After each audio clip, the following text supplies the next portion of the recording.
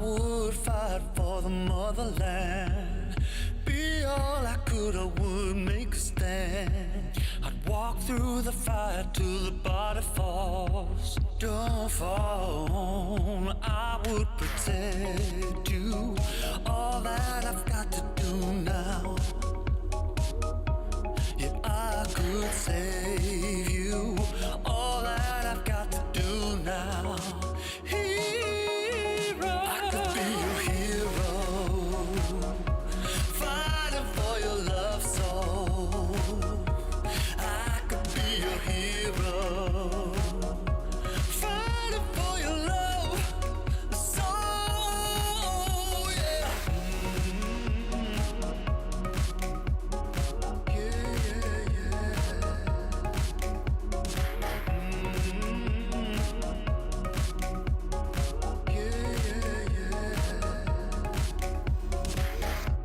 You make something worth fighting for, and nobody gets to choose everything. All that I've got, it couldn't be enough. Without your love, and I would protect you.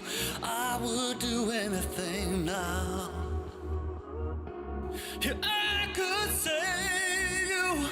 All that I've got to do now. I could be your hero, fighting for your love soul. I could be your hero, fighting for your love soul. Yeah.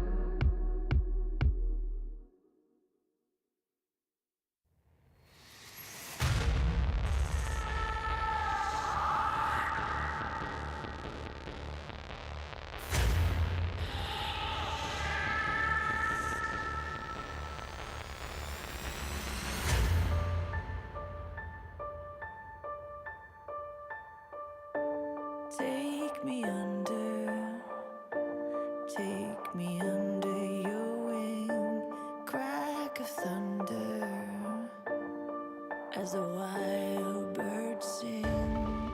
You can hear hunger crying out, a sonic echo that leaves no room for doubt. All the shots bring it back to what it's not. Make a move, do what we do. As the world cries tears in our hands, are we all part of a bigger plan? Call the shots, bring it back to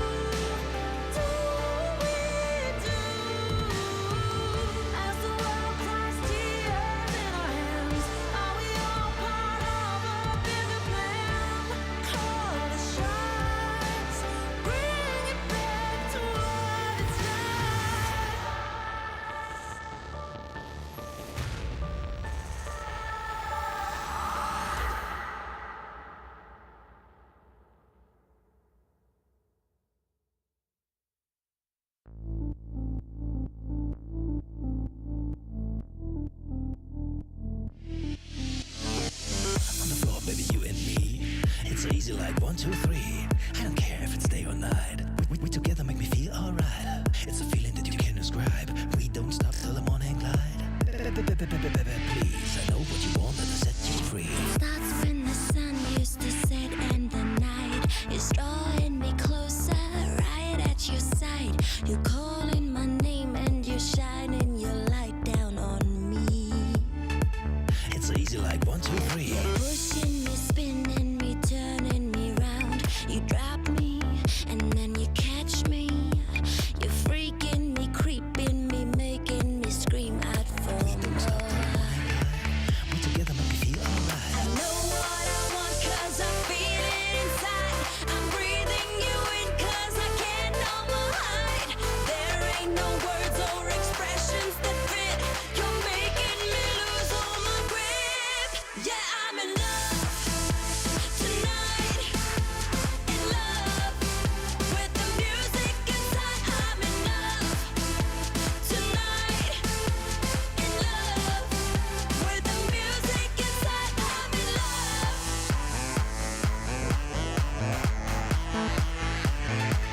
It's easy like 1, 2, 3. Twisting me, running me all up and down. You hold me, control me. You comfort me, settle me, and you are driving me mad. We together make me feel alright. I know what I want 'cause I feel it inside. I'm breathing you in 'cause I can't no more hide. There ain't no words or expressions that fit. You're making me lose all my grip. Yeah, I'm in love tonight. In love with the music inside. I'm in love tonight.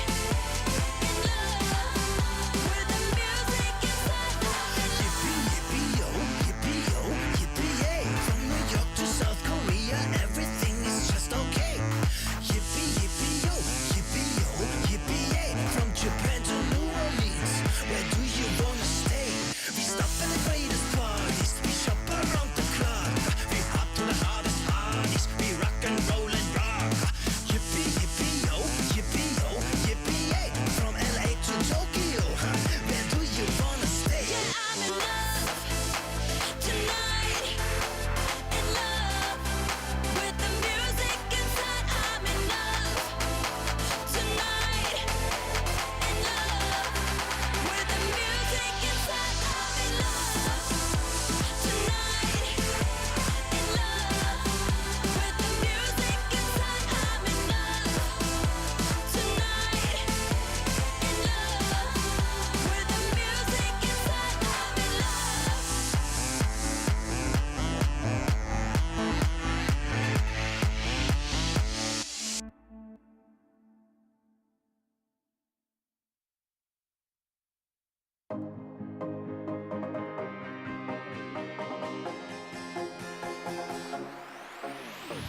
Right now, I got this beat in my head. Right now, I want to dive into this world. Let it out for the crowd, let it out, yeah, be proud. Right now, this is a real good atmosphere. Right now, superficialities are here. No excuse, no rules, no one to judge. Just give a fuck. The time has come to lose control. Don't be so shy, just let it flow. We are the masters of our own world, of our own world. We pray for fire in the sky. We show that desire is alive. We stick together, together, together. We're alright.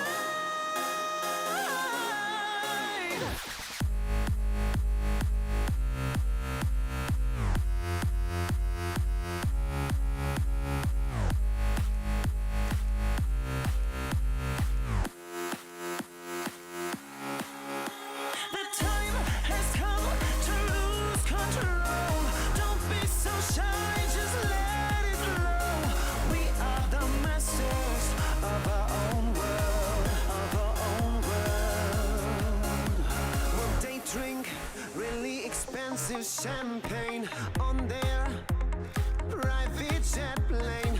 All we need is a cheap bottle of wine and a cigarette to have a good time. A freedom, a victim, and no restriction. There's no other place to die than here with us tonight. The time has come to lose control. Don't be so shy, just let it flow. We are the masters of our own world. We pray for fire in the sky. We're sure that this night is our night. We stick together, together, together. We're alright.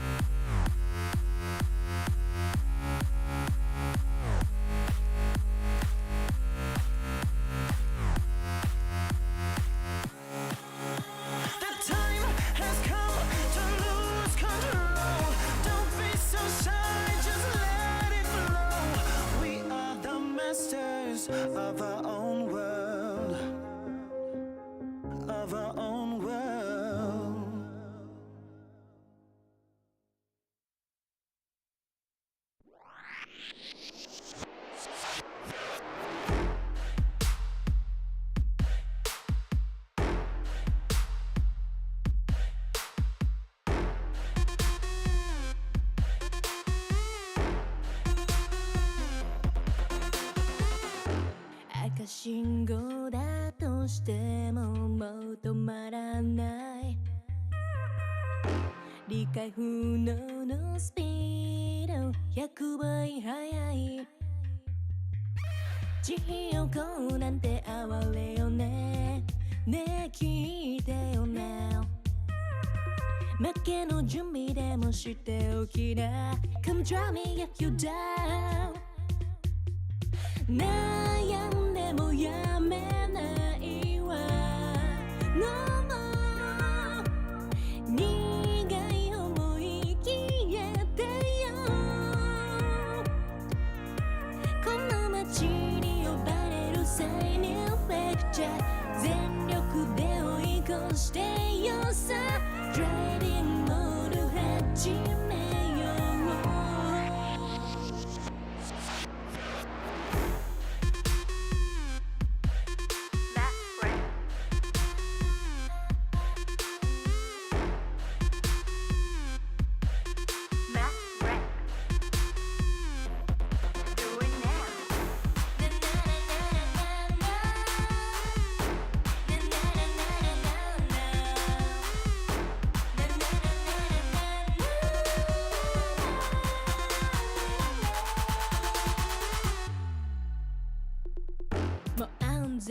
近道なんてのの完全にアウトだからあんたの後悔楽しみだわすげた気づいてよマジでベイビー一番でノックアウトするわ You better be listening 地獄なんて哀れよねねえ聞いてよな負けの準備でもしておきな Come try me yet when you were down 悩んでもやめないわ No more 苦い思い消えてよ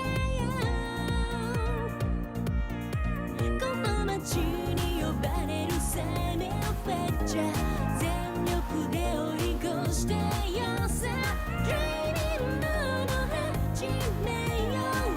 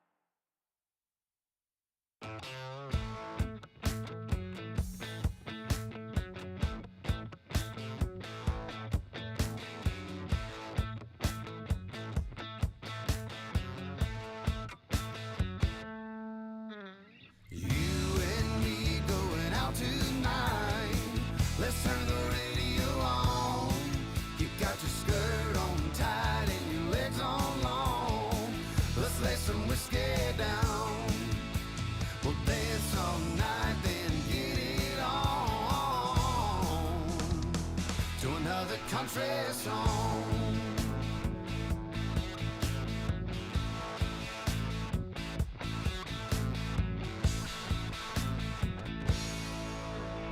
You and me going out tonight. Let's turn the radio on. You got your skirt on tight and your legs on long. Let's lay some whiskey down. We'll dance all night, then get it on to another country song.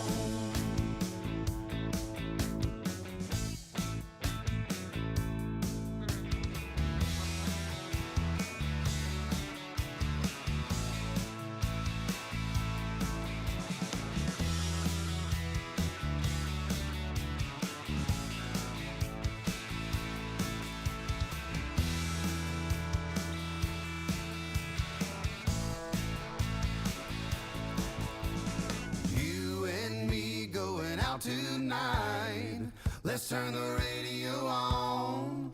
You got your skirt on tight and your legs on long. Let's lay some whiskey down. We'll dance all night, then get it on to another country song. You and me going out tonight. Let's turn the radio on. You got your skirt on tight and your legs on long. Let's lay some whiskey down. We'll dance all night, then get it on to another country song.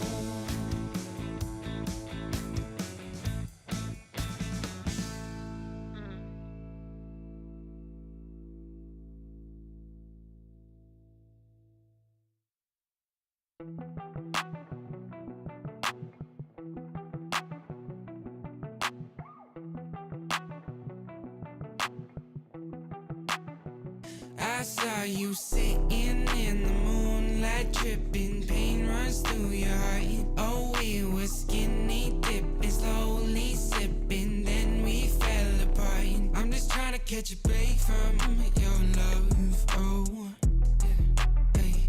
Cause I need to find a new life, no love, oh. I can't lie, I've been thinking about us, but you, yeah. Tell me everything's gonna be alright. Tell me that you're never gonna need spotlight. Just say how you feeling, I don't wanna waste time. I saw you sitting in the moonlight, tripping, pain runs through your heart. Oh, we were skinny dipping, slowly sipping, then we fell apart. I'm just trying to catch a break from your love, oh, hey. Cause I need to find a new life, no love, oh. I can't lie, I've been thinking about us, but you know better than anybody around me, yeah. You know I think we both need a break from this thing called love. All love ain't the thing to question, it's all love. I got plenty problems and no shoulder. Last night on the tour, ain't no tour bus. I saw you sitting in the moonlight, tripping, pain runs through your heart. Oh, we were skinny dipping, slowly sipping, then we fell apart. I'm just trying to catch a break from your love, oh, hey. Cause I need to find a new life, no love, oh. I can't lie, I've been thinking about us. Putting out the fires, my head calls me a liar. Sick of breathing in your smoke. Leave a little longer, embrace a little harder. Yeah, every time we're not wrong, it's like we're walking on water. Whoa, too good to last long. Putting out the fires and looking for a miracle.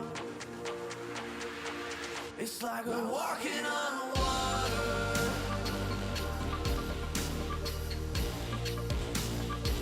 It's like we're walking on water.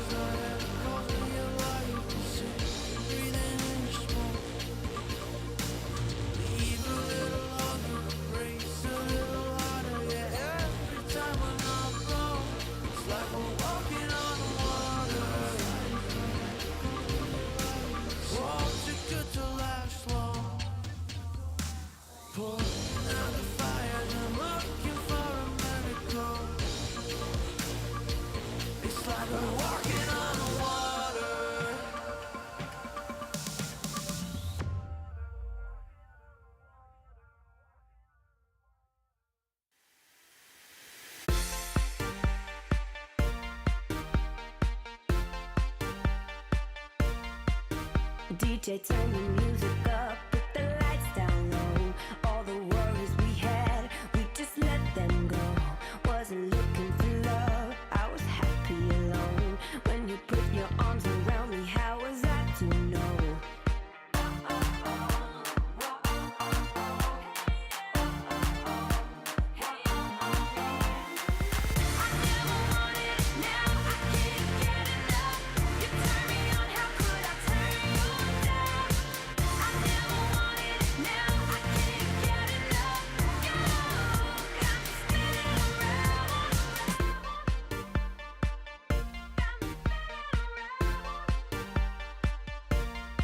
You got me feeling things I never felt before.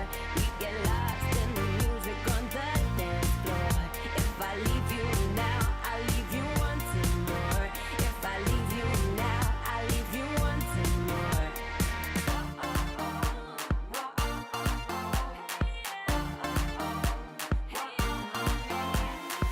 I never wanted it, now I can't get enough. You turn me on, how could I turn you down? I never wanted it, now I can't get enough. You got me spinning around, spinning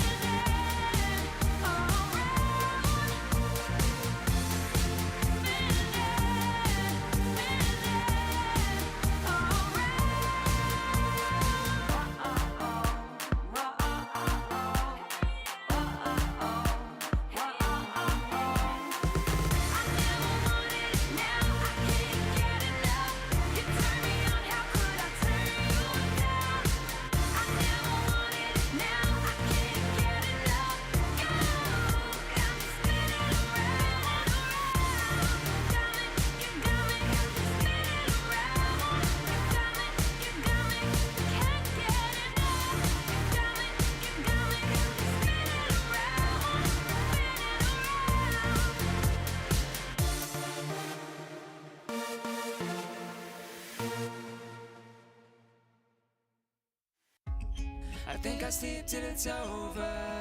I think I sleep till it's over. I think I sleep till it's over. Broken letters, broken pain. Breathing every now and then. Getting hurt but never learn. I'm falling short of hope again. I need a shock to bring me round. To pull my head from underground. I'm calling out but there's no sound. How many times can we make up? How many years will this take up? And never is as long as forever. When it's love but it's over. I've woken up in the headlights, sticking from the clouds in mid-flight. Never is as long as forever. I think I'll sleep till it's over. I think I'll sleep till it's over.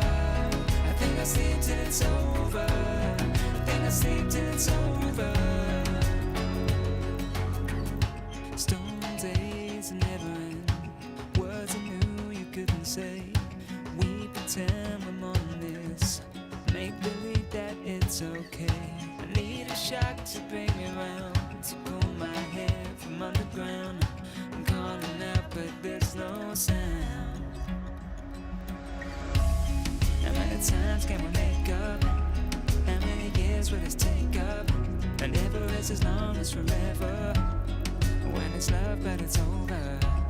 I've woken up in the headlights, sticking from the clouds in mid-flight. Never is as long as forever. I think I'll sleep till it's over. I think I'll sleep till it's over. I think I'll sleep till it's over. I think I'll sleep till it's over. I think I'll sleep till it's over.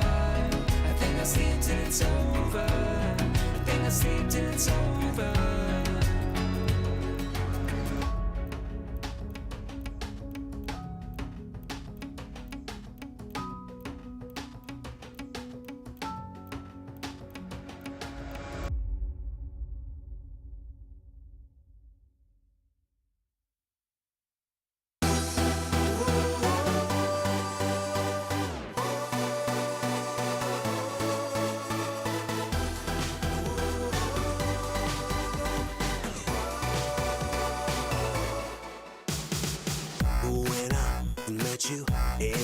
up that night, the moment you arrived, it was more than nice to meet you. I know, baby, that you're one of a kind, with a body perfect and divine. Oh, so come and let the music play, so we can move our bodies. And girl, no matter what you do, just do it hot and naughty. We drink the bar 'cause we don't pay. Tonight nothing brings me down, down, down. Oh, I can tell you now, this is gonna be the best time of your life. I can see it now. This is gonna be the best time of your life, time of your life. Yeah, yeah, time of your life, time of your life. Yeah, yeah, time of your life, time of your life. Yeah, yeah, best time of your life. Finally, baby, we've been up all night. The sun's about to rise, and it's nothing but a feature dancing, moving slowly out of sight. Feeling vibrant and alive. Oh, let's do a thing and celebrate. Cruising a Ferrari, let's live it like it's the last day and head for the next party. There's nothing they can take away from me. Yeah, 'cause nothing brings me down, down, down. Oh, I can tell you now, this is gonna be the best time of your life. I can see it now. This is gonna be the best time of your life, time of your life. Yeah, yeah, time of your life, time of your life. Yeah, yeah, time of your life, time of your life.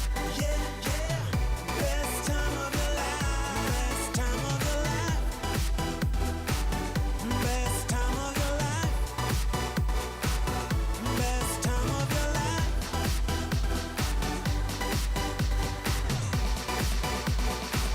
I can feel it now.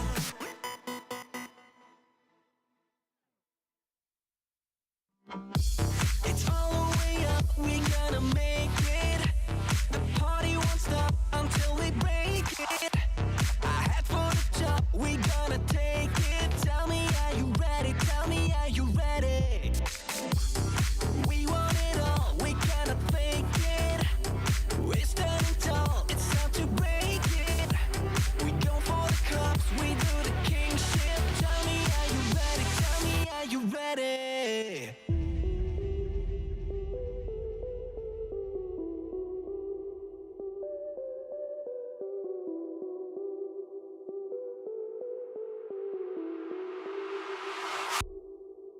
Are you ready or not? Are you ready to go? We got the body and soul and the future, you know. Are you ready or not? Are you ready to go? Come on, let's get up and let it go. Are you ready or not? Are you ready to go? We got the body and soul and the future, you know. Are you ready or not? Are you ready to go? Come on, let's get up and let it go. Come on, let's get up and let it go.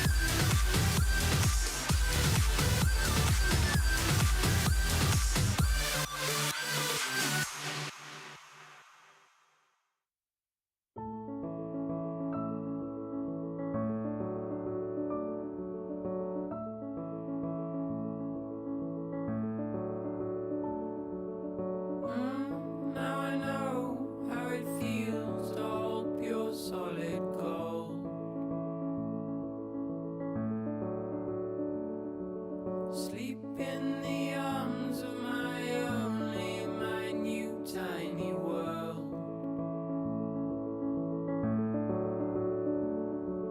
And right here in our arms you'll stay till you can find your own way. Oh, my son, stay curious, my boy.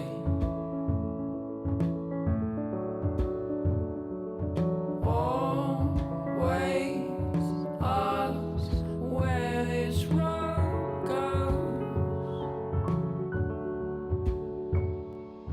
Oh, my son, stay curious, my boy.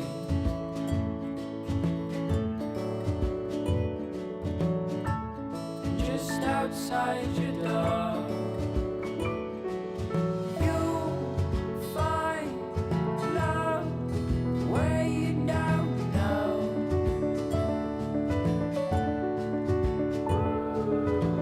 You know that if you ever tried your last, call out on me if the old wind broke your mind. Set out to sea if you've fallen down. You know that I'm here, so you come on home to me.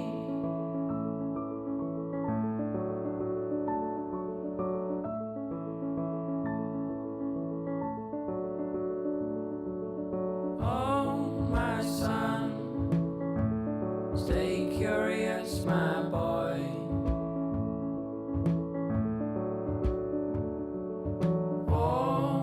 Always ask where this road goes.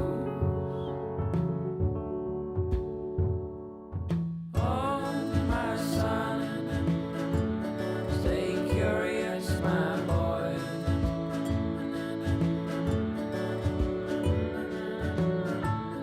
Just outside your door, you'll find love where you don't know.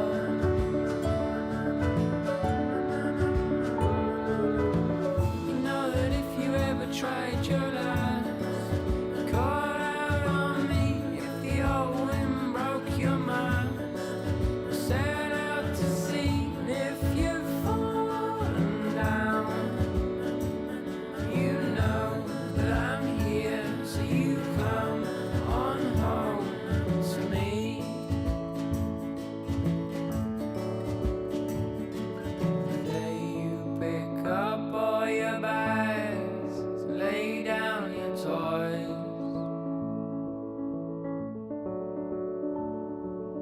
Oh, my son, stay curious, my boy.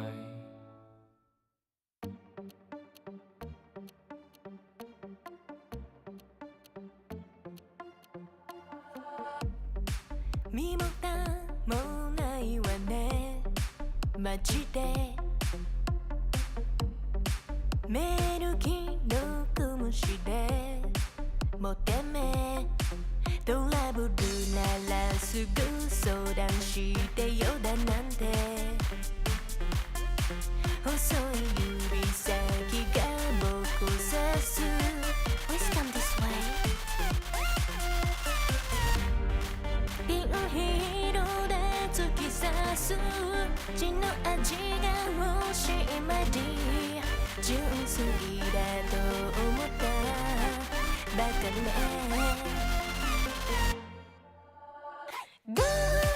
赤いリップで踊るネオンライトがきらめく騙されたなんてめめしいやつね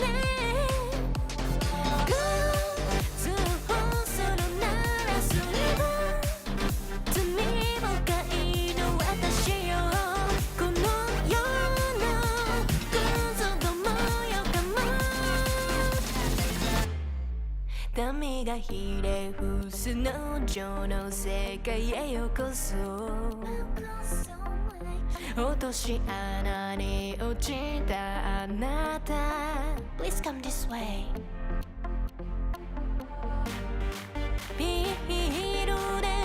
季節血の味が欲しい前に純粋だと思ったバカねゴー赤いリップで踊るネオンライトがきらめく騙されたなんてめめしいやつねゴー通報するならすれば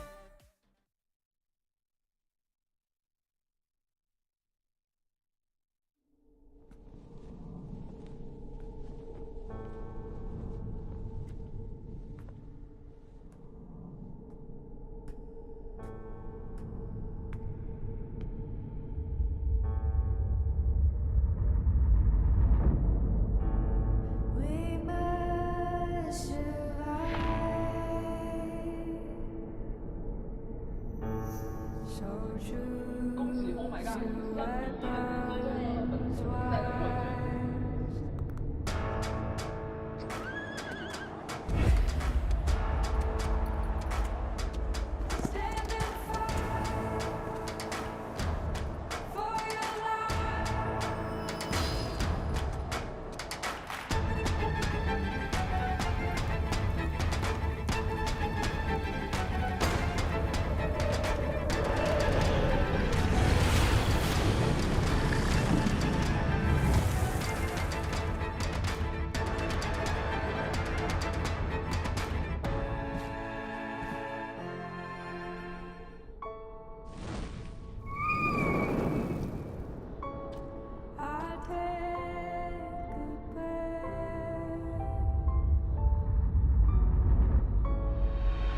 Heart is rising when there's nothing left.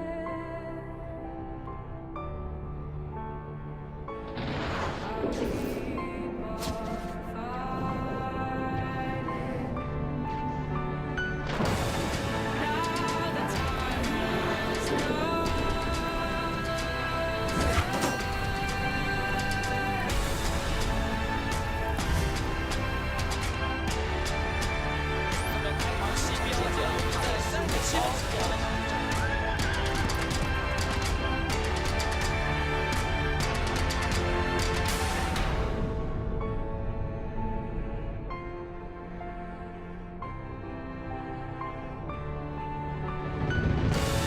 Now the time has come. Now the time has come.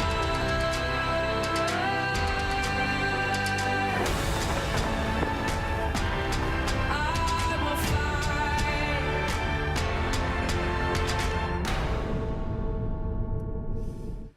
Ladies and gentlemen, it's a tearjerker to start off your LPL 2023 year after what has just been described as, I think, one of our best intros of all time. Seeing the old IG there, man, that gives me something along the line of chills. My name's Hysterics. I'm joined with Kitty to open up your LPL year. I've been on the show now for bloody forever, honestly. It's been 5 years or 6, at least close to. But Kitty, welcome to the broadcast for the first time. You're just joining us now for your debut year. I think you have to give us a little bit of an intro about yourself before we go any further. Tell us who you are. Of course. So thank you for the warm intro, Hysterics. Hello, everyone. I am Kitty, Pleasure. and I am excited to be joining the LPL with you guys for 2023. And now we actually have 2 Australians on the broadcast. Oh, So how are hell you, mate? yeah. There were so many Americans before here. The UK boys have taken over a bit as well. I actually didn't think about that, Kitty. So, yeah, I'm good, mate. I'm good. It's good to have you here as well. Along repping what was the best league in the world, now has to take a bit of a step back after internationally what has been, I don't know, a tall glass of water, I think, that we've had to drink from. Of course, Kitty, by the way, you're being super humble. LCO analyst as well, interviewer. You forgot to add in your credibilities there. High Elo as well, challenger in the previous season. Like, you got to step it up a little bit, you know. You got to bring the ego here to the LPL. Look, ex-Hyler, I'll take that. Season 13 has not been kind to me, but of course, I forgot to mention that I am the analyst from the LCO, which is the Oceanic region, and I'm so excited to be joining my, honestly, home. Yeah, true. I mean, look, honestly, LPL has become mine as well. As I was saying before, alluding to before, I forgot to give you your credibility, is that the LPL had to have a really hard sip of water, I should say. As we look at our team's performances at Worlds before we go into this year, we need to recount for anyone that missed out what happened at the World Championship, because we sent 4 teams and the LPL is used to winning in recent history, or at least getting to the grand finals. But Kitty, the furthest we got was the semi-finals with JDG representing there against T1, but unfortunately not going any further. JDG falling at the semifinals was definitely the shocker of the year, because we all had high expectations for JDG after their best of series up against top esports for that semifinals, but unfortunately they were up against T1 for that semifinals at Worlds, and T1 was just in tip-top shape, and honestly Gumayushi was just such a god during that series that they deserved to go to the finals up against DRX. So that was quite unfortunate for the JDG. But moving on to top esports, another shocker. So they didn't make it out of groups. They went 3-3 and stayed in groups, where their last game was super duper memorable because that Nexus Tower was only 2 orders away from ending the game, and my heart was beating.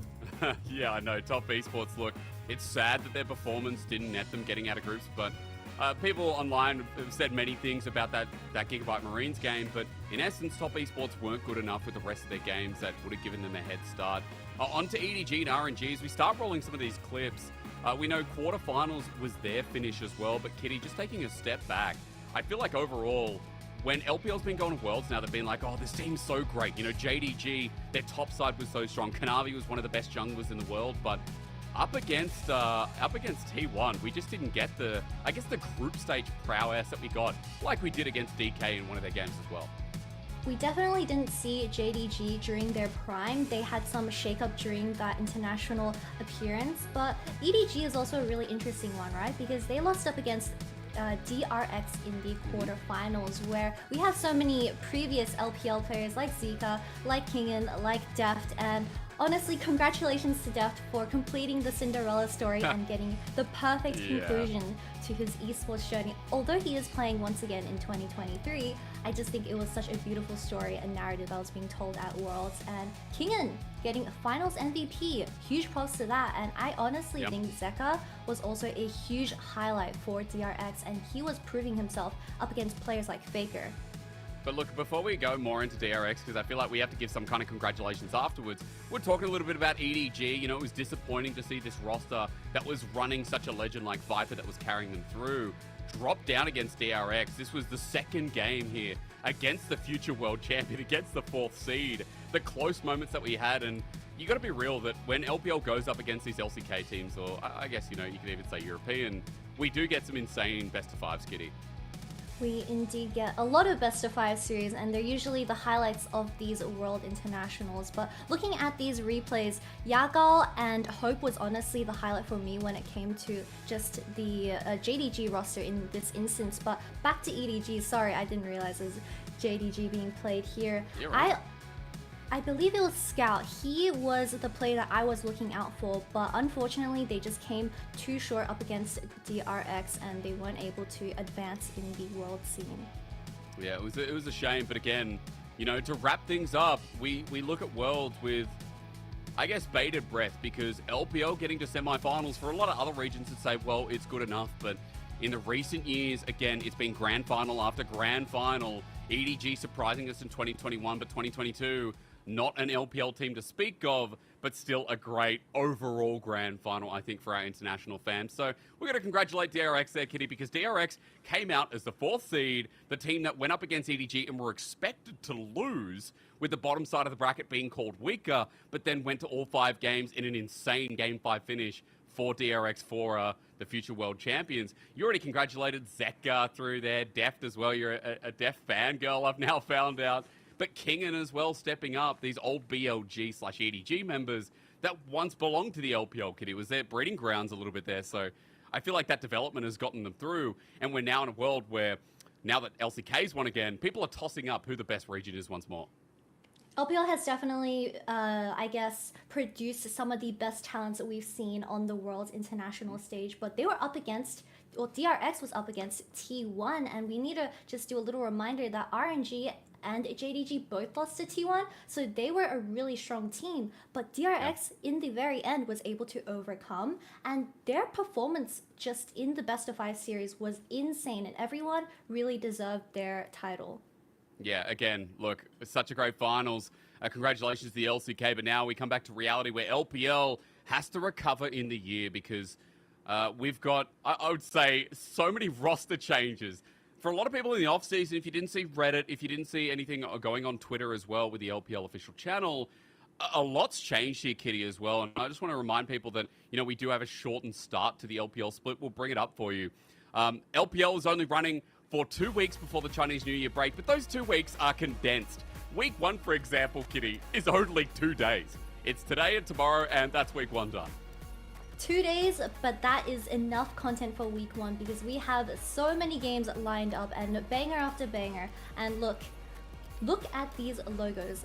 Ninjas in pajamas, they are rocking a brand new logo and a brand new team, previously known as V5, so I'm digging that. It's very funky, I would agree. And look at the OMG team as well. They have decided to switch it up as well with the graphic design and a lot of fresh, refreshing faces for these rosters for 2023. Yeah, it's an interesting logo as well, right? Looks like I'm looking into Shurima. I feel like that was their inspiration on that one. But again, week 1 schedule in front of you, ladies and gentlemen. I will bring up the standings for you. Obviously, no one's played a single game as this is our debut into the year, into the split.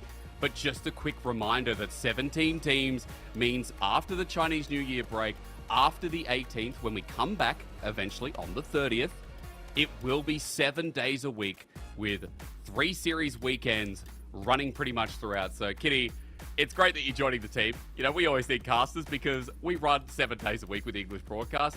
And with 17 teams, you're going to have a fun split and a fun year, I guess.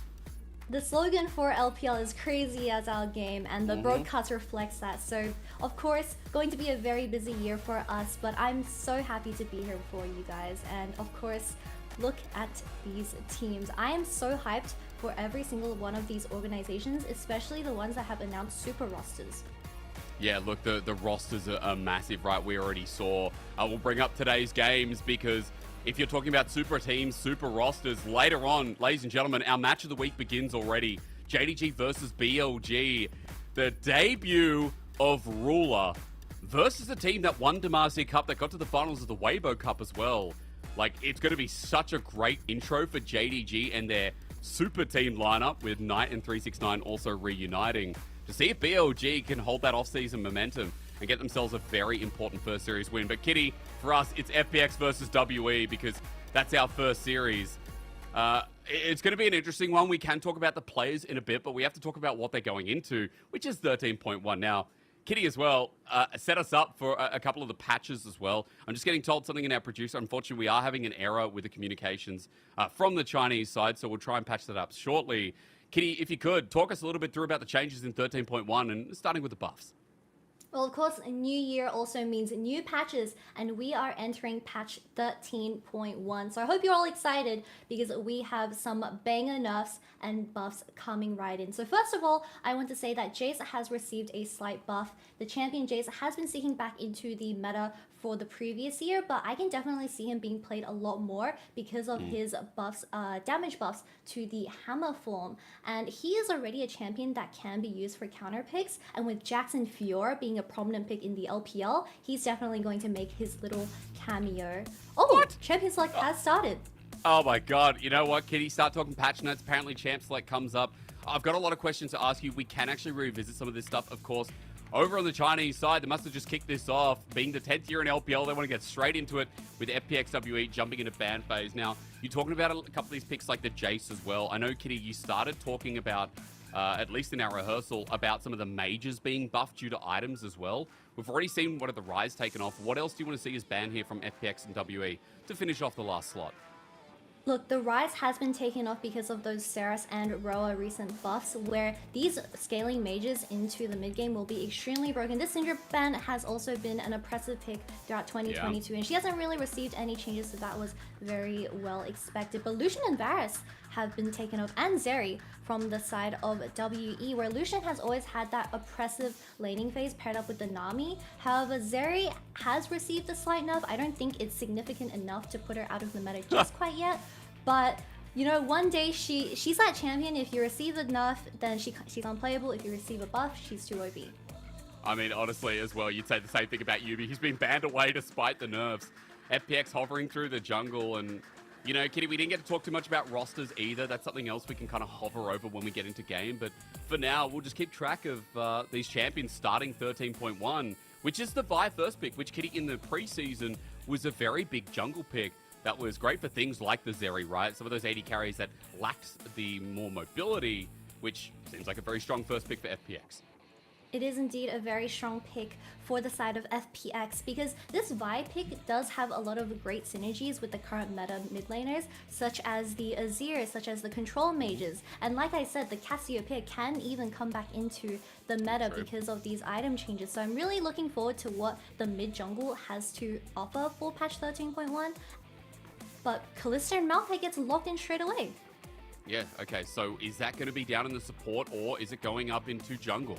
This has been a flex as well, right? And Iwandi, someone who plays, I guess, more broader supports, is on the other side. 80 carry going into it, and Kalista was still considered one of the weaker ADs in 13.1, but Caitlyn definitely not, as LWX returns back to his lane-dominating stance. Kitty, last year, this is like all he played back when Dragons got buffed.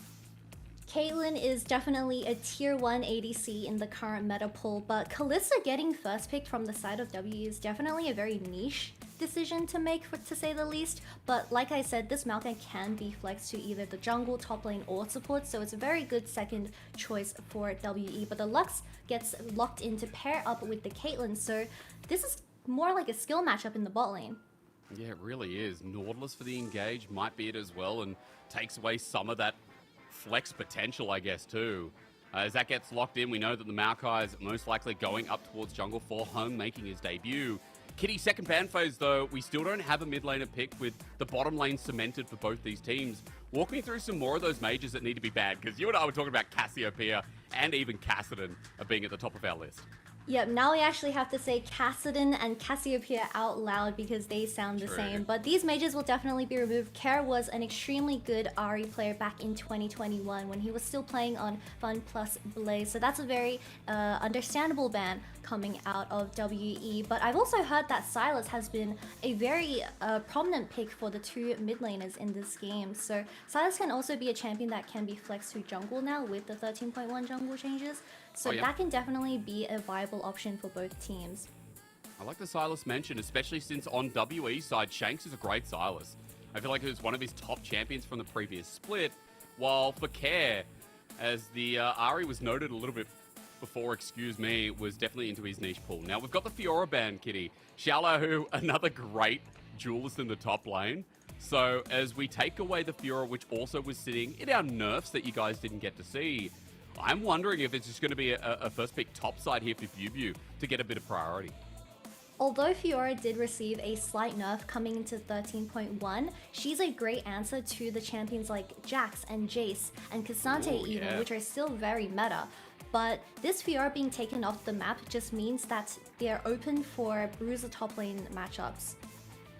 I love how right now going through those bruises is making the screen lag a little bit. It's like ruining champion select right now. This is the first game, guys, so don't worry about it. They're looking at Cassante on WE's side, but actually the Renekton gets locked in. Blind against FPX and Xiaolahu. Right now, there's a lot of options available. Cassante looks like it could be one, and it's just locked in straight away for FPX to deal with, I guess, an easier matchup. Look, Xiaolahu said, if you're not picking Cassante, give it to me. And he insta-locks the Cassante. Even though he received a slight damage nerf in this new patch, he is still relatively strong. And with Jaxo also receiving a slight change where the tanks do use it better in the current patch, Cassante shouldn't suffer from it too heavily. But on the other side, as Akali gets locked in for Care, I'm just wondering what Shanks gets a counterpick with. I know a lot of people will be saying things like Kassadin coming through. Cassiopeia maybe not as much, but it's just an Azir. And it's an interesting composition, Kitty. Run me through WEs to kick us off, because I feel like this is a team fighting comp that looks very reminiscent of like Season 11 or maybe even like the start of Season 12.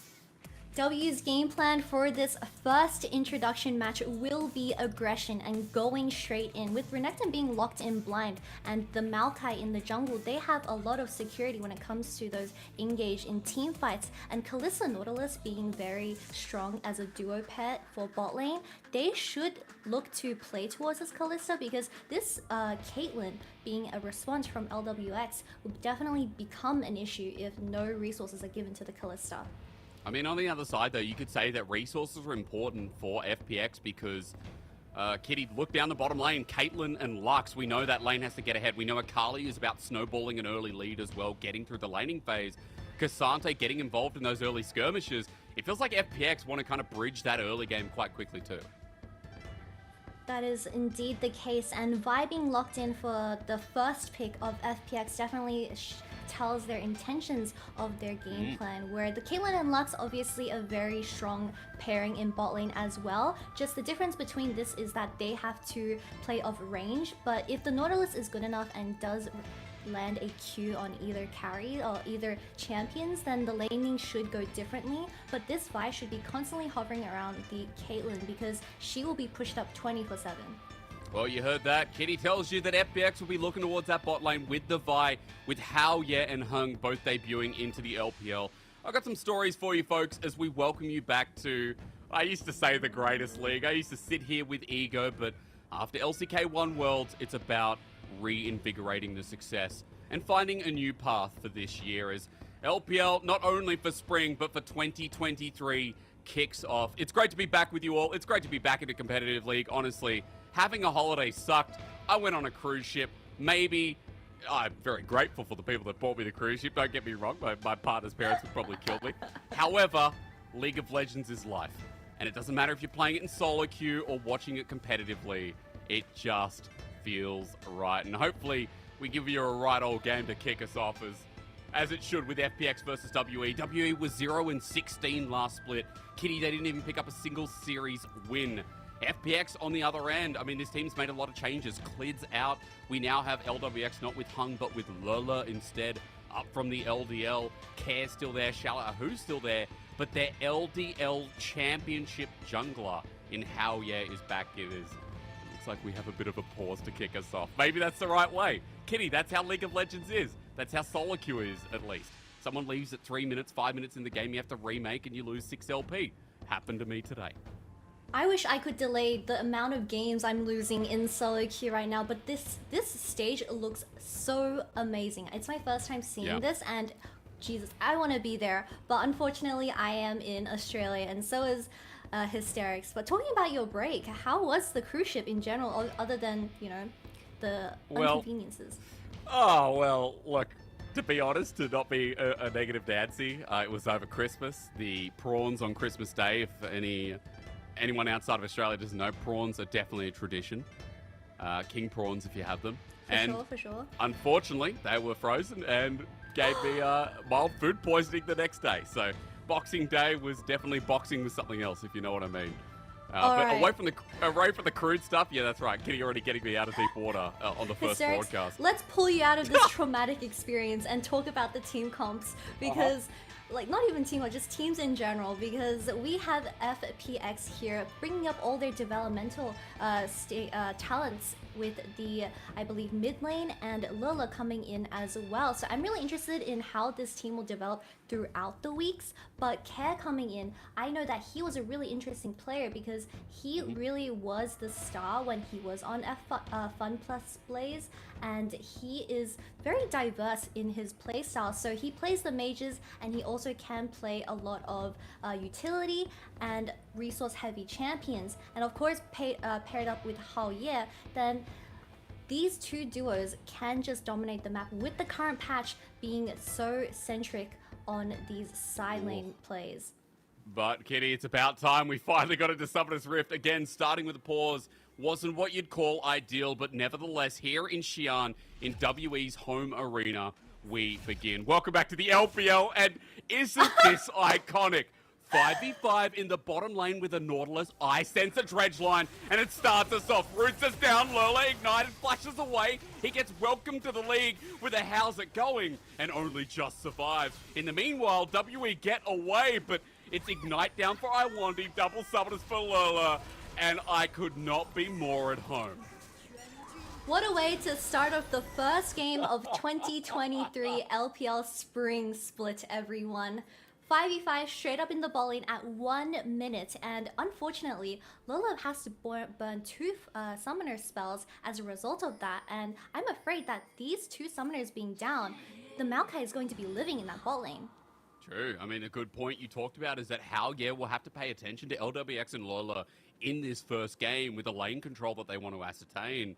But for WE, I mean, they're also first into the lane, Kitty. Worth mentioning that both junglers started towards the top side, but Hope is going to have the first shove here to try and get level 2, and Iwandi is on a Nautilus. So I feel like we're going to expect a pretty heavy level 2 from Hope and Iwandi to try and push that lead. For sure, because of the level 1 results. Oh, another hook! Already. Yeah, it's a good one as well. Iwandi just doing some damage. Hope following here with the rand. And remember, Kitty told you that Lila doesn't have any summoners available, so even though Iwandi burned the ignite, the advantage there for WE is what they're trying to push, as level 2 is what we're going to watch for the time being, and then we can kind of go through the map and talk about comps, but I feel like right now, FPX, yeah, they're going to back away, Kitty. Pay the respect here, as level 2 is going to be gained by WE first. Yeah, this map state, definitely both jungles will be pathing towards this bot side, and with Kalista and Nautilus already getting the lane pushed in, you already see how doomed the lane state is with the Lux starting the Relic Shield. This is going to be a very tough matchup for these 2 ranged champions up against a Nautilus and Kalista. Like you said, the Nautilus lands 1 Q and someone might be dead. With Lola having no flash, that very much could happen. Well, Hung is going for his own invade though, again, towards that bottom side you talked about. Bolt Break is held on by Howyer as Shanks has the push in the mid wave and is able to move to these enemy Raptors.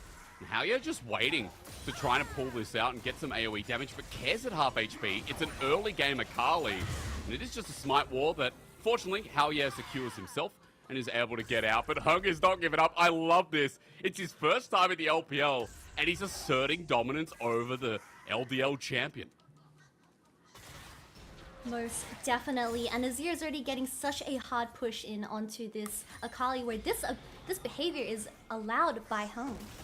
He's going to get himself in straight away with a Nature's Grasp, or rather a Bramble Smash.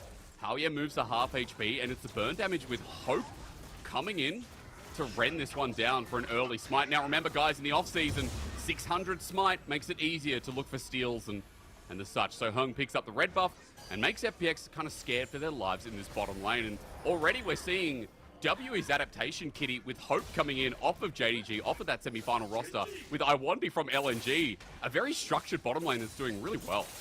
Iwandi? Is he going to do it? Is he going to flash? He's going to flash. Oh, he would. He's going to do it. He would. Oh, Iwandi! Remember when Lumao was on the bench? Well, the first blood of the LPL 2023 spring comes from that man. What an excellent roam coming out of Iwandi. He saw that the Akali was relatively low from the Azir poke earlier from the laning phase, and I really respect when the supports do go mid lane for these very unexpected roams. And with the wave pushing in, Hope should be able to survive this dive if they do try to go for it, although this Nautilus is running straight back down, so overall, very good play from Iwandi. And again, to highlight what you're just talking about with Hope, paying the respect. He wasn't over pushing in that bottom lane, so was just able to catch this massive wave that was shoved in. And with first blood to WE not going to the support but going to Shanks, his lane, Kitty, feels like it's going to get even worse. There's a lost chapter early here against Care, who's still at level 5 and still keeps getting abused in this range versus melee matchup. Iwandi.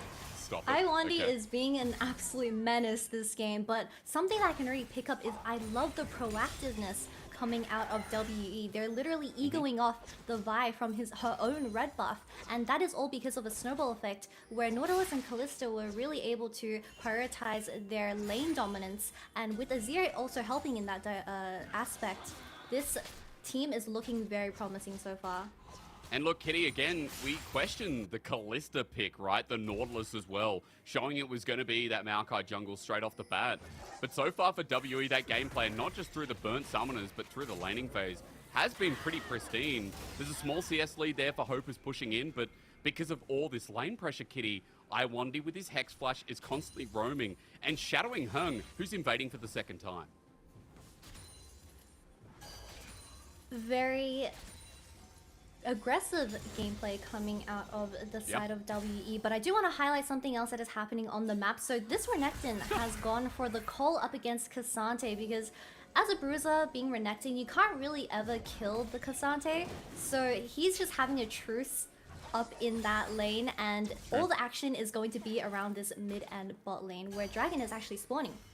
Yeah, okay, so first Dragon gonna be Chemtech. Ladies and gentlemen, if you missed the off-season, welcome back to Chemtech Dragons. You're not going to become a zombie, but you are going to be dealing out quite a lot more when you're below 50%. So not going to see that first Chemtech Soul of the 2023 year, but we are going to see the first Chemtech Dragon going down over to WE with almost about 800 gold lead here in game number 1. So as the Dragon goes down, Infernal comes next, and Hung has so much to clear of his own jungle, Kitty. You can just see he spent so much time towards Raptors. Now he's got a full clear. Left standing while Hao tries to be cheeky in the bottom lane. This doesn't work. They're gone. Or does it? Wait. Oh, Hao backs away. What timing for Hope and Iwandi to just walk back in. FPX is honestly getting desperate for this bot lane because Caitlyn hasn't really touched the plates, and as a Caitlyn and Lux lane, if you're not touching plates, then what can you really do when you are this behind in the early game? However, it's not too far just quite yet, but from the game state so far, this Caitlyn is definitely getting the lower end of the sick.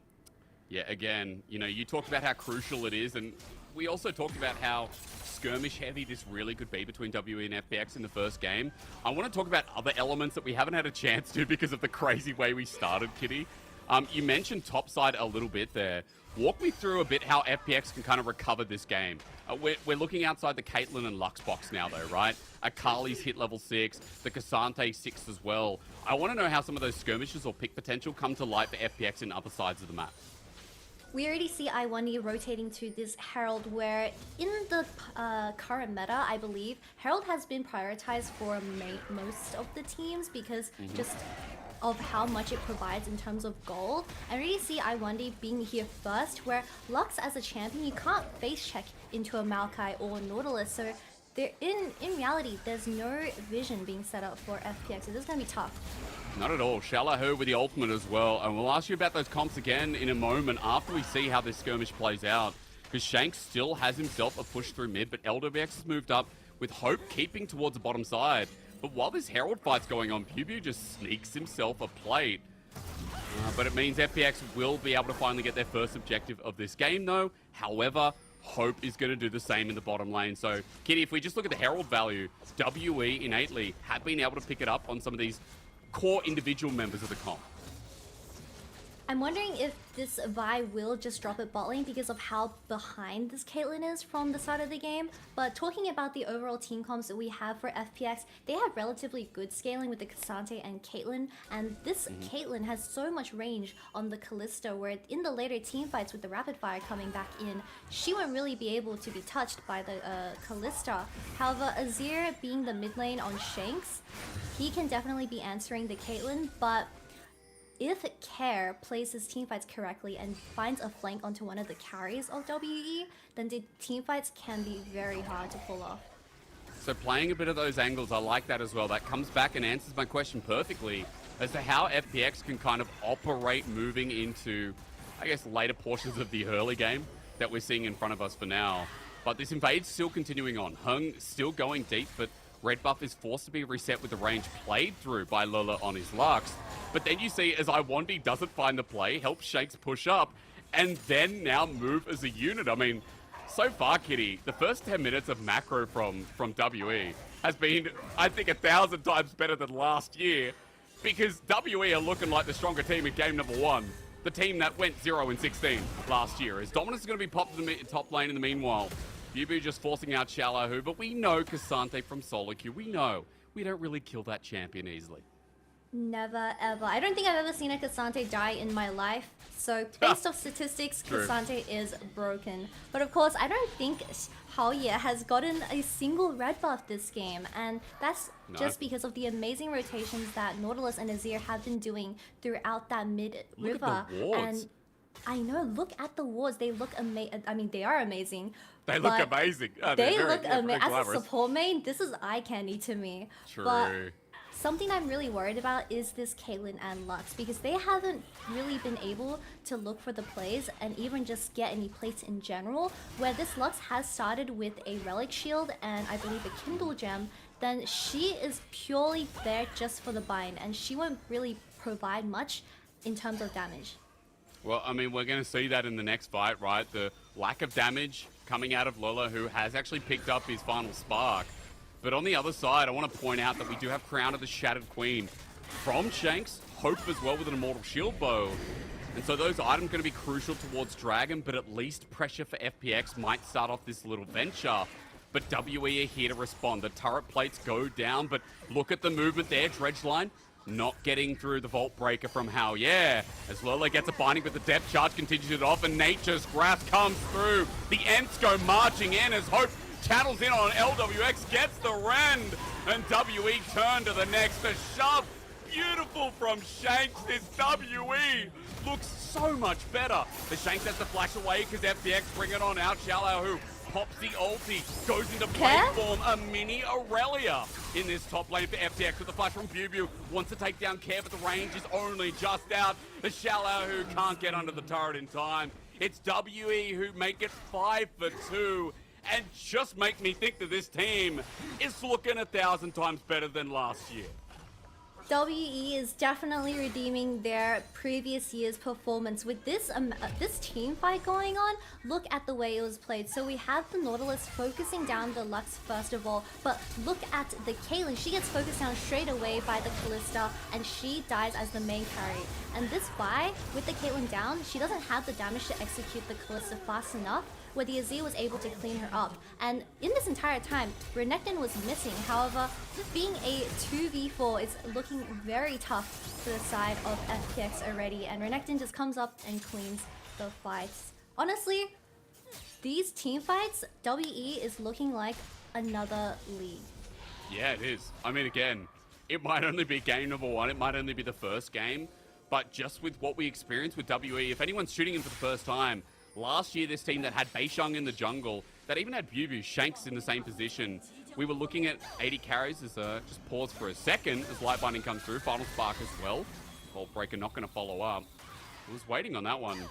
It just wasn't there with similar members, so it's nice to see that Game 1 has really, really good base fundamentals so far. But Kitty, we're going to have to find out if that continues, because Dragon spawned, it's been sitting there for a while. WE are playing off massive item advantages right now. And as Hung pops the ulti in, I think this is going to be trouble. FPX are caught by the 2 as Dredgeline depth charge, 3-man knockup. Oh, no. Hope with the rend into the backline. Haoye is there. Care at least getting an assassination helps out Haoye to get his first kill of the game. But how does Dragon continue on as Bubu moves down? And it looks like it will be 1-for-1, but the Dragon still in WE's favor.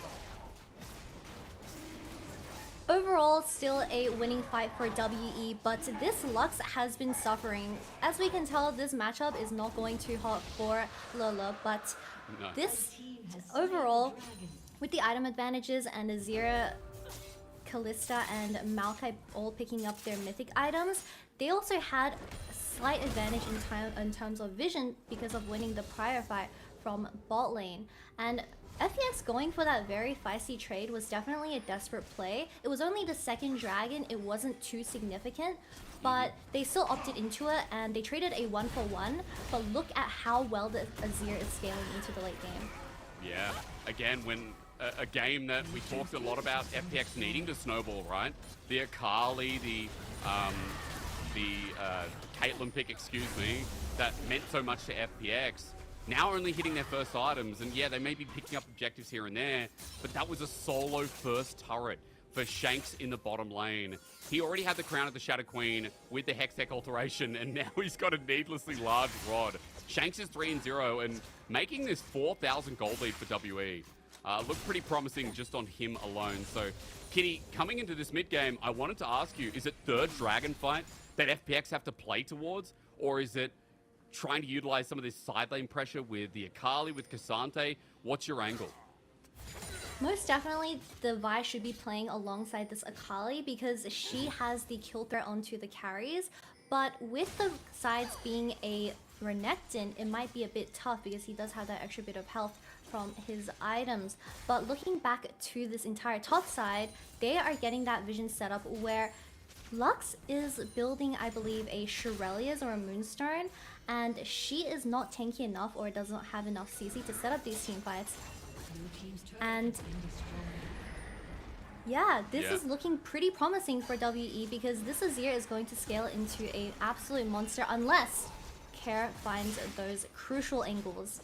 Again, it's just been so hard to see because with Crown against an Akali, we all know how, I guess, easy it is for Shanks to play more dangerously as he picked up another turret on the top side. But meanwhile, WE engage against the Herald play with one of their own. Lolo stuck in place, a Bramble smash and a smash He from burns Hope the flash. as well. The world semi-final 80 carry Kitty. He's doing well as well on his new team. Terrible debut for Lela, but honestly, props to I1D because he has been so active with these team fights in mid lane. Oh, another team fight. Oh, yeah, but you have an Azir, a dredge line to save out as well. Hope burns his flash, so for Hao, yeah, that's still going to be worthwhile here, getting something. But WE still the victors in the end, and you know, Kitty, you were talking up I1D. I could not agree more. Agent 007 on WE's side has just been perfect on this Nautilus. Absolutely perfect. And I do want to highlight Hope. He had an amazing performance throughout the end of the summer split for 2022, where he went to the semifinals with JDG. And of course, him on those carries, he's such an aggressive player. And paired with I1D, look at these plays being made in the mid lane. He flashes, commits, and what can this Lux do other than wasting her flash at the very end? Because there's no damage. Yep. It's so funny as well. I'm used to seeing a Cassante do that. You know, the same as an ultimate from a Maokai, a Nautilus hook. Like, Cassante makes sure that you never move ever again. You become a couch potato, but it's great to see that the coordination from WE with the CC layering made the same effect. Now, we have a minute 15 till Dragon comes up. It's still a 5k gold lead. We've talked a lot about the Azir, the Kalista, really taking charge of this game. Kitty, we also have to remember that this Gore Drinker Renekton is in a great position as well, almost towards the second item. And Bubu's hitting those peaks that every Renekton main loves, where they're going to start taking over fights as well. These team fights will definitely be very interesting to play out, as look at the team comp of WE, right? We have so many champions that love to play front to back with the Azir and the Kalista, where she's short range. She can only deal with the people in front. And with the Akali and Cassante and Vi, they want to be diving onto this Azir. So how can FPX really get to the carries of WE without dying instantly? Well, it's a good question, right? As you said, to get on top of Shanks is going to be a big deal on Hope as well. The Xiao Hu, that all out is what we'll be looking for, maybe to start it off here and get into the back line. Some of those path makers that we've seen so far haven't really done too much. This Dragon spawns in 5 seconds, but WE, again, controlling the red buff as they have all game. It's been such a beautiful charade watching the first 90 minutes because, as you said, Hao hasn't really experienced his red side of the jungle so far. This Dragon spawns, it looks like even getting into this Dragon side looks like a difficult choice. Not at all, and we are at Dragon Soul Point. How will Care play this team fight? Because this Azir cannot live for long if they want to grab the dragon. It's going to depend, as you said, Xiao Hu needs to get in there, but it starts off with a Nature's Grasp at 4k. But Hao is given the opportunity to 50-50 with one ult, with Bolt Breaker in, doesn't get the steal, and now Dredge Line in. Spark doesn't do too much. Xiao Hu is at half HP and can't use his ultimate. He's too squishy at that point. Shanks builds space yet again from Care, who seems to be the biggest threat of FPX. But no damage is done. WE stay alive as 5, and Dragon Soul Point is acquired. And Kitty, I mean, they're moving up towards Baron. They are going to grab the Baron up, but you know, LWX at least picks up the bot lane tower. That fight, it's just, you have so much front line coming out of FPX, but this Vi going in, the K'Sante going in, nothing's dying. So in the end, the Vi can only tank for so long when you're up against a Nazir and a Kalista with 2 items. Yep. How long can FPX really go on for? Oh, an attempt, at least with the final spark from Lola, but Baron goes over. My question exactly, how much longer does FPX have left in them in this game? 2.5 item Kalista on Hope versus LWX, who's only getting towards that rapid fire cannon. Only getting close, I should say. Kitty, replay time though, and this Dragon 50-50 My favorite. was an attempt. Yep. So we have a replay of the Dragon fight. The Vi goes straight in and gets melted by all the damage from the Azir. And I really like how the Renekton and Maokai is playing this team fight, playing front to back with the Azir, which is exactly what you want for WE. So they played the fight extremely smart, and they were looking out for the carries of Shanks and Hope. And again, as you said, how do you get on top of them? Shanks saving that Emperor's Divide for care each and every time. And building the space and the way this game's going, we know that it's only going to get harder for Care to do some damage here as Home goes for his usual red buff invade while they're trying to get onto Iwandi. Vault Breaker turns into Assault and Battery on top of Hope. He ceases and desists, and they've got the pick you were after. A massive shutdown here for FPX as the Nature's Grass comes through and locks down everyone. Yubi has to flash out, but the health bars are getting low once again on FPX as Care has to disengage from the fight. Shallow, who went all out for this one, but Nothing's now dying. he's dead and out. And you're right. The only one was Hope as Shanks flies through the skies. Doesn't even need a divide. Red buff is helping out WE at this point. And as good as it looked with the shutdown, WE just always seemed to get more. That was a really good pick coming out of Vi. He spotted that the Kalista was out of position in mid lane, and they committed for that kill. They were, honestly, FPX is in a very desperate situation where they haven't picked up enough gold to get them item spikes, and with Dragon spawning in 2 minutes, which is a Mountain Dragon up for a Renekton and Maokai Nautilus, without those core items, Yikes. it's not genuinely nothing is going to fall down. But looking at the replay, so really nice combo coming out of Haoye here where he focuses down Hope straight away, Kara follows up extremely well, and the Kalista dies instantly. Renekton TP slightly late, but this Renekton is so tanky. Look at his health. He flashes away, but everyone else on the enemy team is already 1 HP. Azir free DPSing in the background. K'Sante doesn't do enough damage to deal with the Azir because of his gold lead, and just teamfight is just looking like an Azir's playground. It really is 5-0-1. It's been a Shanks game, focused through and through so far, but I have to give credit to Hung as well. We've gone through this roster, Kitty, for game 1, and we've talked about the WE members that have been highlights. I think this Maokai, when his debut game, is coming onto a team that was pretty desperate last split. You know, again, 0-16 has to be highlighted once more. Hung has played such a great game with the rest of WE's bot lane, with Iwandi especially, and the jungle support synergy has been enabling the takeover of Haoye's red side, the constant stealing away of camps. And they're just pain in the ass, I should say, of this Maokai jungle. Maokai jungle, yes. I mean, to be fair, the Maokai was quite literally living in Vi's bot side jungle, so Haoye was really just taking it up. But Lela and the LWX not being able to find that lead in the early game, and this is a result of it. They're not doing too much damage, but at least Hung goes down in the end. They catch him out once again on that side of the jungle we talked about. Haoye goes down to half HP, but it's 30 seconds before Dragon, and Hung is got a 30-second death timer, Kitty. Maybe for FPX, that's something to note. The engage. However, Dredge line comes through, and K'Sante dying, a very foreign experience that evens up to 4 versus 4. Definitely most I've seen a K'Sante die in a game so far in patch 13.1. But I need to highlight that this Azir has the Shattered Crown plus the stopwatch available for this soul fight. And K'Sante being down, this dragon fight is looking very doomed, and they're not even going to take it in the end. But Mountain Soul will be online for WE eventually, and with the Sakali not being able to find those flanks, and she's been quite invisible throughout these team fights as well. So I'm really wondering, how will they get their hands onto the carries? Well, not this way, that's for sure. I mean, Care's just taken down 1/4 of his HP. Hell yeah, gets hit by saplings. The AP build is just disgusting, and still 1 or 2 saplings at least from Hung, and Hell yeah goes down to half. Now, he's just finished Radiant Virtue Kitty. Like, he's got a bit of health to work with. It shouldn't really do that much, but I guess it does. A bit of health is not enough health, to say the least. But I do want to highlight the Caitlyn build from LWX. So he's opted into the Gale Force and RFC, currently building into an IE, but this build significantly lacks damage until you hit that 3rd item. And looking at the enemy team of Renekton and Maokai, the Mountain Soul, in reality, only the Akali will be doing the damage in these teamfights. That's a good point. We're looking for that pen with shielding, which, you know, we get out of the Shadow Flame, right? Max penetration automatically applied. But again, can Care get anywhere near them?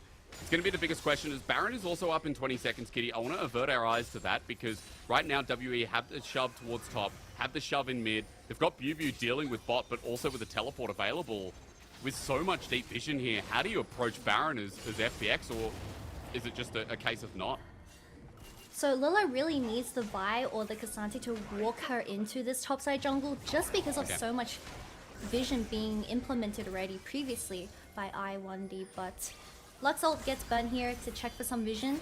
Care really needs to look for those angles where he's able to become a menace in these team fights, because Caitlyn traps haven't been set up and Caitlyn is late to the fight. Very, very late as Howya is now zoned out from the fight completely. BuBu moves into Shallow, who once again, and Baron is just gone. As simple as that for WE, who now lead by 10,000 gold in the first game of the split. 6-0 on Shanks, as FPX might not be done with this. They're looking for this Azir, but he's level 16. Can they get through the crown? It's held for a while, but he's got back into the team, goes golden. And that's an AP Maokai. At least Shanks should be dying here. He should be dying here. But he takes so long to do so. As Howya running for his life. They thought 2 versus 1 would be enough, as Hope sends forward with the Fate's Call. The depth charge helps out. Dredgeline is out of range, and Howya is now on the chase out of there. They're going to leave him alone, but it's all that for Shanks that just turns pear-shaped. I respect FPX for finally pulling the trigger and engaging onto the side lane Azir. Honestly, could have been happening a lot earlier in the game and could have maybe averted from this current game state, but Caitlyn has finally picked up her 3rd item, and this will be a massive difference in terms of the damage, and especially with these team fights coming in. So we get a replay of this. The Azir was walking on a ward, unfortunately, and the Vi instantly ults. And with 2 people with so much mobility, they are just jumping in and out of that wall. But Maokai tries to salvage this situation. Honestly, Shanks nearly lived, but Vi picks up that bounty and the $1,000 gold on a tank. Yeah. So, not ideal when we're talking up our Care and LWX. Kind of need to be the people with damage. I will say that, look, the engage from Howya means he probably won't die as quickly this time. Kitty, I need to also talk about that 3rd item since we are on the subject, because if we are looking for damage, LWX at least has it now. Infinity Edge has been completed, so for FPX, despite being down 9,000 gold, there is a lot of burst that we can kind of expect if they're able to get another pick off again. This is definitely the time for LWX to shine in these teamfights. He's finally online with his IE, and he has the range to deal with this Azir, but it really depends on how the Renekton plays these teamfights, because if you have a Renekton and Maokai on the Caitlyn's face, then she can't really DPS, and with the Akali proving that she's not as strong as we would have liked her to be, this Caitlyn is the main focal point for these teamfights if FPX wants to win. I mean, if FPX are going to ever fight again, because they're being assaulted on so many different fronts. They left Care in the side lane bot side to push into that inner turret and try and get some bounty gold, but I mean, WE assaulting. There is a TP though. You look at Care TPing so far behind enemy lines, but Shallow, who's already dead, BuBu's dying. Care has made the ultimate TP, but the game might just be over before he gets involved. Oh, Care had a great thought process, but unfortunately, it just wasn't it, as he now gets pierced by Shanks. WE are walking this into the base. The opening game of the LPL 2023 Spring is coming to a close. and it's WE who went winless in series last year, who've opened us up with a banger and are looking so much more promising here to round us out with a domination over FPX. What an amazing debut game for the new WE roster. Honestly, so much promising moments from this team where Shanks was able to shine and Hope was able to shine once again, and all the facilitating coming from the jungle and support, especially I1D being proactive. Huge respects to the team, and my eyes are definitely open for them. Yeah, I1D again, I think, might be a cheeky hidden MVP of that. Some beautiful engages, as you were saying. Really set up the early game with Hung. I think even though Shanks was the flashy player of that game, Kitty, it was definitely the KDA player stepping up quite big. But I think the biggest thing about that first game was that for WE, what they lacked so much last year was that cohesion in, I wouldn't say early game, maybe it's mid-game, like their progression, how they go when side lanes are a little bit longer, going into the mid-game and like how they assault on the third or the fourth neutral objective. It wasn't really a problem there. And it was pretty clean in how they progressed in each part of the game. Honestly, the entire game was played pretty well from the side of WE, where they had a very fast tempo early game with the Nautilus and Kalista coming in, and the Maokai knew that and really used this advantage to take all the red buffs from the Vi, and this Vi being one buff down, in reality, in a 3v3 in bowling with the Lux having no flash, then they don't really win unless they pull off some crazy mechanical play. The Caitlyn and Lux was very silent that game. Yeah, again, it was just the lane that needed to get ahead. We've seen it so many times, not only just in the LPL, but globally. A lane that relied on, I guess, that 5v5 not being disastrous for Lola. Like, Kitty, we opened the LPL, and 30 seconds into the game, it's a 5v5 in the bottom lane. I don't know if they just hand shook and were like, yeah, we're going to do this, but I think it's a perfect way to open the split. It was the perfect way to introduce me to the entire LPL league in general. It's definitely a very interesting one, to say the least. But let's just say Lux as a blind champion with the Caitlyn paired up in that bot lane, we saw how it was punished, and maybe we've seen something more from just Caitlyn and Lux dominating the meta. I mean, we saw a Kalista locked in as a response, right? Not even that. I think we got a Kalista blind, actually. Picked up by our semi-final, world semi-final AD carry and Hope, who's now only just joined WE. So it's interesting to me that it was such a confident pick from, confident AD carry, but still something that we didn't expect to see in 13.1. But nevertheless, it was a clean counter in the bottom side, or at least a clean counter overall, I should say, not holistically in the lane. But the damage from Shanks, not a big surprise, Kitty. I think we knew that he was going to be the biggest damage dealer, followed by the AP Maokai. That was half healthing Hell yeah. Definitely an unsung hero for Hang in this series, where Maokai building that demonic embrace and getting his items so early when he was dominating in that jungle. Obviously the graphs reflect that, and we haven't given him enough credit for making those amazing engages onto the carries of FPX, where they weren't able to play the game. 30% damage for a jungle though, I tell you what, that's crazy, like Kindred numbers. I remember, the peak of Graves as well in the LPL. Those are the kind of numbers that would be reflected in the damage pool. But, overall, we're not seeing too much on the side of FPX.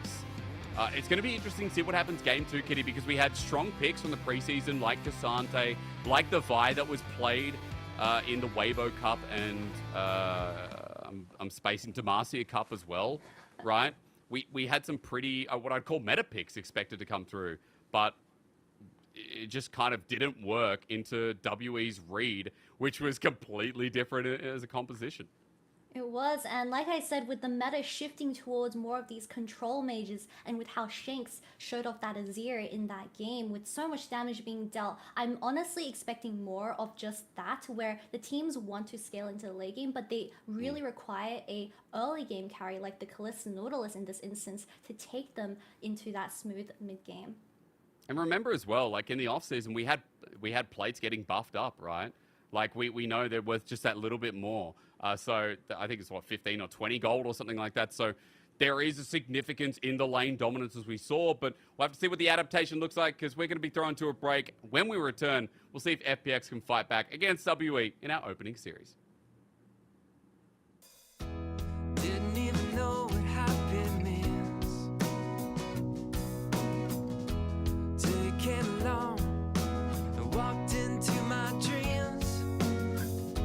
It's funny how the times can change so fast. Looking straight ahead, I don't think of the past. You've changed everything. It's like bright lights and a starry sky. We're gonna feel that way most every night. Sunlight on a summer day. We're gonna laugh and dance all the rain away. Sing a new melody. It's full of love. It's beautiful and free. 'Cause you belong, you belong, you belong to me. Birds fly, fill the trees like it's always spring. White clouds high above, I know just what I mean. Your smile, this love are an endless road. And I'll walk, I'll run, anywhere it goes. You've changed everything. It's like bright lights and a starry sky. We're gonna feel that way most every night. Sunlight on a summer day. We're gonna laugh and dance all the rain away. Sing a new melody. It's full of love. It's beautiful and free. 'Cause you belong, you belong, you belong to me.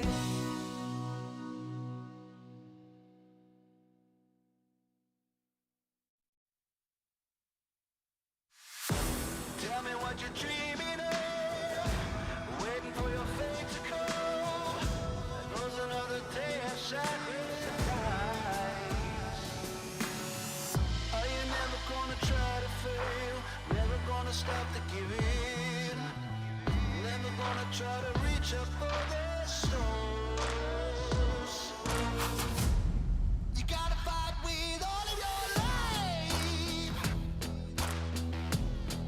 For the doubt change, show me your name. You gotta hit that warning light. Are you done with the waiting on why? Oh, why? You better run now, run before you hit the end of your life. No, no, no, no.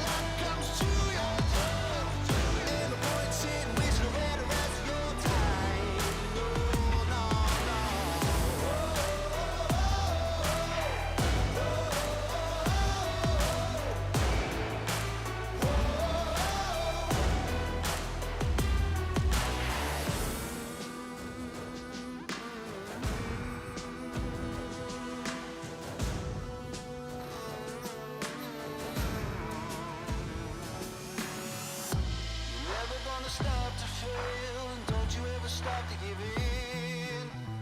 Never stop reaching for the stars.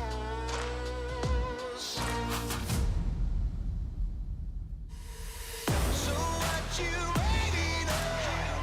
Get up, take back control. Ain't no point in wasting all the rest of your life. So what you hoping for? That the luck comes to your door. Ain't no point in wasting away the rest of your time. Oh, no, no, no.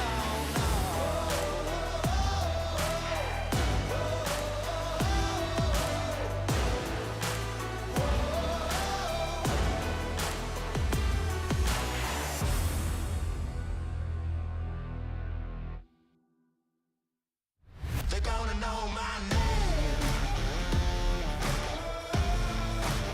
Well, there's a will, there's a way. They're gonna know my name. I'm gonna stake my claim. They're gonna know they're gonna know they're gonna know my name. Head down, I'm almost fading. I walk on with tired feet.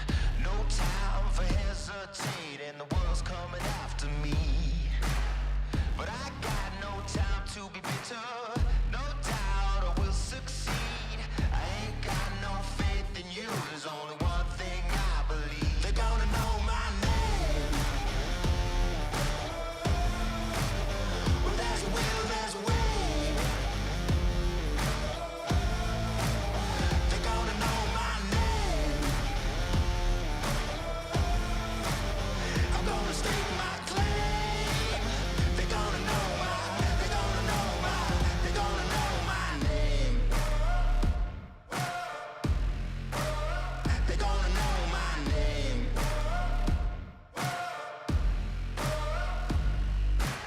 See, my days were tasting sour, and my goals were out of reach. When it rained, I felt no power, the world washing over me. But I got no time to be bitter. No doubt I will succeed. I ain't got no faith in you. There's only one thing I believe. They're gonna know my name. Well, there's a will, there's a way.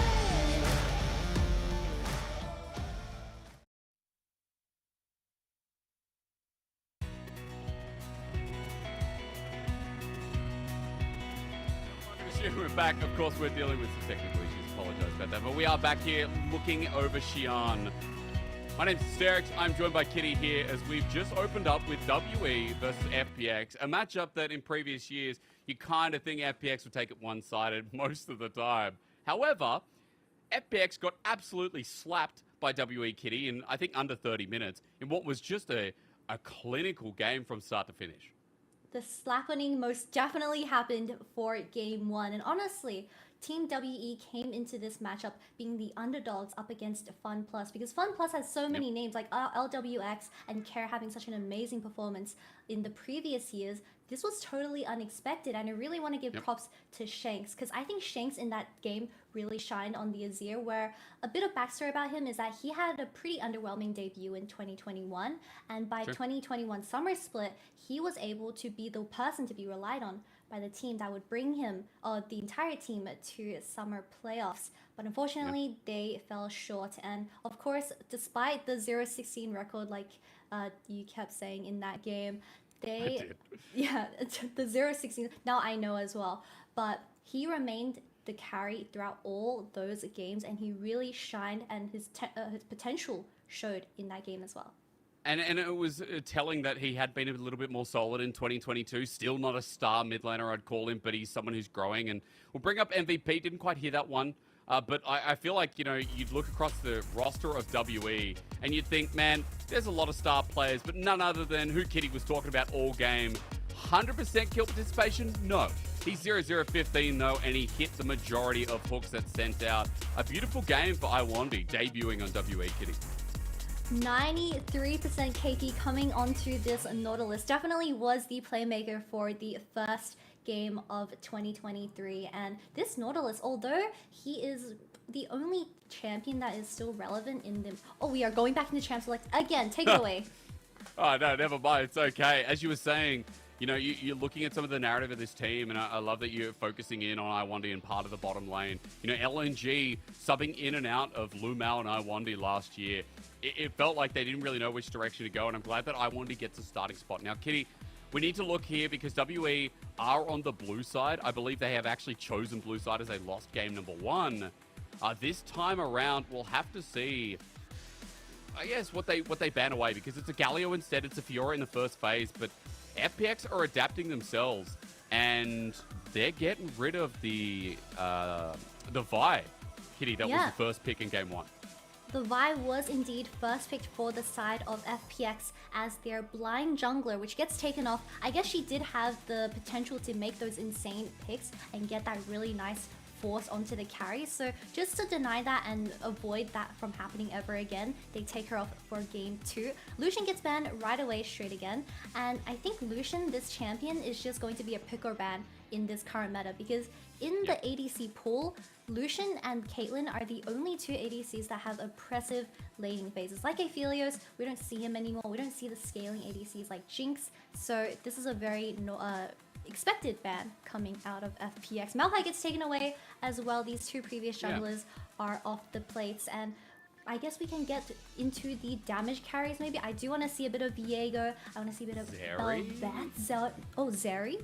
I was looking more at the AD pool, Kitty, because I was going to say, last game, remember on the red side, WE banned away the Yuumi, the Zeri. Like, that bottom lane as a pairing still exists. And even though Yuumi gets nerfed in 13.1, it is a first pick here for WE.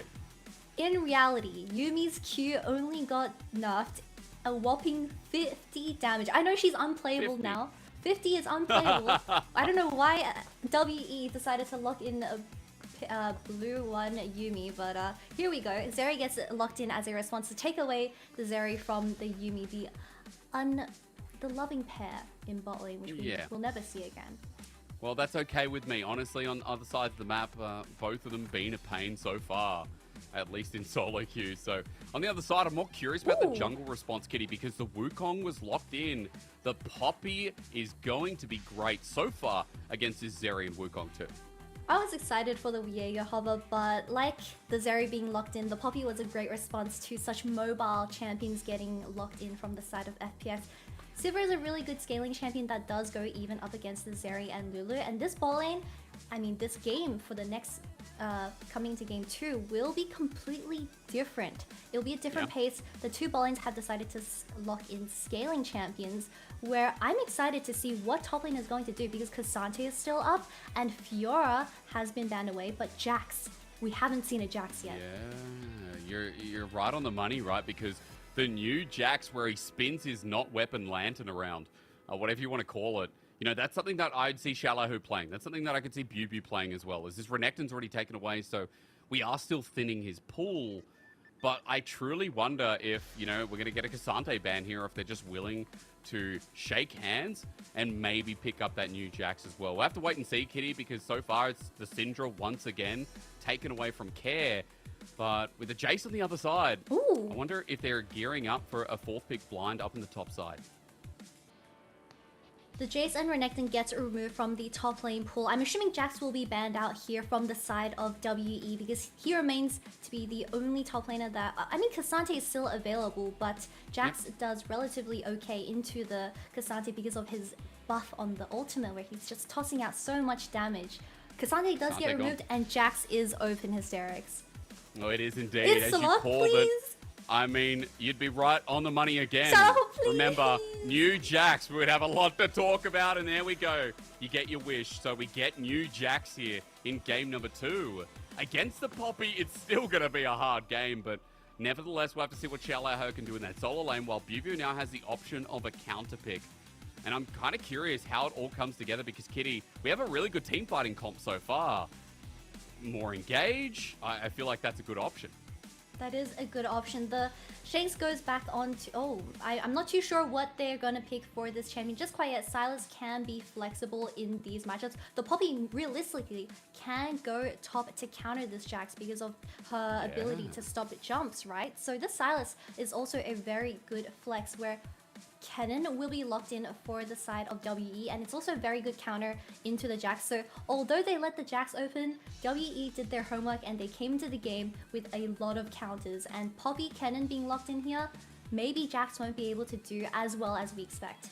There you go, locked in the end as well. A really good point you brought up that we are going to see, you know, another good counter here. Bubu setting up for some great team fighting. We can talk about that in a second, Kitty, because I want to see how FPX rounded out. Cassidy Hare has his Ari available, but if we get this locked in, we know the reason why.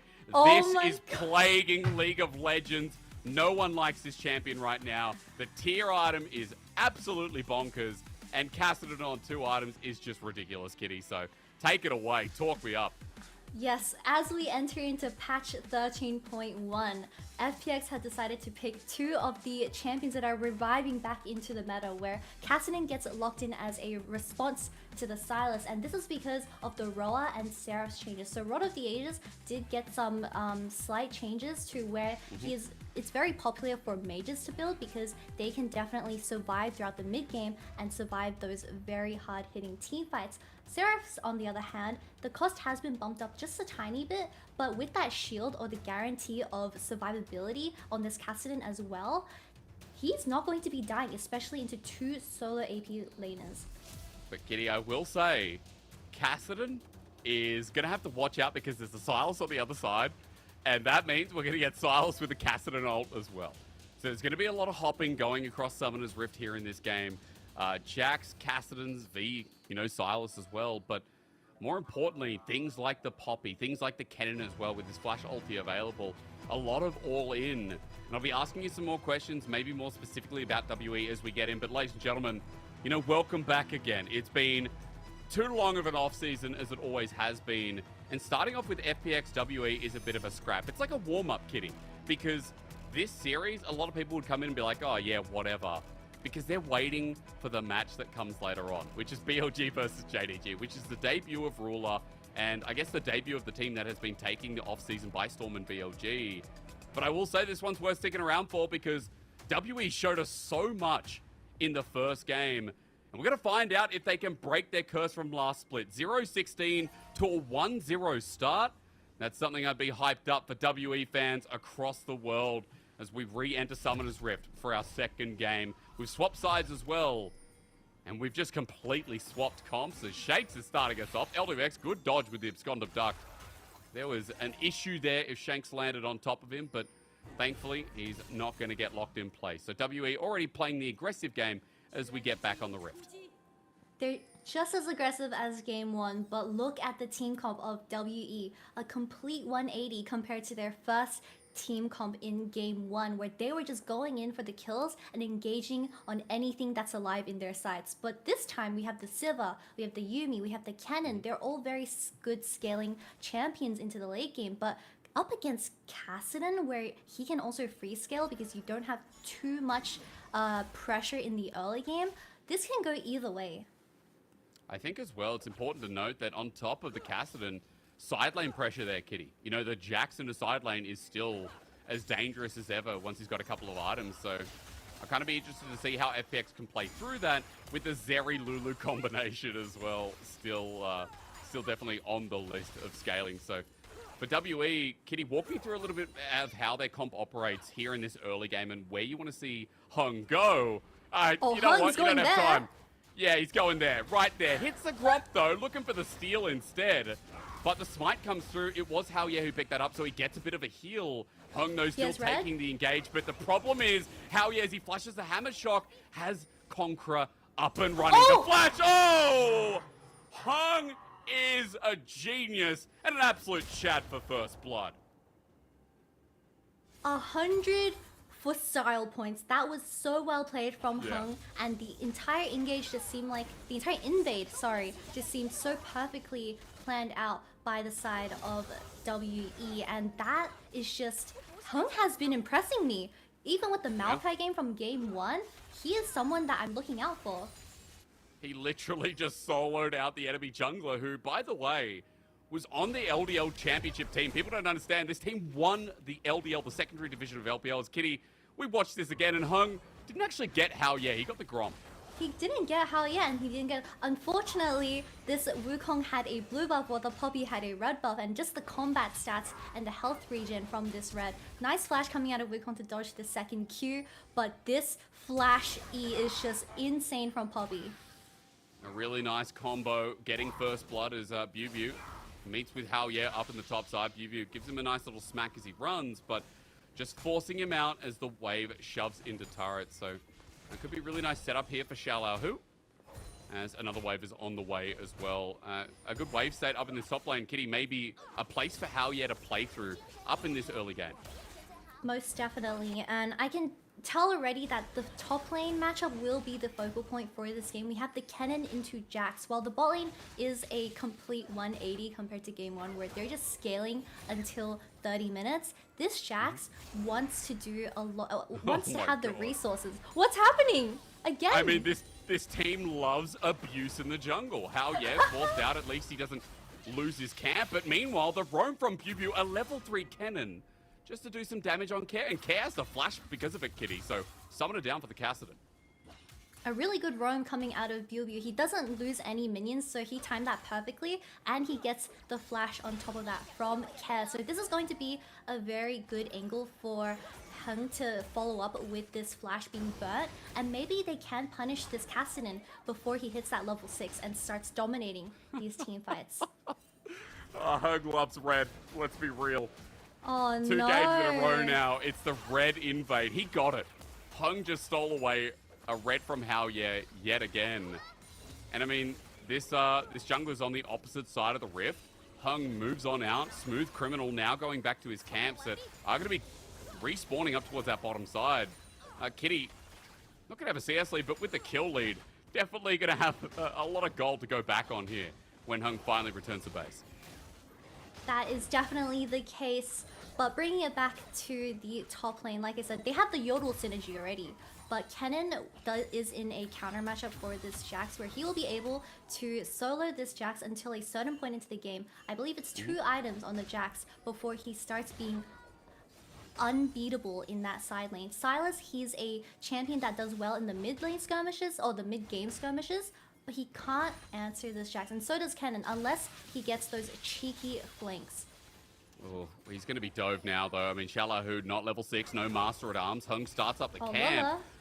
But FPX are roaming themselves. You're right. The Lulu's made her way up to the top side of the map. While meanwhile, you look at the mid lane. Shanks has hit 6 first, just goes for the all-in, steals away the nice little Rift Limp. And on top of Care, does a good bit of damage for a trade, but Care now has his own ultimate available and is just moving down towards the bottom side, looking for some Rift lettuce. I wonder he's already made the move as well, which is rare for a Yuumi to see. He just spots out Care in the process, who is thinking about going back in, but Lola, even by his side, doesn't want to risk it with Shanks so close. I'm sorry, I can't get over. Did you just call it lettuce? Yeah, it's Rift lettuce. I don't know, cabbage, or what is it? It's a Honeydew. fruit. It doesn't matter. What? It's the same. It matters. It matters so much. It's the same thing. It's green. It's green. It's the same. No one likes honeydew, but people go up Wait, for I lettuce. like honeydew. Oh my god. I don't care. It's Rift lettuce. It's the same thing. Right? Can't get upset that I'm calling it a vegetable instead of a fruit. As bottom lane, bit of a jump over the wall. LWX trying to time that with his jungler. Well, WE trying to do something in the bot lane as well. Now, Kitty, I'll take you away from the conversation because I'll go all day Save me with from this. the lettuce. I bloody will. I'll ask you a little bit more about Dragon and the setup here, because we do have a later Dragon in this game, and I'm kind of wondering how we get to that point to start it up. Yep, and with Poppy just grabbing the first blood in this game, she will have a significant item advantage. Okay, didn't expect this one. Sorry to cut you off. Care's just been caught out, and Hung just comes on in and sets up Shanks again. Hang has been so proactive throughout the 2-game series that we've seen so far. He counter jungles 24/7, follows up with the flashes being burnt from the solo laners. Hung is not given enough credit for his amazing debut into 2023.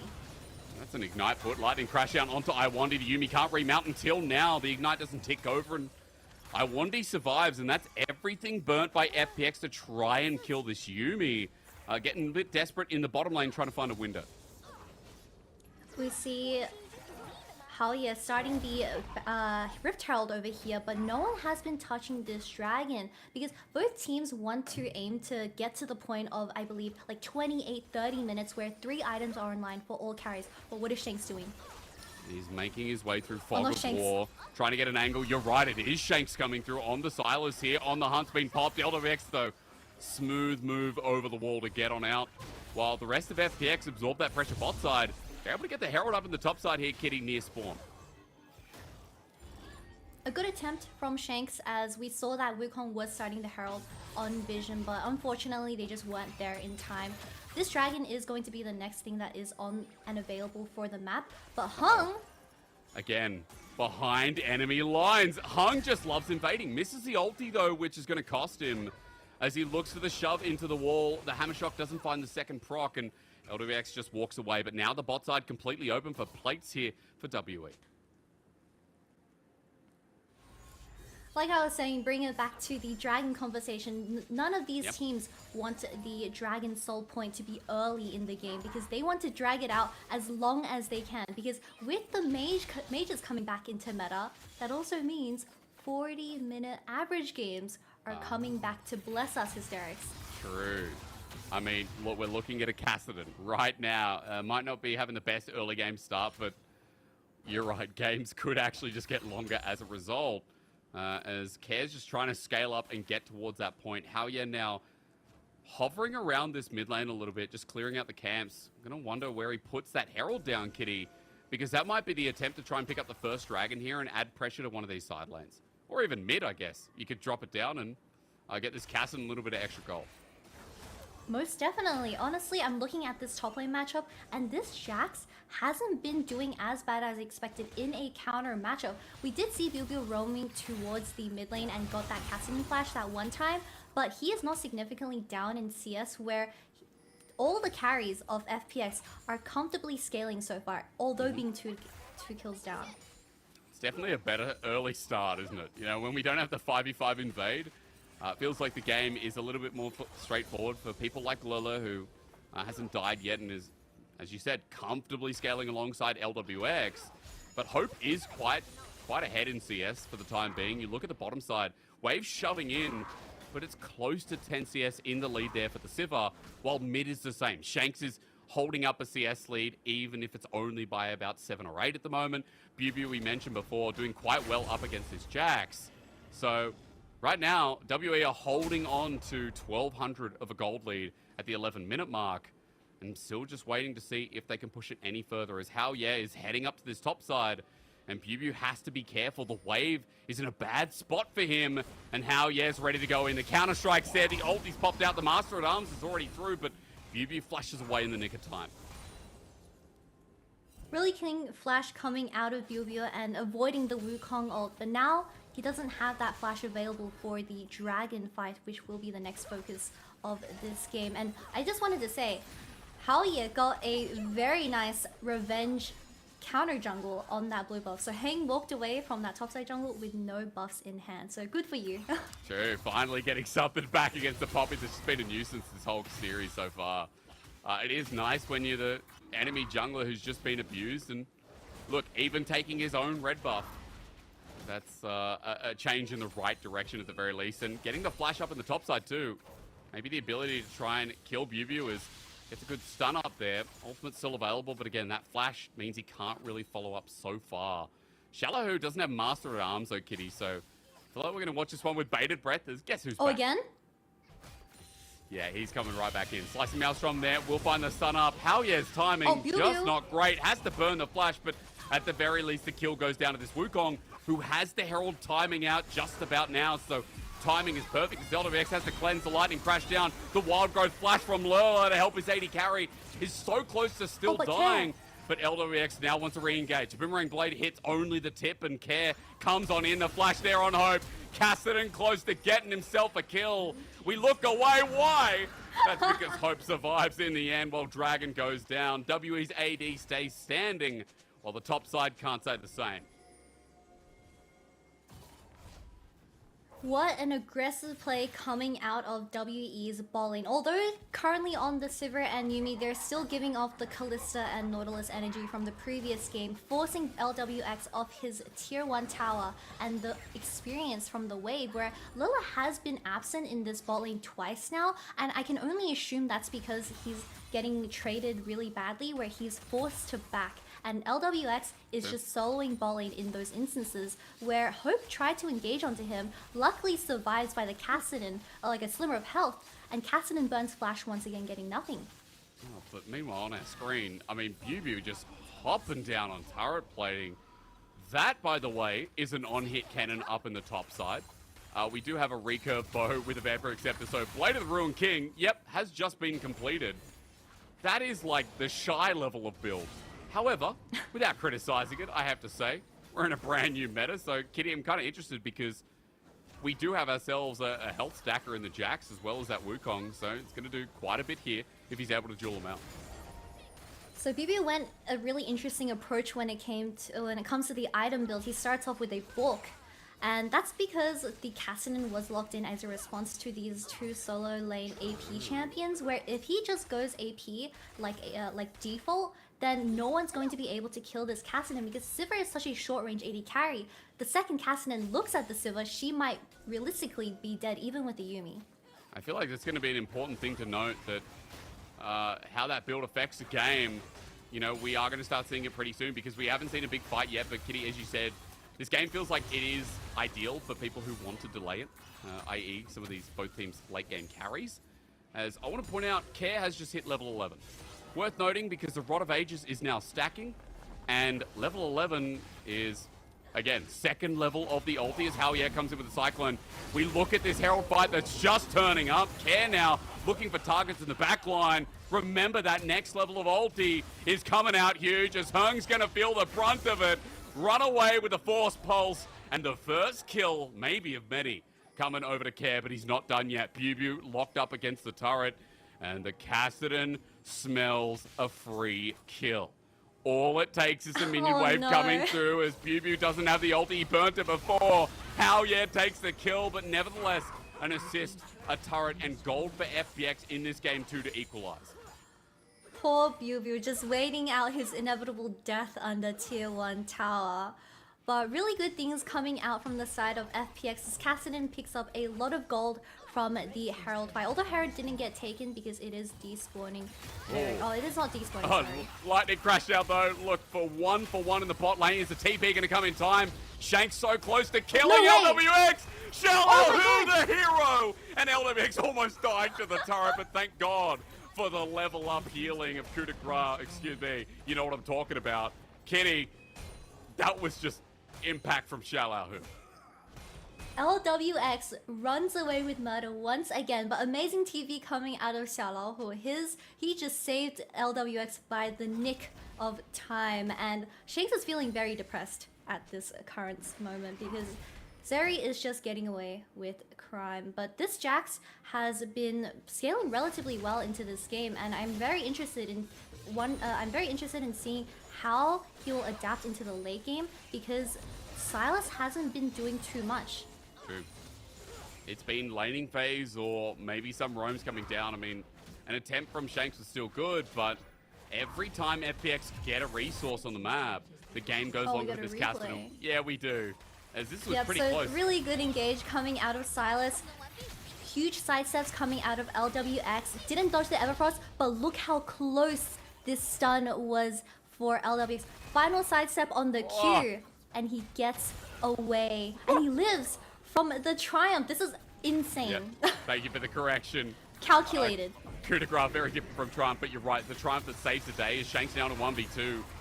Some good damage, but it's not going to stop the Herald who gets the inner turret, rather, for FPX to move them into a gold lead in this second game. Kitty, it's feeling pretty good right now. It's been a stable early game this time around, and FPX seem to have found their roots and their footing here in this series, where now we got to start being realistic. Like, I think the emphasis is on WE with what you've told me about this game to play it out and really force, I guess, some of these neutral fights earlier than expected. They do need to start forcing fights. With the Kennen and the Silas, they have amazing team fight opportunities. But now with the Kennen building AD, sorry, that Yep. he won't have No, the you're same right. effect as a full AP Kennen that can literally one-shot a carry in a blink of an eye. And with no exhaust available for FPX, that could have been the case. But True. AD Kennen won't be able to have the same impact, and he can only realistically match these Jacks in the side lane. Yeah, I wonder how the side lane matching, though, changes throughout the game. It'd be interesting because we did talk about the item variation that puts Jax into, you know, a kind of better swing. I really wonder how BB goes in those 1v1s. As Hung is going to be walking into Care here. Nothing but Care just running back. I need to mention, Kitty, Care has 2 items. The Cassidon has a fully completed Seraph's Embrace now. We know that Lifeline has been given to this item, folks. And we are looking at so much more survivability on this level 12 Cassidon, who's got 6 stacks of the Rod of Ages as well. So, Kitty, I need to ask, at what point as FPX do you know that you just win this all-out 5v5? Is it already come, or should they still be cautious at this point in the game? It hasn't come just quite yet. Sivir is the last hope standing for WE. But once Sivir eventually does get one shot, if the Cassidon reaches that level 16, then WE is just on a ticking time bomb. But bringing it back to the item combo that you mentioned earlier, Seraph bringing that extra survivability with his shield, and also the Roa gives bonus health and mana regen, so these teamfights can well be played off long enough so Cassidon gets a second health bar. Yeah, pretty much, right? And you can already see, like, his natural health is quite large. So it's not like we're dealing with a squishy mage. This is the thing that's making him so oppressive, is that Care is going to be unkillable at some point. Bubu, however, might be killable in the bottom lane. As Shallow, who flashes in, instant flash reminder. As Bubu makes some pay, but Abscond Duck doesn't connect. Everfrost is there, but they caught him out in rotation. The support of FPX almost dies. Has to burn his own summoner. The ult kept intact. Care has now shown up to the party, but WE trying to get some kind of response. However, FPX all stay alive. WE is getting desperate. They have not picked up a kill for the past 18 minutes. Not maybe 18, I'm a bit exaggerating over there. 10 minutes. It's been a while since we've seen a kill being picked up from the blue side, and this Cassidon is honestly having such a great time, and Jax is starting to win his counter matchup with his items slowly coming online, and Wit's End is going to be second for the Jax, and what is Kennen and Silas going to be able to do to such a stacked Jax? Yeah, that's right. I mean, there's a new Quiver that has been sitting on for quite a while now. Pointing out as well with Hung's items, maybe he's involved in the gank because it's the Juck show picked up there. I think I was talking to Rusty earlier, and what did he call it? There's some Australian quip going around at the moment. Jackie? No. But I tell you what, there's something I'll get to it in a second. Out. I'll have to do it. Shouldn't have brought it up if you don't know it. Casting 101. However, Kitty, we've got a minute 30 till Dragon coming up. We do have a third Dragon coming through as well. And while I find out, I rattle my head for what that fellow Australian has identified that item as. We'll have to see if WE can get that third Dragon, because FPX are looking hell strong. We already talked about Care. We talked about LWX, who is 2 items big as well. And that Lulu support going to amplify that Phantom Dancer on the 225 CSAD over on FPX. And they've got full control. You look at the vision here, Kitty. Dragon set up nicely. Kitty has something to mention. The Kitty in this game has a Ludens, and she is going full AP. Really interesting buy for this game, because you are up against a Cassidon that does notoriously well into AP champions. Maybe they just felt like they were lacking that extra damage because of Silas and Kennen being not very high DPS champions. She had to make up for it. But with the Cassidon scaling at, he's level 15 now for this third Dragon, where's the damage going to come from? It has to be from Hope. Hope is literally last game's hero. Well, one of last game's hero. There were many. But Hope had a stellar game on the AD last time as well. This time on the Sivir, not with the IE, but still with a punch to pack. FPX move into the position around this Dragon, but Vision's being caught out by WE, and they're channeling in for the time being as well. Look, all 5 members are here on the hunt is popped as well. Hung's angle is going to be huge as it's the walk that Hung. starts us off. And how, yeah, with the ulti, he's going to be locked down. He gets a second round up on the Cyclone while Hung sends away Care. The Cassidy out of the fight with a big shutdown over on How, yeah. Now WE have numbers advantage, Kitty.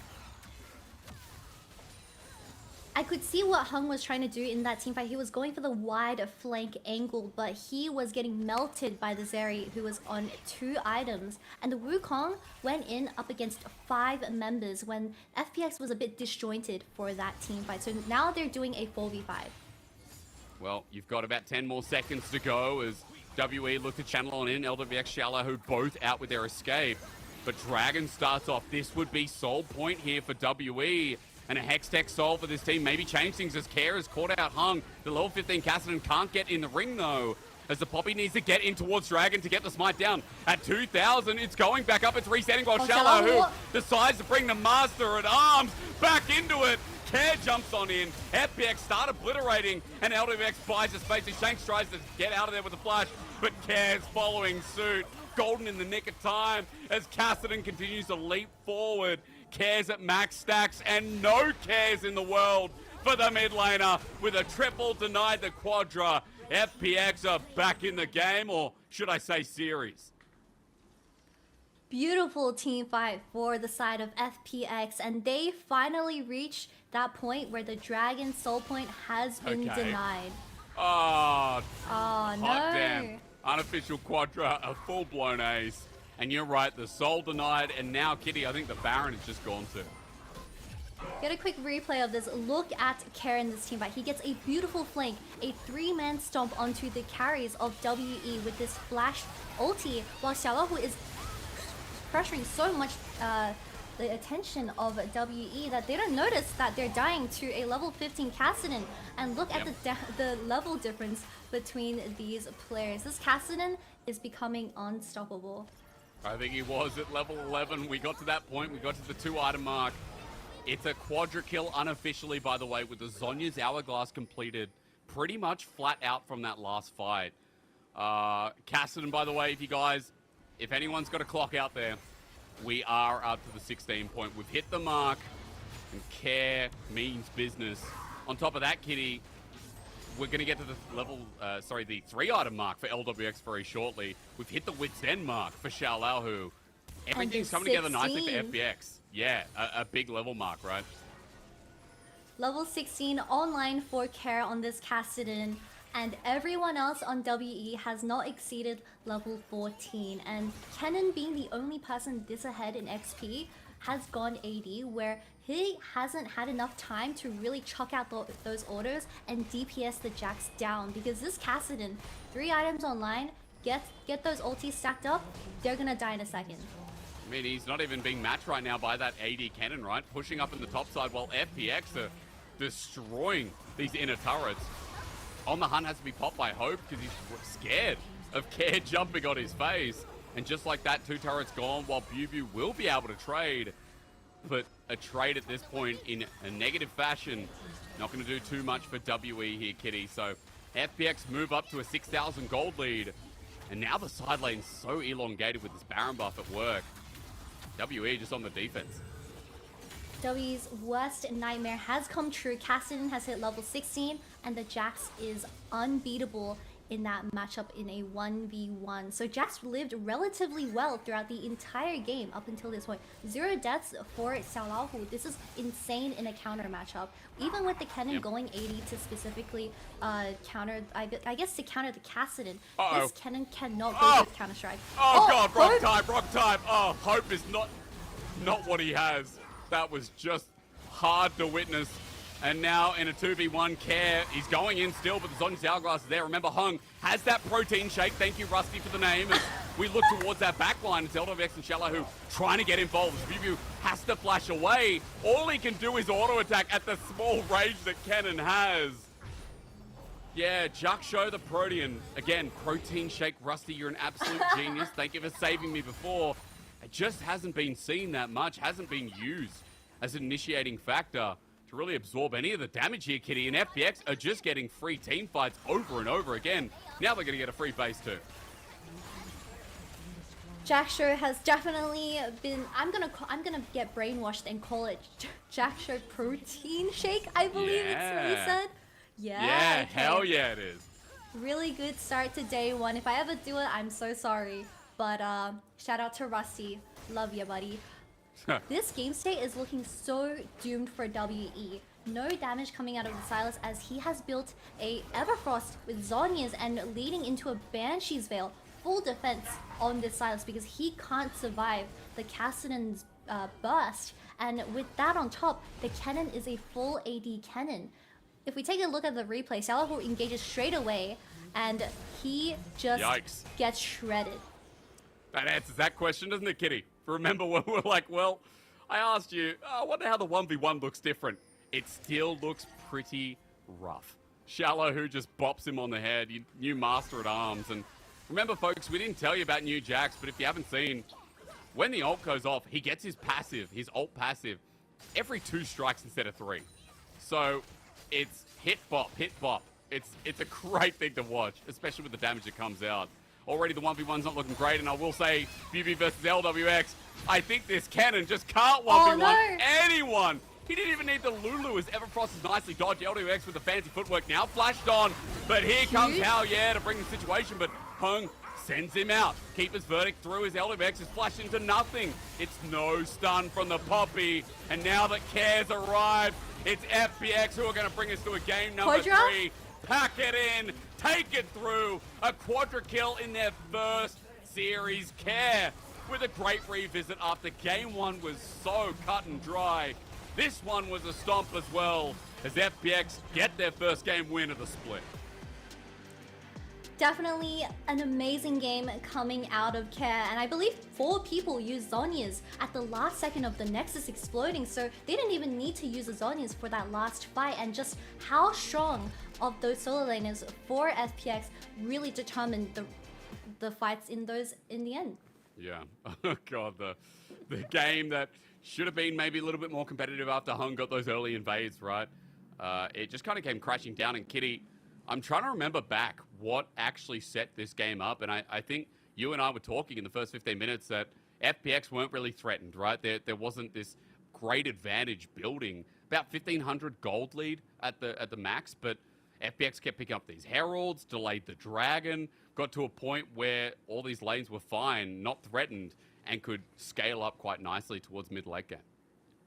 Hang definitely tried to really accentuate the gold that was coming out from the early game. Getting that solo kill onto Hao Ye was a huge deal, but unfortunately he didn't really follow up with that same performance into the mid game, where the Cassidon and Jax were completely unharmed throughout the rest of the game. And like you said, this Cassidon picked up a quadrikill in the second game of LPL. I'm kind of intrigued now because we've had 2 completely different drafts. Like game 2 was nothing alike. Very different win conditions, very different elements in both comps, right? I'm kind of intrigued as to where we go next because so far there hasn't been this strong identifying pick that's like, oh, this wins games, right? We looked at the Poppy there instead. We looked at the Wukong being brought out by Hao Ye, and it didn't feel like Jungle really identified that game. It just felt like the slow nature that FPX were able to play, getting the Cassidon that was left all the way through pick ban, by the way, Kitty. Like, we saw it hovered as a ban, but not committed to in the end. As a final pick was just the easy way to win it in the end. They saw the cannon locked in, they saw the Silas locked in, bam, Casa win. And that is exactly what happened if we take a look at the damage graphs. Although everyone did relatively well, Care really popped off this game because he had such an easy early game where he of course got solo killed by Shanks getting ganked by Hung, but after that, he was unleashed. Absolutely just took over the game. Damage is always one thing to look at, but I think another thing is that the impact from WE this game wasn't really there. BB's doing the most, but the cannon didn't do too much in the side laners. He was constantly bullied, constantly ganked out by Hao Ye. And I guess that's another thing, Kitty. It was early summoners taken away from BBU, where Hao Ye set up for the Rift Herald up in the top side, opened up the map for this Jax 2, kind of identifying features that led to second Herald, to longer side lanes, to threats where BBU was always under fire and couldn't really push out, right?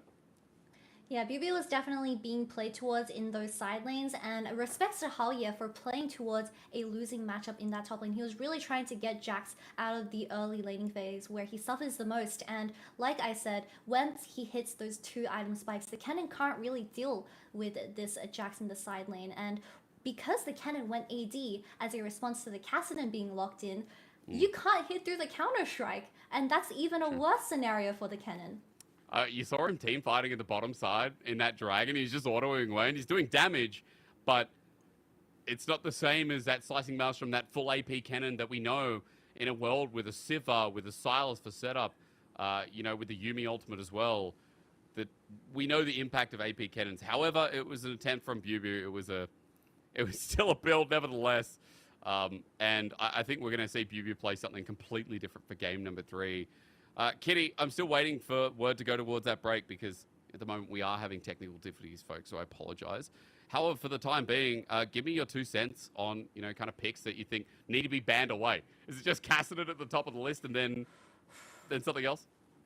Look, Kassadin was definitely the most prominent pick that game, but Jax eventually, as the game went on, he became an extra problem for WE to deal with because no one could really match up against that Jax. And if WE doesn't play more aggressive in that early game and they're gonna let Jax free scale, then Jax should be removed because unless you have an amazing counter pick like an AP champion, to say the least. But I did get word from our production that we have a break.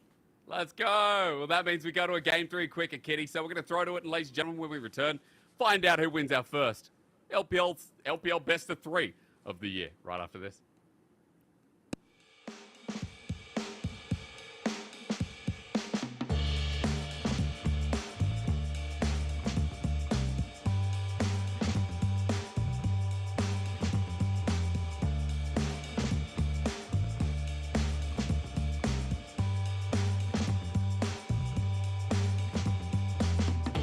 It's been a long time coming, but I always knew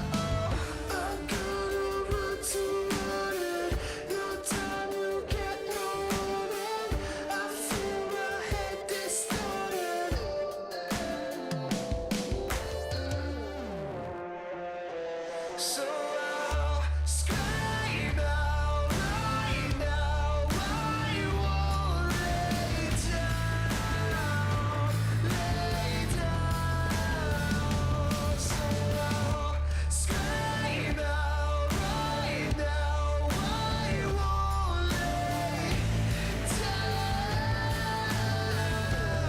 down. So I'm not gonna lay down.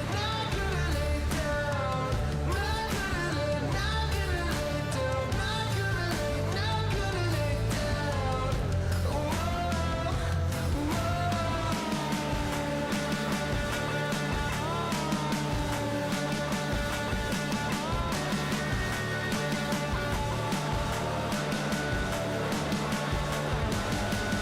I'm gonna run to running. No time you get no warning. I feel my head distorted. So I'll scream out right now. I won't lay down, lay down. So I'll scream out. Back here in the debut of the LPL as we overlook Xi'an. WE's home arena lies within, and WE as a team started out impressive here in this series, but FPX have just smacked back. It's been 2 dominant games back-to-back here from each team, but now we go to a final one before we get into the rest of the night. I'm Asterix, I'm joined by Kitty, both of us here in Australia delivering you the games from home. But Kitty, I have to say, to echo your sentiments in the break, these games have been pretty fun to kick off the split. Extremely fun and entertaining to say the least, and probably one of the best introductions I can ever get to the craziest league that we have in the entire world. True. And FPX being able to bring it back in that second game was totally unexpected. It's crazy because I don't think overall that people, including myself, expected this match to deliver. I think looking at WE, I saw an improvement on the roster. I saw that, they're trying out some new talent as well from the LDL, but I never expected them to be this competitive, and let alone FPX on the other side. I thought, yeah, this is a roster with promise. I did put them in playoffs in my power rankings because of how I believe in Lola and, LWX as a player individually. But the fact it's been this back and forth and that there's been great elements in both games kind of surprised me overall. So I will say to you, Kitty, going into this third game, I feel like we are going to be seeing some great adaptations from both teams, but mainly, let's be real, I think that Cassidy has to be banned. I don't know if Care got MVP. Cassidy probably would. He got 2 quadra kills. We can bring that up. Yeah, of course he did. Of course he did with 40% damage, but Kitty, let's be real, that needs to be banned. Kassadin honestly can be let through in my opinion, because Axiom Arc has been buffed and it's been given an extra bit of lethality where champions like Kiana or Zed may appear for this game 3 as a counter to this Kassadin. But of course, if you blind pick a mage in the first place and your top lane is also coincidentally an AP with a low damage jungler, then this Kassadin has to be taken off the plates. Because look at what he did. It's a great point. Like, there wasn't enough damage to deal with him. I like that you highlighted that because at the moment we saw Care just running rampant with no punishment through the early game through that lane. And so you're right, like maybe it has to be a counter towards a Cassidy if it's let through, but overall, I think with FPX, I believe choosing the blue side here after winning. Excuse me. I'm actually going to find out because FPX definitely didn't lose. I think FPX are on blue. Yeah. WE might have chosen to swap around. Yeah, you heard better than I with my deaf ears. But it'd be interesting to see if we do just get a first pick, because you and I were talking prior to this show starting about the mages, the buffs coming through, things like Rise, which have been attentively banned tonight already a couple of times. The Kassadin being huge. The Cassiopeia, with the items being buffed too, comes into the swing of things. So I feel like we are going to see LPL players adapt and kind of realize how strong these champions really are. Yeah, especially for Care, right? Because he has such a flexible playstyle. He can play the utility and he can also play the hard carrying point. champions with so much resource. But something I wanted to point out in that game is Hung has been the star of the early game for these first two games already, but he seemed like he was a bit lost in the middle to late game. But to be fair, you're playing a Poppy up against a Zeri who has so much mobility. Honestly, everyone on FPX had so much mobility where the Poppy seemed a little bit awkward. Yeah, it did. Even though the early game was like Hung style, which has been super aggressive in the invade and the outplay at level 2, you're right, it was a little bit more passive. And I think this time around, we have to see as FPX move over to the blue side. WE have chosen red as far as I'm concerned. And it'll be interesting to see what this first pick is, because already the bans remain relatively the same with that Galio against Care being taken away. We've seen the Fiora kitty so far. Things like the Rise have been a pretty big standout. Anything else I'm missing there? I believe just this Galio and Lucian have never been picked in the, or has always been banned, sorry, in the past two games. But Maokai is a really good adaptation from game 1. We saw how oppressive just from the engages, the forces, and the damage from Hung, but Varus gets taken off, so they're minimalizing the ADC champion pool. But Zeri, Yumi, they're still open. Okay, well, look at it. You see the Varus ban coming through. You mentioned Zeri, Yumi, Kassadin, of course, one that we'll keep our eyes on. To correct myself, thank you to our production team. FPX actually chose the blue side there. Classic Hysterics Day 1, not really remembering what's being said. As Zeri gets taken away, you pulled that out. Will we still get the Yumi first pick here, Kitty? Yumi is definitely a champion that can stand pretty strong by herself, but it's definitely not something you can blind pick in terms of the blue side first pick. We do see Kalista being locked in for LWX here. Very aggressive, as we can tell from just the first pick. Again, that was something that worked in game number 1, but for Hope on the other side. It's interesting to see Kalista come through when in solo queue, we know that Kalista right now is not really looked at. On the other side, though, this is a pick that we saw also in Game 1, Kitty, so we are just reversing it up. This time it's going to go to Hung, and Syndra as well was also banned Game 1, so that's available if they choose to lock it in. Syndra was banned both Game 1 and Game 2, but finally we can see this new Syndra after her passive got changed. So Syndra, I believe, scales with levels, and she also stacks her passive, and once she hits a certain amount of passive stacks, her damage increases. So this new Syndra is definitely something to look out for in those late game teamfights, because she did the funny thing and she pressed ulti. The funny thing, yeah. And it's been a while since, I guess, the Syndra change, Kitty. Do you remember what it was? I feel like it was just after Worlds, no? It had to be, yeah. A little bit ago, so that change is something we didn't get to talk about. We can explore it in game, because going up against an Akali this time around, Shank's definitely going to be looking lane dominant, as Hao also locks in the Wukong yet again. We're going to have to see what this gets paired up, though, because on the other side, Kitty, WE don't actually have a bot lane built up in any regard yet. Akali gets locked in once again from Care. Maybe he can redeem himself from his first game performance, but from what I know of Care's history, he is a very aggressive mid lane player that links up well with his duo in the jungle. So I'm expecting more proactive plays from FPS this game, especially when you have an Akali that can close the gap like between an Aphelios. Yeah, it's important to note as well that, you know, some of this dive, some of this all-in didn't work in game number 1, but it is something that Care's been sticking with so far in the series. We've got a Renata ban, though, on the side of WE, and it's interesting considering that when we last left Aphelios off, he was partnered with Renata so many times here, Kitty. And I'm kind of wondering if they just want to look for something like the Lulu there and keep banning away supports, but I guess FPX have answered that question. Lulu has been taken off the map, off the game, sorry, and Renata as a response. But Lulu was definitely the best champion as a counter to the Akali, paired up with an Aphelios. I expect WE needs something that can really guide this Aphelios throughout the early game and let him scale into the late game. But with these two really present supports banned out, he might just go with a melee support. Oh, melee support. What's on the board? Something like the Nautilus again, as mentioned. Leona also available. Kitty, can look at that as maybe a last pick for Iwandi. On the other side, maybe Bubu wants a priority top. Casante has been left open for this final game, where we unfortunately saw the Casante lose in the first game in this FPX up against WE series.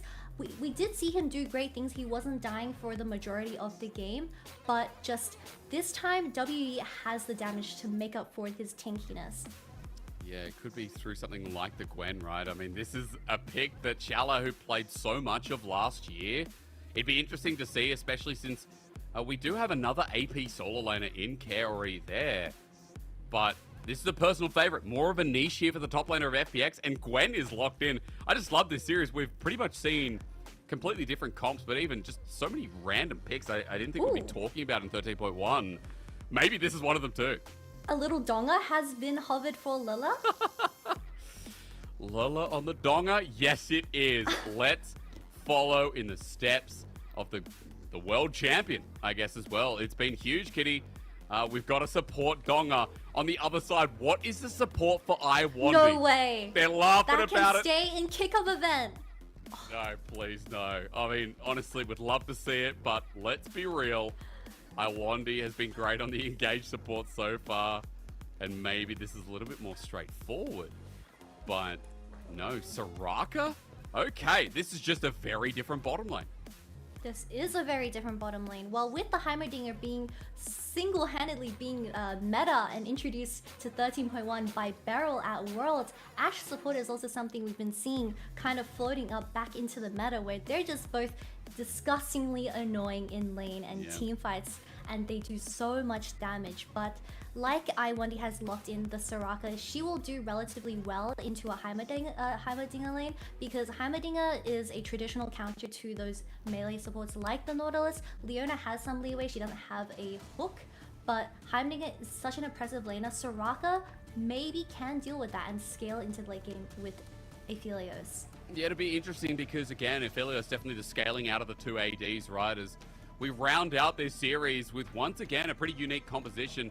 Kitty, I'll be asking you more questions about how this operates, because it's interesting to see that, and maybe we'll be thinking about Syndra as something that will do really well into this comp with the execute you talked about. Syndra has changed with how she stacks up. What are we calling it? The Splinters of Wrath at the moment, or Wrath, if I actually could speak English properly. The execute below 15% of max health is kind of nuts at the moment, especially when you're dealing with a lot of HP tanks, that Syndra is able to deal with them better. Definitely, and the Syndra being taken away for the side of WE, that will be such reliable engage and damage throughout the entire game, where I expect great things from the Syndra and plays being made around this mid laner. But bringing it back to the Gwen being picked in this final match in the best of 3 series, this Gwen is going to be a menace, because you're up against a Syndra, you're up against an Aphelios who can't really get into your circle, and like all Gwens have been in the past, once you get into the little circle, you're pretty much dead. And hopefully, if Xiaolahu is able to find those angles in these team fights, Aphelios and Syndra shouldn't be a problem. Think about the burst damage that's going to come out as well. I'm looking forward to it. It's a great way to round out this series that has gone so much longer than people expected, but has delivered in multiple angles. FPX versus WE, our very first opener here for the LPL 2023 year, now comes to a close. We return to Summoner's Rift, and Kitty, I got a lot of questions to ask you, more about the dynamics you were just talking about. You're mentioning how Gwen can operate, you know, I guess against this comp that has a lot of range, but won't be able to deal as much with Gwen. Walk me through a little bit about how this early game goes, considering that we do have some, you know, good scaling, but also some snowball effects from the bottom side of the map too.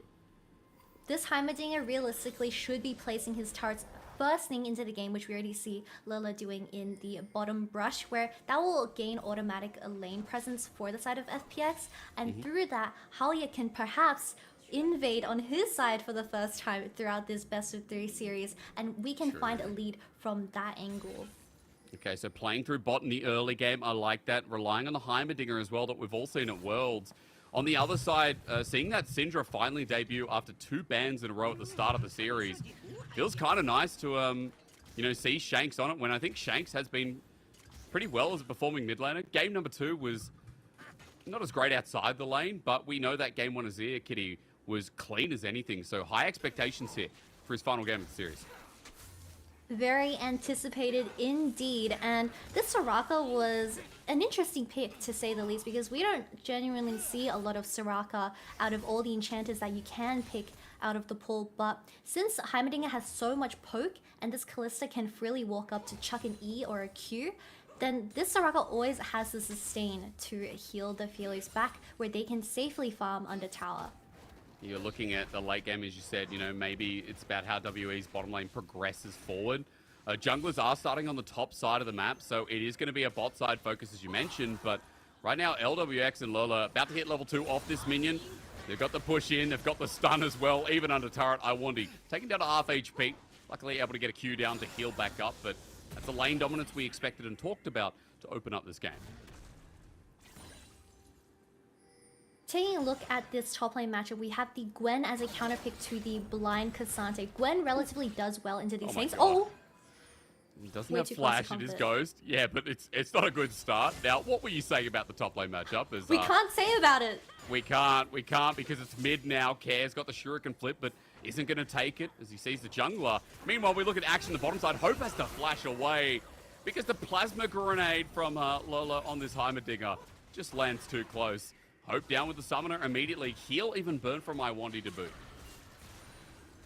Good attempt from the jungler of FPX, but bringing it back to this top lane, this Gwen is a very good answer to a tanky Cassante. She does so well into these traditional tanks because she shreds maximum health just like that, where Cassante is going to be constantly pushed in just because of the DPS difference. And that allows Haoye to have a lot more freedom on the map, especially when even your bot lane is constantly pushed in.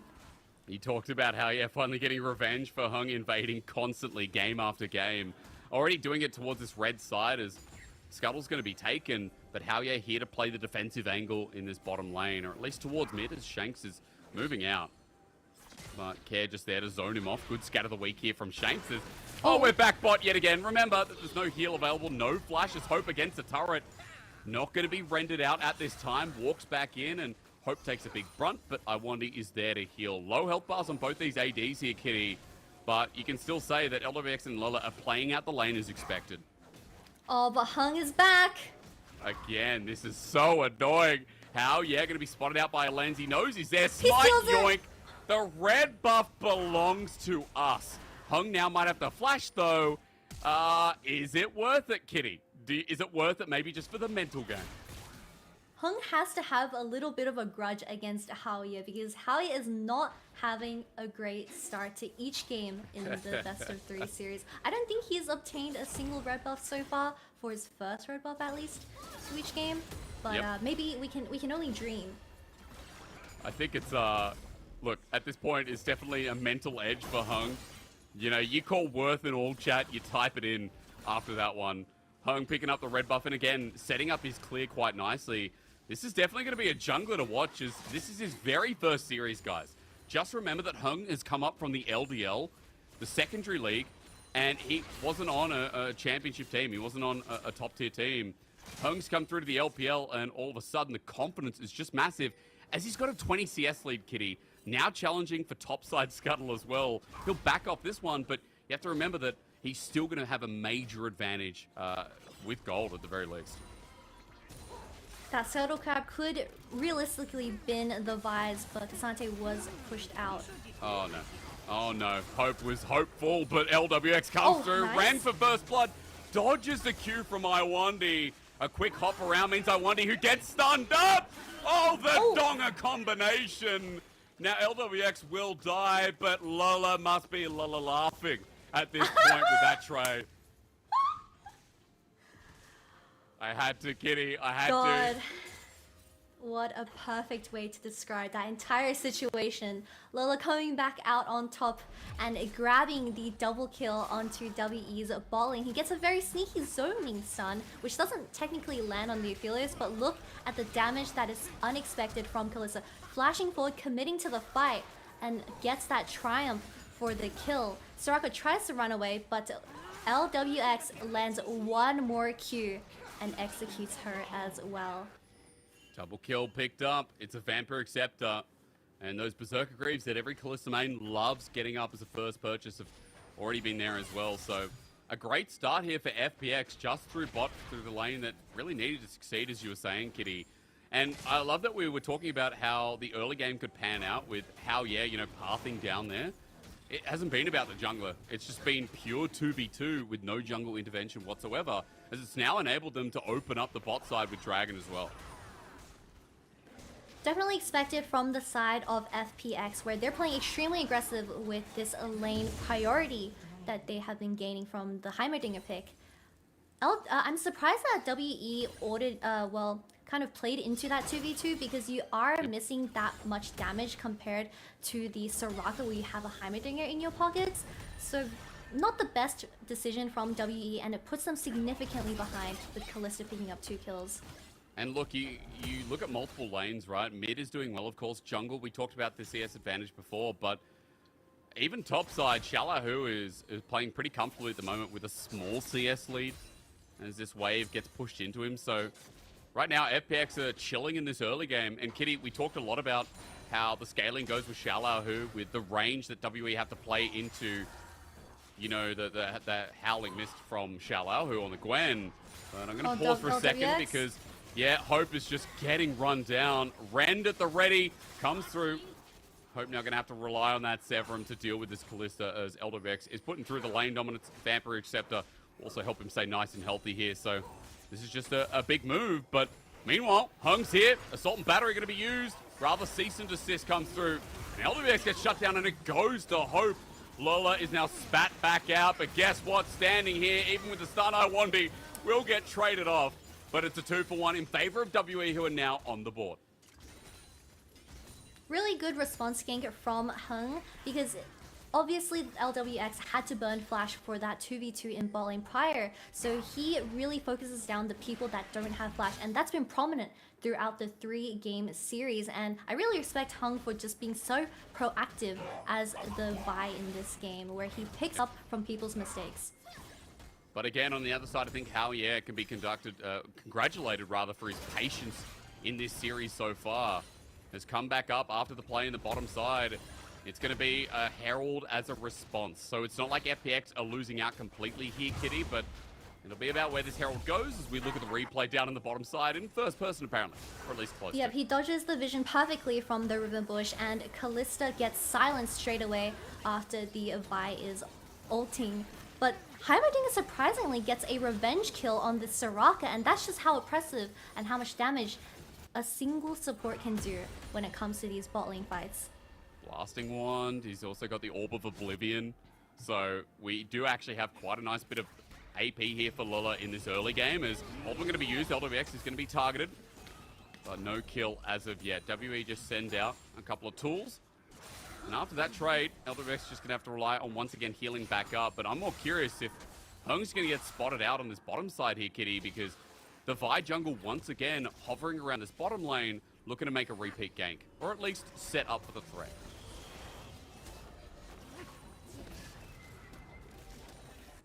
Hung is looking for his second gank to this bot lane, where this Kalista still doesn't have flash, but red buff is up. Oh no. Which one is he going to go for? I think the kill this time behind enemy lines. Hope doesn't have that ultimate available, but now as Lola gets spotted out, cease and desist on top. He can't move. Hung with his second kill. Smart pathing leads to a beautiful gank from WE's jungle. Something that's been stellar for the jungle of WE is how he avoids vision for these ganks. First, he goes for a lane gank, which successfully gets pulled off and results in a kill on the ADC. This time he did the banana combo. He walked through to the red buff, spotted the red buff being up, but the Wukong wasn't there just quite yet, so he just went for the kill because obviously there was no jungle there and Kalista backed earlier. Yeah, I mean, the jungler not being there, the pathing, as you mentioned, I think is the main point, right? The vision being dodged. Sets up now for a very, very early Chempunk Chainsword. Kitty, we saw this last year. This is what the Vi jungles were picking up nice and early because it was a good power spike, just solid damage. Once again, it means he's going to be the first one picking up an item on Summoner's Rift, but won't be the only one as Herald gets placed in the bottom lane, which is going to be a nice injection of gold back into LWX. Kara is here to hover for this bot lane plate. Not much is gonna go from there, but all this plate money going towards the bot side of the jungle, they're gonna get their mythic items extremely fast. Okay, ulti flash, doesn't get the shuriken flip. Confident with the rest of FPX hovering nearby, and that's a flash from the jungler kitty right before Dragon spawns 15 seconds. Okay, gonna get scattered the weak. Shank's trying to do some excess damage, but that might even just set up Dragon here for FPX to make it 2.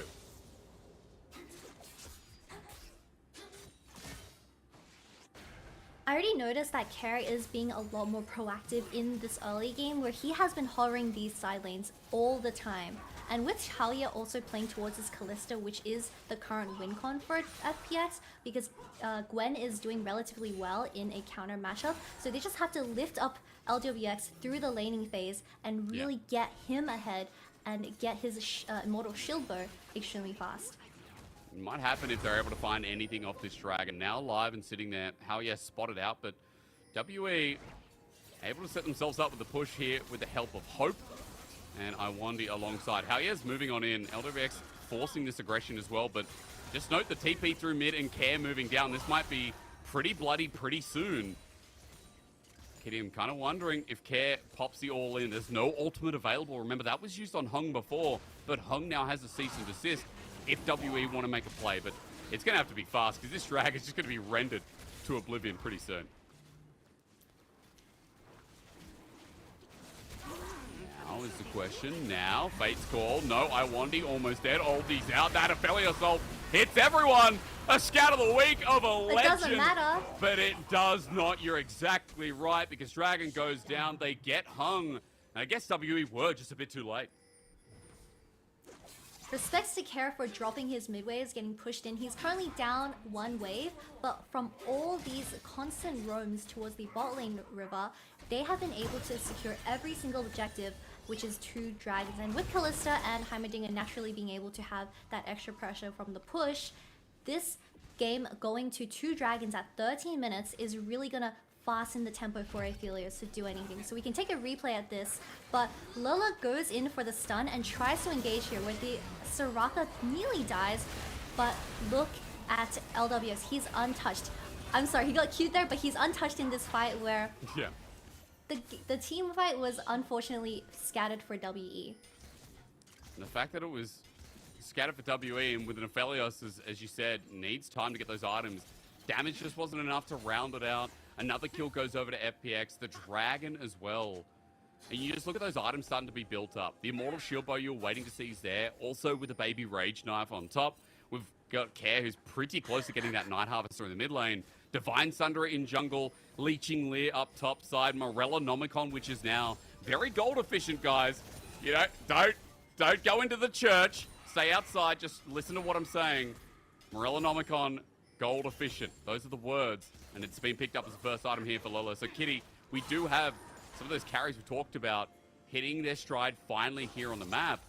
And I'm kind of wondering what we set up for next, because Herald's up in 10 seconds, but it's been controlled by FPX quite well with the Vision Game top side. Gwen has constant push in this lane, and whenever this Gwen does move down eventually for the Herald... Oh, caught out. Good scout of the week. Unleash power, not enough, but Hung gets the kill by default. I think that was just red buff in the end. 3rd kill here for the Vi, but it opens up mid, which could be the first turret taken here for WE. Xiaoye hovering off to the wing. Wave getting pushed out means, unfortunately, the turret won't die just yet, but still, Kitty, a good pick onto Kezakali. He finally got punished for roaming towards that bot side without a lot of vision provided by Lola, but Xiaoye is going to start the Herald and most likely gets it, because both top laners had to back with Cassante running back to lane. Ooh, an engage. Gale Force ulti onto LWX. Wants a solo here. Hope gets a bit of help from Iwandi as Lola and LWX back off. That's great damage here with Hung now being spotted out on the ward. FPX's bottom lane have to pay respect here, Kitty, and they need to wait for Care to get nearby. With the Kalista's Immortal Shield Bow being down here, she is very vulnerable to the Vi and Syndra lockdown from the side of WE, and she is technically, well, I wouldn't say she's the main carry, because we have Lola on this Heimerdinger support who has been an absolute menace the entire game, But look at the rotations from the mid jungle of FPX. They had their eyes set on protecting this bot lane. And getting a pick onto Hung. He was around the red buff, luckily able to get away with the help of a blast cone. So the pick that doesn't come through means that for WE, they get to stick around, and this turret ripe for the taking. It's going to be first turret of the game, guys. And it's going to push WE into a gold lead. If only 600, still meaningful when we talk about some of the scaling elements. And for WE, trying to get over this hump that's started by the 2 Dragon advantage.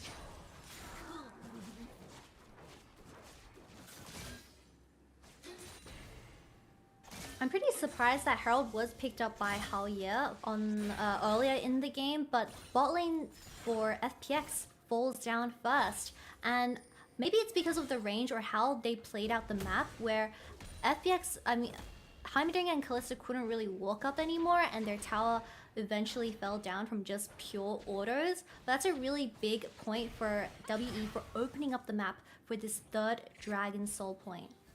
Yeah, because 38 seconds, we're about to brawl. And I really hope we get to see, some of this powerhouse of Shanks come through, because it's been a quiet game for the Syndra. It's been the lane, it's been nothing else. But Kitty, what do you want to see in this fight? I mean, what are we kind of looking towards? You've already talked about LWX, who's just picked up Quincy's Rageblade as the second item. I think it's still a little bit early for Hope, but is it down to mid laners? Is it about some of the picks before the Dragon here for WE? Give me the 2 cents. Is it Shala? Who's going to get the picks? That's the biggest question as well, as Herald goes down in the mid lane. What does setup look like here? That's what I need to know. I need setup here, Kitty, for WE. Summoners are all available across the map, but what if this Vi just decides to flash ulti LWX and kills him straight away with the Syndra Burst? Well, maybe Wukong starts it first. You talk about the Vi on top. There you go. Scout of the week. Beautiful. Shanks lines it up as Shala, who wants to go all out, but now he's so squishy in the middle of 5 people. The Cassante curse, absolutely real. With 5 members of WE left standing, and FPX are blown apart through their topside jungle. WE has barely picked up their mythics, and that was the amount of burst that the Syndra was able to deliver with just a Ludens and Sork boots. Wukong was pretty much deleted after the second he engaged onto the bot lane of WE, which didn't result in any summoners being spent, which is really good, and an overall win for WE. An overall win to stop the dragon stacking, right? As you were saying, FPX was starting to build up the tempo here, but WE now with the 2k gold lead, and Kitty, walk us through this, because it was Haoye who started this. Yeah, it was a bit disjointed. really good engage from Haoye, but no flashes needed to be burned. Vi instantly locks down this Wukong. Syndra targets him down straight away, and Xiaolahu is trying to do as much DPS, but he doesn't have that heal cut available, and Soraka heals it all back. So really well played from the bot lane of WE and playing it out and creating that space that Haoye tried to close. But this Syndra is going to become a very big problem in these teamfights if she doesn't die first. And remember that it's going to be harder with Banshee's Veil. That item's almost completed. Start to stack up the MR against an Akali, against another AP solo laner in the Gwen. Gonna have a lot of uses. Heimerdinger does the most damage. Lola did the most damage in that last team fight. It was a short one, but still, I guess it just kind of shows you the state of this sport. Most definitely. Kara, I noticed that he only did maybe 200 damage, so I would say that fight technically counts as a 4v5, but I didn't notice, but Aphelios did the most damage after opening up the gap, and although Shanks one-shot the Wukong straight away into the fight, this Aphelios is starting to become a huge problem with his range. Been given time there, right? But here we go. The needlework comes through. Shallow, whose angle's actually great, but the third shot doesn't connect. Meanwhile, Cassante diff. Holy moly! Finding his way into the back line, but Haoye getting a response. Many people dying across some of the streets. Can't try to get out, but Hope, that's a semi-finals. World 80 carry for you. The Chad move forward is always the right way as WE win out the fight. 3 members left standing, pushing down mid. The scatter of the week on LWX. Close as they come. And Hope and Shanks standing strong with Iwandi once again. What a beautiful team fight coming out for WE, where they trade 2-4-3. But once again, the same thing happened where this Syndra was just providing so much zone for the Aphelios. As we get a replay here, they let the first tower down, but Lola is trying so hard to find these angles, and they engage onto the Soraka. And looking at this team fight, Syndra comes in, gets a stun, and the ultimate is just so oppressive with the DPS from ADC free hitting in this team fight as well. Nice committal with the flashes, and I really respect it. I have to say though, Hope just firing away. You just said it. The damage from the ADCs, like Hope sitting there with Infernum. I don't know if anyone's seen Scarface saying hello to his little friend. Hope is just firing down the line, and it was beautiful to watch. And for WE, we look at what that fight meant. Well, apart from the ego and the build-up, I feel like it meant quite a lot to set up the vision around the Baron. While maybe in the bottom side, it sets up to take one of those summoners away in the Ghost. Bu wants a knockback, doesn't find it on Xiaolau. His ultimate all-out was available, but chooses not to burn it here, as it was just Ghost for Ghost. The main weakness that FPX has in these teamfights is they're all short range. We have 3 melee champions from the side of FPX in their top side. Kalista and Heimerdinger technically don't have extremely long range, especially Kalista up against Nephilios, unless you're straight up in Hope's face, but... The Dong is under fire. Lola has to flash away immediately as Hung sets that up with a nice cease and desist. Around Baron as well, nothing going to be started for the time being, but Hung is sitting on a ward, so won't be able to find Lola with the same disguise.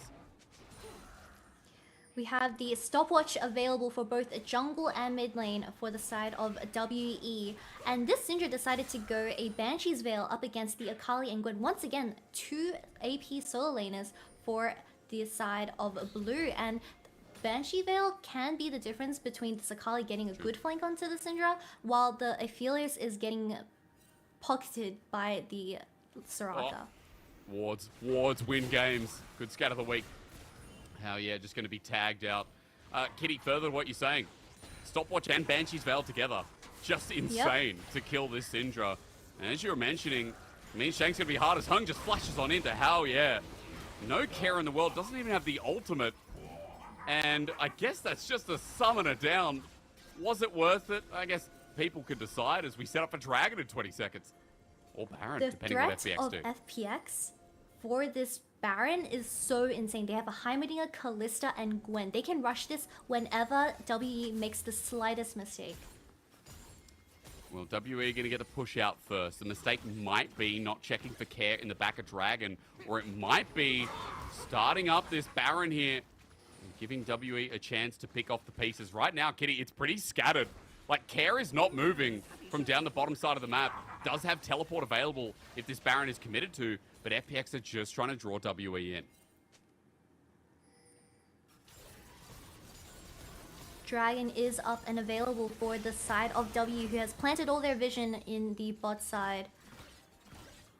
But FPX is just going to keep juggling between this Baron vision and threatening the top side of the jungle.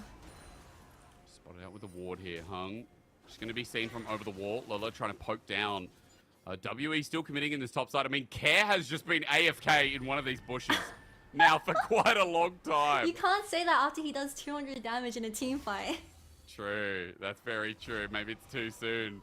Maybe he's just hoping that it's either Hope or Shanks who move in without the support. Even the Soraka would be a good pick to set up for Soul Point, because Kitty, it's 2 Dragons for FPX. I understand this, but Care has been in this bush. He is finding the flank onto this ADC, because if this ADC doesn't die before Dragon falls, then FPX can't deal with Aphelios. Well, it's well said, but it's a lot of time commitment here. Eldervex is found onto Bu. Not enough damage at the time being, as Ren shows us how little he's affected. Lola now going to spot him out as Bubu's zoning off 2 members by himself. Kasade is a loose unit at that, as he tries to set up for the Q passive and set up for the knockback. Shanks now zoning off Kara as well. Low health bars on FPX. Needlework comes through. FPX have to make the play, but the scout of the week goes everywhere. Shanks sends them up to stand with their mouth wide open. But Hung, unfortunately, was gawking himself. Dragon getting low, but there's no smite. However, WE still secure with the flat forward from Hope, who doesn't kill How. Yeah, LDX with the ultimate as well. A good knockup. It's a 3-man, but FPX don't have any damage there. Bu goes all out, plays the Aurelia game, and makes it 1-for-1. The fight gets even more chaotic as Shallow, who comes back in off a TP and starts playing with the sewing machine. WE get away, the heal helps him out, but Dragon was acquired, however messy that fight was. Oh my god, that was the most back and forth fight we've seen so far in tonight's best of 3 series, and both TPs being burnt from FPX saved them from that tragedy of being a 0-3. Let's take a look at what happened. So Kerr was planning to make that flank angle onto the ADC, but Heng gets one shot right away from the Syndra, and there's just so much CC coming out of this Syndra who's playing more of a utility role, and they juggled between this dragon nicely where they secure the dragon for the second one, and then the flash in is very unfortunate because he gets instantly Kalista ult and saved. But this Gwen taking in here is so crucial. While Beauty is 1v2ing in the bot side, Gwen starts to chop, and that is exactly what this Gwen is meant to do. I just realized that Beauty sent LWX over the wall, and so he kind of sealed his own fate, but kept LWX alive inadvertently as well, it feels like. And we are once again back to live with no solid answer as to how this first series of the LPL resolves itself. A great one to kick us off, but still a big surprise is how comes in with the Cyclone. The whole of WE are here. That is an ulti down in front of Baron. That is a pretty important one for FPX there, Kitty. But nevertheless, they are going to start this Baron and try their heart out. Need a ward. I want this season. The Rend available. 6k, you're right. The Rend helps out. The TP, though, immediately comes through as Lola goes down to half HP. Beauty now in the back of the pit. He's stacking up the Q yet again. Presses W. Rams on forward as Hung now with the Vault Breaker as well. Salt and Battery. Look in the backline though. Care on Hope. The Akali slashes and dashes through. That could be everything for FPX as WE are getting slaughtered. And Care may have just won the series. Scatter the Weak builds space but no stun as LWX ran for a shutdown. Care is a madman with the sick Akali play of the series. The raid boss has finally fallen down for WE, with Hope getting instantly deleted by Care. His eyes was on the prize and he got rid of that carry right away. Without the Aphelios available for these teamfights, the Kalista just got to do whatever she wanted. Because the Syndra decided to opt into a Banshee's Veil for her second item, she won't do enough damage to go through the Immortal Shield Bow and the Wit's End from Kalista. Good point. The damage not being enough was seen there. LWX survived on the sliver. And now with the GA picked up too. I mean, it's just such a great position for FPX. Let's watch again, Kitty, because this looked pretty good to start with a lot burnt in front of Baron. Are on Care. Look at how he solos the ADC of WE and deletes him instantly. Xiaolahu creates enough pressure where he is flanking onto the backline of WE, and it gets too scattered for the team on red, where iWandy was on the other side compared to the Aphelios, and she wasn't really able to reach the Aphelios from the Gwen and Akali zone. Did you see Lola got thrown in? Lola decided to get really? thrown in with the Fate's Call and was so low he had to flash out immediately, but that knock-up actually made the play even better. So shout out for the energy that comes through from this Heimerdinger support. As after that play, Kitty, Baron's been picked up. A 4-item Kalista we talked about, but FPX now in charge and snowballing through these two lanes with the Baron buff. Inner turrets are going down quick.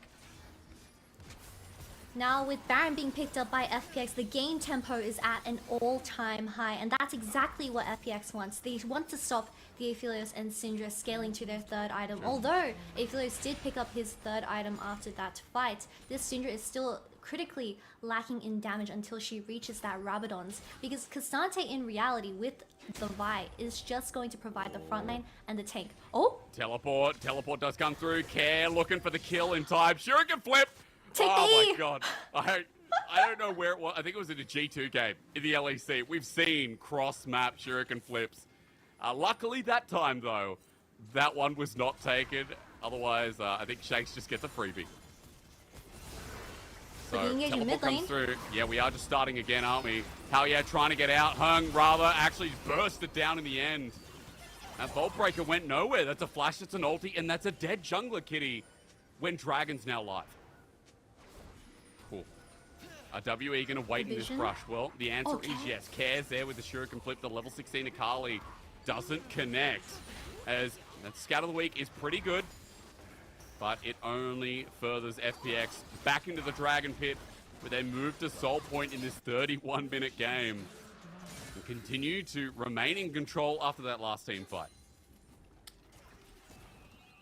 Although Hang has had extremely good performance in the early game, I feel like he just becomes a bit silent when it comes to these late game team fights, where he is the one dying first from all the burst of FPX, and they're lacking a front line for the side of WE. Cam might be caught out though, has to flash away. Ophelia still going to be able to reach here, but the damage is not enough.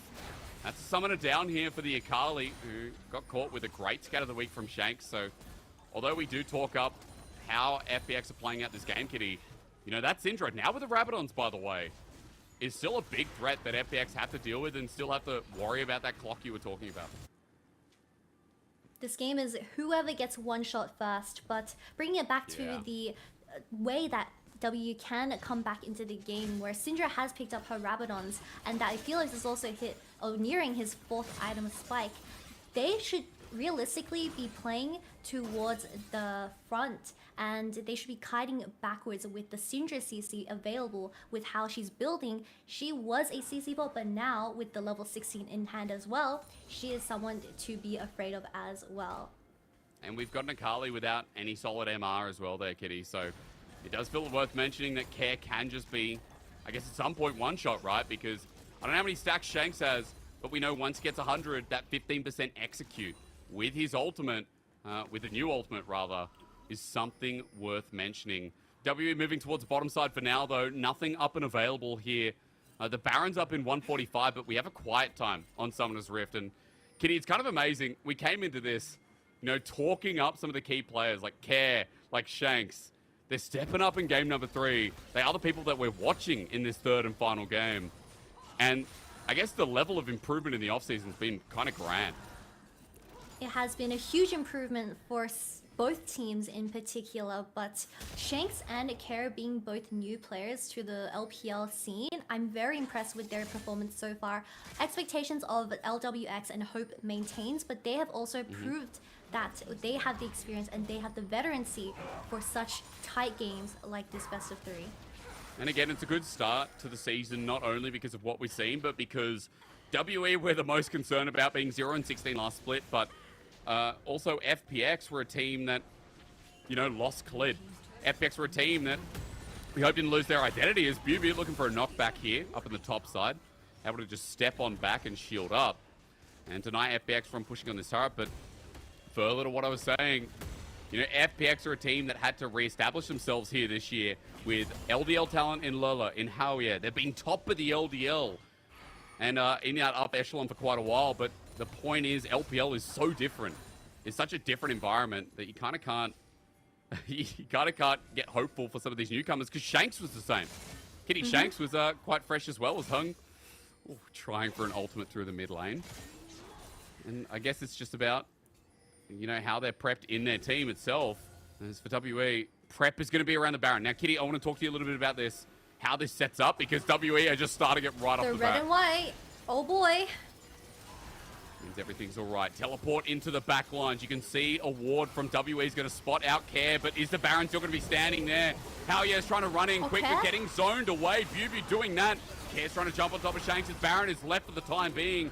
That's the wish burn. But for WE, their health bars still need a little bit more as Shanks is destroyed by Care. But look at the health bars.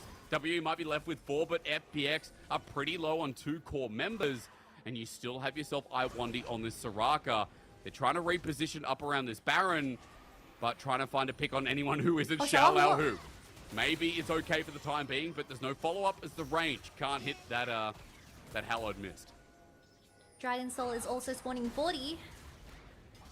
But are we just going to play the dance around Baron instead? Are we ever going to get towards the Dragon Soul? I mean, FPX is starting up this Baron, Kitty. Gwen, Kalista, Heimerdinger, this Baron is going to die extremely fast if WE doesn't decide to pull the trigger. Well, Hung has flash. It's what it's going to take. He goes in, but he's got to go straight back out as Baron secured by the Fun Plus Phoenix. A good setback, but Hope now in danger because Care is on a rampage. This Akali, who was AFK in a bush for 2 minutes, is now just taking names. Akali is doing so much in these team fights. In the previous fight where the Akali found a flank onto the Syndra and she pretty much had a duel where he came out on top. And then now in these team fights, she is pretty much zoning all the damage from WE where they're not able to kill the Kalista and Heimerdinger as they wish for. And with Baron and Dragon Soul going to their pockets, this is looking so good for FPX. Yeah, that Mountain Soul up against some of these core damage sources. Kitty, we'll look at the replay again, though, because Care was spot on a ward, but Shanks still walks in. Shanks did walk in. Because the Akali didn't have any MR, perhaps he could have won this 1v1, but Akali landed every single ability onto the Syndra, living by a slither of health. But look, we're back to reality, but the red and white from Aphelios was just so oppressive where they couldn't really walk up until they healed up just a little bit more. It's crazy, though. Again, Care really feels like he's doing so much, as that's the ultimate from Lola used on the Photon Grenade. Not going to find Hope, who just walks out of there. But FPX are now starting to assault up in this top lane. Kitty, the inner turret, is going to be under threat next with the Baron buff. And we talked about the Mountain Soul shield. It's going to help them play so much more aggressive than they've already been doing. Is even here, maybe it's helped out. Care dodging the ulti, though. That's a quick little stopwatch usage that saves him from Shank's ulti, whether it would have gotten that execute or not. So he stands strong while WE keep trying to defend. I do want to highlight that Heng does have the GA available for, or he had the GA available for the previous fight at Baron. So that was the only thing saving him from one extra death into his death slot. But I really enjoy this fight. He has to play around this cooldown though, because he does not have a lot of health when it does come to going into a Kalista and Gwen. Well, View, we're looking at him mid. Pops a ghost here, trying to get those Tofo strikes with a bounce back. But even then, I'm not sure he wants Shallow that close as a good scat of the week comes through. Still waiting to see if WE can get anything from this pick. Hope is very strong, but WE just can't get the finishing blows off. And FPX keep pushing him with his Baron and are slowly whittling away at these turrets. Now moving to 7,000 gold. When, you know, this Baron buff has gotten a 3,000 gold power play worth. Kitty, it's just the pressure from FPX that has done everything but push into the base. FPX is desperate to find an angle where they can break open the base of WE, but with the wave clear from Aphelios and Syndra, it's quite impossible unless they find a pick beforehand. And with Cassante being so tanky, and look at this Aphelios' health bar with the Bloodthirster and Zhonya's available, or Stopwatch available, he is going to need to be killed twice. Okay, well, looking forward to it because it's going to be a pretty hard task to do, at least on LWX's side as well. I will say the GA hasn't been popped as of yet, but we're kind of just waiting for the next Baron, next Dragon, folks. Top left, it's going to be an Elder. You said the timer is 3 minutes. Actually might overlap with the Baron timer that comes up in 2 minutes 30. So, Kitty, I'm going to ask you, picks for WE you said, but for FPX, what, draw them into a fight? Is that the easiest thing to do here for this team that has so much of an advantage? We've seen Vi engage first multiple times in the previous team fights, and she has died instantly. So playing around this G is definitely going to be core, but letting Syndra provide that space for the Aphelios to DPS and playing front to back is definitely the most winnable angle for W to come back in this game. So making it sound like for WE, it's looking pretty damn hard. On the other side for FPX, Kitty, might just pause because the Gwen could be caught out here. Shallow actually on a ward. Here comes the Vault Breaker into the cease and desist. Even with a Halloween miss, Shallow unable to get himself out of this one. Scout of the Week doesn't need to land because Hope picks up the kill. Great pick on the side lane. FPX will have their shove of the other two. They have no wave. The wave is not there, you're right. Really good pick coming out of WE. Exactly what they're looking for, as they found a lonely Gwen trying to pressure it in a 1-3-1 situation for FPX. But with these objectives spawning very, very soon and a 40-minute game average, this can go either way. I think our longest game of last split was 52 minutes, so we're already getting a pretty long one to start off, and we don't even have the mages we were talking about in the game. It's kind of funny. It's like the Aphelios we're looking at instead, who now has a GA available, by the way, and full build himself. It's just interesting how the comps have changed each and every game, and in this final game, we've got ourselves some pretty big late game threats that we haven't seen so far in this series. The Aphelios being one who's close to level 18. The Gwen we've talked about, who might not be full build, but Shala, who still close to that 4th item, should be a threat that WE have to look after. As Hung sets up, Bolt Breaker again, Scout of the Weekend using range. Hell yeah has a GA, but no MR, apart from the Mercury Treads. And you can see that Shanks is just pushing him past his limits. As that ultimate's going to be used.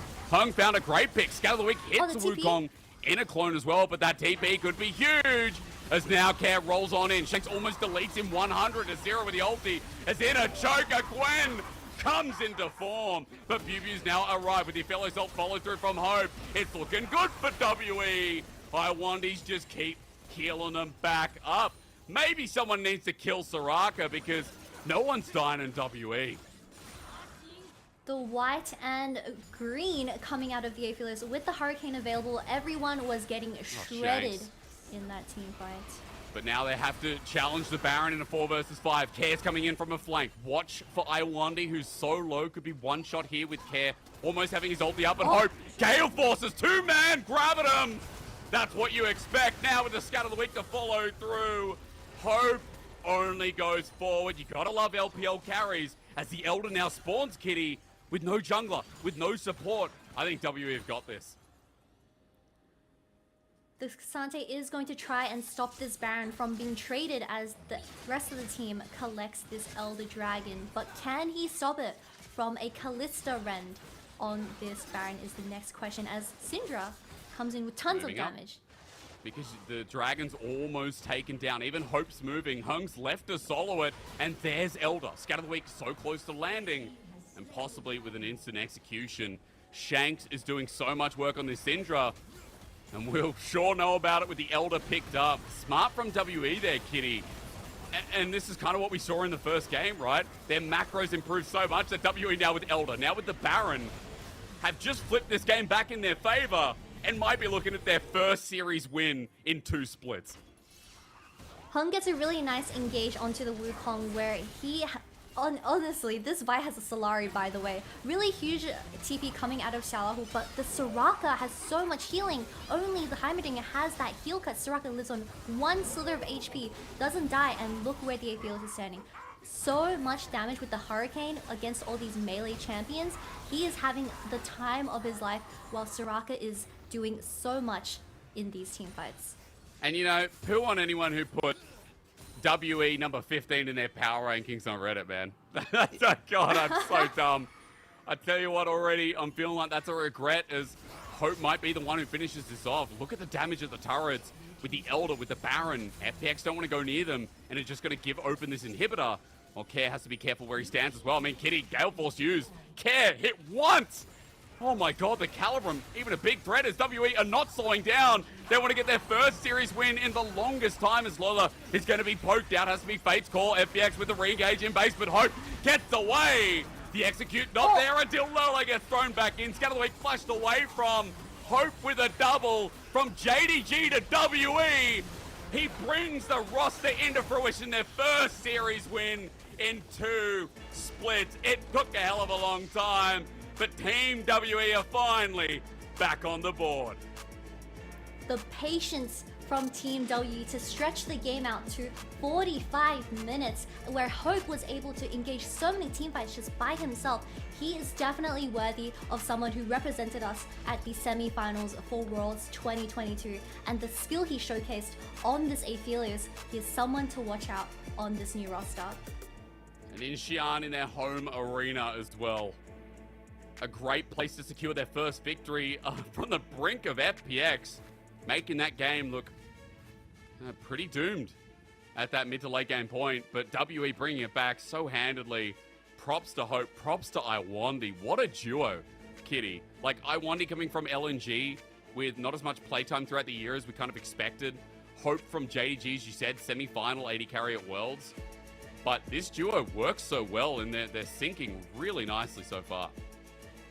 Definitely a stellar performance from the duo of the WE team. And I do want to highlight that even though FPX had the Soul available, they still lost every single fight after that when the Baron and Elder was on and available. But every single game we've had tonight, the team with the better scaling comp has come out on top. True. I mean, it was a almost 50-minute game, and we knew scaling is going to be an issue, but I think more importantly that these teams were happy to pace themselves out, and props to WE for doing a very good job of that.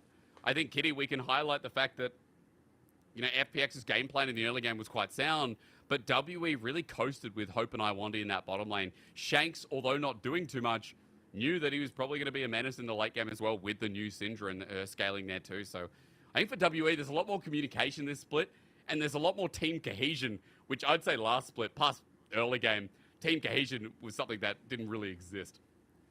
It's good to see that they're finally improving, even for their first game debut in 2023, where there was so much synergy between specifically the bot lane and the jungle and mid lane, where Heng was just going in after those red buffs of Xiaoye. I felt so bad, but eventually, maybe one day we will get a revenge jungle camp. I just can't believe how much he invaded. Like, Heng was in the jungle every game. Red buff taken every game as well. I think the first red buff or second. Oh, no, it was probably first, because I think every single time Hung walked down there and stole away the first red buff with a topside start each game there, Kitty. And then pretty much just domination from there on out. And Hung's early game is something to be watching. I think even though we criticized his mid game a bit, Kitty, the late game, the engage, really on point there with Shanks, and it was a really nice thing to see, again, when the jungle in the past wasn't lining up with the rest of WE. So props to Hung all series long for the syncing really nicely. We are going to be start talking about Shanks and Hope though now, aren't we? Because damage numbers are insane, considering that those two are really the thing that carried it across the line, with Iwandi, I think, thrown in. Iwandi definitely did contribute a lot when it came to those clutch team fights. The redemption was dropped at the perfect time where he lived by the silverest of health. But talking about Hope and Shanks, they're definitely the ones that I'm looking out for most, specifically even after this best of 3 that we have up against FPX, where Shanks was able to work so well in these team fights with Hope. He really allowed Hope to go to his potential and let him DPS in all these team fights. And we also saw that in the first game, where Shanks was able to switch the roles around, and he was able to do the DPS, and Hope was able to do the utility or resource providing for whoever is the carry. So a lot of adaptiveness coming out of the new WE, and like you said, the team synergy is looking insane. And it's nice to see, that adaptation extends to draft as well. I think we've seen 3 different drafts from WE now, and 3 priorities in that draft. And I'll say the same to FPX too, where this time around they tried that Kalista that Hope brought out at game number 1. They put the priority in, things like the Heimerdinger, the Wukong, I should say, as well. Didn't work out, but I will say, Care had a pretty good game, pretty good series. I think both these mid laners have come into the season better than we could have expected. I do want to do one final shout out to Heng's Vi build. Please. So he opted into the GA second and Locket for his third item. Very funky. I won't say I see that a lot, but it worked out in the end. It has a 100% win rate. Well, look, there have been some funky builds so far. Bubu's AD Cannon up in second game. Didn't do too much against that comp, but hey, it was funky nevertheless. And it's nice because we get a bit of an insight into 13.1. Considering that LPL is the only region that's running right now in competitive league, we get to see, what teams are going to pull out, like what is a priority for them. We talked a lot about the things like Kassadin, but even in Game 3, Kitty, Kassadin wasn't even looked at, wasn't picked, wasn't banned. And so I guess there's a bit more flexibility than we would have first thought.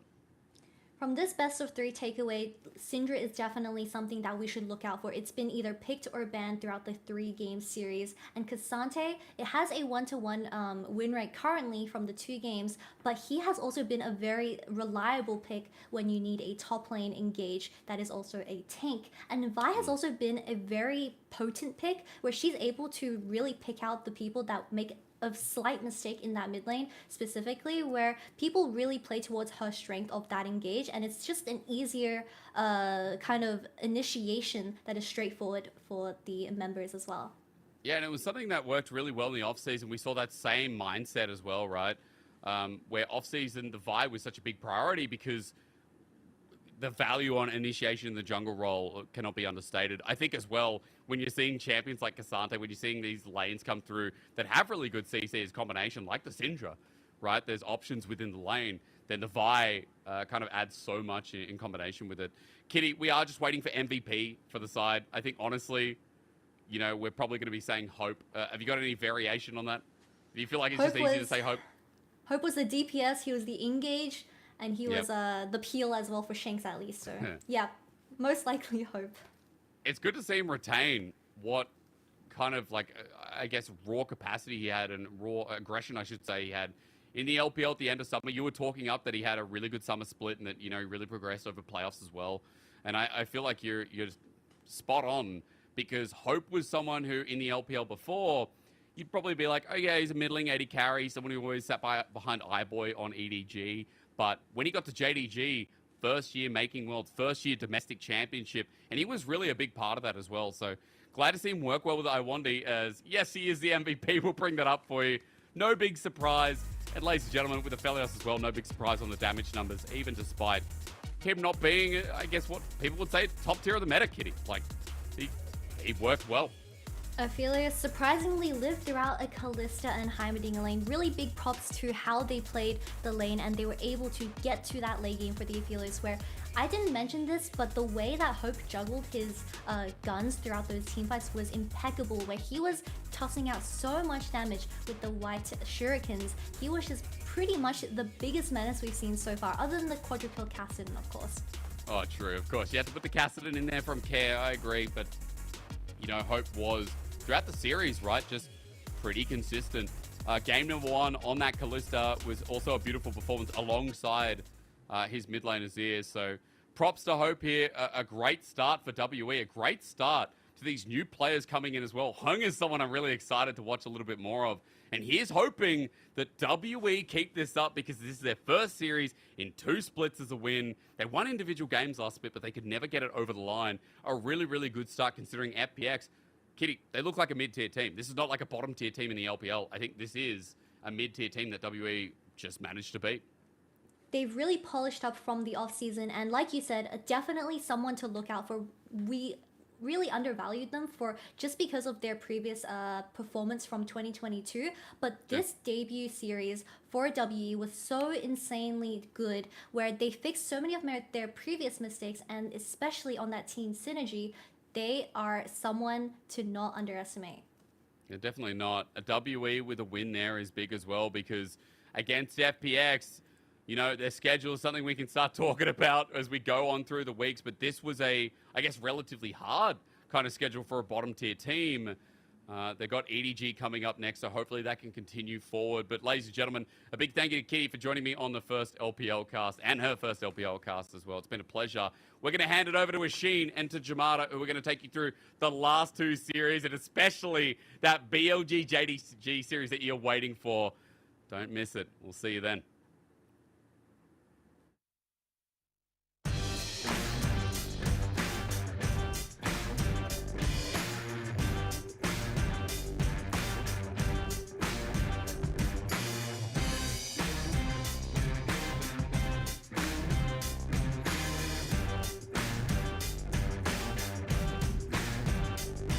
The sun keeps shining as we go nowhere. There is something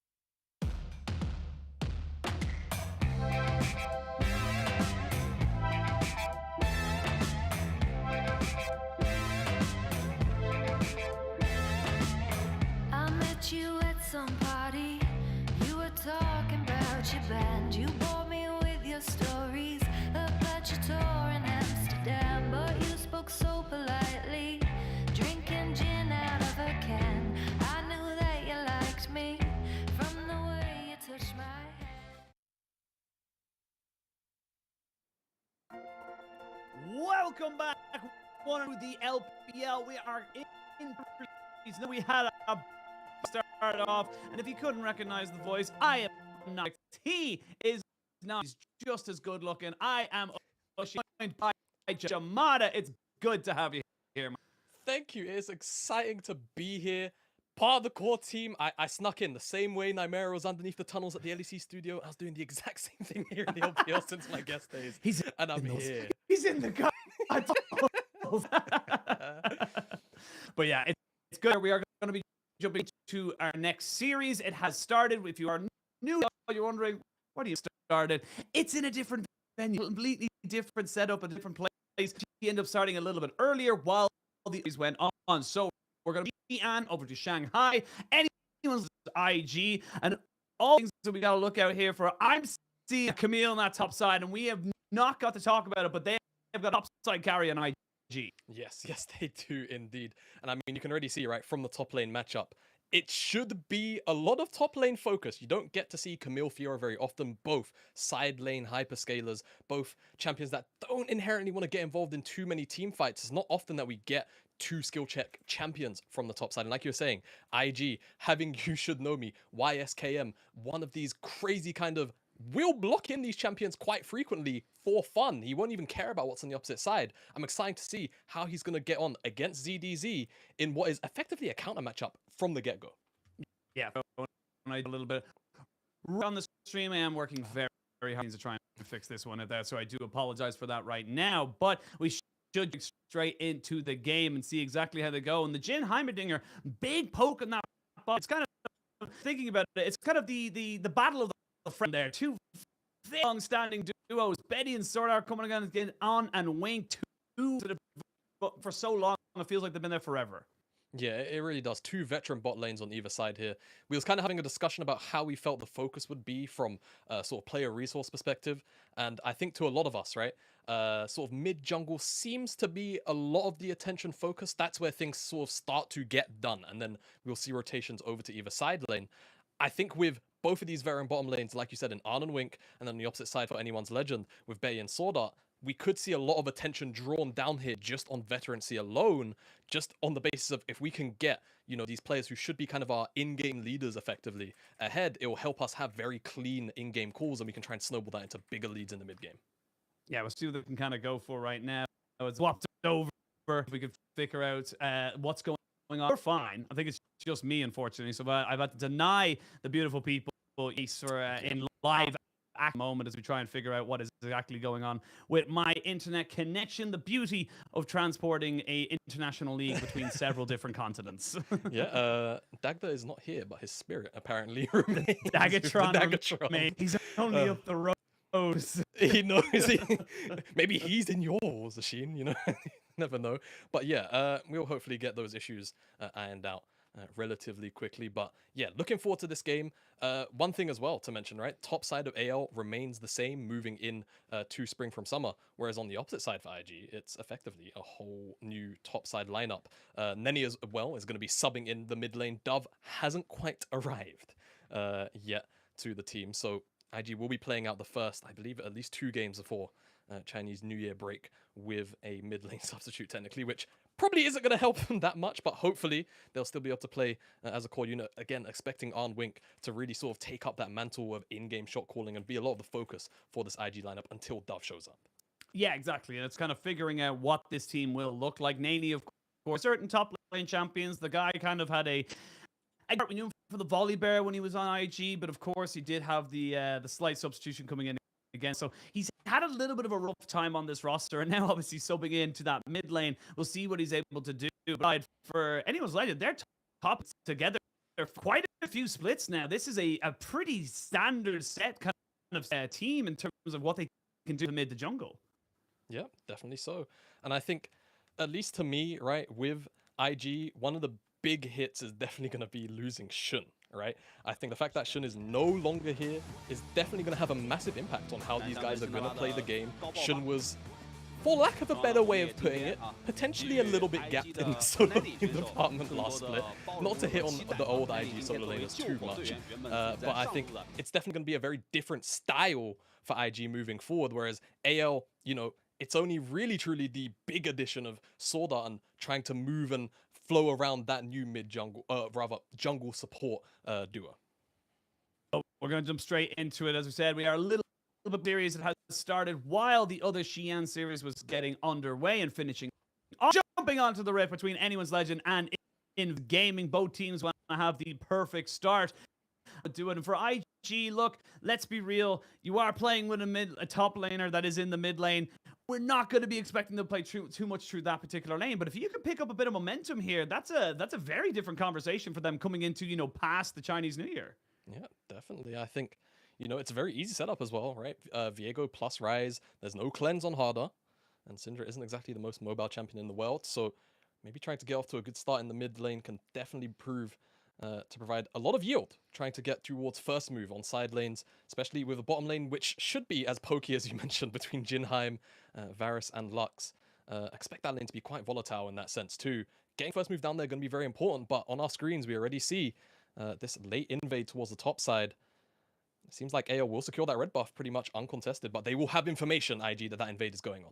Yeah, that's what in the early stages, getting that information, making sure you know where and when you're going to be able to make those moves. And this is where we start to see what these two teams can do. And for Anyone's Legend, they almost sneaked it into playoffs last year, like kind of keeping core together. They took out Sword Art. They're looking to just final little push, and you gotta feel like you mentioned, it is going to be the focus for these guys, because that, you know, again, Sword Art been around for so long, 10 years of LPL, might as well be 10 years of this bot lane. Yeah, definitely. And I'm really excited for AO, right? I think, like you mentioned, Summer Split didn't quite go the way they wanted. This mid lane gank is definitely going to go the way they want, though. Yeah, that's going to be Nani flashing away, but you can't flash an auto attack. Harder picks up first blood for Anyone's Legend. And you know what? If you were going to bully any lane, probably mid lane's a good call. Yeah, right. Off roll for Neni in the mid lane. Flash gone as well. And, you know, Scout of the Week is relatively easy setup. So we'll see if they can get some more return ganks towards that lane where we can have Viego try and cover in. He's trying to go for an invade here. Bit of a 50-50. Smite's almost up, but he's going to get collapsed on by Harder. Neither jungler had Smite at that particular moment. Gideon will get himself away just after kind of going in. Both junglers happy to try and just kind of poke and prod, see where they can get at him. Because as well as that, you've got so much time now with ganking because of the scuttle spawners. Say that Xiao Hao is going to have to maybe just kind of keep him away from that mid lane. Contentious. We haven't really left this little quadrant right now. A flash forward from Xiao Hao. Gideon underneath flashes. Not going to have an end of the line this time. But that's both junglers now flashless. Yeah, flashless, but Gideon's the one that's forced out. And now Xiao Hao's going to have the opportunity to pick up that skull, go back to his own jungle, clear that one out as well. And now there's no threat towards Betty and Sword Art, who seem to be getting the slightly better end of some of these trades down in the bottom side, as we get a brief peek up towards the top side. And what do we see? YSKM immediately do try and hook shot into ZDZ. No riposte will come out of it as it was dodged away, but still nice to know that he's still going to be playing very aggressive even in the counter matchup. You got to love to see it. You have to have that level of aggression coming in. And you got to look for more and more coming out from this guy, because he plays those duelists. He plays Camille, the Giants, these things that want to be in your face and want to be able to push you forward and get those advantages in either in the 1v1 or maybe even you get a sneaky 2v1 because you lose so much health trying to go toe-to-toe with him. Yeah, definitely. And I mean, you know, if you don't get those positive short trades in, Fiora is slowly but surely going to just kind of out-sustain you, right? Passive, grasp, eventually as well, if she decides to go in towards things like the Ravenous Hydra, things like the Divine Sundera, those things will all add up. Of course, items that Camille is no stranger to as well. So item breakpoints in that lane, a very, very big deal in terms of who will end up winning out as things progress. But of course, with those champions, it's two things, right? Impact on the side lane or ability to actually roam down and have a little bit of team fight impact, even though these two champs typically don't want to do that too much. Camille, of course, slightly different, having that lockdown in her ultimate. Fiora, however, a true side laner. So ZDZ, definitely going to be eyes on him to see what he can get done, because the rest of the lineup, there's no real front line. So team fighting might be a bit difficult, but they have very good setup once they're in front of objectives of things like the Heimerdinger and the Syndra. Expect to see how IG will try and shut that one down in mid-game. We'll see. We'll see what they're able to kind of go for right now. Is both teams happy to just wait it out right now. AL already taking a little bit of a lead as we come into this. And look, the game has changed so much. There is so much happening in all these different setups, and we haven't really had a chance to really discuss what is actually kind of changing. Because the big thing for me, as we kind of alluded to a little bit earlier, is information. Being able to ping when they're up, how long they will be up for. That's a huge game changer in the pro level, because that just tells you when and where you can and cannot make a play. Yeah, just passive information you kind of just gain, right? And it's information realistically you would have been communicating amongst yourselves as a pro team, but just being able to not have to pass on the question, right? Those key seconds, effectively, where you don't need to wait for a response. It's very, very important, as that's a flash forward immediately from Sword Art. Aggressive. Taking no prisoners. They're pretty aggressive, yeah. But they will just try and turn that into an immediate dragon. And honestly, Gideon's nowhere to be found. Then he's coming off the back of a reset. So this should be a very free dragon for AL. Yes, it should, and a great start for AL right now. And this is kind of coming off a very powerful mid lane. Yes, you got Nani on the rise, who will scale and become a very big threat in those side lanes later on. And obviously the Realm Warps, we've seen them used to very big creative ends. But at the moment, they're kind of just using the power of that Syndra. Push him in, give priority to the Graves. And the Graves is happy as Larry just to be able to take those fights. And, oh, wink. Oh, more of a wince if you ask me, as we can see now top side. Can Gideon get anything going here? They're going to use that Hexadome and now try and force the Camille to get something here. ZDZ is just going to be able to walk out. Doesn't even need to expend his flash, but does use the Grand Challenge. Yeah, it's just so difficult to lock down ZDZ, even with the Hextech Ultimatum. It's the riposte that just has so much power in it, and both those CCs from Camille and Viego, Gideon, YSKM, they're really predictable, so you really have to try and catch ZDZ off guard. In this case, wasn't able to, and he just walks off the gank. Feels like a bit of wasted time, a little bit of wasted opportunity to try and shut him down in the early stages, but still a positive. All in all, you should still be able to keep priority up there. Maybe look for a Herald in the next minute or so once that spawns up.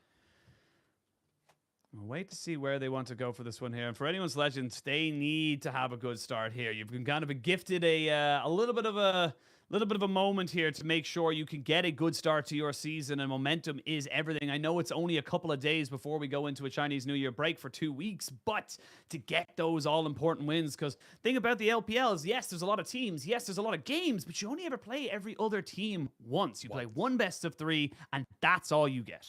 I mean, hey, that was, in a way, AL's downfall last split, right?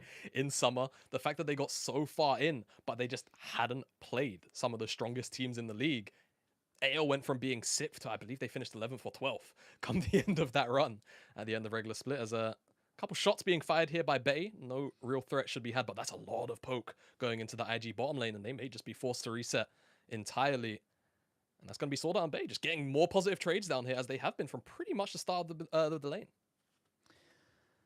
Again, it's just this Heimerdinger right now. We've saw it at Worlds. We've kind of seen it continued throughout the preseason, and of course now into the regular season, is that it's just so hard. Why? Okay, you know what? Betty with the late cleanse on reacted with a late chain of corruption, and I think that's just a little bit of respect between two, veteran duos. A very political way of putting it, Sheen. Yeah. I can respect it. We're trying to start off 2023 positively. We don't want to be super negative yet. No, of course not yet. But on the top side, Xiao Hao taking the opportunity to just pick up the Rift Herald, whilst Gideon is trying to capitalize on Betty having no cleanse. Flash. Well, he does have a flash. Yeah, he does have a flash, and that one wasn't late. So Gideon, he's trying to make this Viego pick work, and it's something that's kind of fell, I suppose, into the realm of just being an LPL pick, really. Something that we saw a lot last year. It was something that a lot of teams really favored towards. But I am curious to see how it's going to deal with this, new meta as such, or the new forming meta, as we can see topside. Ooh, ISKM. Ooh, you need to be very, very careful there, my son. One more proc and he would have died. Yeah, ZDZ unwilling to expend the flash to get that last vital proc. I'm kind of curious as to why, but now the opportunity for a dive, maybe riposte is back up. You got to be careful. He knows the Hextech ultimatum is there. There's the stun, but he hasn't taken aggro just yet. ZDZ looking for it. They're going to try and get him. Oh, it's a trade of 1-for-1, and that's the kind of top lane action we expect from these two top laners. It's the most top lane 1v1 you've ever seen in your life, isn't it? ZDZ just dies 1-for-1. I mean, he misses a bit of a wave, YSKM, but I mean, realistically, he's probably okay with that, all things considered, and how that trade started out. And now both top laners dead, and there's a lot of proking a prodding, but Oh. there's a flash from Nenny. There's a flash, and they can combo the CC. The single target nature of a Lux with the light binding and the Ruin Prison from the Rise makes that an easy little pickup. And this game's starting to pick up a little bit of speed right now, Jamada. We're starting to see these teams start to take a bit of initiative. Yeah, they're taking it up one gear at a time here. IG find that pick, but it's not really going to provide them with anything post the pick itself.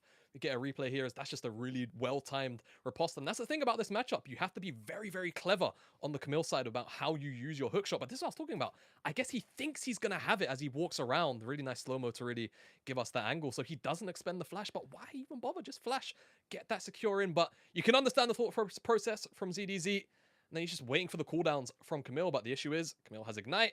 And realistically, you're not going to be able to get out of that one. Really nice riposte to block the ultimate, however. But the end exchange is still 1-for-1. Yeah, I mean, I think, YSKM is just very, very lucky in that particular situation. His Ignite just comes up literally as they go for the dive. So not quite a thing. But regardless of the 1-for-1 trade, look at the CS differential on that top side. You are starting to fall behind. And that wave is in a horrific spot right now for YSKM. He is not going to have any help from his jungler either because Dragon's spawning. Yeah, exactly. Focus is going to be down there, and that's really the worst place because you can't really shove it in. You get run down by Fiora, and you have to just hookshot away, and the wave just remains frozen. So we'll see how he deals with that one as we're going to focus on this Dragon. The first one was picked up by anyone's legend. IG, however, are the ones with the setup around it for now. First move from the bottom lane, but the wave's being shoved in a little bit by Betty and Sword Art, and Xiaohao is now here to try and support the bottom lane. Dragon very apprehensively, potentially going to be started up right now by Nenny. And we'll see how exactly they're going to get on with this one. AL are technically here to actually try and contest it. But will they give it up? Seems they got the first one. It seems like the answer is just going to be yes. Not willing to try and go for right now. They're kind of willing to... Oh, we got to think about that, though. Don't want to count our chickens too quickly. It's harder now. Oh, nice scatter of the week means that he does not get hit up there by the Chain of Corruption. But now Gideon, a little bit of a bad situation. They turn that one back around. The Dragon has been taken as well as Syndra's life. And what are you doing there, Sword Art? There's no need for you to be there. If you die in the game, you die for real. I just great reference. It just feels so strange, though, for AL to even contest this. You have the Herald down the mid lane. Take the tier 1 mid lane tower. It's such a half-hearted contest from AL, and IG just capitalized. They're just being hand-fed those kills, and they get the Dragon to boot. Get everything they want. All of a sudden, IG are kind of switching that momentum. Let's have a go at the replay here, because again, AL, you weren't going to get this Dragon. You kind of half committed to not going for it, and then went for it anyway. Yeah, and I mean, you can kind of see all of the disengage coming out. IG, it feels like in their mind, they don't even want to fight this. But again, you just have Sword Art and Harder kind of just donating themselves over.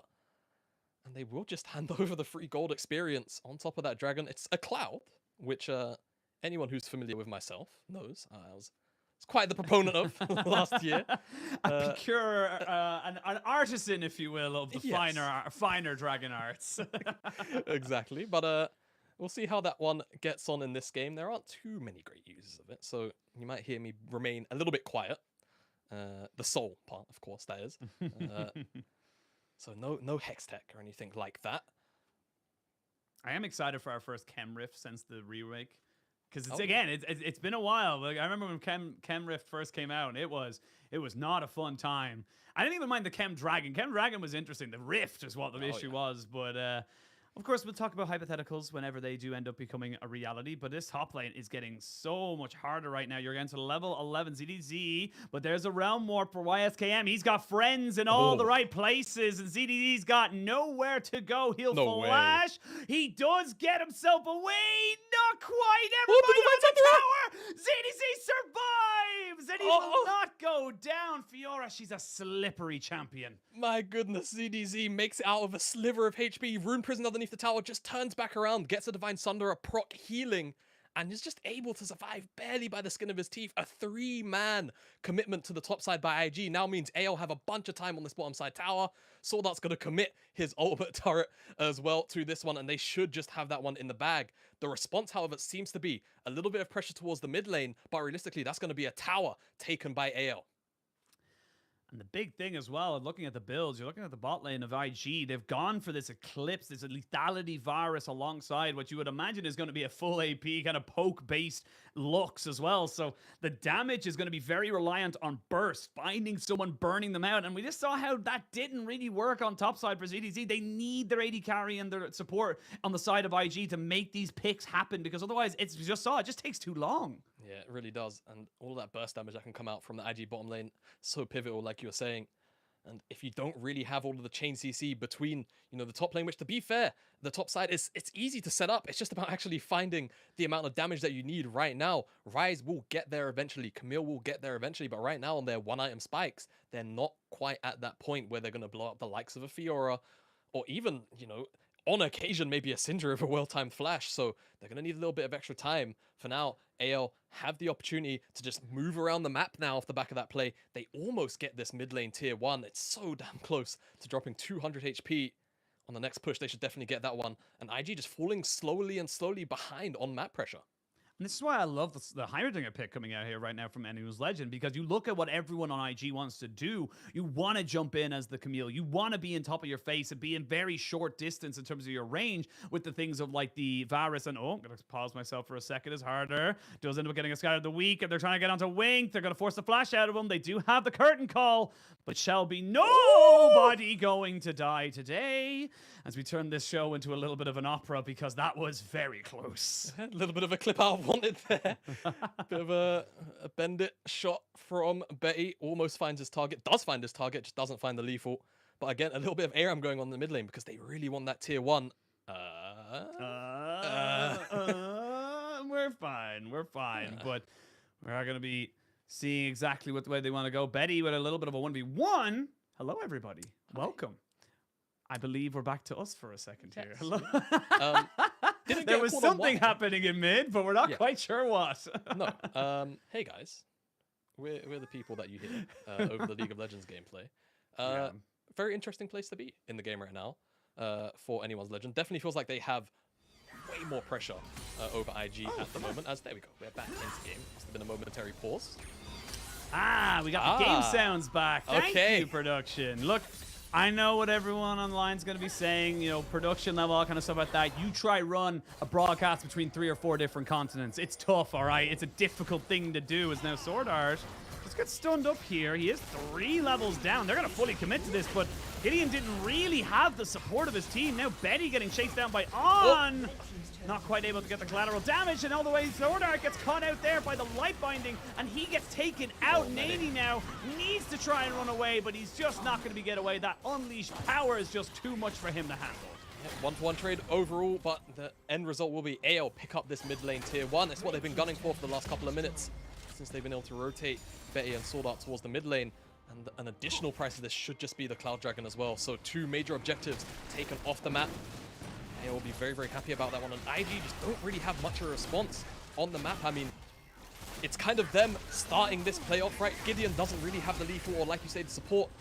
Luxor almost just a little bit late to try and lock down that kill. Eventually, of course, then he does find Sword Art as he tries to rotate out, but then he overextends for that kill and pays for it with his own life. And again, because of where everyone was, no one able to defend that mid lane tier 1. AL picked that one up plus the dragon, and they are still the benefactors of these plays going on. Yeah, well, we might see another fight happening very soon. As you can see, Gideon just trying to see if he has to hover up towards that top side. Sword Art just making sure that this Viego can't get rolling. He is 2-0-2, so he's doing pretty well for himself. But with the Umbral Glaive now picked up for Xiao Hao, and he's working himself up towards what I imagine is going to be a Gore Drinker. He is going to make the vision control a much harder thing now for IG. Just having that instant burst of any and all types of wards is just so damn good for your team, just especially around these big objectives. Definitely, but going towards that Gold Drinker, it just makes a lot of sense. You've got 2.5-ish champions who are going to be in your range. Counting Ryze as that half, of course. Trying to dive on top of you. If you can get that Gold Drinker heal off, it can be massive in surviving with the HP as well. Just goes the distance. Trying to make sure you don't get caught out so frequently. It's a really nice build. Of course, you'd like to see full lethality sometimes, but it's not really the kind of game for it. You have enough damage from your Heimerdinger, from your Syndra, from everybody really on the side of AL. No one's lacking damage at all. So I really like that let's just go towards that. Not overthink it too much. IG, however, on the opposite side, think they need to start doing some thinking pretty soon. Because even though the gold difference, it's slowly grown to 2,000, it doesn't really feel like a 2,000 gold lead. It feels a little bit bigger. It's like AL really have a lot more of a stronger grasp on the map and the game as a whole. And once this Baron spawns up as well, even though you've got a Jin AD carry, make no mistake, with Sword Art on Heimerdinger, this Baron can get bursted down very, very quickly if IG are caught sleeping for even 10 seconds. Now we come back in. We got a bit of time. I say that we've had a. I just thought that was a binding going out. Go. But I do want to ask you a couple of questions here. We are now coming up to 20 minutes into the game. Both teams fairly solidified in how their items are going to work, their item spikes as such, and where they think they are most powerful. What do you want to see from these two teams? It's Gideon. He is on a ward. He needs to be so careful right now. There are two lurking sharks right now waiting to try and capitalize on him, but now they don't realize that YSKM was there. He goes in with the Hextech Ultimatum, and they will get the kill. Don't even need the Luxel. And they'll get the reset there from the Viego as well. The Curtain Call comes out, but it's only just going to pepper down the damage, and they fully disengage. So what started off as AL being aggressive ends up biting them in the butt. Yeah, all right. A bit of a heist from IG there, to be honest with you. But, I mean, just not knowing that YSKM was in that tri-brush. Not necessarily waiting, but ready to respond to the call. Helps lock down Xiaohao. That play gets thrown right back in AL's face. We'll see how this impacts sort of the momentum they had building up. They still got a lot of vision down here on the bottom side. They still have a fair amount of control on the map. But now immediately IG answering that pick, going towards the mid lane, getting a bit of a chunk. Could even turn into a dive or the whole tower itself. What they want to do, Wink taking a fair chunk out of themselves. ZDZ making sure they can't dead anything out of that. The Wolves going to run back to his den. And we'll see now. Right now, IG, it does feel like, even though AL were the ones with the gold lead, AL were the ones being a little bit more aggressive, a little bit more comfortable, shall you say. It does feel like this combination of Nani and Gideon, they're kind of saying, right, screw the laning phase, screw being in a lane, we're just going to walk around and be this roaming death squad that just try and facilitates each other. Yeah, but I like that, right? I think from the perspective of IG, you've got two solo laners who typically excel at side laning, Rise with the semi-global, and then of course Camille, typically outscaling most side laners in the game. Of course, Fiora, bit of a skill matchup. It really depends on how you view the matchup. In my mind, I think Fiora always kind of outgrows the Camille, but of course, again, there's so much nuance to that 1v1. Trying to team up as a 2 with your jungler, or even, honestly, the thing I like when you have a Rise, send both your solo laners to the same lane, simply because you can realm warp halfway across the map once you've made your play. I think that can definitely be a very strong avenue for IG to try and abuse, because I think AL have quite a few more stronger team fighting tools in my mind, a lot of ways to lock down areas with Heimerdinger, with Jin, and it could get a little bit difficult for IG to actually find those targets they want unless they have YSKM finding these very opportune flank angles, which so far AL haven't exactly given him the opportune moment to find. We'll see the Manamune turn into the Muramana very shortly here for On, so he's going to be hitting a fairly decent spike, a 2-item power spike with this lethality build before anyone has built any armor whatsoever, so he is going to be shredding like he's Slash for Guns N' Roses. So right now, IG just trying to establish dominance as ZDZ puts himself inside the pit. They do not know he's there. No, they do. But he clears a ward, and control of the Dragon Pit belongs to IG. Oh, no, but they're going in. They are going in. Chain of Corruption landed right onto ZDZ as he jumped in, and now Xiaohao dies, and there's just no damage. You weren't prepared, you not weren't ready. The Realm Warp, Nani realizes he probably was on the wrong side of that, but maybe it's going to work out just fine for IG. So many low health bars for AL. Nobody from IG dies, and AL are left limping back to their own turrets. Yeah, I mean, just an unfortunate position for AL to be fighting, and IG take the bite out of AL first, and now they'll pick up this second dragon. Xiaohao gets caught out a little bit too quickly. You was thinking maybe it'll be Gideon on the bottom side as he's kind of having a bit of a fist fight with ZDZ, but it's not. It's all about the fight going on in this choke here, and Xiaohao just steps too far forward, gets clipped by the Camille ultimate, and the stasis keeps YSKM alive as Arn just obliterates Xiaohao with what I can only imagine was an empowered arrow, and Lenny just a little bit too far forward, but doesn't pay for it with his life, and I think that was also the lifeline from the Archangels, which could have kept him alive. It looked a little bit like a small shield, and that's the only place he would have ever gotten it from. Yeah, the likes of the Rod of Ages alongside the Archangels, you're just so tanky. I've got a lot to say about that item. You know what? We got time. We got time. You want to air out your feelings? These guys have been fighting quite a lot, man. I don't know if I've got time, to be fair, but yeah. That item combination's dumb. I don't know why they did it, but you know what? I'm sure Rise, Cassiopeia, and Cassiodomains are, just sat there rubbing their hands together every time they get to that 2-item spike, because they know they're going to be unkillable. They're going to be 3,000 HP at 25 minutes, and they're going to have a lifeline shield, and they're going to deal a bajillion damage. It's not that much. That's the end of it. All I'm saying is 2013, Cassiopeia, Rise, and Cassidon were all very meta, and now we're in 2023, 10 years later, and I'm just saying, things Sensing like a pattern. I'm sensing a very large pattern, but another pattern is ZDZ just getting everything and the kitchen sink thrown on his face. It took 3 ultimates, but it does not matter because guess what? You dead. Look at the kitchen sink. He just had the whole house chucked at his head, man. He just died from 1k HP. That was a lot of burst damage coming out from Wink. Has the Shattered Crown, and now an immediate rotation to the mid lane because it's a 5v4 effectively on the map, and that should be tier 1. You can see Wink, bottom side of Gideon, riding on pressure. Xiaohao. Almost getting caught there, but does end up surviving. And right now, this is the problem when you don't have that side lane pressure with the Fiora. The Camille is left to her own devices, and despite there being a 40 CS lead here for ZDZ over YSKM, it doesn't matter if you're not really doing anything. This is what we kind of see between different teams. What makes a difference between a good team and a great team? A good team is happy to cut out while a great team looks at all these opportunities, they take even more out of you. They take all those resources that you're giving and just make it useless. Definitely very reinvigorated IG side, despite some of the expectations that perhaps we had coming into the split, into this AL lineup. And like you say, taking opportunities by the scruff of the neck and very happily capitalizing a lot on the map. And now 2 towers off the back of a 1 side lane pick. Very, very efficient play. And now you have to expect both these teams at 2 dragons. Dragons don't necessarily be a big priority. No one's going to scoff at them, but it's going to be this big purple worm. You have to imagine now for the next couple of minutes, next couple of fights, is where a lot of the focus is going to be towards now. And now it's just a blue buff fight. Nothing else, nothing more. That's the great thing about the Syndra. You can grab it and go. It's like a takeaway dinner. Just pick it up like a Tesco meal deal. Hashtag not sponsored. But have to put that in, man. Have to put that in. We are a professional broadcast, but you see Sword Art getting full ult and does basically nothing. Now he's got a bit of damage to put down onto Nani, but has he traded back his own life? Yes, he has. Gideon thought about maybe taking that soul, but then thought the better of it, as we can see now. Yeah. Harder was caught between a rock and a harder place, and he ends up falling down pretty damn easily. Ooh, if that light binding lands onto ZDZ, he's in a lot of trouble. But now you've traded 2 for 1 in favor of IG. That Baron's looking mighty tasty. Baron definitely on the cards. It might be a bit of a slow one, though. You do have Camille with you, however, so she'll take big chunks out of that worm.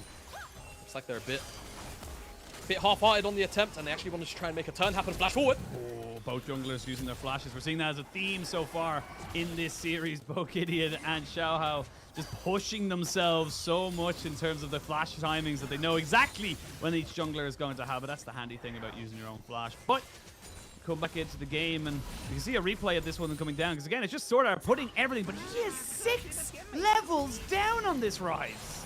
Yeah, 6 levels down, but also that's a 3k health bar plus a bit of a lifeline shield to go through. It's only when ZDZ really gets on top of him is when he starts to fall. Kill credit went over to Betty from that ultimate in the mid lane. Yeah, just gets caught out by a light binding. Not able to move after that goes down.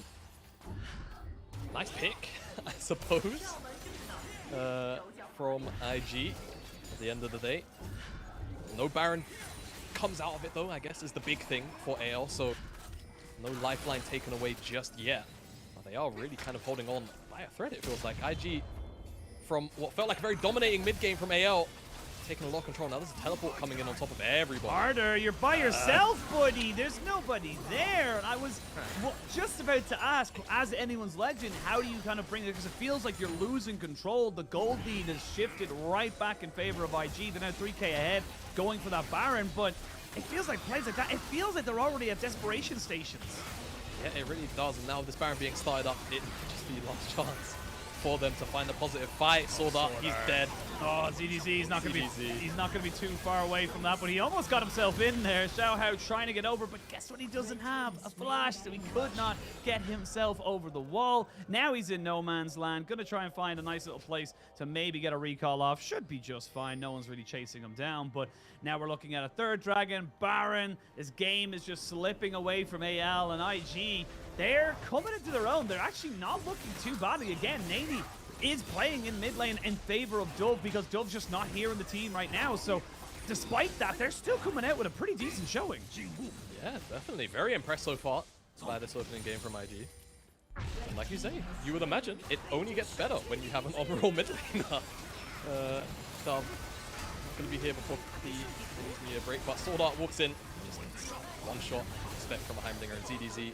Just trying to get vision for Xiaohao so they can try and get into the pit, but no flash from the exchange earlier means simply he can't get into the pit even though it was below the smite threshold. And AO aren't able to complete the heist of the century. Now IG with Baron with only one inner tower. Oh, is it two? Can't remember. I can see everybody having a memory lapse. I'm pretty sure it's two actually. Yes, they have to work with. And it'll be pretty easy for them to just work with their poke, with Lux, with Varus, and then side lanes now winning between Neni and YSKM. Slowly whittle at these towers and eventually make it through to the base. Oh, Gideon. He should be fine. Yeah, he does have the Heartbreaker, so he's able to keep himself safe. But yeah, like you said, it's just kind of an assault on all fronts. Now you got to try and cover top lane. You're not going to have the same level of clearance with the Heimerdinger, who did go with the Rylai's first item. So we'll see if they're able to try and break down these last two outer turrets. There's number one, ZDZ, though. A lot of damage onto him, and now he's in a lot of trouble. Sword Art's not going to be able to do anything for you, mate. Gideon, will he go down? Yes, he will. That's going to be his first death of the game. As the rest of IG now start to file in a little bit. Nani is so aggressive right now. He does not care if he has to play as a mid laner. There's going to be this light singularity to maybe make something work there. Nani almost gets popped by the fourth shot. Xiaohao wants something, but can he get it? That's the question. Cleanse does get used here by On. Not quite sure he needed to, but at the end of it all, it's very scrappy, but it's still IG taking a tower and a 2 for 2. Yep, 2 for 2. I guess if you're being super optimistic for AL, the base wasn't broken, so they have held fast on this Baron siege. And top lane, this was actually an outright solo kill. There was no other credit on top of this one from YSKM and ZDZ from the Rift. It's what we come to expect from YSKM. There's a lot of hype around this player. And actually still on the top side, Gideon, yeah, a little bit unfortunate to die to the tower. But that is the life of playing against Heimerdinger as Neni is so online. All 600 damage from those amped up overloads on 2 targets at the same time. That fourth shot. Any other gen. Any other gen, that would have been a kill. I'm telling you. You know, it's like me in solo queue. Anytime I want to do something, no, it doesn't work. Anytime the enemy team does it on the exact same champion in the exact same way, they'll kill me. It's just how it is. You know, it's just the way life goes sometimes. Players on my enemy solo queue team have 10% damage ups. That is how it works. That is actually how it works. But right now, you'd love to have a 10% damage amp if you're AL right now, because you are lacking to be able to kind of burst down somebody here. Harder has had a pretty difficult time of trying to get himself in. Does have the Void Staff now, though, so he's pretty good at trying to burst somebody down. But Wink, I love this from Wink. Not only does he have a redemption, but he's got himself the Shattered Crown because he knows that if he's just caught, he's dead. So he needs to survive for as long as possible. And there's going to be the Heimerdinger ult. Shattered Crown doesn't do anything. Yeah, it's really smart itemization from Wink, honestly. Even though he might not inherently now be doing the most damage like he was when he was on Spike with the Ion, it's all about survivability, right? You don't want to get caught out by, you know, either ZDZ flanking or Scatter the Weak or whatever it may be from Sword Art to just get completely one-shot, plus the redemption just for the sake of the same thing potentially happening to somebody else on your team. Keep them alive as well. Really smart from the IG support, and now just slowly moving as a unit around the map, trying to get this last tier 2 that is available from AL side, and they will get it on this wave. And now Dragon, Soul for IG. 60 seconds or 70 seconds away from spawning. They'll take a reset. Baron are 90 seconds away. So IG, they can take this one. And honestly, if you're AL, I think you just give it up for free. But it's not the LPL way. So I expect they will. I was just about to very say happily fight blasphemy. for it. Oh, Nani gets flashed on, gets jumped on. He's still alive. He gets one more shot. No way does he get out on this health. He's dodging. He's weaving. He wants to stay alive. Are you kidding? Why would you walk backwards, Nani? Why would you walk backwards? He got baited by the redemption God machine. damn it, Nani! No, blame Wink. He misplaced the redemption. All right, well, Nenny's dead. It's a good pick from AL. It's now a 5v4. But IG, I don't know how much they care. A lot was expended, 2 ultimates from the side of AL for the sake of 1 pick on a player who has teleport. So if AL don't get something done of force quickly on a 5v4, that pick might not even matter by the end of it. Gideon, a lot of poke. A lot of poke, but they're going to be able to get a hell of a lot back here if they're not careful. A Chain of Corruption came out. They did have this Blighted Quiver stacked, and just as you said, still waiting on Nani. 20 seconds or just a little bit underneath it as the dragon has now spawned. You're looking to just try and wait this one out if you're IG. You don't want to start this objective just yet unless someone from AL overextends. They're not quite together right now. This should be a 5v4, but it's more of a 3v4 at the moment in favor of IG because nobody's really here. That's a nice riposte to try and stop Gideon and YSKM from getting the kill, but now the TP can come in. Here. It's a 5v5 once more. Game 1 of this best of 3, and both these teams are going absolutely wall to wall. They're going to get YSKM to go back, TP back in, and try and reset this fight. It's tooth and nail. Maybe YSKM can get a better flank angle now towards the bottom side. You can see AL are kind of split. 3 members in the river, 2 members on the left-hand side.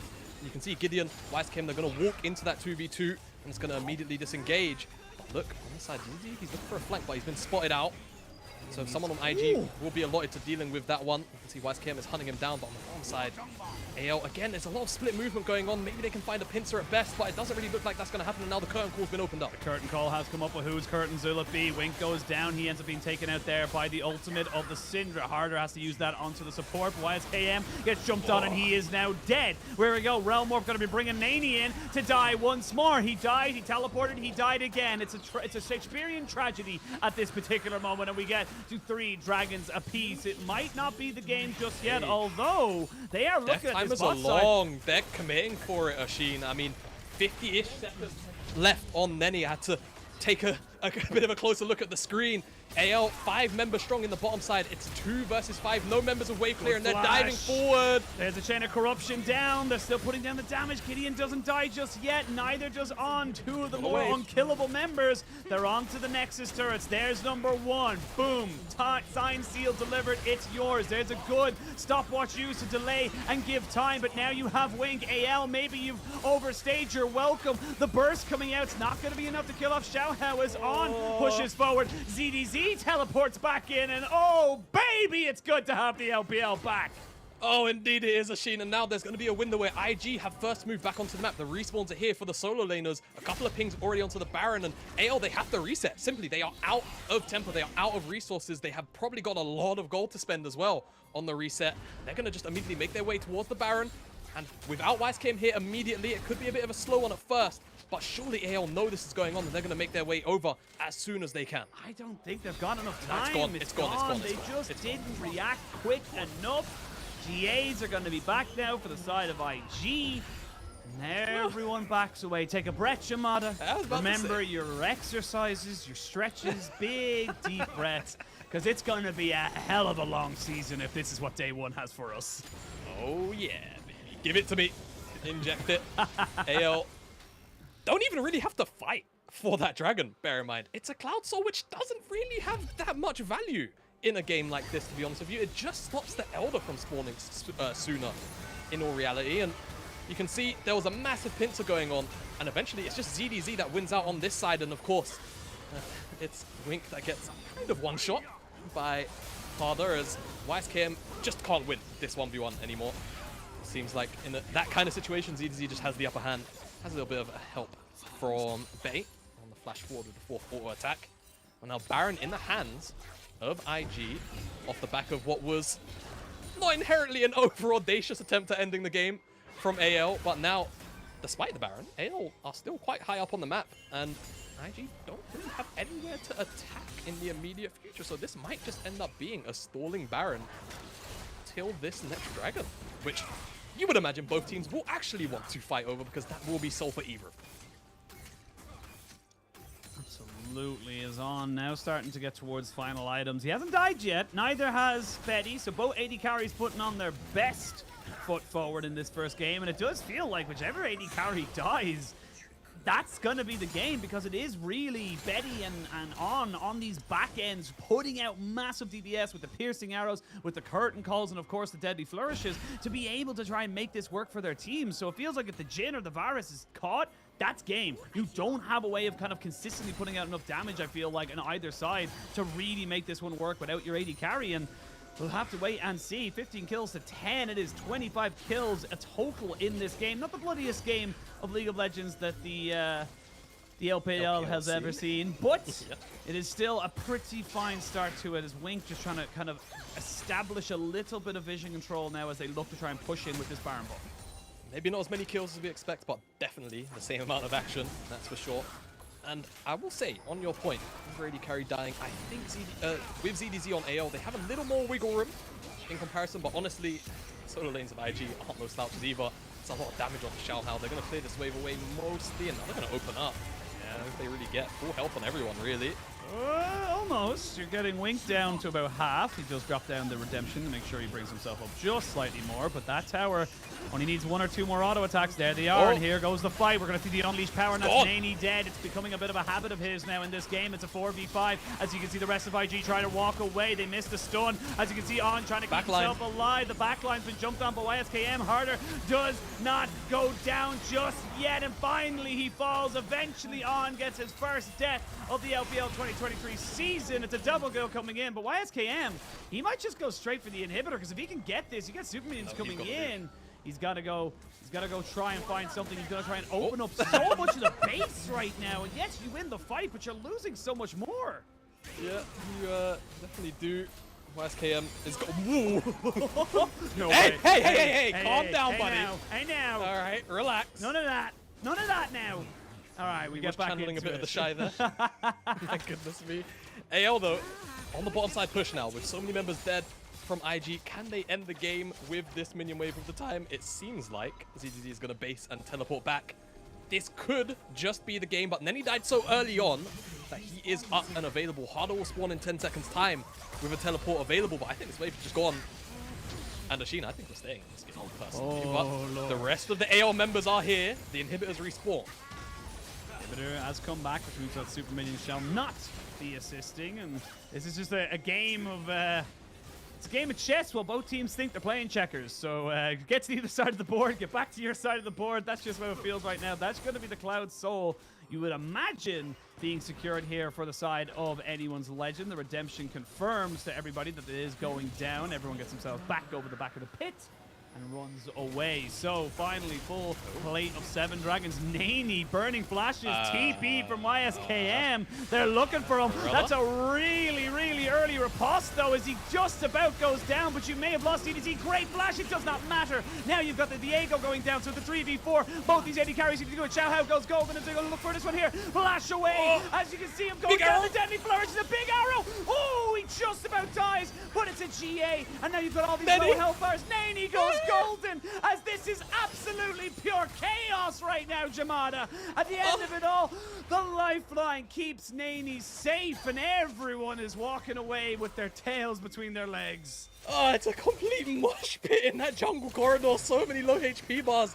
Betty is playing with fire, stepping up. He's got a little bit more range. There's a teleport deep here by Harder. He's going to look for it on the mid lane, on Wink.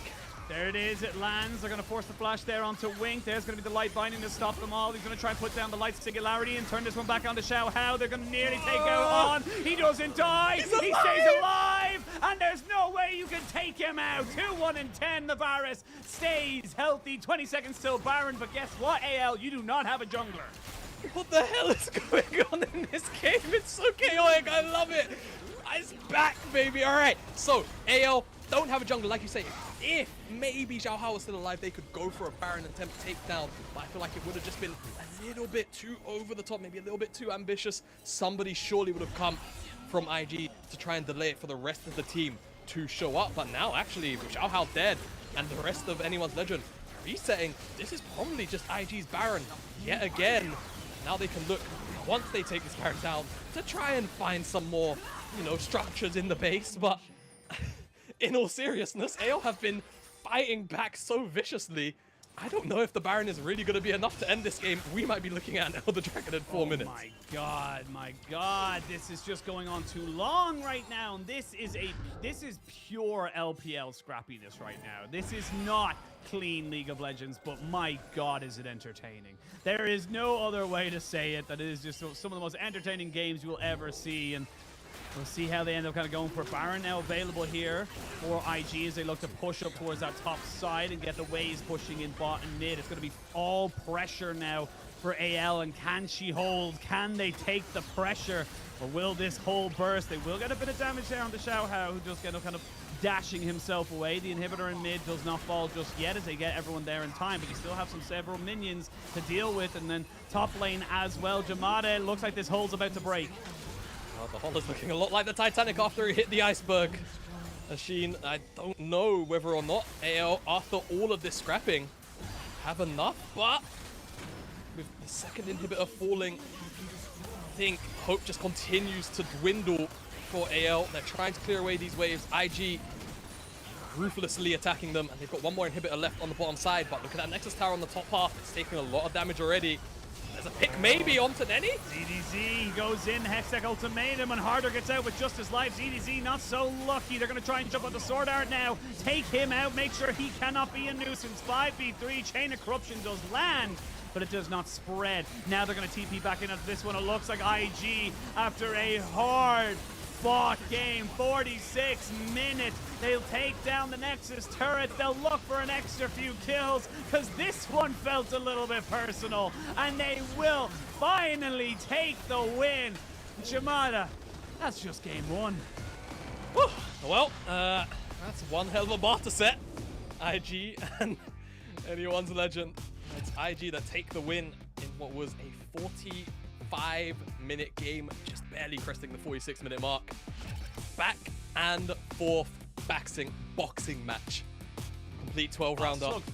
Slugfest and a half. But in the end, it's the damage, surprisingly, and we'll say the survivability of Nenny, even though he potentially donated his life one too many times, that ends up giving IG a lot of extra windows, being very optimistic here, to actually lay some damage in to the AL members. ZDZ was actually offering so much on the Fury in some of these skirmishes. He had so much damage to give for anyone's legend, but it just felt like Sword Art was consistently getting caught out a little bit too much, and it also felt as if Harder had a couple of moments too many where he himself as well wasn't putting himself in the best positions to try and one-shot Arn or Wink on the bottom side. But honestly, you know, Wink's build really difficult to deal with, and Arn, as long as he's positioning properly, should never really be in range of a Syndra anyway. So it just felt like such a difficult game for AL to navigate, but they navigated it well, all things considered. It's just that IG eventually came out on top with so many plays going back and forth. They were the ones that are picking up the Barons, and they're the one that pick up this win.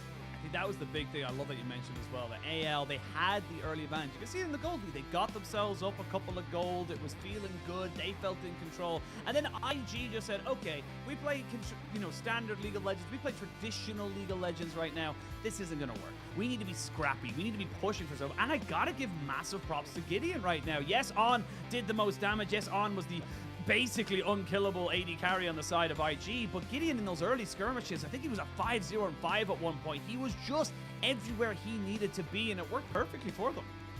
Yeah, it definitely was, and I think him and Wise KM as well as a duo at points in the mid game really helped kind of alleviate some of that pressure that AL were putting down in the mid game, mostly through a whole bunch of poke coming out from Sword Art, from these long range catch out abilities were really helping AL start to build a bit of a foothold. But it was that play where they tried to lock down, I believe it was Xiaohao, who got turned around on. I think they were actually going for Gideon on his Grom.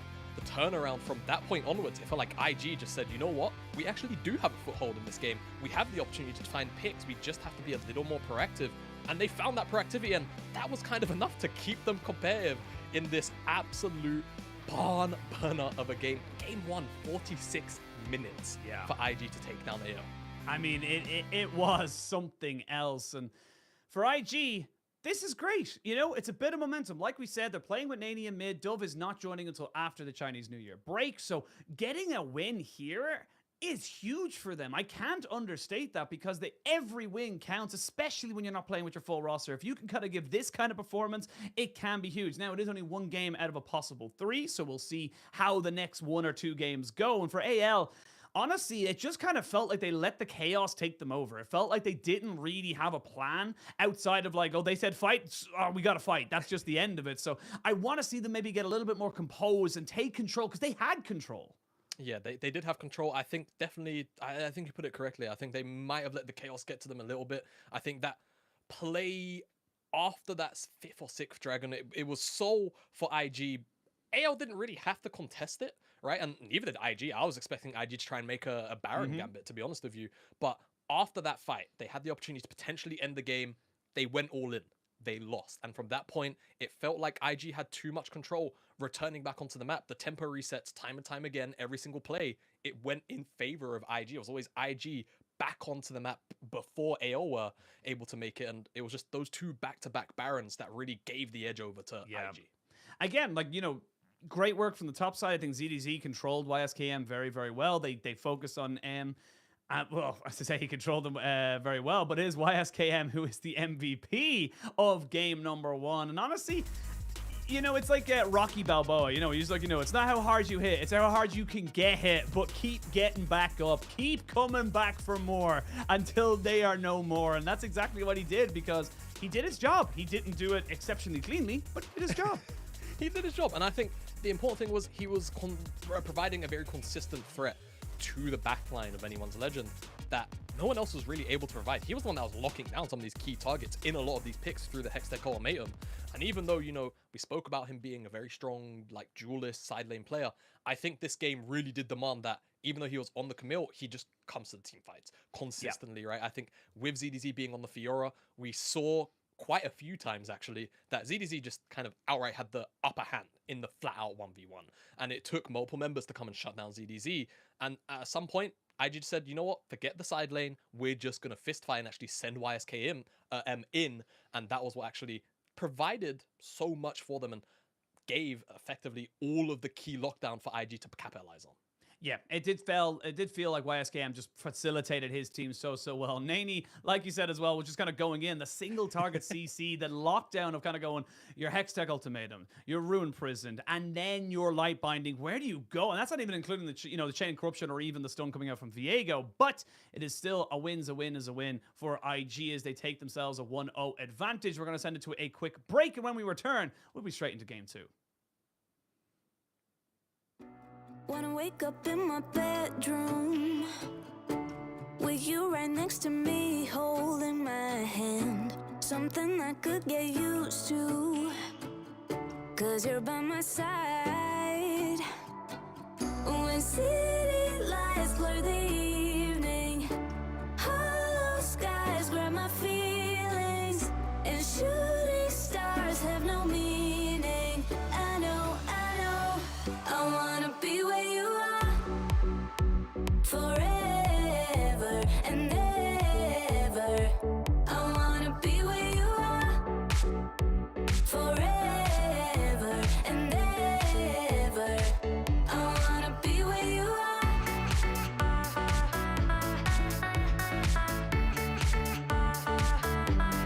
Be where you are.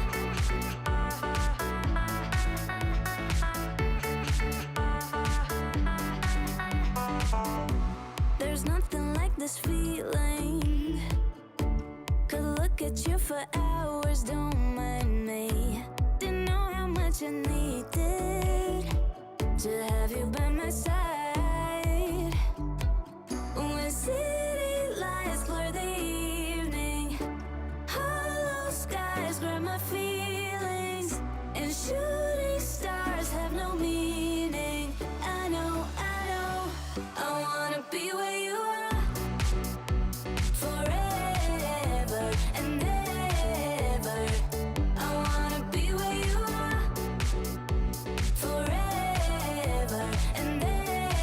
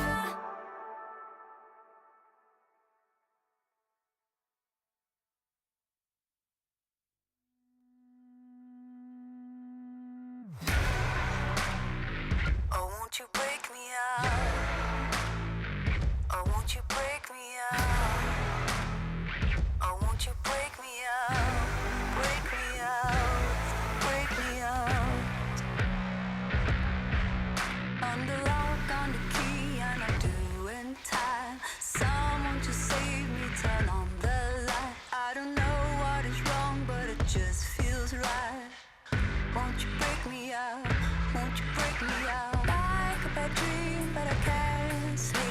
Seems like I just can't get past me. Oh, oh, oh, oh, oh, oh. Won't you break me out?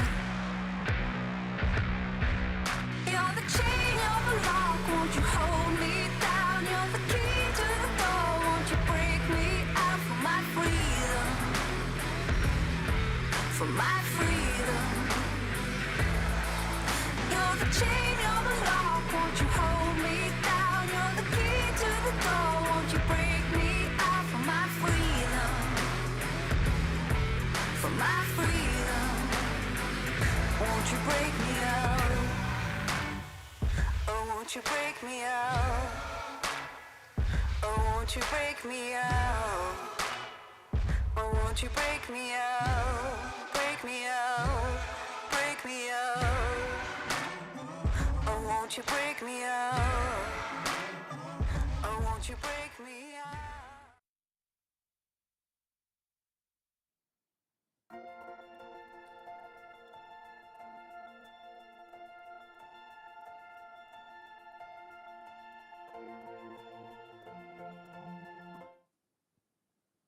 I'm assuming that my director didn't unmute. Welcome back, everybody. Myself and Giovanna were just like, we'll be very silent and not move. And then we will see what comes on the screen next. Yeah, we'll see if it's us or something else. Welcome back, one and all, to the LPL. We are coming into game number 2 of IG versus anyone's legend. We did just see a absolute scrapper of a game, and we're going to be hoping to see the exact same coming into this one. So coming out now, anyone's legend. We talked about what they could do for IG. I think honestly, it wasn't clean. It was definitely not clean, but they got the job done. So the potential is definitely there. That was a fight in a mud pit, brother. That was anything but clean. You pay extra for that. No. But yeah, it was really, really back and forth. We have the draft here on the lower third. We are trying to catch up with everything here. And I mean, same matchup from the top side, but reversed. As you can see, You Should Know Me has the Fiora end, whilst ZDZ now is holding onto the Camille, but there is a Galio now involved. You're excited for the Galio. I'm looking at the Blitz Draven on the other side. I'm looking at pure kill lane now in that bot lane coming into this one here, and honestly, that feels like it could be huge. Like, the Renata is fantastic at stopping a lot of what IG have built into this particular composition. If that Renata dies before she can get off her ultimate, there is just no coming back from this right now. You will just get steamrolled by a Fiora, Viego, and Draven just running you down. Yeah, I think the big thing for me is for AL, there's a lot more chaotic ultimates, shall we say, right? Seeing that hero's entrance, massive symbol come down on the floor and recognizing you might have to back off. The Renata ultimate as well, having to disengage. I think AL now have quite a few more tools than they did in game number 1 to actually try and combat some of this diving coming forward. But also, I think, you know, You Should Know Me having the Fiora, being able to probably still get through that Berserk ultimate, to be honest with you, and everything can balance on whether or not Wink is hitting hooks on Blitzcrank.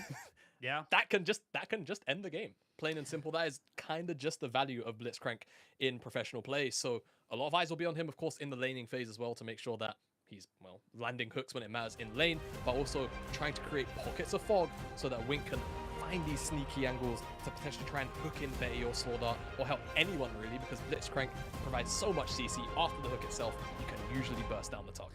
Yeah, absolutely. And we'll see now with You Should Know Me, see what he can do against ZDZ on the opposite side of this matchup. But the junglers taking it back for one last spin. We're going to have Graves versus Viego as we start to develop a little bit of a meta here in 2023. We are the first of the major regions to come back, but don't worry, you won't have to wait too much longer for everyone else to start picking themselves back up. LCK is back this week, I believe, or sorry, next week. I believe we've got the LEC after that, then the LCS. We've got so much coming up for you.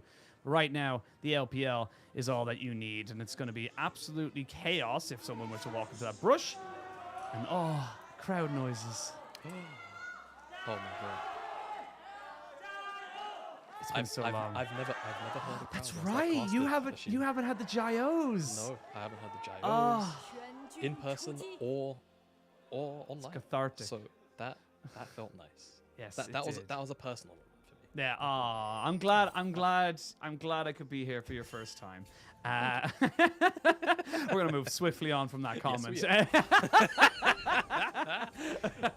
All right. But anyone's legend looking for a bit of an invade. I like this. Their level 1 is a same play. lot stronger, and they can just get a red buff, and this kind of puts I suppose, the jungle pathing a little bit off kilter. It'll be interesting to see now how and when these junglers are able to make things happen.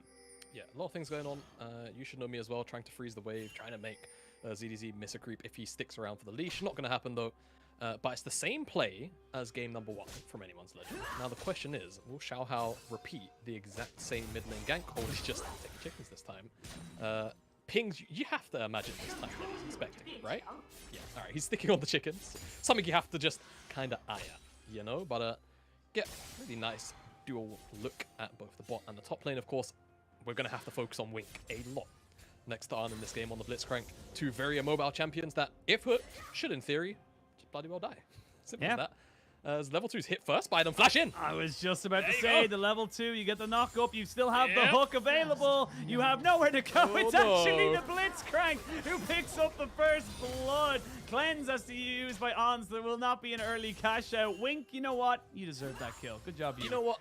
You know, it's pros and cons, right, Ashin? This way, On gets to stack his passive more. Just think long term, all right? It's about economy. As a top lane gank is going on, ZDZ's got a big wave to work with and a little bit more HP, but he should, by all right, be dead. A bit of a flash, another little bit of a flash there. Not going to be able to quite hit him with the Blade of the Ruined King, but two more dashes. Should be able to get it. They flash forward. Oh my god, the healing. That's why you always pop your pots, ladies and gentlemen. You're able to force out a couple more summoners. And that means that we're looking at a 2-0 star. IG making up for their bad start in game 1 and coming out swinging. Yeah. Find that play on the bottom side. Okay, sure, Arn doesn't get it, but again, long-term return on investment machine. That's what we're looking for here. As level 2 just gets hit first, a little bit of disrespect. They feel like they can maybe hit 2 in a small window where they can't flash forward, but yeah, no, doesn't happen. Wink does end up taking that first blood, but not really the end of the world. As the top lane was also answered, or actually additionally played upon by Gideon. They found their first blood up there. So, pardon saying you should know me up for a little bit more success. It's harder. Pop goes. Gideon has no flash. He has no flash, and he's been hit by the hook shot. Will he die to whom, though, is the question. And that answer is going to be Xiaohao, who does have the flash to make sure they guarantee it there. ZDZ did not know if he needed to have another Benny Hill situation. What I'll say is he flashed because he wanted to kill and nothing else, because I think Gideon was dead too. Alright, that's alright. They'll shove in the wave now. I don't think they'll really go for a dive or anything crazy like that. I think they just want to have a really positive lane state, maybe get another cheeky reset, and just any kind of advantage you can get, right? Even if it's going back for another longsword, just getting those additional stats can mean so much in a duelist lane. Like Camille versus Fiora in the early stages. We already saw how impactful it could be last game, but there was just so much action rather, on the top side. And you expect more because of Harder as well being on the Camille, on the Galio rather, the Galio-Camille combo. Very, very popular back in the day, seeing it here. And I think for AO as well, that's the important thing. Having the Camille, I feel like what they lacked last game was, you know, consistent lockdown for a target they wanted to find.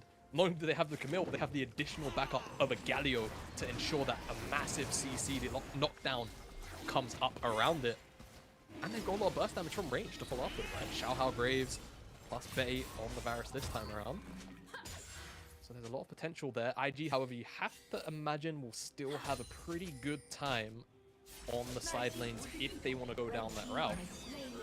AL, of course, didn't really get to abuse the Fiora matchup that much. We'll see if IG have a little more success on that avenue. But first dragon was picked up by IG. It's always a good thing when you've got what should be a winning side lane matchup in the extended period of time. It means that top lane doesn't have to come to those dragon fights as consistently. He is really needed for those fights. So really positive early game for IG so far. AL have at least answered back in one kill. I have answered back, but this is the, I suppose, the big issue that now AL are going to be looking at, because that was an off-spawn dragon. We have not even seen a Rift Herald. There was nothing to trade in that particular situation for you to be able to kind of come back and say, okay, well, they get Dragon, we get Rift Herald. There was nothing for you to take, and you're already falling behind in gold. Now you've got a timer on you where you're going to have like 10 minutes, 30 seconds, maybe 11 minutes. The second dragon's going to be, you know, killed. That's when this game starts to get a little bit scary here for AL. And the thing that we talked about in game one that was a bit of their downfall was their lack of aggression, their lack of taking opportunities for themselves. And IG, they're not stopping. They're saying, look, we're going to go for absolutely everything. And they're going to try and take away a blue buff while they're at it. There's going to be a wink here, though. They're going to get the smite down. That's going to be Gideon coming in. They're going to get a hook. Not quite able to get it, but my realm morph is better than yours. Flash over. Gideon does end up falling down. Wink goes for another kill, and he will get it. That is a bloodthirsty support if I've ever seen it. And Wink with the roam means that he's able to make this one work. Nice separation there from Sword Out from On as he looks to try and get the hook, but no handshake today. Means that On's able to kind of just sit in his bot side, no punishment. Yeah, no punishment. The wave stacking into him, not too bad. Moby Boots on the Wink is how we ended up getting there so fast. And he is now a 2-0 Blitzcrank. He might start building a couple of APIs. We'll have to see. Of course, like he's just going to go something like Locket Australia's, but fight here at the blue buff. As like you said, my realm warp is better than yours. Realm warp comes in from Nenny after the fact. And Harder kind of just disengages the fight, but doesn't really add too much to it until he flashes over the wall and gets that two-man taunt in. Eventually, Wink does commit with a flash and ignite of his own with Xiaohao drops, but it's just both the junglers going down. Summoners only really expended from the mid laners, so all in all, it's still kind of an even trade. It's still an even trade, but I think the big thing I'm looking at is going to be on that bot side. You will have the Whirling Death available to On much earlier than you'll have any level 6s for Betty or Sword Art, but so see a fight again up on this top side. Harder and Xiaohao coming in with the go, seeing if they can make this one work. Gideon actually defensively ults and actually feel like they might be able to get something. Oh, whispered past his butt cheeks right there. You can hear it going by, but now we're going to get for a full fight as they're going to get himself in the revive, but he's not going to be revived off of this. That's a 4-man taunt, but can he survive the aftermath with the aftershock? Yes, he can. ZDZ cannot escape from the impending doom, and a flash of force from Sword Art as he knew if he got caught by that hook, he was dead. Oh, the fight just goes sideways for AO, and I think the big turnaround thing there was You Should Know Me's ultimate was just healing everybody so much. I think it was a 3-proc ultimate. Of course, Fiora's heal on the ult scales of how many vitals were procced on it. So many people just getting so much health back, even though they're all clumped up, taking a lot of AoE damage. You'll see in the replay here, the initial chase down comes from ZDZ, who's engaging maybe a little bit too out of sync here with Xiaohao and Harder. And then the disengage just kind of comes in. They realize they have to turn around from the play. The hook from Wink just barely goes wide. And at this point, the chase down is on ZDZ. I think it's 3 procs of the Q, and the riposte onto the Justice Punch locks down this Galio, so he can't do anything. Eventually, that ultimate is popped by ZDZ, and you can just see no one's really taking damage. Everyone is just healing back up everything they're taking. ZDZ flashes, still goes down, and even the flash gets forced by Sword Art after the fact. Just a really positive fight for IG. I don't think they ended... No, they did actually take the Herald as well off the back of it in the replay. So now they have the Herald to work with. A lot of plates can probably go into, you would imagine, Arn's backpack. However, You Should Know Me has been getting a lot of attention so far in the early stages for IG. So could even see a Herald go up to there to see what IG's priorities are. We'll have to wait and see where they want to kind of go for this one right now, because it is just kind of IG kind of dictating the pace again, looking to be pushing forward, looking to make things happen on the side lanes, and it's all happening up top lane. Wink hasn't really been bot side in a very long time, and Wink is just, look at him swagger towards this bot lane. He knows if he gets a hook onto Betty, that could be another kill, and he's going to look for him. Not quite underneath the tower, though. He's 600 movement speed when he presses his W key, by the way. That's not scary at all with those Moby Boots. Nenny. Right. A bit of taunt damage, but there's that Herald into the bottom side. Expected. Trying to get Draven as big as possible here. He will take up some plates as they find Sword Art. Oh, they could look for him. They're going to get the hook in. There's the Cash Whirling in. Dead. Cash in for On. We will not see the implications of how much money he got until the very end of this fight. As Gideon just trying to put down as much damage as he possibly can. He knows On's on the other side, and he doesn't want to give him any more gold. So he says, you know what, Naney, you can have this one here. 2-0-2, and Jamada, after a scrappy game one, game number 2 is looking dead and buried already. Yeah, it is looking like we could be looking at the funeral of AL for this series. IG are just first to the ball everywhere, and like you said, Arn even got the cash in. I think he had 94 CS, 95, so if my mathematics is correct, he should have got around an extra 250-ish gold for that kill. Sure, we're Nice gonna get a hook. nice zoom in right now. Very much saw that. We probably will. As Nope. no, God damn. I'm kind of surprised. Well, this is probably why, as we come out of the replay, ZDZ. He's still going, my SKM, and he's gonna die eventually. Xiaohao gets himself another kill on the top side. Hello, Nani. Here comes another challenger. As I didn't even see the realm morph, but now ZDZ thought he was being coy. Oh, baby! Forward, the knockup, the blitz crank. Wink does it again. 3 kills on the blitz, and this man is just hungry for blood. He's winking and smiling on the drive-by of ZDZ there with that hook. 3-0. He's got 300 gold shutdown.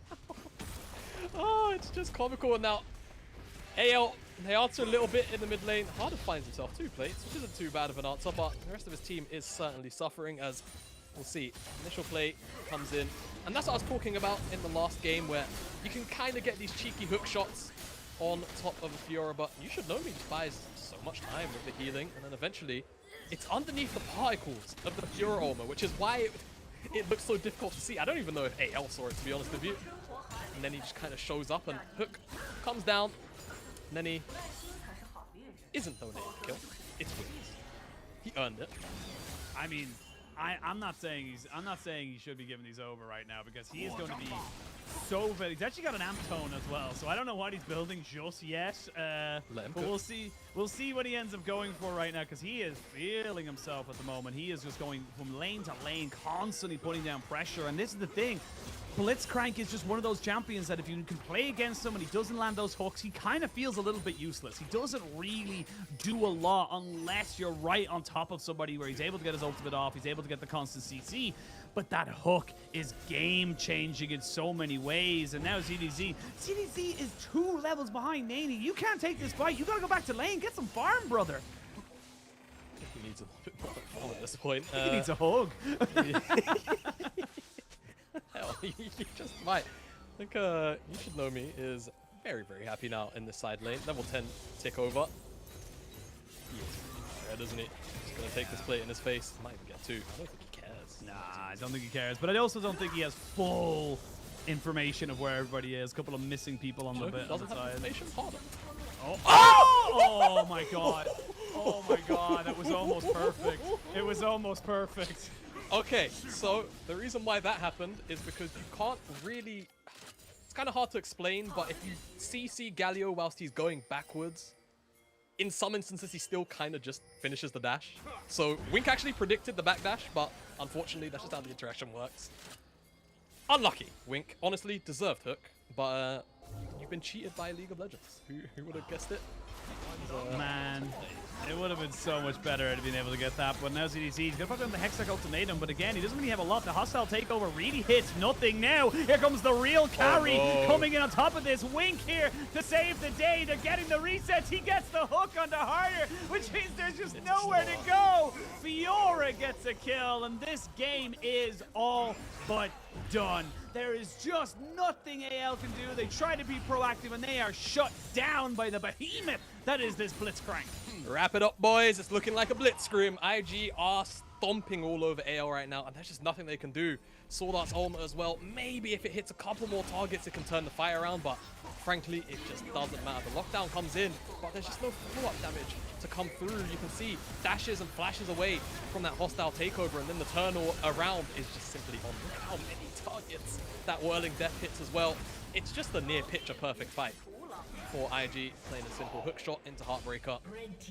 Poor old Harder is left to the wayside, and now IG coming out of the replay on the Herald straight away. This game is looking all but done and dusted. 8,000 gold, and it's looking like it might be a little bit more as well. And oh, nicely done there to get in front of Harder to stop him from dashing away. He does have a flash, but where can he flash to? He's going to try to go towards his thing, but you got a battle blitz coming back in here to try and make sure no one can kill off You Should Know My Name, or You Should Know Me. I think of Your Name, the anime movie. That's what I think of when I think of that. I don't know why. Also, Blitz is 100% going for an AP item. He is 100% going 100% going Everfrost. Yeah.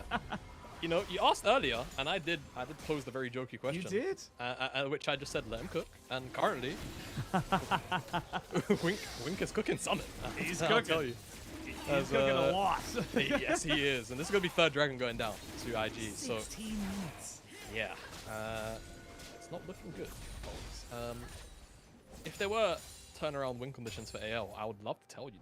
If I was gonna save you the conversation, to be Yeah, perfectly honest. I was like, I don't need to put. Look, he's part of the core team now. I don't need to throw him under the bus. You don't. Like, you know, between you and I, chat, and of course Ashin, who is here as well. I'll close As- my as ears. well. You can have your private conversation with chat. You know, I'd love to be professional and be like, yeah, you know, AL, maybe they can come back from the side lane. We've got global compardo. Yeah. They're also staring down the barrel of 10k gold lead at 16 minutes. So, yeah. I feel like IG have everything in their power to just end this game in the next couple of pushes or so. They just have to make sure it's not as sloppy as last game. They don't let the chaos get to them. That should just about be it. They can try and fish for shutdowns at best, but again, it's just such a mountain to climb. And Wink is also on the hunt. So you just have to be careful. And I mean, if Got his Everfrost. he's got his Everfrost as well, right? Like it just get. Oh no. They see them. They see them all coming. But he knows there's quite a few of them there. Now he's going to jump onto harder. He's going to pop down and miss absolutely everything. Forced to flash away. He can't give over the shutdown. It's not allowed. Now Naney getting jumped on by the Venn diagram of doom, and he should be shut down, taken out. That's Xiaohao with his third kill of the game. Gideon trying to run away here, as we do have Wink kind of moving in onto Betty right now, seeing if he can maybe do something here, but Wink, the battle blitz, has been left to die. But while this has all been happening, yes, they lose 2 people in the top side. Let's take a look at bot lane. Because bot lane, you got YSKM just making short work of this tower and doesn't even care about the turret hitting him because he knows nobody's coming near him. Exactly. He's now 2 levels moderately consistently above ZDZ. I think he's probably more accurately like a level and a half up. Gideon just going to come to the top side and defend. Arn actually took a couple tower shots there, or rather Betty did, as Arn is in the mid lane and could get jumped on. Yeah, he will get jumped on, and now he's going to have to try and make this one work for himself, but he's 2 items and an Immortal Shield Bow. He's going to smash you. 3-3-3, not quite 7-7-7, but it's a bit of a mini jackpot for you. There's the Hawksall takeover as On flashes away. He knows he'll do a hell of a lot of damage to his own team. Almost takes back the trade. But yeah, it was a small silver lining on what is otherwise a very, very dark cloud here for anyone's legend, and just nowhere for them to go. And Battle Blitz comes back in, says, all right, should anyone be walking towards it? And they have Rift Herald as well. They're going to have to crack open the base. Yeah, they will certainly crack open the base. Shelly is here. Demolish Bot, cast that charge in.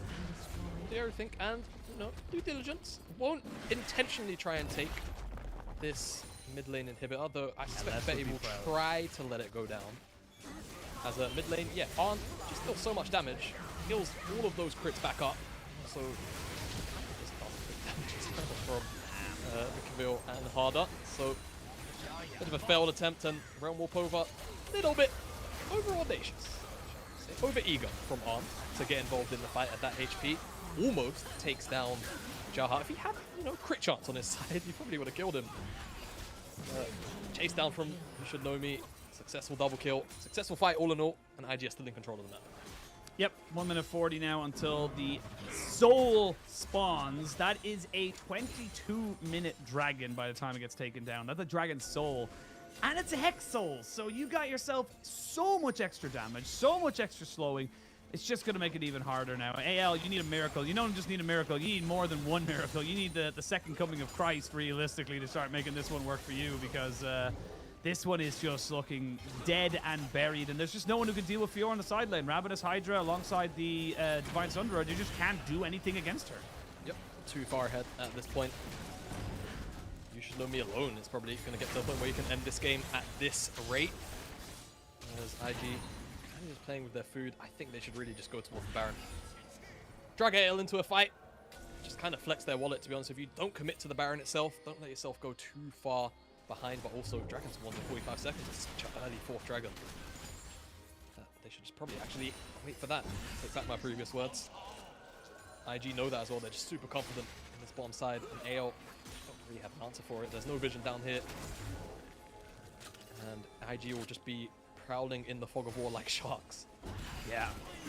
The murky waters, waiting to pounce, waiting to find anyone who's a little bit of a straggler, and that's why they have to be clumped up. You see anyone's legend, they know they have to be clumped up, because if you're not, something like this is going to happen. You will get the hook shot from ZDZ, which gets him away from the hook shot of Wink, but he's got nowhere to go, and Wink's going to get that movement speed, that swagger moving towards his enemy. The Everfrost, he's got everything he needs, and On gets another cash out, an extra 160 gold. Sword Art is pretty much dead on the backside. Double kill coming in here for the Draven. Naney goes golden, will die at the end of it. Betty does end up getting bailed out, but only to get himself killed once more again. And it is going to be a 5-for-1. The Ace, the Dragon Soul, and this series are wrapped up here for IG. Almost certainly so. Hex Soul should lead to a Baron. Those two in combination. Look, Gideon. Stone cold face business is all that's on his mind in this series. They will go up towards the Baron after this reset. You know they've got the time to do whatever they want. And they will try and close out their first series of 2023. They will do it in such style after game one. It was a very quick one, but they just had vision on him all the way through. They knew exactly where he was, and ZDZ, unfortunately, once you're caught, you're caught. Simple does it. Carter even donates himself. After ZDZ, he's in. It's kind of just like muscle memory. You see Camille ult, you have to R as well. Unfortunately, pulled in by that blitz hook. That time, it was timed just about right to bring him all the way back in. Betty isn't going to revive anyhow.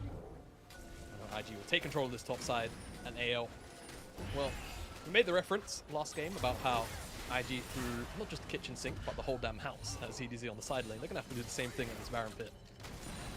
Open a prayer. Maybe a winning lottery ticket as well. I was gonna say, yeah, honestly, if I'm AL, if I get a win fight out of this, I'm buying the lotto ticket immediately. There's just no ifs, buts, or babies about it. You gotta try and ride that wave. The ZDZ looks to try and make something happen here against what? YSM, or YSKM, I should say. As he's just gonna die, but that means the Baron gets taken out pretty damn easily. Look at the items available for that Draven right now, and now a harder. Oh, he had to flash because you weren't behind. You're not safe behind the minions when you've been Everfrost Blitzcrank. Nope, you are not. Indeed. Wink. If he doesn't get MVP for this game, I'll be quite surprised.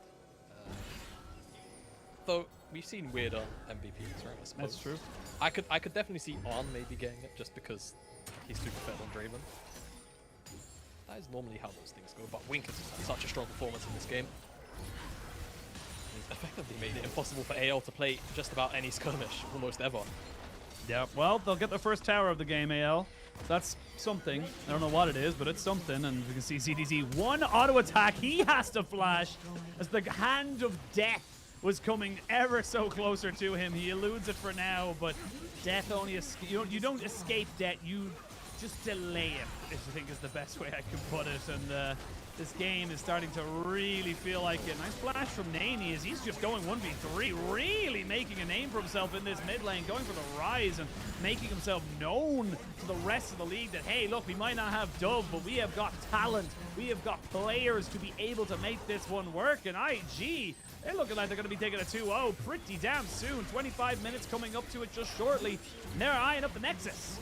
What can AO give us on the last leg defense? There's a Hex Flash from Wink. He's going to go golden. That almost going to hit no one. And now the fight's going to ensue underneath the Nexus towers. There goes Harder. It's a whitewash machine. It is an absolute slaughter.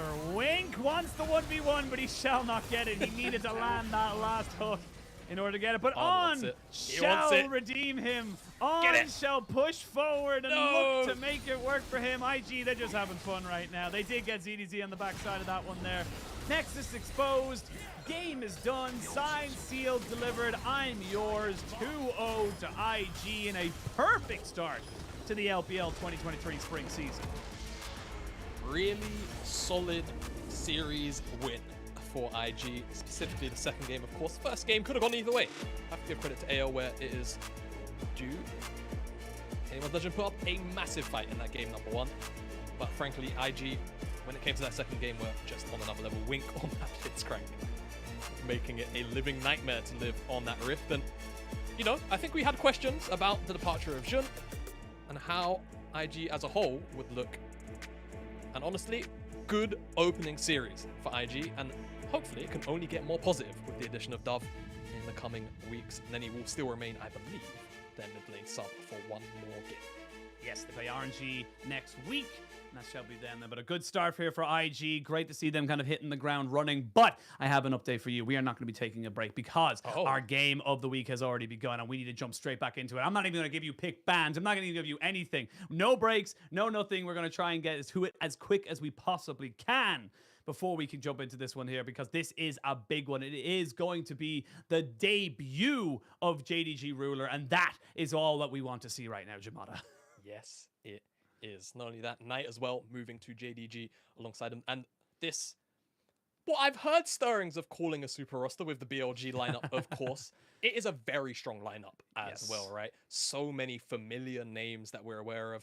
And even, you know, bringing in the likes of Elk, who, in my mind, had a really positive summer, all things considered, right? Individually. So excited to see how this BLG lineup will get on into, you know, our summer champions, the team that was supposed to make it all the way to finals at Worlds in 2022. And of course, you know, Yagao playing against his old team.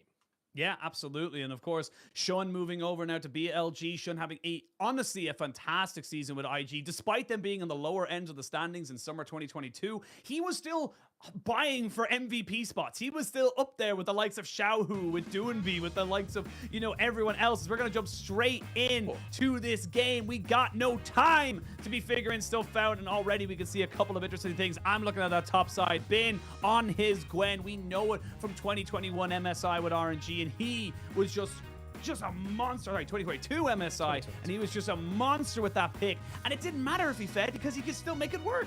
Exactly. And you know, I recall when I was here in summer and I was guesting, I remember seeing on, you know, sort of one of our prep docs we have, it was actually for the Shy, the note, but also the sentiment remained for Bin on Gwen. If you let it through, there's a high chance you might just lose. And I feel like Gwen into Aatrox as well. Fairly okay matchup that Bin is going to be more than confident with.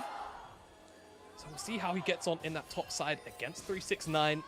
But across the board matchups we're pretty familiar with, especially that bottom lane, which, you know, I'm not going to speak about negatively. It's a bit Resident Sleeper, Yuumi Sivir, Lulu Zeri. We've seen it God knows how many times. That's a pause. But that does give us a little more time to break down the drafts. It right? does. It gives you a little bit more there, because I can already see Ruler with the Yuumi. I'm a bit scared already for BLG. I'm going to be real with you right now. If there's something the LCK's got, it's got Yuumi to go, and they know exactly how to play with it. Yes, they do, almost certainly. And Ruler, of course, the big addition to the lineup. A draft that should, in theory, play a lot around this Sivir. So a lot of eggs will likely be in this basket to enable this entire lineup. Diving mid lane as well from Akali. Very excited to see what Ruler will be able to achieve on this lineup, right? Coming from Gen G, almost made it all the way. Gen G themselves last year. And with JDG having such high expectations, every single split, now with what is almost certainly an even more powerful roster. Ashin, the sky, the universe has to be the limit for this roster. It really, really does. And this is the thing. Like, you look at this roster from JDG. You look at the way it looked. 369, Kanabi, Knight, Ruler missing. A massive powerhouse of Korean and Chinese talent. And there's just so much with Coach Hom as well in the backside, kind of making this one all work. But it is just one of those things that we have had a history in the LPL of these rosters coming together, looking fantastic domestically, and not really showing up at international. Now, of course, with the news of new internationals, new MSI, there are 2 spots now for LPL coming into MSI, and of course, Worlds having a different setup as well. There's plenty to be figured out. We don't know if this is going to be the traditional sense of how these games end up going, but we'll have to wait and see if they hit the ground running. We'll see how well this team goes. You can see Knight looks pretty happy, reunited with his top lane buddy in 369. But just to keep you all up to date, Elk off of BLG reported a device problem. They are investigating now, and once the game is due to be started, we will let you know. So thank you again for keeping us and keeping with us and keeping yourselves up to date. But yeah, this is a big game. I want to see Ruler. There's a lot of hype around this guy. Of course, over in the LCK, he has had fantastic results, but The LPL is a different beast, and I will say that players who come over from the LCK to the LPL don't always take to it like a duck to water. No, not necessarily. But I like the point that you mentioned about the format changes as well. Of course, these massive rosters domestically always seem to perform. But it's about those internationals. A lot more best of threes to be played at these tournaments, which could definitely favor our teams here in the LPL, LCK as well, even LEC to a degree, right? Changing over format as well over in Europe. So a lot more games to be played all in all. I feel like the way that you prep for teams and series changes so drastically when you're no longer just playing a best of one where cheese can be pretty paramount to a result as a very early ghost pop by Ruler. Taking a lot of damage. Yeah, Over one well, trade. it was actually a ghost pop by Elk to try and get in on top of Ruler, so making sure they can get as much damage down because they know what this lane is like. They know what they have to do to make sure that this Sivir Yumi just doesn't have a nice, easy time to 1, 2, 3 items, and then there's nothing you can do because if there's something that Ruler can do, it's position well in team fights. Oh, certainly. So, Ghost being down by Elk. We'll see how much that really matters as Kanavi on Maokai is going to have point-and-click lockdown. So, getting down here very early on. He's starting on the top side, but so is Shun. So, expect a lot of early focus down here on the bottom side. Top laners might just be on an island machine, which I feel like BLG will kind of favor. In my mind, Gwen is eventually just going to outscale the Aatrox. Now, of course, these two fighters always go toe-and-toe. I feel like Bin, however, on this Gwen can always offer a little bit more AoE damage, right? Always kind of just find those flanks, those moments where all of a sudden you're just throwing a needlework of 3, 4, 5 members. Whereas 369 really does have to get on top of everybody to make that Aatrox work consistently. We've obviously spent a lot of time talking about the JDG and everything like that. We will see Kanavi walking away now from Shun, recognizing that he doesn't really want to take this fight. And Shun has been, again, from his IG in 2022 summer, he was incredibly aggressive. This is how he got his MVPs. He gets in your face. He knows he can kind of go for it as we get a little bit of a fight. The smite comes down and is actually secured by Kanavi with the Yumi on his back, Cat on his shoulder. He should be fine to be able to make this one work. Yeah, he's going to walk out. Not too bad, but like to see the aggressiveness from Shun, right? Elk and On had positive bottom side trades, so he's just trying to immediately leverage the pressure he's got down there. On the top side, Bin is really getting the better of the health trades.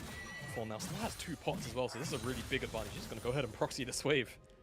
Doesn't really care too much about 369, or not. He's going to walk around, having a bit of fun. But again, pot advantage still in his favor. And if 369 goes back to base, seems like the answer will be yes. Oh, okay. Well, that actually does. It's going to make that wave slow push in, so Bin doesn't have to expend this TP. Holding that wave all the way in between 2 towers. You often see it at the first brush, not quite in between the first 2 towers. As spoke about Kanavi wanted to get down here. There was a ward, however. So Elk and On have full information that this gank is about to occur.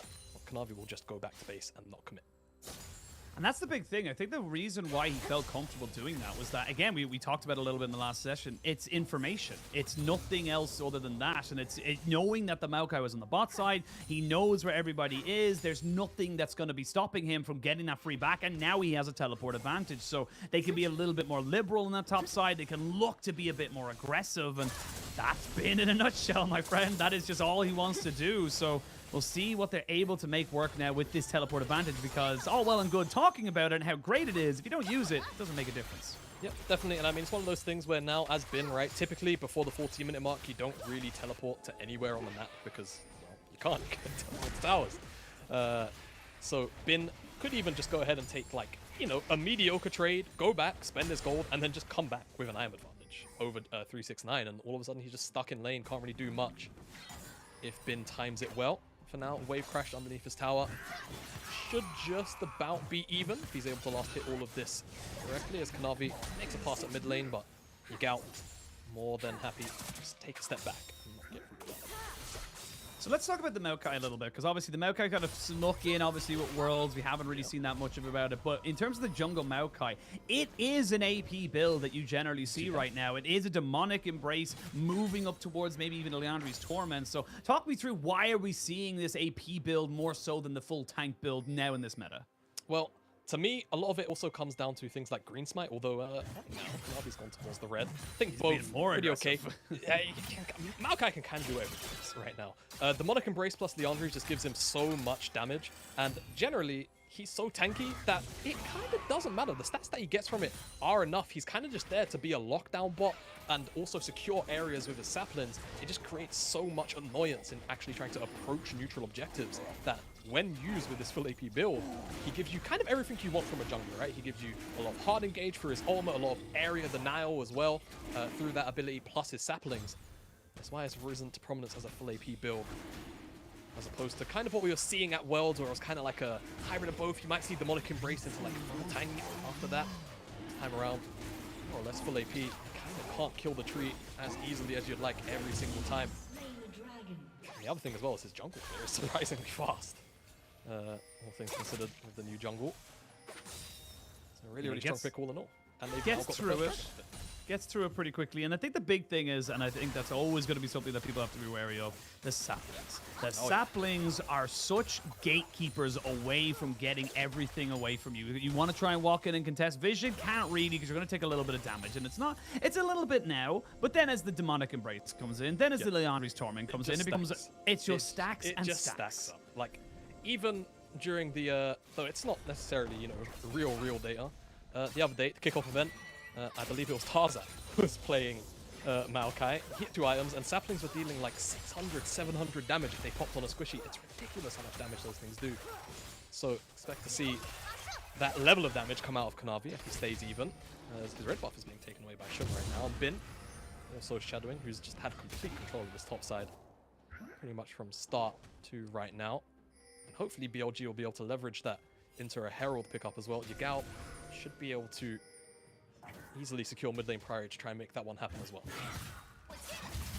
We'll see what they want to try and make something work. Now, a bit of a slow start right now. We've had a couple of skirmishes, but no one committing too much. Shun seeing if maybe he can leech off enough XP to get level 6 up here, get that Cyclone going for him, really which would be close, yeah. nice. He's really close, and they're going to fully commit towards it. Now they're going to see there the World Ender coming in for 369. He does have the Hex Drinker. He flashes, but he shall go down. Ben with the first blood, but the rest of the teams are all coming in here now. Knight looking to try and get caught out, as they may look to try and kill him off. Yagao doesn't have any mana. I was wondering where the charm was, and the charm just didn't exist. Yeah, really cheeky from Yagao. I actually think he tried to hide his charm underneath his Ari dash. Either that, or he mistimed it. You know, give the players credit. Either or. Either or, but it doesn't end up connecting on to Knight, so no follow-up kill or force of Ulma or Flash will occur, but still, that first blood goes over to Bin, who was already winning that side lane matchup. Now the additional 400 gold for the first blood, he's going to be laughing to the bank with that goal. Nicely done. The Gwen now Bin gonna have a nice little time up here as well as that. Remember, Ghost a hell of a shorter cooldown than Flash, but not to be dissuaded. JDG looking to try and just cake this Rift Herald, and this is kind of what we expect to see. You go from bot lane, you get your priority, you move straight up towards that top side, you're not losing out on objectives, and you're kind of saying, look, we'll give up the power now to make sure that we have power later. Yeah, all right. I don't mind this from JDG, right? And it just makes sense. BLG just expended their tempo on making that topside play. They don't have the ultimate economy anymore. Even if 369 doesn't have the World Ender, Kanavi has the Nature's Grasp, and of course Knight still has his ultimate available for a skirmish. Akali's so scary at level 6 alone. And just kind of brute forcing that alone, knowing that there's no ultimates available from BLG. Take that Herald. And now we'll see where they want to put it. I would expect it goes into Ruler's back pocket, but 369 is playing a dangerous game here. I mean, he's playing a very dangerous game. Doesn't have the World Ender back yet, but neither do BLG have their top lane. They're going to go for the full dive, I think. The next trigger comes back. Will it be enough to save him? It shall not. Bin with 2 kills. This Gwen, I remember the start of when she first came into pro play. She's starting to look very similar. Well, yes, indeed she is. And again, this is a very common matchup from last year. You'd see it a lot. Bin very confident once he gets a lead on it. He's got a shutdown as well now. Maybe that can be an angle for JDG if they're able to find it before he picks up that Rift Maker. But after that, it's going to be hell to take that Gwen down. And I suspect anyway, Kanavi's going to want to try and get that Herald down to Ruler ASAP to try and get him all of that gold in his back pocket, just simply because it's your Sivir win condition. You want to have that Sivir with as much gold as possible to get to those item break points ASAP. You could drop it in the mid lane, but I just feel like Ruler has to be the higher priority in this game. I love that matchup we're getting in mid lane as well. We kind of, again, we jumped straight into this game. We didn't really get to set up a lot. No draft, nothing. No draft, no nothing. But you got to remember, Yagao was dropped by JDG in favor of Knight. That was the trade. Yagao was told, look, you're not good enough. We don't think that we can win as, you know, because again, JDG as an organization, they're looking at world championships. They're looking at international titles, and they felt that Yagao didn't have the cut. Now we get to see Yagao kind of go back up against Knight, a matchup he's very familiar with, but in different colors. He's in a different setup right now. And honestly, he's going to be really wanting to try and prove his point that, look, you know, you made the wrong choice here, JDG. It's going to be a bit of a grudge match, naturally, right? A lot of pride is on the line, you'd have to imagine, individually, for Yagao. I mean, generally, you know, you're playing against your old team, you always want to try and take a win, but being replaced, and then immediately playing your old team in the first split of the season, tensions have to be high. We'll see if that translates into maybe, you know, emotional plays. I doubt it. Yagao typically has his head screwed on very, very straight. He is one that makes very calculated moves. And he's on a champion, which, again, very familiar with. And so is Knight as well. Knight's already nothing to be fought Knight's over. a colleague. It's, but, well, all right, very fun. Yeah. I mean, no, I'm just saying. But, as you know, both these mid lanes very proficient at both these champions, to be honest with you. And I think BLG, in general, still have a pretty good shot at helping Yagao achieve that revenge, as now an engage is coming on towards the bot side. And they do have the ultimate there from the Maokai, which is going to force out a flash from On, but that's a big team fighting tool around the dragon that you no longer have, so got to be very aware of that. And the Sivir ult as well, so two big ultimates, and you just got the flash out of the Lulu. I don't know if that's worth it. I don't think you can fight this anymore. Yeah, and I think BLG have got the correct read as well. They just immediately forced their way in. Been up here. I thought he had the Riftmaker, but it just looks like he's got Conqueror nearly stacked or something like that. A lot of power up in that trade, but yeah, down there, you would imagine now BLG just have full control. JDG are going to have to slowly re-enter if they want a chance at trying to contest this, but with no ultimate from Kanavi, it's going to be really difficult as an engage immediately comes in. Yeah, they're going to try and find him. He flashes away, looking to try and get his knock up. They're still knocking him up and making sure he can't get away. Very, very cute little move there, but now no flash, no real health bar available. Gotta be careful here as Elf. Still has his skates on, so able to run away. The Rift Herald gets dropped down the bot side, and the TP coming in here from Knight. So it's all hands on deck. The top laners, you're on an island. Go have fun. Don't even worry about the rest of your team. It's not relevant right now because we got ourselves a 4v4 bot side. Yeah, JDG need to make something happen now, though, because if they wait any longer... Oh, the Rift Herald will not get its charge, and they will not land the charm either. But while that all happened, you did expend a couple of ultimates as well on the other side. Yagao used the Spirit Rush, and now you have priority over the Dragon. So using that tempo to gain position over the Dragon means that JDG get themselves up to 2 apiece. Yeah, a lot expended there by BLG. I think if they could have drawn this out a little bit longer, Bin would have actually had teleport to come down. There was no teleport available from 369, but they go for the initial play because they want to stave off that Herald charge. I can definitely understand the thought process, but the long-term result will mean that JDG pick up a second dragon here. We'll see what the soul will be. Hex gone. Infernal? No. Still very, very powerful for just JDG side. And I mean, there's a lot of, you know, diving threat from BLG. So having those extra resistances, especially just on Ruler, even though he's not going to be building resistance himself, if they can get to that soul, it's just an extra layer of protection that BLG are going to have to work through to try and cut him down. So 2 dragons very early on, definitely going to put a little bit of pressure on BLG to try and contest these next couple of dragons a little more efficiently. It does negate the early Rift Herald play that JDG went for, but like you said, it kind of just works out in their favor. 369, he does have World Ender and Flash, but there's a hell of a lot of people here. Now Shun is here. He's gonna get the stun down. He's gonna wait for him to try and just get himself away, but the Maokai ultimate does stop any further action, but that means the top tower should go down in favor of BLG. And this, I'm loving this from BLG, this high tempo saying, look, bot lane, we don't care. We'll leave the Sivir alone. We don't need to deal with her right now because we're going to get this Gwen so powerful that you're not going to be able to set up Ruler in a fight. Yeah, it's really, really strong decision making from BLG.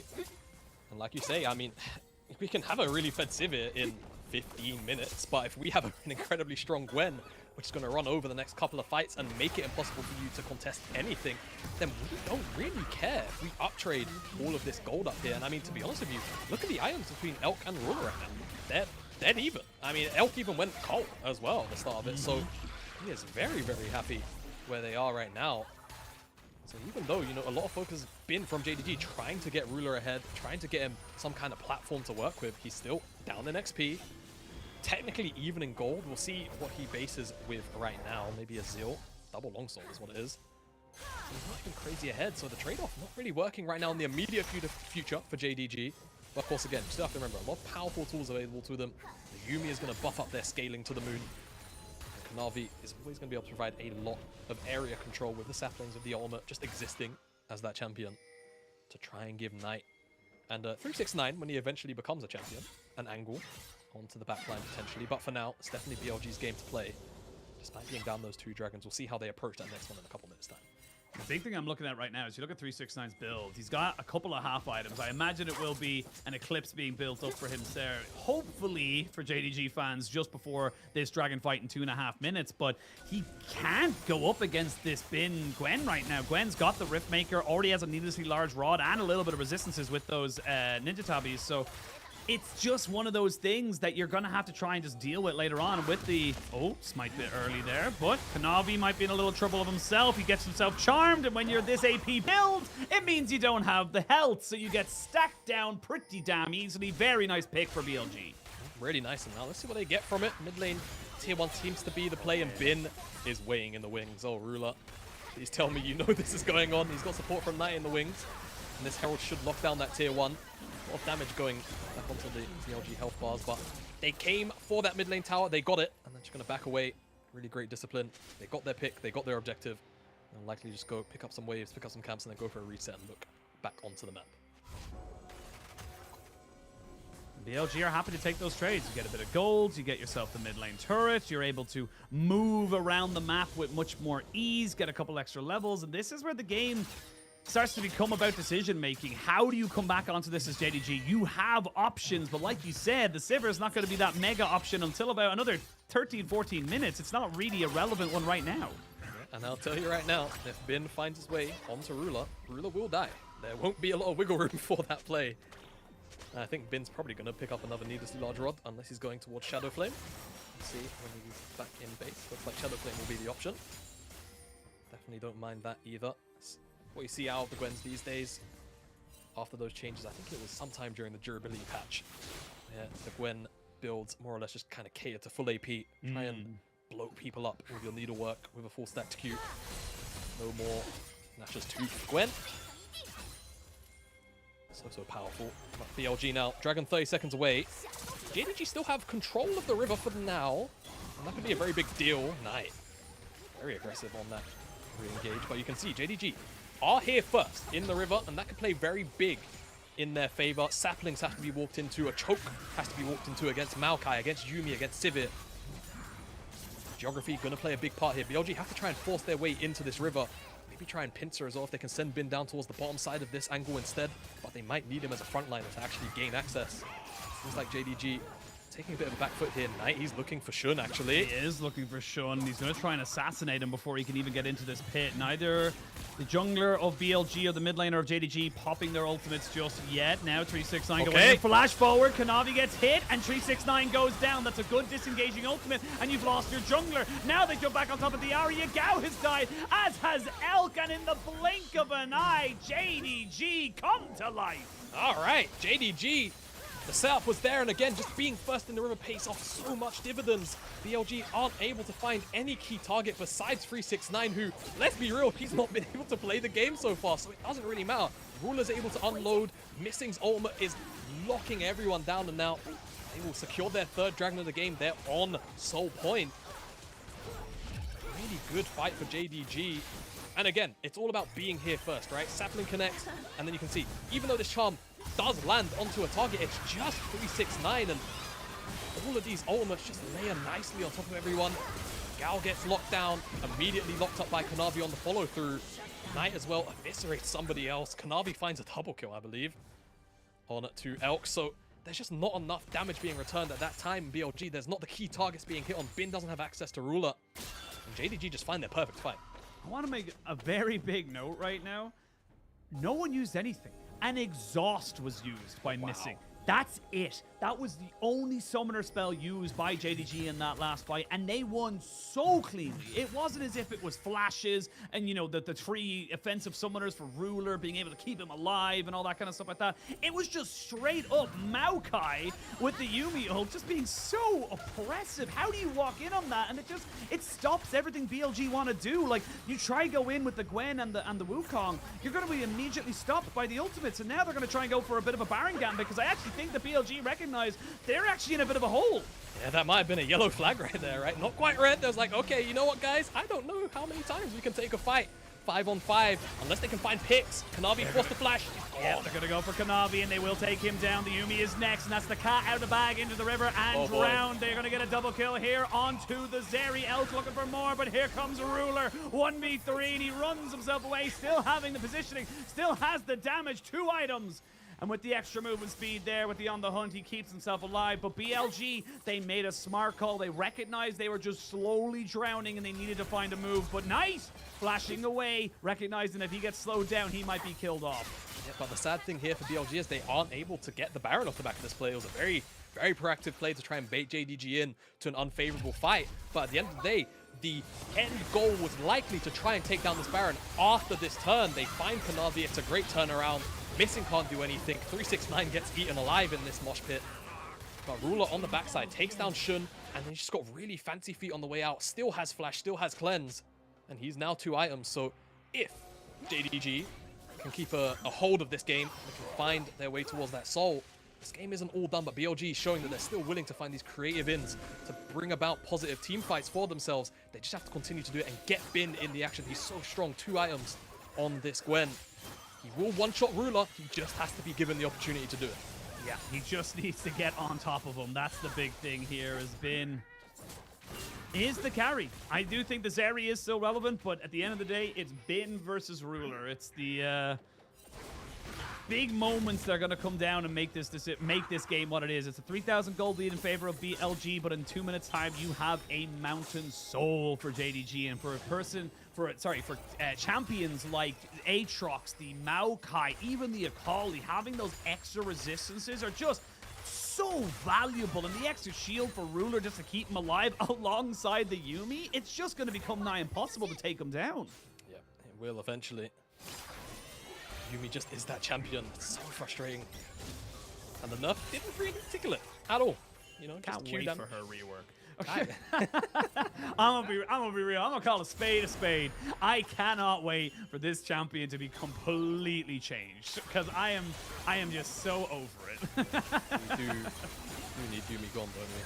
Yeah, we do need her gone. But for now, she is in the game in her capacity that she is, and we'll see what way it ends up shaping this game. So far, so good for JDG. They are still a little bit behind on gold. Actually, about 4,000 now, so a little bit of movement. Honestly, it's all pretty much in top and you would imagine in mid. So with the Baron being started, you can see that they're trying to push the buttons of JDG. BLG saying, look, we don't believe that you're going to be willing to fight us around this. And now this is going down pretty much 6,000 HP. Kanavi needs to get himself into the pit. He hasn't got a flash. He can't get in, and they just get it. JDG tried to call a bluff, but it wasn't a bluff, and now you got to get out. BLG looking to try and leave right now. Yagao gets himself over the wall, but he's followed by Kanavi. Shun will lose his Baron buff, but if you only lose one, you only lose 2, maybe it's fine. Lulu will not be taken out, but with 30 seconds, you've got yourself a soul, and that's what JDG really wants. It's the soul now. JDG should secure this one, right? I mean, Shun's gonna spawn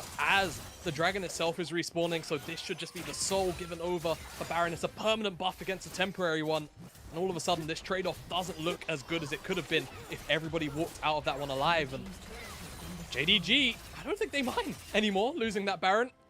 This soul is gonna do wonders for them for the next couple of fights. Yeah, you gotta leave it. You have to leave it, and I guess there's one saving grace for BLG. It's what I like to call the spawn in the Elder Dragon and win that team fight. Everything else before it doesn't matter. So it's the dichotomy of taking an early soul, but yeah, like look at this fight again. Like you said, if Shun can get out and he tries to sacrifice himself, but I think Yagao feels like if they can kill Knight, they can both get out. Can maybe turn it around. Yeah, right? That might be the thought process, but I think realistically, just cut your losses, right? If your Gal gets out with this Baron, they feel a little bit better about that play. And now BLG, they're down Assault, and they've only got 90 seconds left on this Baron. So what are they going to get, really? A tier 1 tower? Whoop-de-doo. Gold is gold, though, so can't complain about it. No, you cannot. And there's almost a death cap here for Bin, so you can see he really wants that tower because that would be a almost, I would imagine, enough gold to be able to kind of, with the local gold, be able to get him that nice little hat. Make him look very fancy, but not quite able to get it just yet. And you got BLG hovering in the wings here. You still have to be very careful as 369. The needlework is going to do work. Kanavi gets jumped on here by Shun, but Shun taking a hell of a lot of damage himself. The flash forward, they get one. 369 looking to try and keep himself alive, and he will, but they will lose him at the end of it as well. So now you're in a 4v3 in favor of BLG, and they still have the Baron for 45 seconds. Yeah, you get it. Shun just stepped forward. Now, oh my god, nice! He's got the cat on his back, and he's got blood in his eyes! That was just Knight saying no, closes the door, and he will not be taking any more visitors. He slams it in their face. It's just broken BLG's nose in that play, man. Get Yuumi out of the game. It's so disgusting, but also Knight was so confident to just step forward with Ruler, defend that tier 2. What a nasty turnaround, and now BLG's momentum firmly stopped with whatever they could have found off the back of that Baron, the back of that pick on the bottom side. We'll get a replay of it, surely. And you can just see so much damage comes out of Bin. Very, very close to a death cap. Previous time just gets one shot, but on the backside as well. Shun is kind of just doing the same thing to Kanavi. 2 flashes forward. And this is also about Shun kind of just dies for the sake of it, but it doesn't really mean too much for the grand scheme of the play because he wouldn't have had anything more to offer. It's this engage right here from Knight in Yuumi ultimate. Immediate shroud. There's just so much damage on offer. No exhaust to stop this Akali from doing that. And Ruler as well to give a little bit of extra backup damage. Elk now on.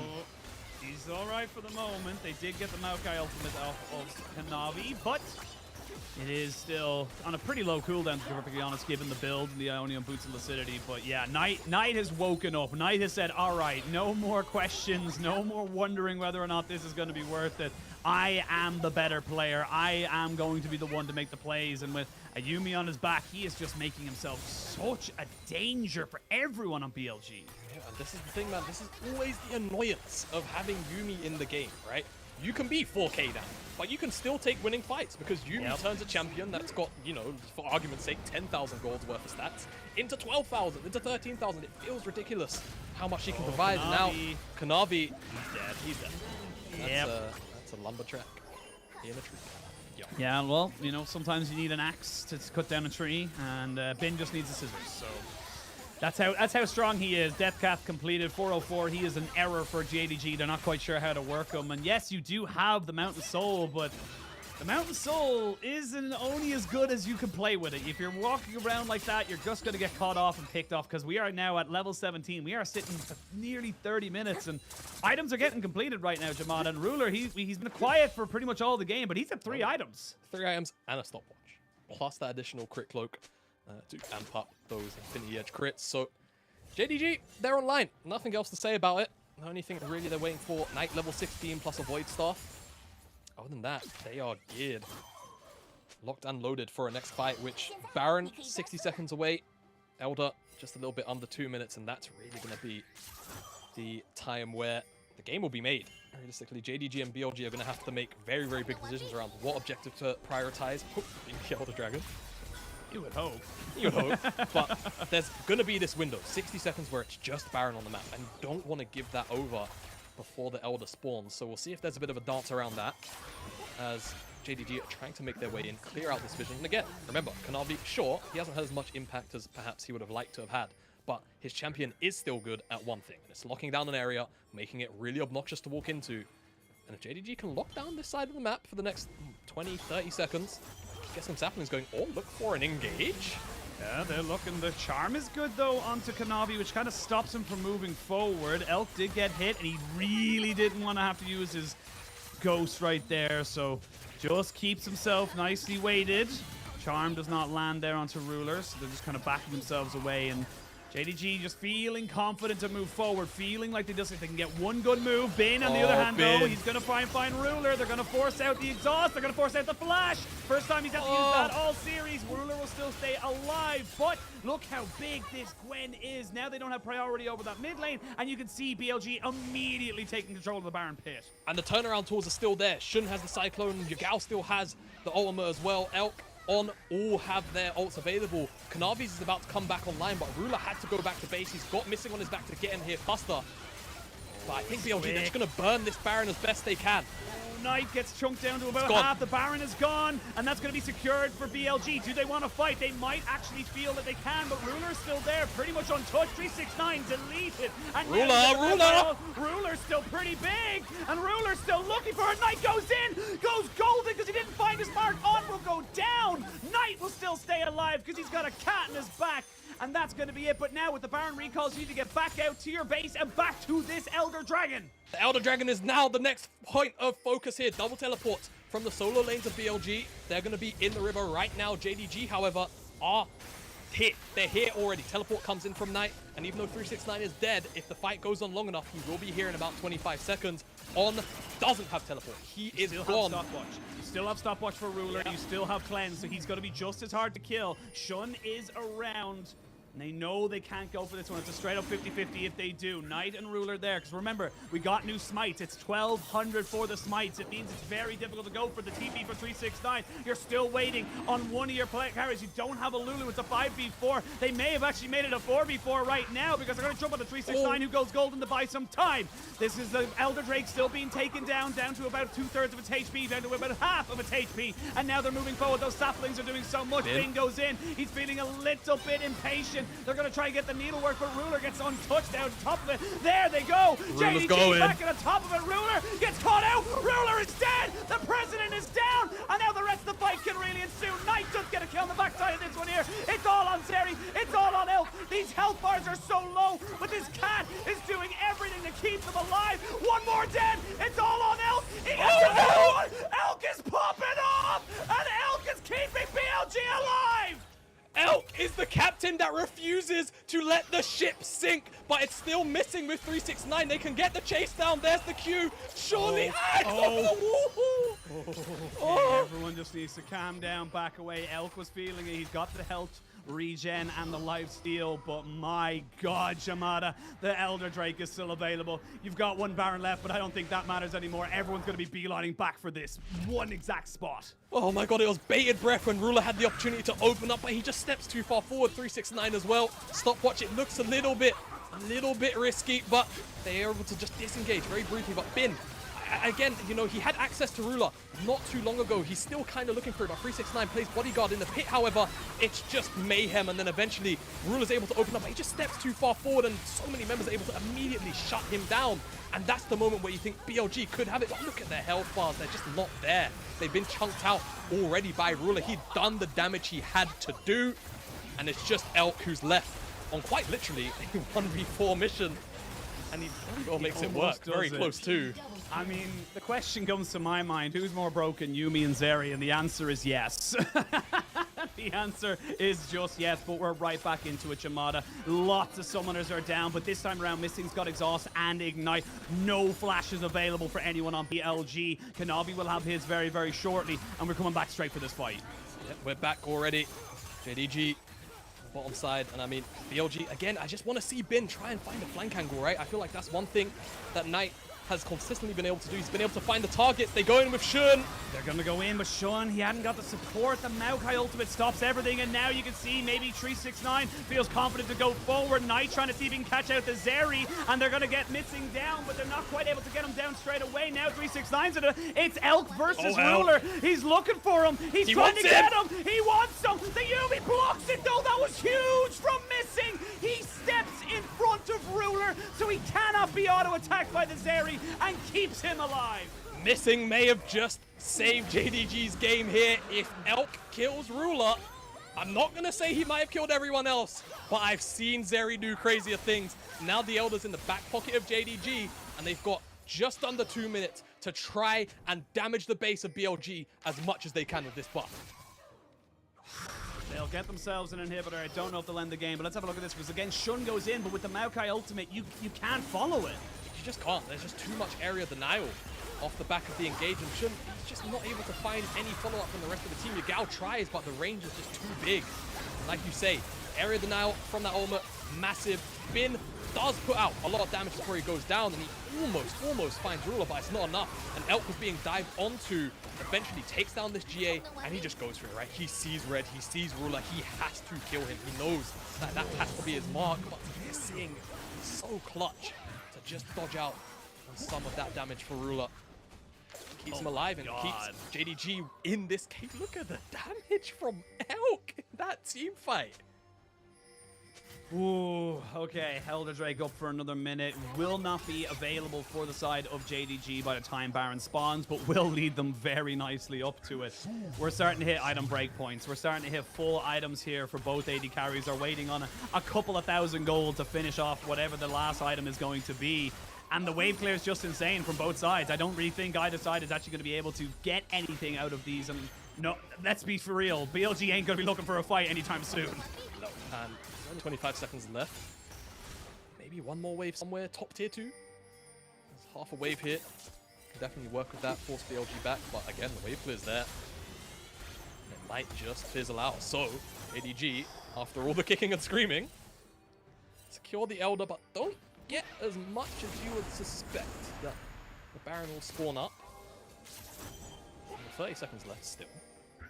This should be their Baron to get. So, projectable snowball into the next. But this is of course the siege buff, so hopefully they can break down some more, but a moment to breathe, Ashin. Thank you. I appreciate it. No, it was... I honestly, that's the correct decision for BLG, in my opinion, because you look at what's actually happening in these fights. They're not afraid of fighting JDG. Not at all. They know they can get it if they just get the right, get their ducks in a row and then shoot them all. But they need to make sure that they're not getting caught out. And that's why they want to wait for this Elder to go away now that it's gone. Yes, you have the Baron, but you're still so short range on the side of JDG. I just don't see it really making that big of a difference. I don't think so. We'll see though. I think now, port of call for BLG is just Turtle.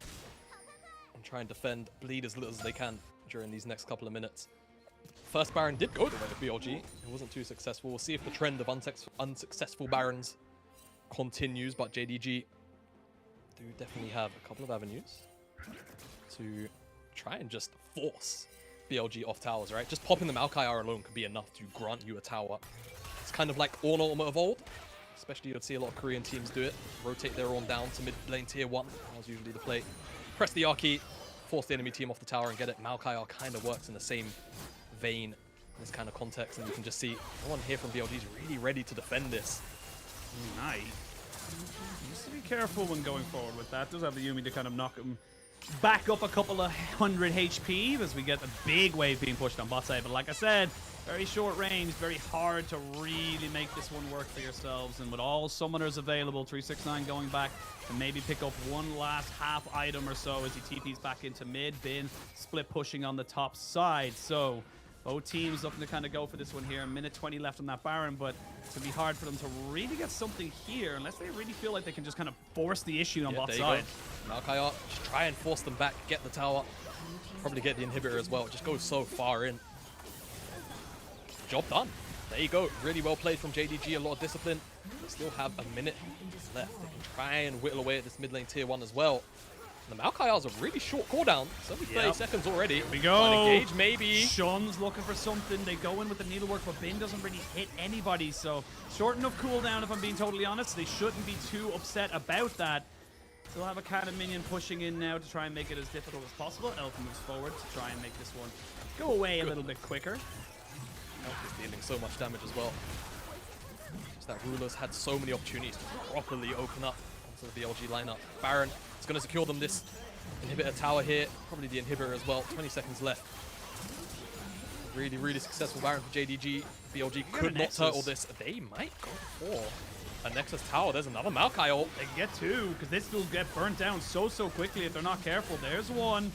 Shun tries to move forward. Yagao takes so much damage from those saplings. You can see this full AP Maokai just putting in work right now. This one cannon minion as well, and this is honestly great for JDG. They don't have Baron Alright. anymore, but here we go. They're going to jump onto the backside. It's going to be an immediate flash claim from Ruler to keep himself alive, and he's just free hitting, coming in right on the back of this. There is no time for Elk to stay alive. There is no time he's for him getting to a put out penta. the DPS. It's a triple kill. It might just be a quadra, and they might look to try and get on the penta. They're going to try and go on.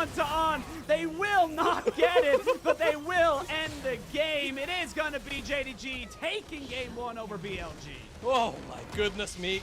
Match of the week, game number 1, it goes to JDG, but BLG did not give much an inch of ground throughout. And it was that man on your screen, Ruler. So much damage when it mattered for JDG. And BLG just could not stand up to the might of that Sivir in the end game. They had a lot to work with Bin in the mid game on the Gwen, but they just couldn't quite grant him access enough times to the backline, to Ruler specifically, to try and shut him down. What a fantastic way to open up this series. It just goes to show you as well, like you can't give someone like Ruler an extra ability in the eyes of Yuumi, because having the exhaust and the ignite and the cleanse and the flash and the ultimate and like so many ands. And they did everything. Bin and Shun got on top of him. They burned all of his cooldowns. But it didn't matter because they still had so much more to give. And BLG, they shouldn't... Well, they're obviously going to be disappointed in that particular performance. You're always going to be disappointed after a loss. But you have got win conditions. 369 couldn't hold a candle to Bin, in perfectly honest. And really did see Shun kind of making moves for himself. But bit by bit, we did see JDG just have that little bit more finesse, that little bit more caliber to kind of push them over the line. Yeah, I think when it mattered most, the members that needed to step up in those core moments did for JDG, right? Even when Ruler, let's be real, overstepped, he gave up his life. Yeah. He still kind of half-healthed all of BLG to do it, and the rest of the team was able to step in and clean up the rest of the fight, right? And I just feel like for BLG, the fights didn't come together the way that they needed them to, right? For like Elk wasn't able to open up as frequently as Ruler was, and also Bin, I just felt like he was playing too frontal, right? But at the same time, you look at the composition, he kind of has to. He has to be there with Shun on the front line as opposed to looking for flanks in this particular context. But I think if you just beeline it, go for flanks onto Ruler, you get a better angle to try and win these fights. But that was the way they played out the game. It gave JDG the angle to just allow Ruler to take over. And like you said, Yumi's broken. We'll see if it goes through again. We didn't get a look at the draft. So I'm really wondering what the priority was for Yuumi to go through, but then also not be first picked. Because the only thing I can think of is it had to have just been a Zeri first pick. It couldn't Either a have been anything Zeri, else. either a Zeri or maybe Gwen just for Bin, because I know how much he loves that champion. Just to say, look, we got Gwen, doesn't matter what 369 throws into it. But again, these are obviously hypotheticals, and just giving the Sivir and the Yuumi is just so much power. You just cannot give over to JDG. And honestly, I gotta call out as well over to Knight. Knight had a fantastic, once he actually started going, some of those clutch plays, especially down the bot side, a bit of momentum was building for BLG. They got 2 kills, they were pushing in the tower, they had Baron buff. Knight just makes a really nice little play to put himself right on the forefront of the carries and just dissipates, any kind of momentum they had. Yeah, he really did stamp on that pressure from BLG, and as soon as that turnaround play came through from Knight, it felt like BLG, I don't want to say they were shook, but it did feel like they didn't really find too many more positive opportunities after that play. Yeah, really solid game from Knight, but I think we all know who would likely get MVP out of this game number 1, and I think his name starts with R and ends in Uma. Yes. Because I'm personally, even though he played Yuumi, and I am a adamant Yuumi hater, I think Missing played exceptionally well, did exactly what he needed to do, and I can always just think back to literally when he deattaches to put himself right in front, recognizing that the Zeri is not an auto attack in the sense of point and click, but it's more of a skill shot. So that to me was literally the game changing moment, because the game could have went straight to BLG there. If Elk gets the 2 kills there, he probably cleans them all up, they probably end the game. Yeah, no, definitely. So, massive props to Missing, even though he's playing the world's most hated champion. Yes. We'll credit where credit's due. That's okay. Yeah, I'm really looking forward to the adaptations though for game number 2. I think BLG are probably going to walk away with quite a few conclusions here. I think they're very confident with whatever they can get Bin into when it comes to the 369 matchup. I think a lot more focus needs to go into trying to shut down Ruler, because quite clearly what they were trying to do in the mid game couldn't quite work out. The frontal engages from Shun just weren't quite followed up on in a neat enough manner to actually give them cohesive engages where they could snowball these fights. With Ari, with Bin, they need to find another way to try and shut down Ruler. If not in the early game, then certainly in the mid game, because frankly, that was an absolute clinic. Yeah, it really, really was. And honestly, it's going to be for BLG to kind of figure something out, because a lot worked, to be perfectly honest. A lot did actually go well for them, and it was very much a execution draft. And again, Yumi diff, that's just how it is, unfortunately for them. So maybe we see in the draft they start to ban away the Yumi. Maybe they take away, say, look, maybe the Yumi isn't the biggest issue we had. Maybe it's the Sivir, because you can't just give someone who's a massive hyper carry in these situations. But we'll have to wait and see. And for JDG, it was slow to get going. 369 was rolling threes, my dude. Like, this guy was nothing in this game, and honestly really felt like Bin just kept smashing him. But anyway, we'll come back to it and see what they want to do. We're going to throw it to a quick break, and when we return, game number 2, picks and bans.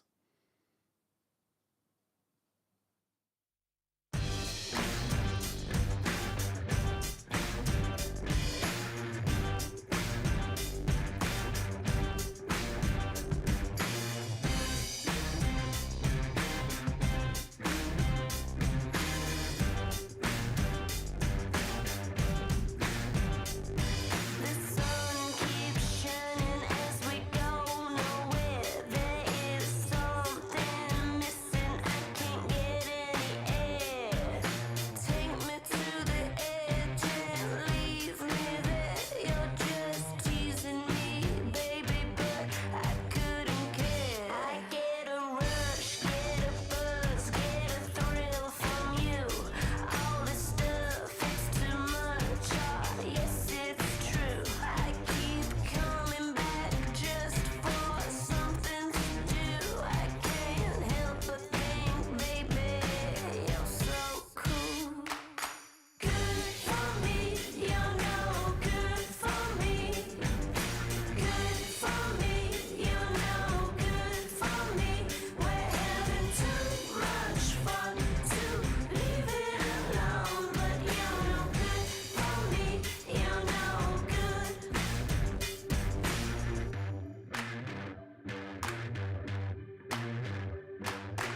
Keep on driving, won't you take me somewhere? I want to see what you see. I'll go anywhere.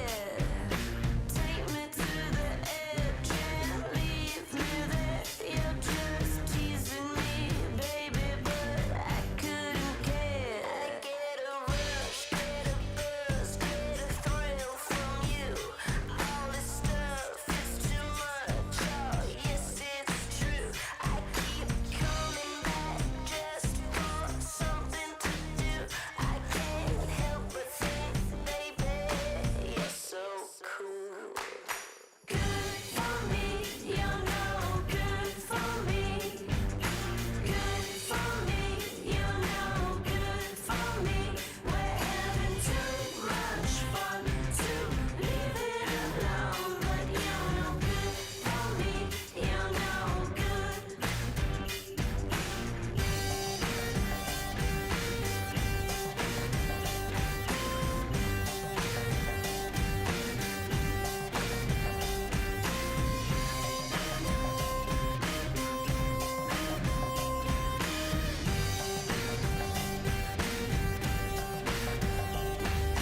Good for me, you're no good for me.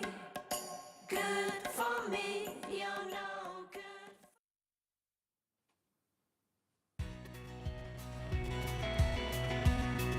Welcome back, one and all, to the LPL. We are on day 1 of the 2023 spring season. I am still just Oshin, but I am joined by the absolutely jubilous Jamada as we come back in. I got it right. I was waiting for the camera to prove I got it right in the right direction. But welcome back. We had a fantastic game 1. We went straight from our first series, or technically our second series of the day, straight into game 1 of that one. I'm so glad we did. But now, Jamada, we get to see what the adaptations are going to be.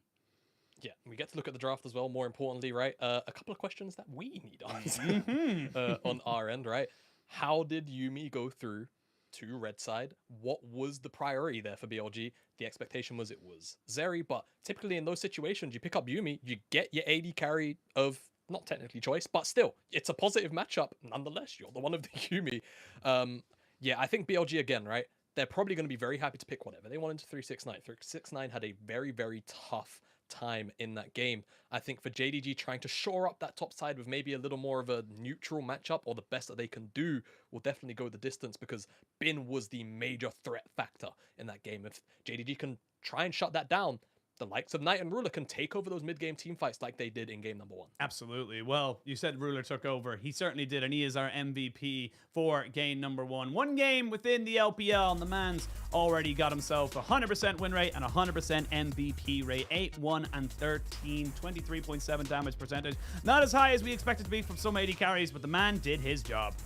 Yeah, did him up. At the end of the day, those stats are still pretty damn nuts. And again, so many team fights where BLG, I'll be honest, just dropped the hat and they'd let Ruler step forward and auto 3, 4, 5 ricochet autos into the whole team, and he was just obliterating people. Once he hit that 3-item mark, he was a little bit slow off the mark, right? But at the end of the day, he still got to where he needed to be. League of Legends isn't always a sprint. It was a marathon in this game, and he was the one that hit the finish line first. Yeah, and even here, you can see him there just kind of keeping a cool head, constantly knowing when he can and can't go in. And again, like we said, this is a big matchup for him. This is a BLG team that is trying again to try and figure out how to make this team work. They've made so many changes over the years. They really want to find a roster that could send them to an international, hell, even just send them to a domestic final or two. And it just feels like they just could not get a grips to him again. Just so much to his resources. And he just, no matter, even though he's panicking and trying to get away, he's still putting out damage. He's still putting out auto attacks. Yep, exactly. Ruler, a master of just getting those auto attacks and getting out whatever damage he can before he goes down. And in cases like this, where the rest of his team just let him do his thing, you can just see he is a man unleashed. And I really want to see what BLG will try to do to stop that from happening again, because they had a very solid foundation to play off of with Bin on the Gwen. Lost my train of thought there for a second. And we couldn't really see BLG consistently get Bin on top of the person he needed to be on top of, and that was Ruler. And JDG did a good job as well of just making sure that they kept Bin at arm's length. If they can keep that same level of discipline, I can see JDG closing this out very cleanly. I feel like the cards have to be, or the ball is in BLG's court rather. They have to find a way not only to shut down Ruler, but also very consistently get to a point where Ruler just has no say in these fights. Whether that means taking away, Yuumi, taking away Sivir, whatever it is, you have to try and make sure that he doesn't get access to such an easy to use hyper carry in a composition like that where no one is threatening him. Absolutely. And I loved as well, like we saw little bits of it in the replays there, but how Kanavi piloted this Maokai was actually so clever as well, because you do have the immune, Gwen is immune field when the Maokai ultimate is coming in, but he would flash into it, get himself within the field, and immediately CC her down so she couldn't get away, which meant that the CC chain was there for 1, 2, 2.5 seconds, which gave Ruler those opportunities to put out that bit of DPS, which gave the Knight the opportunity to kind of say, right, I don't have to worry about Bin for a few seconds. I can focus on the Zeri of Elk. So really, really nicely done there by Kanavi. And again, there's a lot of huge expectations coming in for this, effectively a super team for JDG. They've come in and said, right, we got semifinals at Worlds. That's not good enough for us. We want to be making finals. We want to be making it to all the way and getting a shot at the biggest prize in League of Legends. They made the moves. They got Knight. They got themselves Ruler. And now they need to start making that work together. Yeah, they definitely do. And, like you say, super team, right? It's crazy to think that you can level up from your Gal Hope, but I know, right? here we are. It's just how LPL works. And, for BLG, speaking of your Gal, a lot is still going to be on his mind, right? He is still against his old team. He's going to want to, at the very least, go out swinging if they do end up losing the series. I wonder whether or not BLG will try and put Yagao on maybe a bit of a pedestal, right? Try and shut down Knight, maybe use the mid jungle as an avenue to try and move down towards the bottom side, because I feel like Shun was very proactive in those mid-game engagements, right? On the Wukong very consistently, finding Ruler maybe 50% of the time. I think it was kind of very much, opportunistic. Who's in front of us right now? Can we one-shot them with Yagal's Ahri damage? They can try and find that level of proactivity again, but from earlier on, right? Try and give Bin, the first 6, 7, 8 minutes of the game, then let him dominate the 1v1, move your focus to the mid jungle, and then shift that down towards the bottom side. That could be a very, very valuable way and efficient way to play out this game against JDG. see what they want to go for now. We are jumping into picks and bans once again.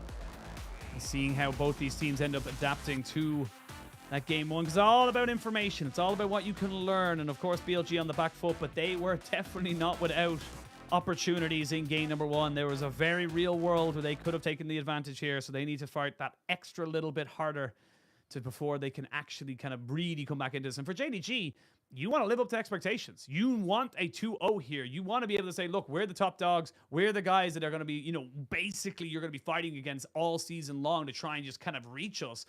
I think a 2-0 will be a fantastic start for them, especially bringing in, like we mentioned, Knight and Ruler to make this a real thing. Yeah, what a statement, right? BLG, one of these lineups where it's like there's a lot of hype around it, as there should be with this lineup. Put together, presumably to win things. With names like Shun and Yagao coming in. As we are here into picks and bans. Didn't get to see them last time around. Let's see what cards are left on the table, as you know what's in my mind, don't you, Machine? Absolutely. We're going to wait. We're going to wait. Yeah. Well, I will say the big difference is this time around is that you can't 1-2 it on first side rotation here for the side of JDG, so we'll see what they end up kind of going for right now. The Maokai banned away, so we will not be seeing that. I do like the Kindred respect ban onto Shun. Used to be Nidalee, but if you've been following his solo queue, and 369 is Renekton shall be taken off the board, so a lot of respect, and maybe we just do a hell of a switcheroo. Ruler going on to the Zeri, which will probably force the Sivir Yuumi on the side of Elkanon. Okay, all right, there you go. They'll pick up the Zeri, and like you say, BLG should just answer here with Sivir Yuumi, or Yuumi plus another power pick of their choice. They know that the ADC role isn't going to get snapped up, but it depends on how they feel. If they want to hide their roles, they definitely can just go for the full bottom lane, but definitely it feels like that answer should be pretty telegraphed. But we'll see how BLG are feeling. Oh, different angle potentially. Nami Lucian is up. They could just look to try and smash the lane very, very early on. And that seems to be what will be the case with this Nami being locked in. And of course, the opportunity to pick up a priority jungler. Shun had a lot of very solid engages on that Wukong, but the Vi is also something I value quite heavily into a pick like the Zeri. Such easy lockdown from pretty much as soon as you hit level 6. I'd like to see it go through, and it will. Now JDG have the opportunity to answer their jungle, and of course, you should suspect they still go the Yuumi or the Lu. Vi is a nice little pickup here, especially when you have got the Maokai banned away, so you know that you're not going to be going into just basically death every time you try to go in with no one able to follow up with you. Now JDG, see what they want to try and move back towards. Of course, the Sejuani was something we saw a hell of a lot of in 2022, more so in the top side than in the jungle. But Kanavi says, all right, if you're not going to take the Wukong, I will. And maybe they don't go with the Yuumi. I feel like the Zeri Yuumi combination is still a very potent one, but it does struggle a little bit against Nami Lucian. So they're taking the Lulu and saying, look, we know we're not going to get dived now, because if the Vi, the Nami, and the Lucian jump on our faces, we need some kind of defense against that. Yep, I think the call is we feel like Lulu probably gives us a little bit more when dealing with the dive, and also just the 2v2 lane as well. So I like the pickup either way. I think both options are very strong. They both provide similar things. Just kind of going about it in different ways. Second ban phase though, what would be the focus here from BLG? I suspect they're going to give counter pick over to Bin. So maybe 2 mid lane bans away from Knight's champion pool. Carly did give them a fair amount of trouble. Syndra maybe? Yeah, Syndra as well could be a really, really strong option. And for JDG, I think this little Gwen ban will probably do them quite well. As Bin was a massive menace in game number 1. And from there, well, it's their restart. They can kind of ban whatever they feel like they don't want to have to deal with from the solo laners of BLG. We could obviously have a bit of a moment here while bans are coming in. The Ahri being banned away from Yagao. But the meta, despite so many changes to the jungle, even the Hex Rift and everything like that, the meta hasn't really changed that drastically to what we were seeing in 2022. We are still seeing very hyper, focus on the bot lane with an engaged jungler, and then kind of the solo laners that can just pick people off. And I just wanted to pick your brains just a little bit here and say, like, why do you think we're seeing that? Why do we still think that the meta has, kind of quote unquote stuck in its same kind of state since the 2022 World Championship? Oh, loaded question. Honestly, it could be a whole bunch of reasons, to be honest with you, Yashin. Like, players are very, very temperamental when it comes to picks and changes, right? They'll always definitely float towards what makes the most sense, right? The meta at the end of the day. But I think, realistically, the changes weren't so wide sweeping that we needed a whole new champion pool, and Yagao's gonna give us a Talia. So that says to me, BLG don't want to play out this mid lane 1v1 at all, and we're going to see Yagao try and get mid lane priority. Maybe Shun comes through the mid lane and forces it, and they're going to go towards sides. They're going to go towards Elkin On in what should be a winning 2v2 matchup, and Bin as well, who should have the counter matchup up in the top side to try and force some plays on either side of the map. Looking for big AoE ultimates and kind of putting back the ball into Ruler's hands and saying, you are our spiker. You are the guy who's going to be getting us the big points, the big moves here in these late game, but mid to late game team fights.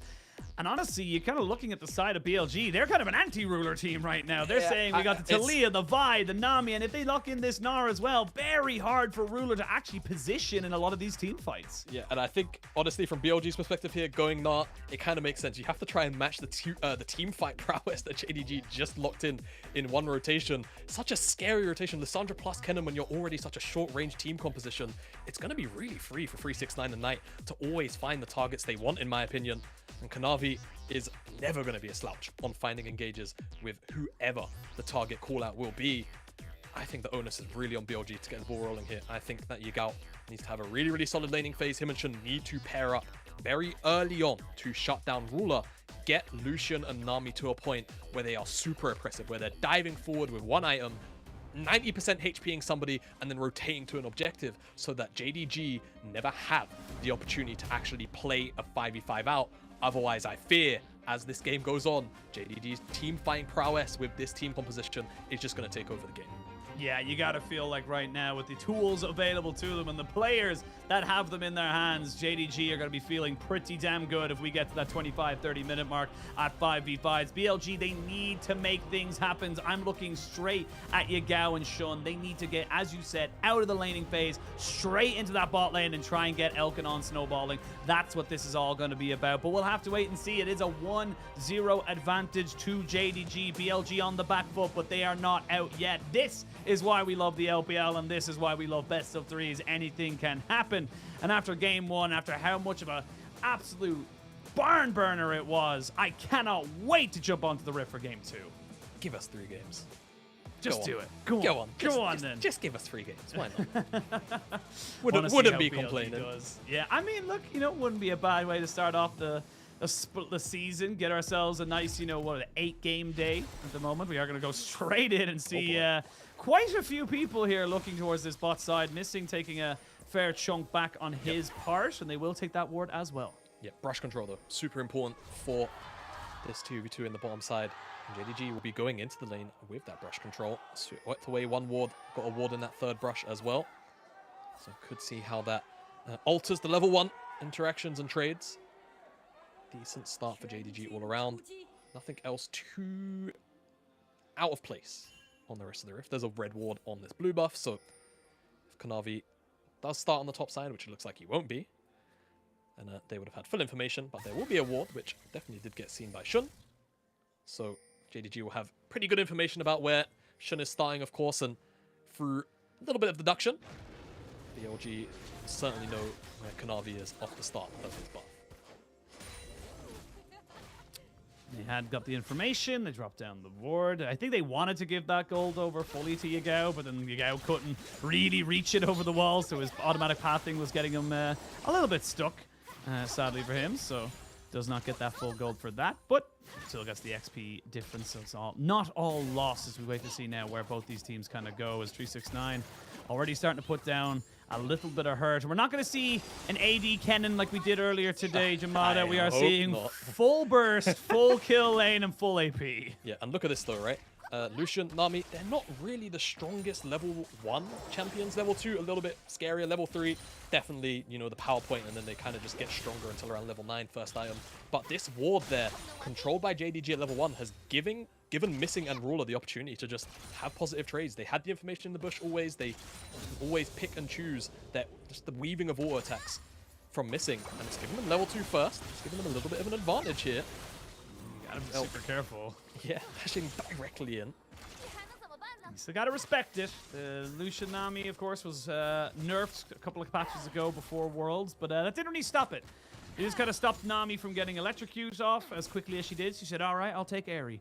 And that still works fairly well in that particular instance. And now Shun, you can see, starting to see if he can maybe make something work along this bot side, or maybe even the mid lane. No, bot side seems to be the port of call. I mean, they know that Kanavi's not down here because they had the ward on the blue buff. So pathing should have been that way. The wave is stacking, but this is a lot of respect from Ruler and missing. I mean, the wave is crashing back. They did crash it at level 2, so controlling the wave state to their favor. Ruler picks up a longsword, control ward, he'll be back to base. Now, the wave is hard shoved, so might miss a couple of minions, but still very positive as 369 having a much more positive start to the lane in comparison to game number 1 up here on the kettle. Yeah, nice flick back there from Yugo. Doesn't really have the mana to push it. Will say, excuse me, he has a Summoner Spellbook, so gotta be careful. Actually, both Knight and Yugo have Summoner Spellbook, so you gotta be very aware and checking that tab every now and again when they TP back in from a lane, because you might find yourself with an Ignite or two to deal with. Knight feeling a bit more confident because he has the mana advantage even if he doesn't have the health one. And with Kanavi off to the wings, Yugao might be forced to use a Summoner spell here, and he will indeed have to flash away. But while that's happening, top side, 369 finds himself on the bad trade with Bin. And with the Mega coming ever so slightly sooner, he needed to get himself out of dodge. Yep. And one thing I'd like to note about this Lissandra pick as well is this is 13.1. She did receive a couple of overarching buffs. The ones important to note, off the top of my head, that Q slow being a little bit heftier, but also the Ring of Frost, the W, having its cooldown lowered at all levels. That's a really important buff, simply because most Lissandras are taking Emax seconds. So having an ability, a base ability, that you're not putting many points into, be buffed very early on, very important. Hold the point, as 369 is going to find Shun. He's going to find him. Too much. But just going to be defending the pink with his honor. Is missing. Not going to get Aqua Prisons just yet. Navi off to the side. And now Elk needs to be very careful. You can see they want to try and push this wave up because it is sitting at a very precarious and unfortunate angle. But they can't quite go forward knowing that their top laner, or excuse me, their jungler just showed top lane. Yeah, it's one of those kind of interesting lane scenarios where I think JDG's lane was going to actually slow push out anyway, but it's kind of held in a temporary freeze, so it's a window for Kanavi to actually try and sneak in, find a gank. Would have been a dank gank, but it wasn't. Dank ganks are good. Dank ganks are pretty good. I like dank ganks. Yeah. It's a fun time. Yeah. Not a lot happening, so might as well talk about the dank ganks. Don't think any dank ganks are going to happen here, because Kanavi needs a reset. He's stayed out a little longer than usual, which actually might mean a first dragon going over the side of BLG. So stopping that early stacking that went against them in the first game, making sure that it doesn't happen to them again. Yeah, good read, honestly, from Shun. Probably just press tab, recognized, okay, this guy's just lobbing back to base in 5.5 minutes. He'll take this reset and just go towards this dragon. So even though Elk and On, they aren't inherently dominating this lane like you would maybe like to with a Nami Lucian lane, they are still a little bit up in CS. I think it's more like dead even, to be fair. But pressure of the lane and the timing of Kanavi's reset does mean that they will pick up that first dragon. And we'll see whether or not they can snowball it, much like JDG did, into an early soul, but also early objective pickups in general, right? Early Herald pickup as well to try and snowball that into another dragon in 4.5 minutes time. Now it's going to find Kanavi after they take away the scuttle. Dragon did go over to BLG. Gold is dead even. It's honestly pretty much even across the board. Only a couple of CS here or there. I will say that Shun is falling a tiny bit behind in the camp clearing, and you can kind of keep an easier eye on that through the use of the jungle items. See how many stacks they've got each side. So we'll see if he's able to kind of make that one back just a little bit more, as he has an entire top side to clear off, while both junglers kind of opposite sides of the map, not really kind of interacting with each other as of yet. Not just yet. I'm still waiting for that first pull of the trigger from either team on an engage. And where do you think it's going to come from? Where do you think is going to be the best opportunity for either of these sides now that Dragon's been taken down? We do have Rift Herald, but where do you think is going to be the best moment for either of these teams to really crack open this game? Well, you know, naturally, your eyes are definitely drawn to a Nami Lucian lane, but I think with Herald coming up, this could be the first place we actually get a big fight. Remember, loads of big team fight ultimates on both sides, right? Specifically from JDG, massive AoE if Knight can find a good angle. He doesn't even have to hit, you know, the likes of Yagao or Elk. as long as he hits someone that's making it very difficult for the rest of the team to follow through, because Bin steps a little bit far forward looking for an engage to slow the rest of the BLG down. It doesn't matter, but there you go. The engage comes in after the fact. It does indeed. You got the Talia wall as well, and there's nowhere for 369 to go. He's not even going to bother flashing because he knows he is dead. Another first blood, another 3693. But now that means the Rift Herald has been stopped. Yagao might be in a little bit of trouble. He does not have flash just yet, and he's not going to get it back in time. Hop and a skip and a jump, a heal by Knight to make sure he doesn't actually get caught out by Shun on the re-engage. It ends up being a 1-for-1, and again, gold dead even. Yep, Spellbook killed her, so, you know, not the end of the world. Just make sure he gets that little bit of extra distance. Gal just caught out as they rotate back towards the river. You would expect the chain of play was going to be this Herald, but now they're down Yagao, and Missing already rotated up. A little bit behind on, but Elk is here. That's a lot of damage. It's a hell of a lot of damage. He holds on to his flash, but he keeps the heal to be used. And that means that the Rift Herald will go over to the side of BLG. So despite all the pressure, despite everything they've done, it's BLG coming out with 2 objectives. But look at Ruler on this bot side. That's 3 plates. And these plates, don't forget, are worth more than Season 12. So it's 175 gold per plate. I think Ruler and Missing had 1 plate off that tower beforehand, but if I'm wrong, that means that was 3 entire plates going into Ruler's back pocket. That's a scary amount of gold to give that man, as you can see. Topside play, not really much 369 can do. Finn gets his kill, and the rotation comes in, and the immediate lockdown of the Gao. He's not able to move. Knock up into Knight. Into another knock up. Just has nowhere to go. He's trying to angle a flash, maybe. I'm not sure if it was quite up yet from the earlier play. Couple of seconds. Couple of seconds, it looks like. I think you're right. Unfortunate timing for him. It just means that JDG trade out the kill. And they traded out, but BLG do end up getting the Rift Herald, as we did mention, and a minute 20 until Dragon spawns means they actually might have a little bit of a pressure point here to be able to secure themselves 2 dragons in a row. Might be another Mountain Drake. We might see a kind of a red side dominance for the Mountain side. We'll see how they end up going as we get 369 just taking a hell of a chunk. Not quite going down, but does lose his flash. And again, not having that big team fight ultimate just before a dragon fight. You'd imagine JDG might just take it as a sign to say, you know what, it's only second dragon, we don't need to take this fight. Yep, definitely. I feel like JDG showed a great amount of discipline in the last game and when to take fights as a unit, maybe not individually at times. But even then, some of those self-sacrifices from members like Ruler and Kanavi just kind of gave enough for the rest of the team to clean up the mess. So we'll see. Like you say, I feel like they don't really need to contest the next dragon. They scale so well, right? So many team fight abilities that just make it very difficult for a short-range comp like BLG to function. Yagao does flash away. He's trying to see if he can stay off it, but the flick back is just not quick enough. That's a solo kill going over to Kanavi and showing the power of this Wukong. As we can see, maybe 369 in a little bit of trouble. Nard into the wall. Does have the Slightly Maelstrom, but shouldn't really need it at this point in time. But BLG recognizing they need to make something happen because this Wukong's getting out of control. Yes, it is. 2-0-0. 65 CS. Shun does have a pretty sizable CS lead, to be fair, but XP still going over to Kanavi. He will be approaching that Divine Thunder very quickly as 269 Bin. Oh. I love how we both had the same reaction of just like, Bin, did you mess it up again? Did you make an oopsie? But no, guess a solo. Yeah. And now the Herald will likely be dropped up here as Teleport comes in from Knight to salvage the entire tower.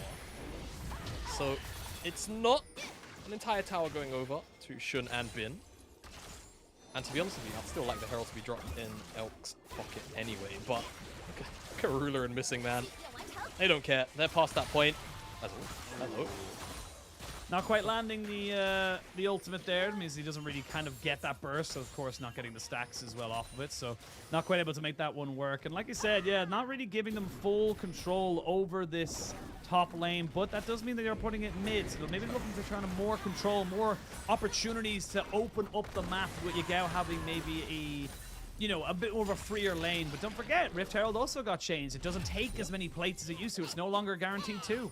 Yeah, it's like 1.6k damage, I think, instead of that 2.2. So no longer the guaranteed 2 plate. As, yeah, we obviously saw 369 get chucked out. And the Slicing Maelstrom almost catches Bin in enough tower shots. But unfortunately, Bin just had more health to work with. now, JDG. They're saying, all right, we can't let Ben become a monster. He's 2-0 already, and he was a bit of an issue last time around on the Gwen. This time he's got hard CC, quite a bit of it in that Mega Martinar form. So they're committing quite a few members to this. But again, this is the pulling and the pushing that is League of Legends. When one team makes one move, the other team needs to make another. It's that act of, you know, whoever makes a action, there's an opposite and equal reaction, and that's how BLG need to keep playing. Definitely, I think anytime. Yeah, I think he needed to flash that. I respect that. Yeah, if he gets caught by that Ring of Frost, I think he would die. So just keep himself alive, Bin. I know it might look a little bit goofy, but I promise you, it isn't. Kanavi has a Divine Sundra. Shun comes to Shadow, but I think the play is more than likely over from JDG. Shun might be over. He is currently fishing. It's a lot of damage onto him as well. They'll get straight on top of him, and there's nowhere for him to go. Elk try to put in some work here onto Ruler, but double flashes here from the bot lane. BLG losing summoners left, right, and center, and JDG, they're pumping in the gas. They're moving through the gears and really finding themselves in a great position here. Just kind of constantly forcing mistakes here. They haven't taken the tower just yet. Knight goes into stasis. Yagao does end up falling. Kanavi gets out. Knight flashes, and everybody lives. Everybody lives. It's such clean execution on this tower dive from JDG. BLG just have no answer to that at all in the slightest. They take down Yagao very, very quickly after Shun's initial pick as well. Really clean stuff from the entire side of JDG. Just working in unison so beautifully there. I don't want to be a party pooper, but even though they're only 1k gold down, BLG feels like they're being slapped about a little bit. Yeah, starting to feel a little bit rough right now. As you can see, this is just going to be the dive on the mid lane, and Yagao loses his crown to the Shattered Queen, and he just straight up just doesn't respect the fact that Knight just never used ultimate. Yeah, like, I don't know, it is a bit awkward to just walk up to Alessandra like that underneath the tower. The whole team follows up very, very quickly. Unless they don't get the tower, the pressure is still 1 over. However, it seems like reset timers off the back of that play do allow BLG to come back out to this Herald first. They'll start it up. Well, you can see very tentatively a couple of members might want to poke their head in, but as you can see, Kanavi just based. So this will be a Herald going over to BLG. See what they can get done with this second Herald, but quite frankly, I think right now what BLG need to do is try and use it around Elk, Nami Lucian. It's online. It's Mandate Gale Force. It's level 9. It's about at the peak of its power in terms of ability to snowball. So we need to see that be used quickly, to say the least. Yeah. So it feels like JDG are really in first gear.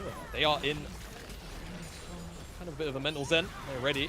Ooh. They're looking for something. Flash burnt by Ruler there. As you recognize, if he gets caught, he is dead. Kanavi has to use the decoy as well. Dragon going to be spawning in 20 seconds, and you've got 369 on a pretty decent flank, but Bin might be in no man's land. He's getting caught out here. Ring of Frost into the Everfrost, into the Frozen Tomb, into almost certain death. And that is just as easy as you like. This CC combination between the Wukong and Lissandra, BLG, they're just not respecting it. It's just such a powerful duo. Lissandra, Wukong, you just can't move, even through Merc Treads. I'd imagine Bin probably even has tenacity in his runes as well. Maybe both sides, right? Resolve plus the Triumph tree. I forget what the other tree is called for some reason. But BLG, despite losing their top laner, will actually go towards this dragon and pick it up. JDG happy to actually take the trade of the top side tower. I think with Knight and Kanavi both expending their ultimates, they kind of know that is their initial engage before any more follow-up can come through from the likes of the Slicing Maelstrom from 369. So happily give up this objective in trade for a little bit of gold, some camps on the top side. And JDG just, again, I think discipline is the key word here. Taking their fights where they can. BLG doing what they can to stay relevant, as missing is probably going to die. Most certainly going to die here. Never mind. Has got the Lulu speed up and the wild growth, and that's why they decided to go with the Lulu instead of the Yuumi. That knock-up looked quite far away. Maybe, you know, it always catches me off guard. I think it could have been a bit of a high ground, low ground scenario. Because, of course, that did happen right on the edge of the river. So a little bit unlucky on Elk's side, because if he doesn't get knocked up, I think he gets another auto in and missing probably dies. Well, wasn't to be.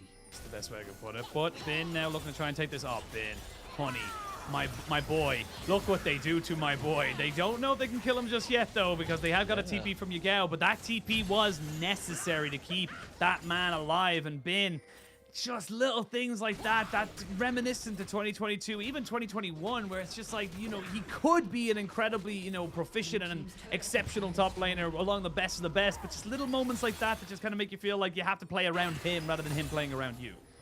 Yeah, and I think the crucial thing, though, even though Bin played that out pretty well, and the teleport that's come through from Yagao, is that Kanavi didn't have his Cyclone. If he had that up, I think Bin would have died, because right now, Kanavi is dealing a massive amount of damage, and I don't actually know if Shuno's actually looking, fishing for missing. Definitely looked like he was looking for the ward afterwards as he hit the Q and was like, all right, I'm going to start hitting this, but they end up getting control around the back of this red buff, and that's going to be the moment here for BLG, you would imagine, where they try to just make this Lucian work, because like you said, they have got this, you know, Elk and on combination online, but it's not doing anything right now. They're not going anywhere with it. Now they have to make something work. There's the tidal wave coming over. Cyclone going to be going there. TP going to be used. That's a Lissandra coming in. There's going to be the Glacial Path trying to make something work. And there's J69 right on the backside. Elk will fall, and now you're getting the passive there as well. It's going to slow people down. It's going to really hurt them off. You can see Shun wanted to try and back away. And it ends up being a 1 for none, but you lose so much here on BLG. Yes, it's only one death, but how can you defend mid? Yeah, that's the thing. Mid lane tower's going to go down, and honestly, questioning Knight's choice to ult himself, I think he could have just pressed on forward, ulted Shun, and they would have locked him down as well. End of the day, just in the conditional kill, which they miss out on, not the end of the world, and they still get that mid lane tower. Bin down here with Yagao, just trying to press away at this tower best they can. And I think they might just about get it. The response is kind of far away, and with Triforce procs, Bin should just about get this. Very high base AD. 600 gold goes into Bin's back pocket, but we've got to start seeing Bin intervene in these team fights. Truly get involved. Otherwise, I feel like JDG are just going to walk over the party here. Really nice knockback to try and stop the engage here from Knight, but you can see 369 just has clean access into the back line. Multiple flashes forced. And you'll see here what I talk about with Knight. He finds the kill onto Elk, and he ults himself. I think he wanted to avoid the bubble, I guess, but he's definitely in no fear of dying. Could have been a misclick. Could have been a misclick as well. They were right on top of each other. Definitely also a really good call machine. But yeah. And either way, play one. Yeah. I mean, either way, you got yourself the mid-tier 1. You traded it in the grand scope of things for 2 towers on bot side and a couple of kills, of course. So the gold is still relatively even. It's only about a 1.5k lead, but this Lucian Nami is losing its relevance. Now it'll always be very relevant, but the Zeri is becoming more relevant. Your power over this Zeri combination is just not really coming to fruition. And now that you have the Zhonya's here for Knight on the Lissandra, he's going to be far more willing to be able to kind of ult other people, to know that he's safe, to know that he can push forward. And look at BLG Bin. Bin's going straight into the hole breaker. He's saying, look, we're done. I'm not going to be grouping. I need to be on the side. that point I made like 2 minutes ago about Bin coming to team fights. I lied. Yeah. I apologize, everybody. It seems like Bin has a different idea. As Knight, nice. That's a lot of damage. Oh, that Aqua Prison. So close there to catching him out there. But now Bin, he's looking for the hole breaker, and 369's got no flash. He's got nowhere to go, and he is dead. Now we're looking at a 4v4, and they've lost Vi. Knight goes into stasis. He's going to have Azanya's available to him as well. Bin still has R. Still has R available to him. Ruler does not get caught out. Now he does, and now he's dead. Double boil and trouble. Catches them both out. Doesn't matter if it's the decoy or not. And BLG spark into life. Huge for BLG. They can go towards the Baron now. They finally caught JDG out. 369 gets caught out by Bin, and Bin is able to rotate in and clean house and lock down the man they've been looking for all series long in Ruler. And they will get this Baron now and potentially be able to claw this game back. Let's take a look at the replays. I mean, 369 just pops the Slicing Maelstrom immediately. He knows the trouble he's in, and Bin just runs him down. Easy as you like, and then the rotation comes in. The initial engage on top of Shun here goes down immediately. Knight self-ults to keep himself alive, but they just push a bit too far forward. They're not expecting Bin to rotate so quickly, potentially. Just lose track of him, and Ruler slammed into the wall. CC out cleans that kill up. Aqua Prison lands onto Kanavi. Really nice stuff from On. everything just clicks for BLG in that team fight. And they can pick up this dragon and hopefully claw back some gold, get some towers under their belt. I say claw back some gold, they're actually now 2,000 gold up. Baron buff kills. Held them up a little bit. JDG definitely not out of it. Of course, so many scaling aspects. And even if 369 is super far behind, I think over the years we've seen what one single slicing Maelstrom ultimate can do to change a game. But right now, it's about this man on your screen, hasn't it been? He's been so powerful on the side lanes. It really, really has. And Ruler getting caught out there. The reason why I said 1 second, he was 1 second away from his E, from getting that Spark Surge over the wall into safety, and he just could not keep it safe. But Bin, actually cannot be. Needs to be careful here. They're getting caught out. Missing! Oh, he's missing a fair bit of health now. And that's just not going to be good enough at the moment, because you can see Ruler getting double tapped as well. This is the Lucian Nami we expected to see, and this is why it's so powerful. They're even going to use the tidal wave. That's just to stop Ruler resetting. That's literally so they can keep this Baron push going. But it's tempo, right? At the end of the day, you're forcing Ruler back. He has to walk all the way back to base now. Could give you a potentially strong rotation, either to the bottom side or just push more at mid lane. I mean, Ruler's still coming out now. Knight just got culled down to a percentage of HP where he needs to go back to base now. And BLG taking it up another gear. JDG had a very firm control of this game early on. But one fight where Bin gets involved is all it's taken. And all of a sudden, it's BLG are the ones that are on the front foot, and JDG are the ones who have to turtle through this Baron. 50 seconds left. It seems like the pressure will dissipate. BLG have opted into a reset. I'm not sure what more they'll be able to get out of this the time that they have left. So the map is going to kind of take a bit of a soft reset, but the damage definitely inflicted onto JDG here. Elk definitely very much online now. 2.5 items. He's even got an additional dirt going towards the Infinity Edge as well. So just that extra bit of pen to just push that damage. Yeah, just push that damage forward. He has had it for a while, of course. It is the build path you go for. We'll see if they're just so incredibly hard to deal with right now, and you can see they're fishing, looking to see if they can catch somebody out in the wrong rotation, somebody in the wrong place, the wrong time, and these are the small little things that could make the difference here in this game. We're coming up to 25.5 minutes. It is a 3,000 gold lead in favor of BLG. They're the ones on Soul Point as well, with 2 minutes 40 until that objective spawns. And right now, it's looking like JDG are the ones that are kind of lacking in the L department for initiative. They're the ones that, they got a lot of great picks with this Wukong Cassandra combination, but after that, they've just not been able to do it. And I gotta say it, 369 has not had he's had a series to forget. Yes, he certainly has. I think you're right, Ashin. I think they need to find that gear again. They need to find that tone where Knight and Kanavi are just finding picks, turning fights into uneven odds. Even if they expend 2 ults to kill one person, it's still going to be a 5v4 after that, and you're still going to have, hopefully, a 369 ultimate to boot to back up a team fight after the fact. But BLG, since that fight where Bin got involved in the mid lane, has just been very, very disciplined. The key word for me of this series. I feel like they're just going to slowly press and play around Bin. Even though he's got that hull breaker, just make sure you leverage the pressure he's bringing you, right? And wait for this mountain now to spawn up 90 seconds away. That'll be Soul. It was JDG that had the Soul pressure last game. This time around, it is BLG. And a Mountain Soul could definitely make this so impossible to deal with. As a lot of damage. A lot of damage. And I just want to call out something real quickly, just because it's new. I love the Radiant Virtue here for the Vi on Shun right now. If you're not quite sure what it does, when you ultimate, you get transcended. And what that does is it gives you a 10% increased maximum health. So you get a nice little bit of extra buff, especially for something like a Vi who's going to be in the face of all of the enemy team. Having that extra little bit of HP is going to be so massive towards those late game team fights. Yeah, it will be. I think JDG, again, opening up a team fight is going to be more important for them.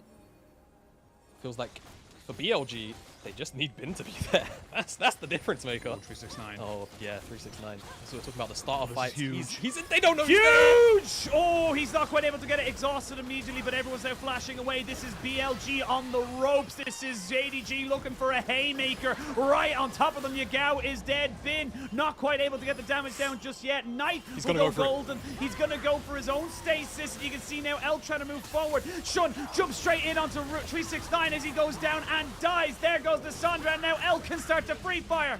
Bin did his job.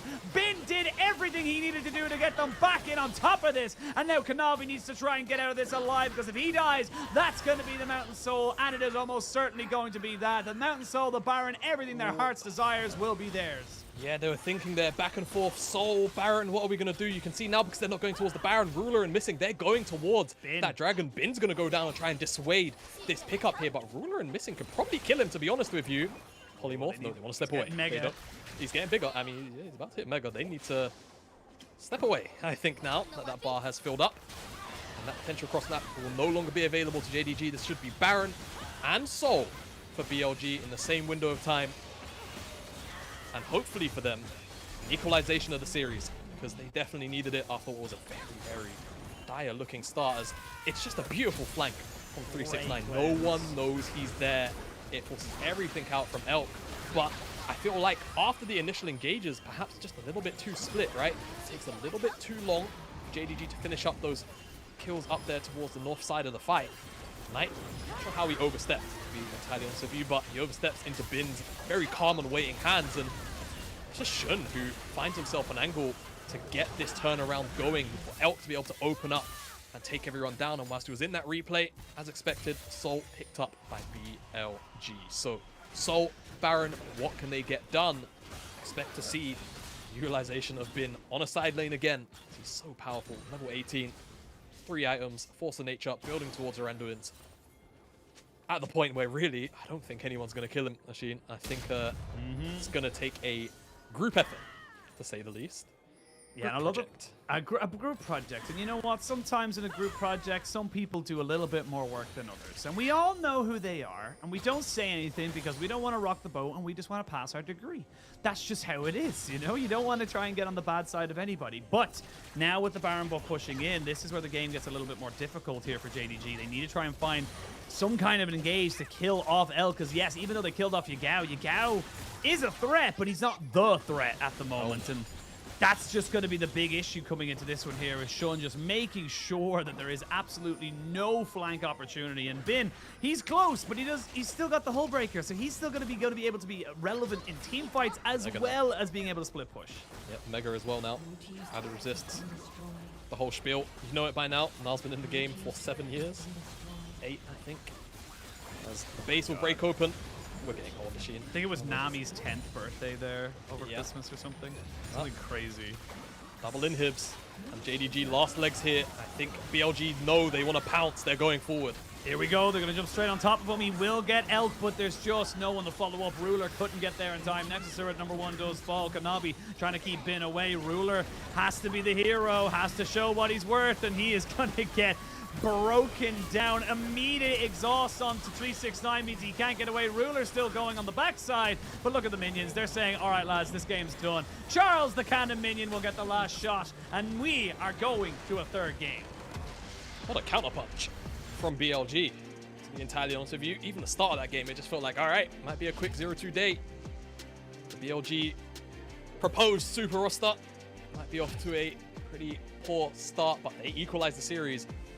And it just felt like JDG took their foot off the gas a little bit, but also, I mean, let's be honest, Bin came out swinging in the side lane. Of course, a lot of help from the rest of his team in the early stages, but still, nonetheless, taking over the side lane after that help was massive from Bin, and it was just that one team fight in the mid lane where they locked down that man whose name is Ruler, who was trying to carry JDG on his back.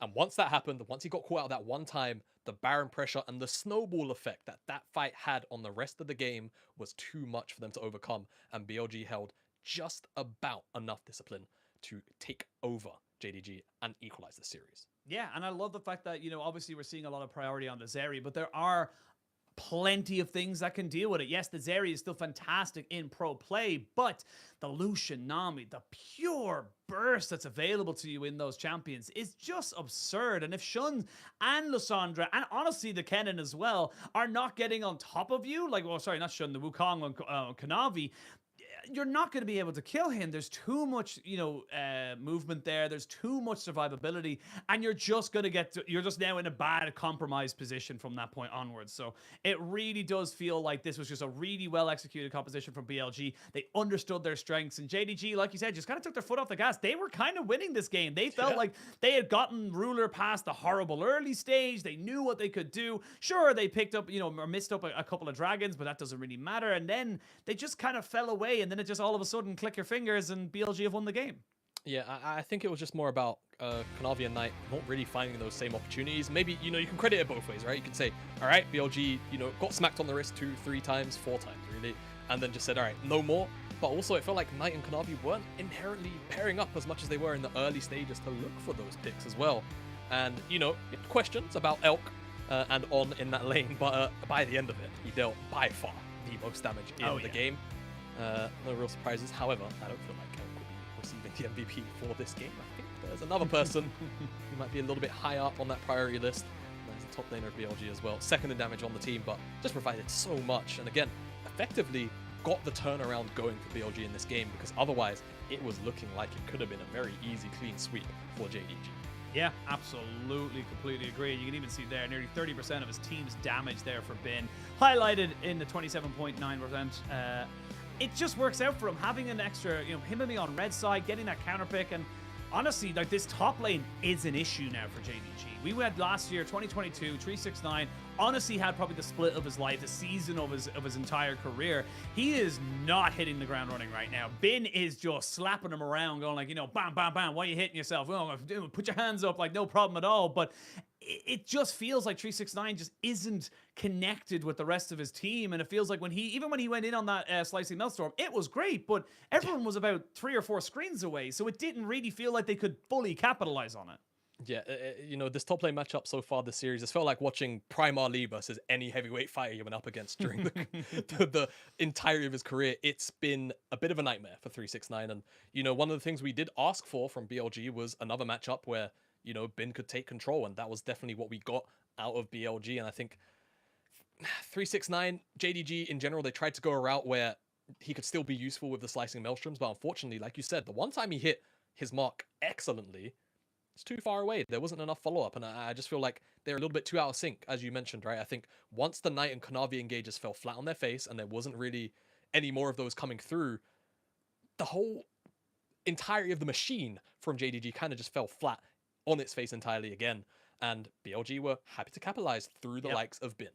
Yeah, they really, really were, and it really felt like BLG have got a winning formula right now. I feel like Shun and Bin working together should be a fantastic combo. The more time we give this duo, the more I hope to be impressed, but we'll have to wait and see. We are going the full distance today in our third series. We're going to send it to a quick break, and when we return, our third and final game of the day. It's all the way up, we gonna make it. The party won't stop until we break it. I head for the top, we gonna take it. Tell me, are you ready? Tell me, are you ready? We want it all, we cannot fake it. We're standing tall, it's time to break it. We go for the cups, we do the kingship. Tell me, are you ready? Tell me, are you ready?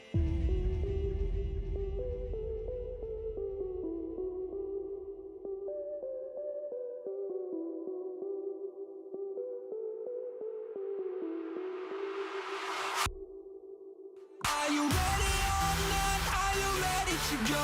We got the body and stone with the future, you know. Are you ready or not? Are you ready to go? Come on, let's get up and let it go.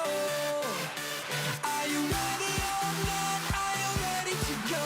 We got the body and stone with the future, you know. Are you ready or not? Are you ready to go? Come on, let's get up and let it go. Come on, let's get up and let it go.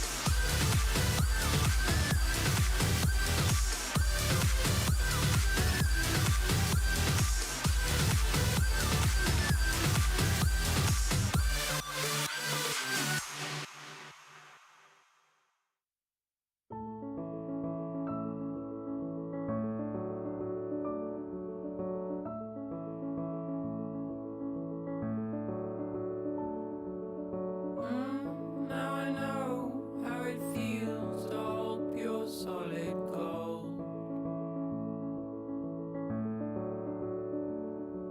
Sleep in the arms of my only minute tiny world.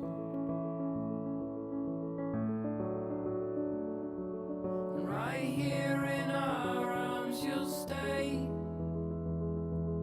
till you can find your own way. Oh, my son, stay curious, my boy.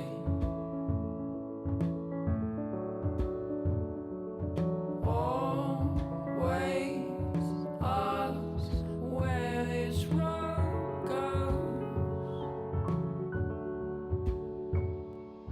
Oh, my son, stay curious, my boy.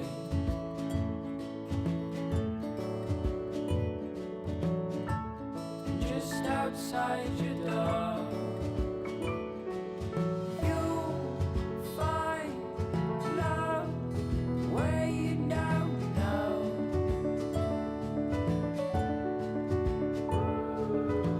You know that if you ever tried your last, call out on me if the old wind broke your mind. Set out to sea if you've fallen down. You know that I'm here, so you come on home to me.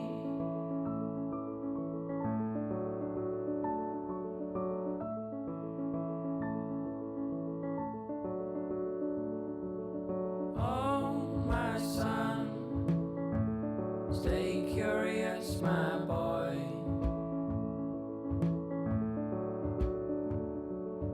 Always ask where this road goes. Oh, my son, stay curious, my boy.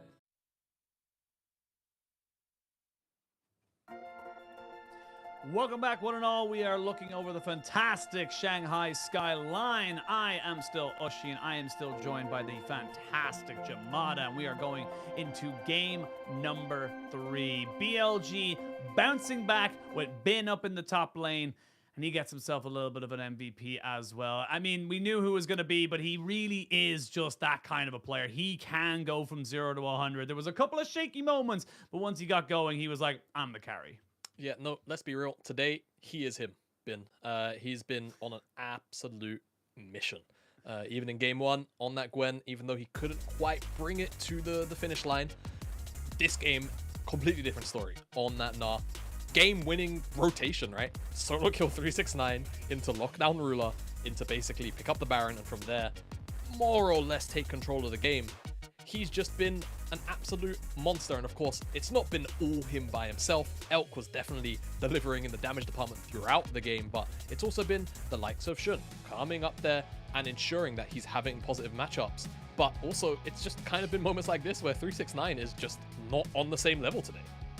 Yeah, I mean, straight up, Bin has had his number completely in that top side, and it just feels like, you know, Bin is still playing very well, but there are definitely opportunities for 369 to step up, but I'm just going to be honest, it just feels like he hasn't.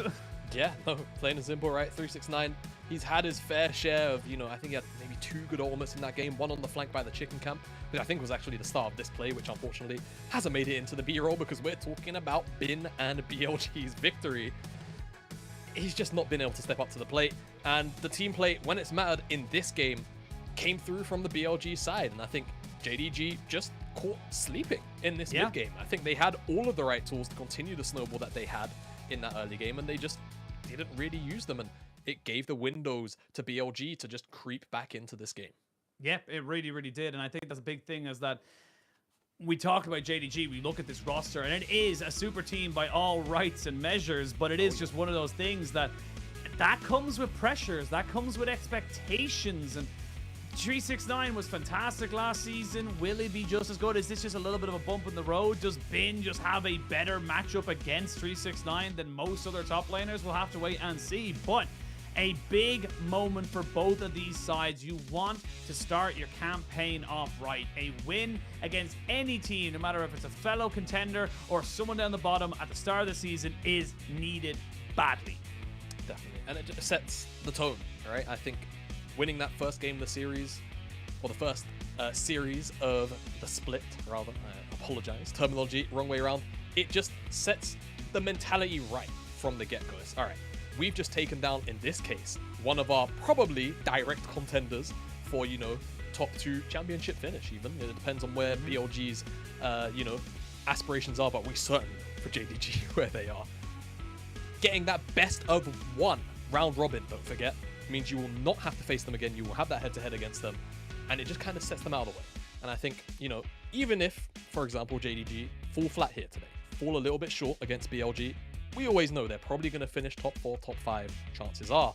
BLG, this is, in context, a slightly more massive win, a slightly more statement-esque win, because this is a roster that was put together for the purpose of winning. BLG last split weren't really in the best of spaces, whereas JDG are coming off the back of, by all rights, a very successful split, just top not 4. Making it top 4 worlds, the whole shebang. They just didn't finish it off the way that we expected them to.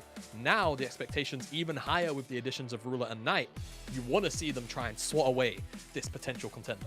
Absolutely, and again, we always kind of look towards BLG as this is a team that is not afraid in any way, shape, or form of changing their roster, and you even look at it comparatively to where they were last year. It's just, it's basically a brand new team. Fofo gone, Icon gone, Doggo gone, Crisp gone. Like, this is literally, apart from Bin in the top side, Weiwei as well taken out. This is just Bin and everybody else. They believe in Bin. They believe he can do it. He is an MSI champion regardless of how you cut this cake, and that is why they want to try and work around him. Shun seems to be working out well. Yagao has always been exceptionally solid, and Elkin On really did turn it on that last game, but we'll have to wait and see. JDG going towards the blue side, BLG on the red, and this time around, we are going to see the same bans coming out from JDG, but the Yuumi and the Lucian banned away here by the side of by BLG, saying, look, we recognize that we can put you on the Zeri again. We still have an answer for it, but that answer isn't going to be Lucian because we'll probably first pick it away from us. Yeah, I think that BLG read the room and just said, you know what? I feel like Ruler might try and smash us with Lucian after that game, and just take it away. I think it's the smart call. Adaptation between games is always very, very important. Now JDG toying with the idea potentially of a Syndra first pick, and it will go through. So no ADC first pick up, which does give BLG the opportunity to snap up the powerhouse that could have been Zeri plus the Lulu. However, it's an Ashe lock that's come in instead. That could be an Ashe support. Something funky. Yeah, I mean, of course, Ashe is technically flexible, but we see it far more in the support role currently.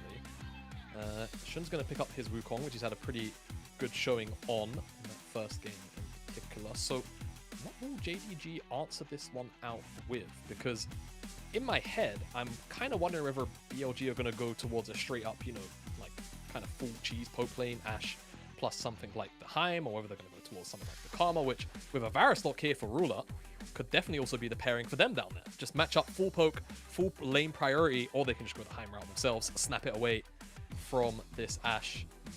Oh goodness, are we going to get Jin Ashe? Oh no! could Wait! Hold on a minute, because we've heard whispers. You know, we've seen it in a couple of those season kickoff events as well. I'm being hovered, and it's definitely very, very strong. We've seen it today already in action, and it will go through into Missing's hands. So bottom lane, mid lane locked in.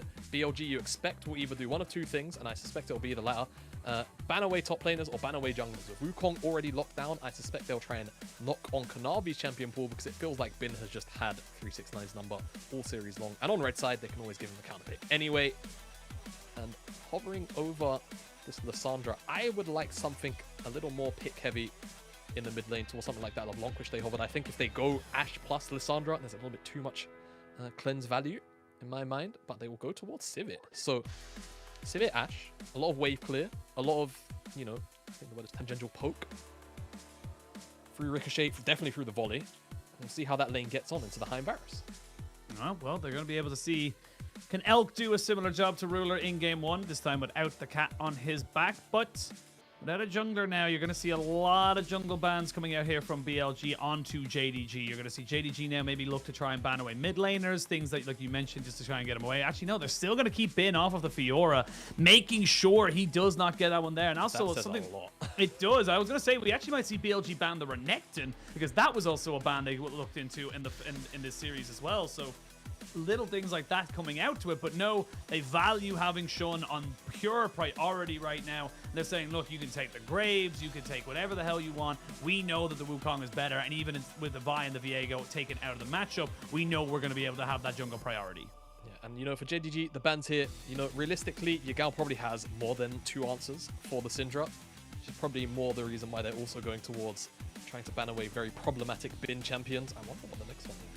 Galio, actually. So they do hit on the mid lane. They don't want to deal with Camille Galio, is my best guess. So what will BLG look towards now? We've seen Yagao on the Talia already. There isn't really point and click CC, so this would definitely be a very interesting lock-in to see go through for Yagao. I think either or works quite well. You've already got a diving buddy in Shun on the Wukong. Why not, to be honest with you, if you want to go for it? I think either way, the theme is the same between Ahri and Akali. A little more safety in that Ahri pick, though. All right, always have the opportunity to just kind of take a step back if you have to. And I think now JDG, they need to find something that 369 just won't lose on. And I think, yeah, release. Well, yeah, sure. Release the Elise. Release the Elise.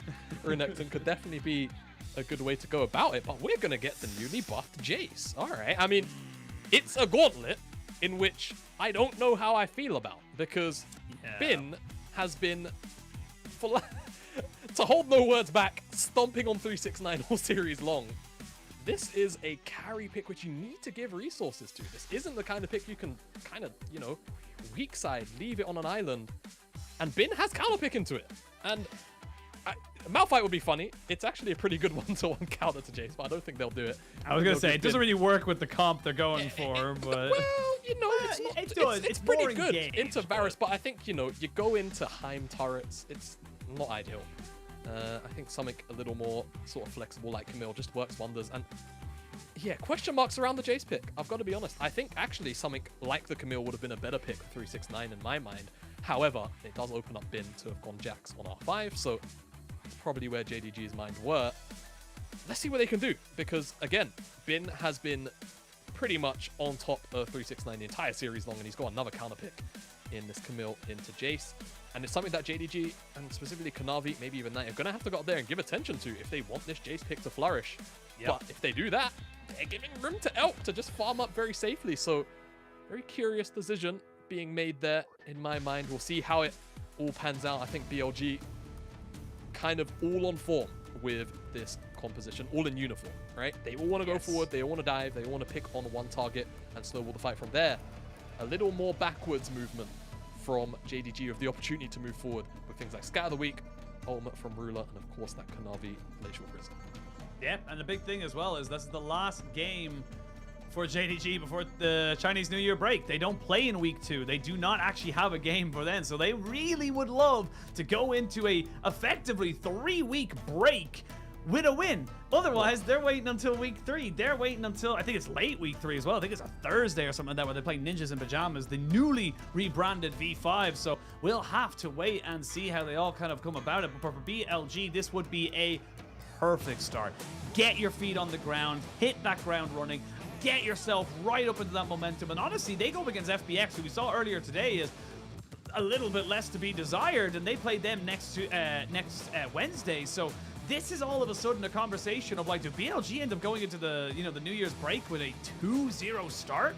That could be huge for them as well, because like we mentioned, you only play each team once. You play a best of 3 and that's it. We'll see you playoffs maybe. That's the big thing about the LPL. That's why we love it. And we're gonna jump straight back into it.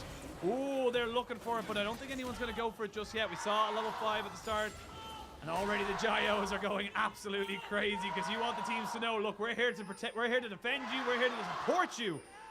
No one goes down just yet, but oh, let's see. I think a heal was used from the side of On, and that's about it. Yeah, heal used by On. It's the only thing exchanged here. I'm trying to see. It doesn't look like any wards were cleared by anyone. Oh no, Yagao does have 1 vision score, so it seems like JDG were trying to set up for a positive early lane with the vision. Of course, the turrets from Heim. At least something was cleared away by BLG, but as you can see, Ruler and Missing weren't forced out entirely. So they will have lane set up, and you would suspect immediate lane shove. We'll see what they want to do. It seems like with Ruler already autoing the minions, that's what's on his mind. Bin will get some information. That where Kanavi and 369 are doing. Missing's got to be a bit careful. That volley hit definitely could have been a bit of a bad situation. But Sean, they know what they want to try to do. They know that they're looking to try and push this in as much as they can. If they can just get summoners off of JDG's bot lane, that shove stops. That's the whole thing. You have Ashe passive. There's the heal coming out. They're going to have volley now in 2 seconds. A flash forward. They're going to get him. And first blood to BLG Sean. That is exactly how you punish this kind of an oppressive lane. Yeah, I mean, really good adaptation from Shun. 2 flashes blown, you just kill the Heimerdinger. Now he has no summoner spells. You can definitely repeat this gank 100% of the time as Bin. Oh no. Oh no. Oh no, he's not going to go for it just yet. He knows there's a bit of a turnaround and he doesn't have exact information where the Sejuani is. Well, just imagine if Bin came into this lane with Ignite. It's not uncommon to see Camille with TP Ignite either, and the wave is freezing. 369 just knows he has to go back to base. There's no hook shot taken. I think it was Bin with tactical sweep. Uh-oh. It did hit him. It did hit him. I want everyone to recognize that. It did hit him. But he got out with his life, so he'll have to expend an early TP there. Phase Rush is going to be the summoner or the rune of choice, keystone of for 369. So yeah, it's this is rough. Oh. This is rough. He might actually end up losing his life here if he's not too careful on the side of Bin. 369 trying to go toe to toe right now. Will be looking to try and get a little bit more. Maybe thinking like he has the cooldowns. 1, 2, gets the dash. They're going so close. Oh, 369 holds fast his flash, knowing that he can't get the kill. But here comes Shun, and they might be able to get some kills off this now again. No. 369, don't do it. Oh, he wanted the kill.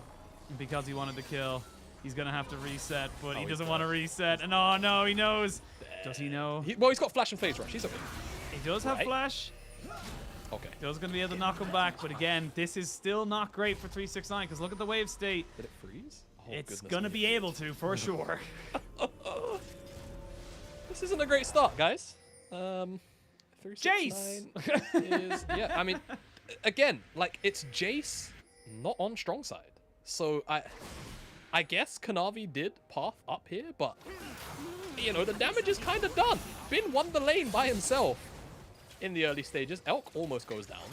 So some positives here for JDG, winning out on the trade despite the fact that they did, of course, lose Missing to the level 2 gank. But the ramifications to everything that just happened in the top lane are so big for the rest of the game. 369, like having to base, buy a cloth armor, not even a longsword, not your tier.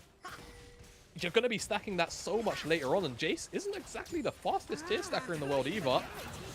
That's a lot of damage. On, they're look for the arrow. They have the heal. That gives him the extra little bit of movement speed that he needed. Cleanse immediately. They did not know where Shun was. They thought Shun was coming, and that's why he cleansed. Yep. Oh, this is chaos. This is chaos I incarnate. like this. This is giving off good energy. This is a good omen for the rest of this game. Kanavi now, he's also trying to eye out the mid lane. Yagao no are just yet. I might have to flash now in 2 seconds. Is holding it. Ooh, Navi just about missing out on getting hit by that charm there, but no kill there. No summoner blown by Yagao. Had already TP'd back into lane after going back to maybe pick up a Dark Oh, Knight Seal. has 6 as well down there in mid lane, so that's going to force Yagao away. Now Kanavi trying to defend this crashing wave. That vision won't actually spot out Kanavi, so gank will ensue, but good shot. Oh! Oh, he knocks him back though. That was the knockback, and now Bin, no flash, nowhere to go. They really want to give this over to Jace. They will donate that one over to the 369 Fun. Kanavi helping out his brother, and just really making sure that this lane doesn't go any worse, because he was falling behind in CS so badly in that stage. Yeah, he was. I'm very fortunate that that interaction works the way it does.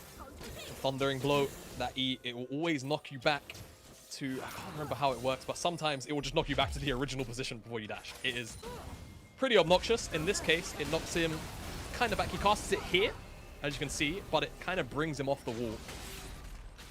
Always a very peculiar spell to see interrupt dashes, but that's just how it works.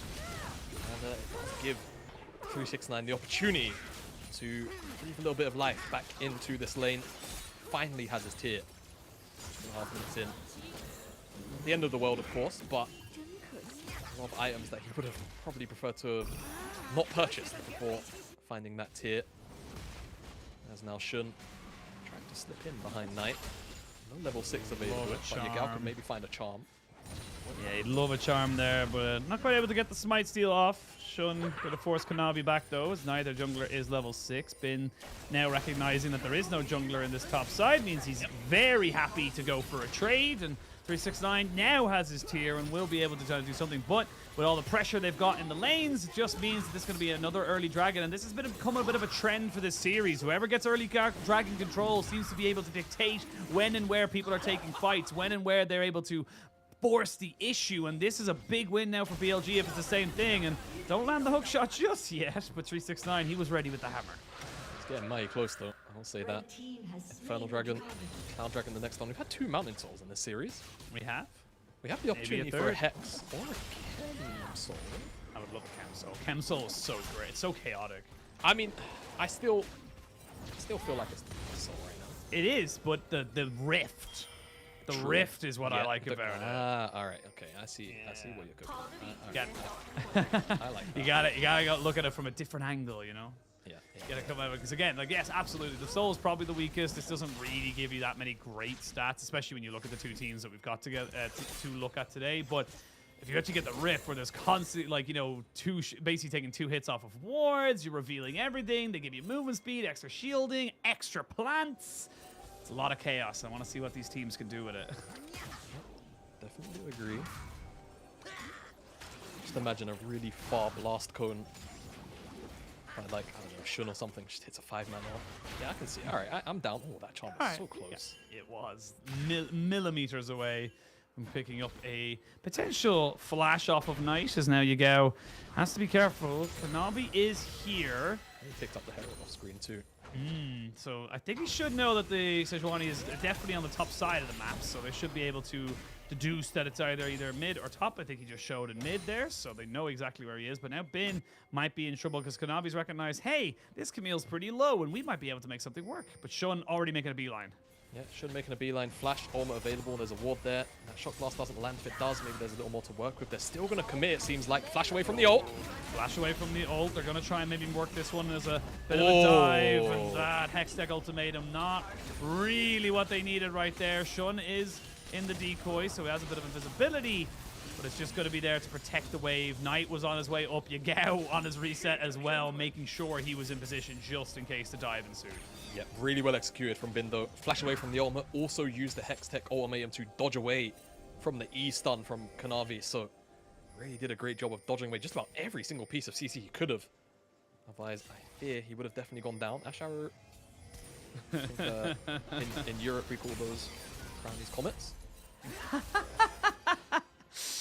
Well, Let's see if Crowny's comments work right now in a moment, because Kanavi is going to find himself in a little bit of a 1v1 and has nowhere really to go. Flashes away. Oh, Yagao will still get the kill with that Summoner Spellbook, and they're going to jump straight down onto 369, who is now getting bullied once more. Double kill for Yagao. Shun will not die. No. He gets the aggro off. Flash in by Knight. Not quite able to get it. They're just playing body blocking right now. But Bin will be the sacrificial lamb instead.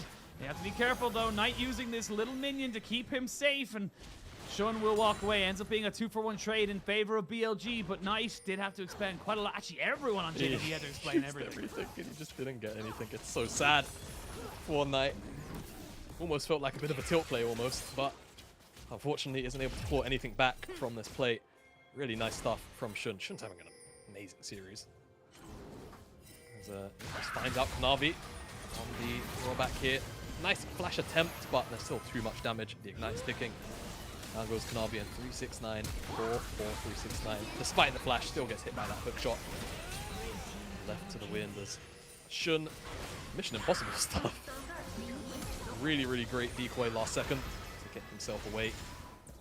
And Knight was able to find the jungler, but does take Bin's life. Mid lane, I believe that is a very dead 369 yet again. It doesn't matter what lane you're in, 369. You will die. I'm sorry. And now that leaves top lane completely unattended. It's going to be 2-3 plates. Yep. Like, that is a Sheen already picked up for Bin, who is 0-2, but up about 20 CS, getting 2 plates to himself. The Rift Herald gets spawned into mid lane to try and maybe give some kind of goal back into this. It's still very close, actually a little bit ahead for JDG just because of the advantage they have on bot side, which is to be expected. But I mean, this is starting to get rough. This Jace is just not really working out. And ooh, good charm. But Rick Shelley was still working her way on that tower, so not really in a position to make that one work. And actually, with all this movement towards the mid lane and the top lane, it's actually bot lane that might go down first. This could be a full tower. Yeah, I mean, there's definitely room for it. See On and Elk rotating down now, but they've got no help for anyone else. But a mirror is being placed in front of JDG right now, because 369 is receiving just about the same treatment. Now Shara, a lot of defensive tools being used here. Elk standing his ground underneath the tower. On standing a little bit further back, right? No cleanse. That's the crucial thing. He has to be really on point with his flash, but why risk it if you know that Elk very happily defend that? And now Bin continues to whack away at this tower. We had the total gold up not too long ago. When those 2 plates went down, Bin was only 300 gold up. I would suspect it's grown to almost 1,000. That's 2 levels as well. Yeah, so many waves just missed. He might hit level 9 with this wave. The observer hasn't clicked on him, so it's hard to see, but hopefully he's not that far behind. Elk might be will Elk die though? That's the question. He's able to spell shield, cleanse. You can get a couple more auto attacks. Oh my God. Flash! Oh, it was also very close. He nearly was able to make that one work for himself, but does end up going down. Really gives away a needless death, if I'm being totally honest, and that's going to probably confirm the bot lane turret going down. That being said, though, Shun doesn't want to let this one go without a fight, so... And I think the rest of JDG recognize a lot of resets came in for BLG, so they cannot go for this one just yet. Ruler will not get caught under tower as he's got the Yomus, so he's in a pretty good spot. Yep. It's a nice try at the end of the day from Elk, but he shouldn't be giving that one away. Now let's see if this is another Crowny's comment. It is. Twice in a day. It's rare. Yeah. In broad daylight, Jamada. Yeah. It's 2 o'clock, like 2 comments and you can see them clearly. Amazing. All right. Well, yeah, as we kind of said, Elk just shouldn't be here.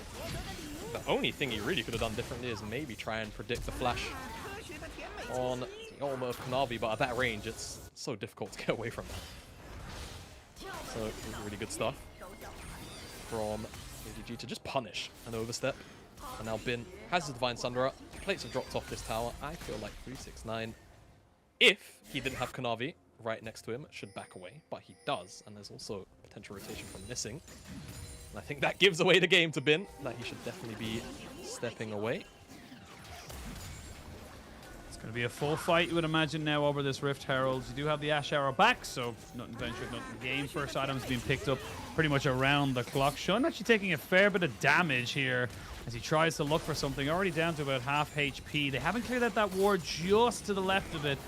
Knight does have TP and is going to secure that turret down both sides. So, do you look for the fight or do you look for a mid lane turret without having to contest onto this Rift Herald? They are just kind of poking them away, and there's no real support here for Shun. And it looks like the reason being is that JDG are just not interested. Yeah, not interested. They just want to take this tower. They've got a lot of poke. That's the one thing you can say about this JDG composition. That ult just flies short. Really nicely dodged out by Yagao. Now they're actually looking for the re-engage. Maybe definitely thought about it with the hook Knight's shot. still going. Yeah, and Knight is still going. So he's going to get 600 gold for his troubles, though Yagao will come down here and try and put a stop to it, but he's a little bit too late. Well, the rest of BLG, no, they won't. They need to defend the mid lane tier 1. Oh, here we engage. go! They're going to go for the full engage there. They get themselves right onto the backside. Ruler is taken out. Knight trying to do something with the TPs. You can see Bin now in the front line, going to be taken out. So 1-for-1. Yagao not really here right now. Has a flash, has a charm. Thinking about it, but he gets stunned up. Not quite able to make any impact. It was really a native 4v5 in favor of JDG. Charm lands. They're going to be able to put the damage on the missing, but Shun goes too far forward.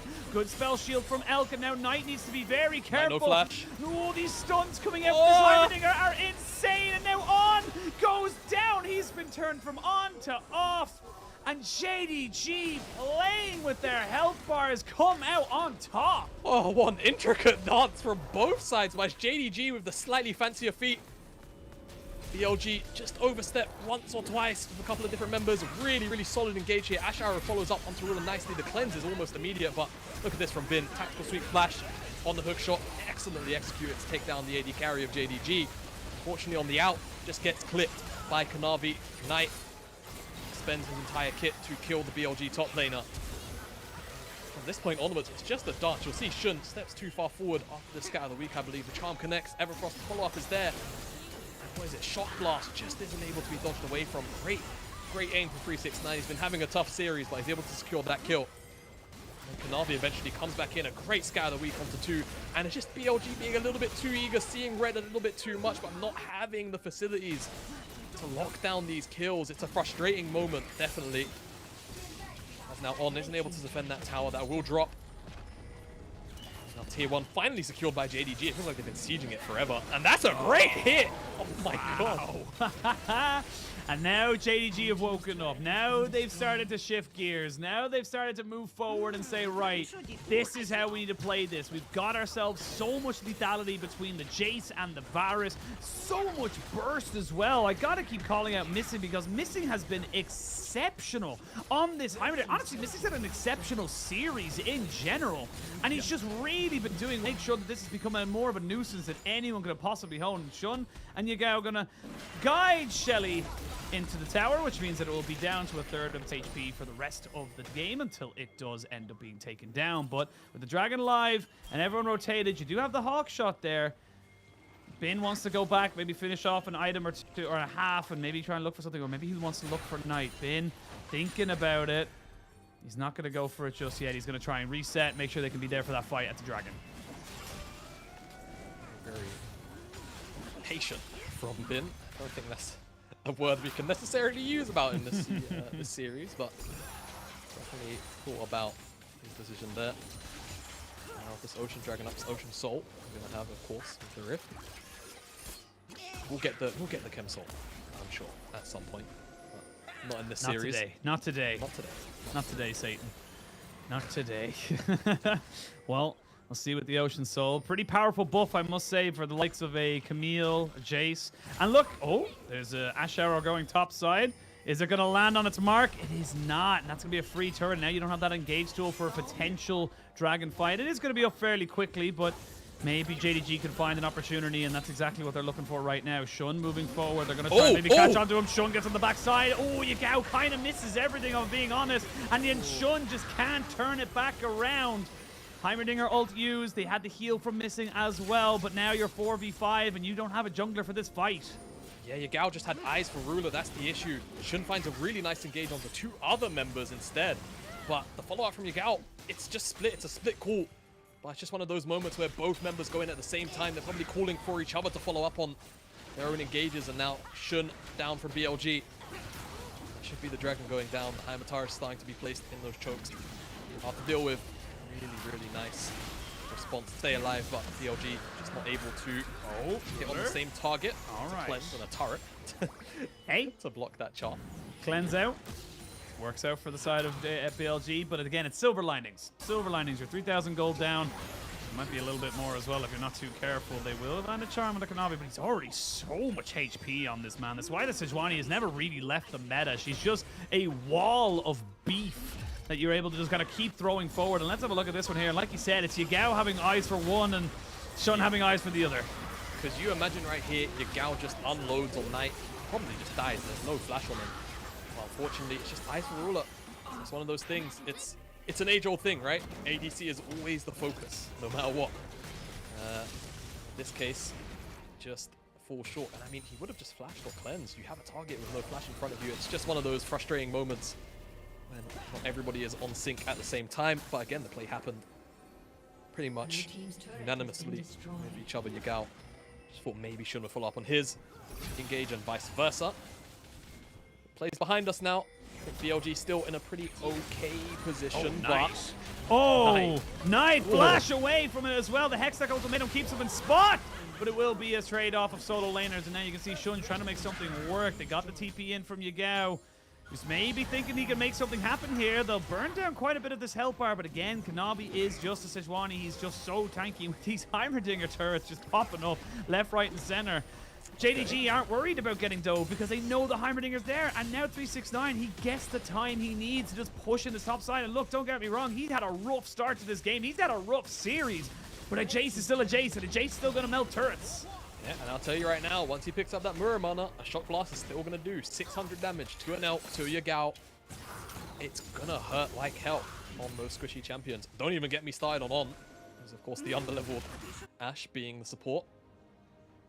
So 369, despite the very rough series up until this point, will be very relevant, especially if JDG can set up a siege. Don't forget, it's poke Varus, poke Jace, and Knight plus missing on Syndra and Heim to sort of facilitate those siege scenarios. Diving into those champions is not easy at all.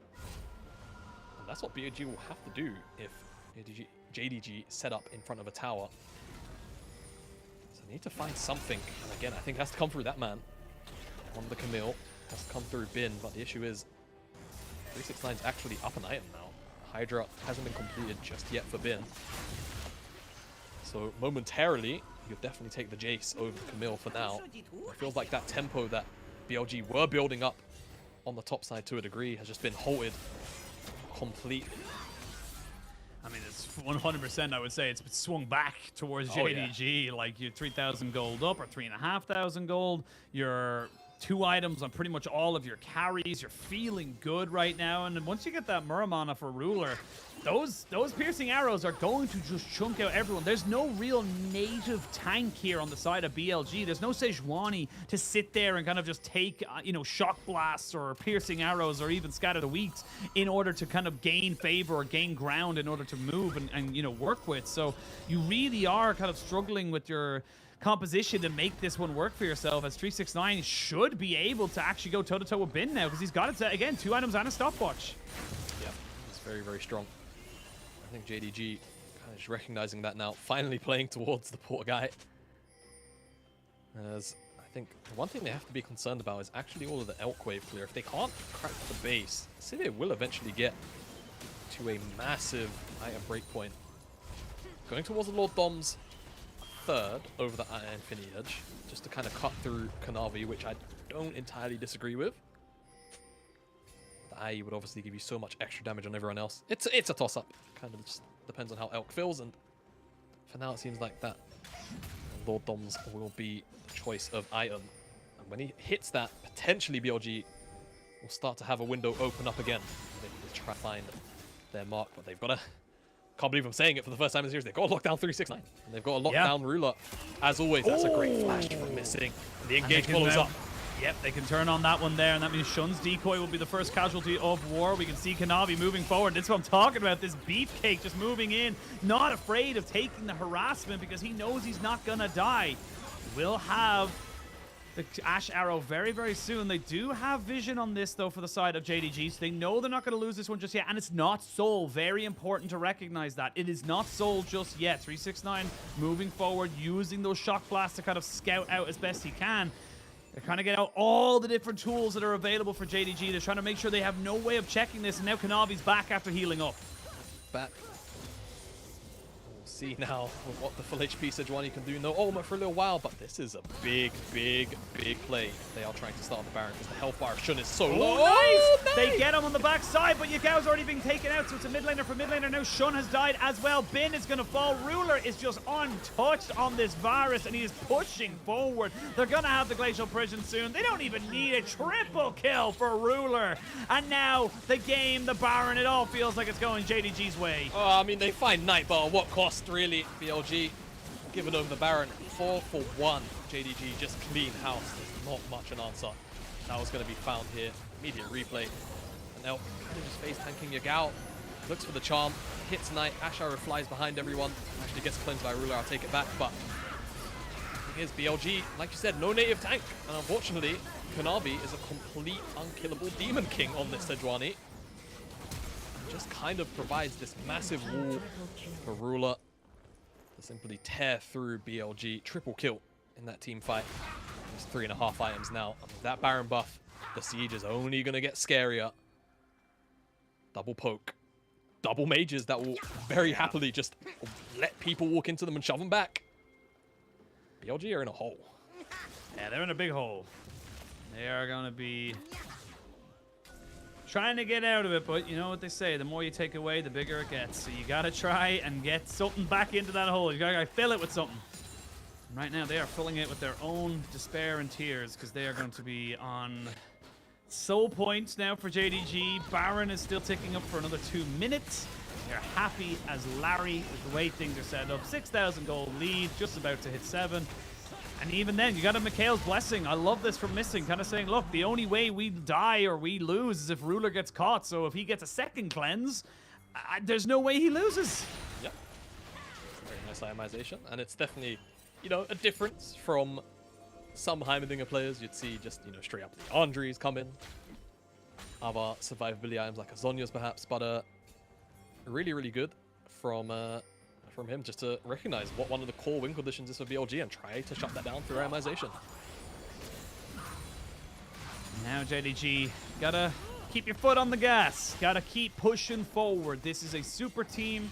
This is a big moment for you guys. You do play not until Chinese New Year, as we discussed. The next game is against Ninjas in Pajamas, the newly rebranded V5 to the most iconic of European orgs.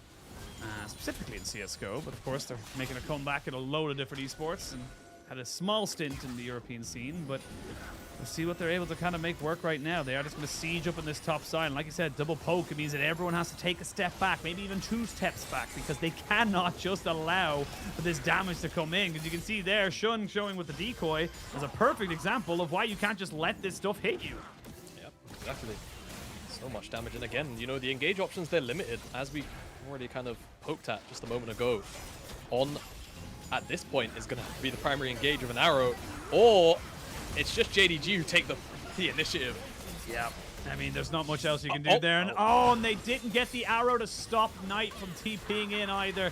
This could just be the game right here, Jamana. This could be the series right here. JDG looking to try and set off right with their new roster. Bin pushing in mid lane. Honestly, I feel like this is the only thing he can do. What's he going to do? He can't defend it. So he has to go for it. All right, base. Yeah, no, I like it. He's going to get 2 towers, to be fair. Not too shabby from Bin. And BLG actually make the correct call. They hold fast, they get themselves 2 towers as bounties. All right, cope in here. Give me a second. Yeah, hang on. Take a huff. Take a, put the mask on. Let me cook. He's big getting the raptor cap as well. Capitalizing. Yeah. Extra gold going into his back pocket. It looks a little troll, but like we were just saying, what's Bin gonna do in that situation? He can't engage. He can't really get anyone on the backside. All summoners were available, so why not just at least get gold? They had no faith in the Sivir Wave Clear, who is, in fairness, on 3 items, to kind of say, look, we can defend this. We don't think we're going to lose off of this play. and it keeps them relatively equal. Where it should have been potentially a game-ending drive ends up kind of being, yes, they got the inhibitor on top side, but Dragon's not for 2 minutes, and you're still only about 4,000 gold behind. So this is still not that bad a position considering how, again, deep in the hole BLG are. All right, I'm gonna counter your point here. Go I on. will raise I'm you. ready I will for raise it. you 1 Kanavi engage into 1 shot by Ruler 369. It sounds like you're gonna say like it sounds like you're saying 360. You know, like a 360 no scope. I see it, and I'm gonna see. You know what? Bet. I'm gonna think. Right. I think we get one more fight where BLG are able to do something that we just go, how did you do that? You're not allowed to do that. But let's find out. Well, we're gonna get a flash from all right, 369. all So on Oh, gonna there take you a go. yeah, And and we back away. No one's gonna die just yet, and BLG stay alive. All right, deep breath. Next round of poke on its way. 477. All right, it's pretty hefty. Not light at all. Shock blast, not as much damage. We'll see. Really want to try and make this one work with the poke they have. Like we mentioned, you got triple lethality, but there's a Ooh, TP hello. on the backside. Bin, he didn't even TP, he just That walked. is long flank. It is a long flank. Elk already down, very, very low. Yagao does tank up all the Syndra ultimate. They try to go in on Shun, but Yagao is already dead. He's going to try and get out. Oh Whoa. my god, where did Ruler go? Blink, and he's gone. And just like I predicted, Shimada, we get one last fight from BLG. But these are big death timers. Can they turn this into anything? You can see they're trying to figure out what they can do, but their base is in tatters. BLG and Bin just pulled it out of the hat with that flank. My goodness, they'll be able to pick up the dragon, and that's huge because that at the very least stops a soul and, you know, stops an elder if the game goes that long from spawning up. Elk isn't going to be able to stop that. Oh, he stopped missing. Has he seen him? Yeah, lots of pings coming down. They know he's there. Yeah, And, missing. You're not going to be able to survive this one, my dude. He's just going to have to wait until where everyone goes. See what happens. He's going to actually take it. There's actually a staggered death timer, which is not ideal for the side of JDG. You can see they're just giving it an extra couple of seconds. So now, yes, you're getting respawns in, but now you don't have missing. Now you don't have that support to be able to help you with this. And this is where we start to see maybe this is a dragon and a baron. Maybe this is a little bit more of a momentum switch that we actually don't think is going to happen because things like this can just happen. I want to see how quickly Ruler dies. Yeah, you know what? I'm eyes for that as well. Forget all of the poke that's landing onto the Yagao, onto Elk. Really great stopwatch, of course, or Zhonya's rather, to stop the death initially from the ult, but 369 poke still comes in. Look at Bang. Bang. And the dirt is gone. that was silly bang if I've ever seen it. But, it's a very, very UK and Ireland show. Yeah, I was going to say, that's for us, Jamal. That's for us. That's for us. No one else. That's for Yeah. me and you. But it still works out. Now, JDG, despite losing that play, gonna have control around this Baron pit. As to be expected, it's gonna be about whether or not BLG can actually get Shun and specifically Bin on another flank. He might actually walk in tonight. He's got a pink ward down. He's gonna take a safe route to the bottom lane. But BLG, I think they've got a good read now on the situation there. You can see trying to just create pockets of fog and see whether or not they can get Yagao and Bin and even Shun in them all together. Just try and find a snap engage. You definitely want to find Ruler 100%. He is the man to lock down, but honestly, I think you'll take 369 as well, as long as it comes at no major cost. The big thing I'm just noticing there as well, 369 not only died in that last fight, he lost his GA. So he's not going to have that for a couple more minutes. He will eventually get it for a potentially Dragon Soul fight if we do get to that point. But BLG have an opportunity now, and all of a sudden that 4,000 and 5,000 gold lead is now a 1,000 gold lead. It's actually about 1,500.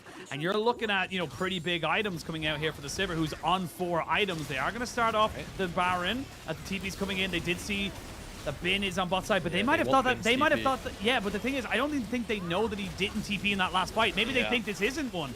Yeah. So we're gonna go for it. They are gonna land the Ash Arrow. It's gonna be a straight up 50-50. Shun is not, or Bin is not coming. Bin is not coming onto this. They're gonna try and stop the backs. They're gonna look to try and break open the base while keeping the Baron up minions away. That's what they're trying to do right now, but I just don't think it's gonna work. Yeah, not enough information in the pit. I'm not sure. Shouldn't look like he dashed over really, really late, but there's a control ward there, so I think he had full vision from the get-go. Interesting call from BLG. I think when you have JDG in the pit like that, it's not a true siege like how you'd be set up outside the base. I think you could have called Bin over, but you know, it's just moments in the game. You have to say, all right, that was the call. Baron goes over to JDG. And now 2 minutes to see what they can get done. Both side lanes, towers dead. So it's just open inhibitors. I think JDG will be very happy to try and set up siege in the mid lane specifically though. Try and get that one open. Or just wait the 2 minutes, use the Baron as a buffer to get a good position for the Ocean Soul. See if they can snowball off the back of potentially what should be a positive fight for them if they're already there. And to walk into all of that poke into Knight, into missing, it just feels like a little bit too much unless, again, we can find another creative flank from Bin, from Shun, or maybe Yagao.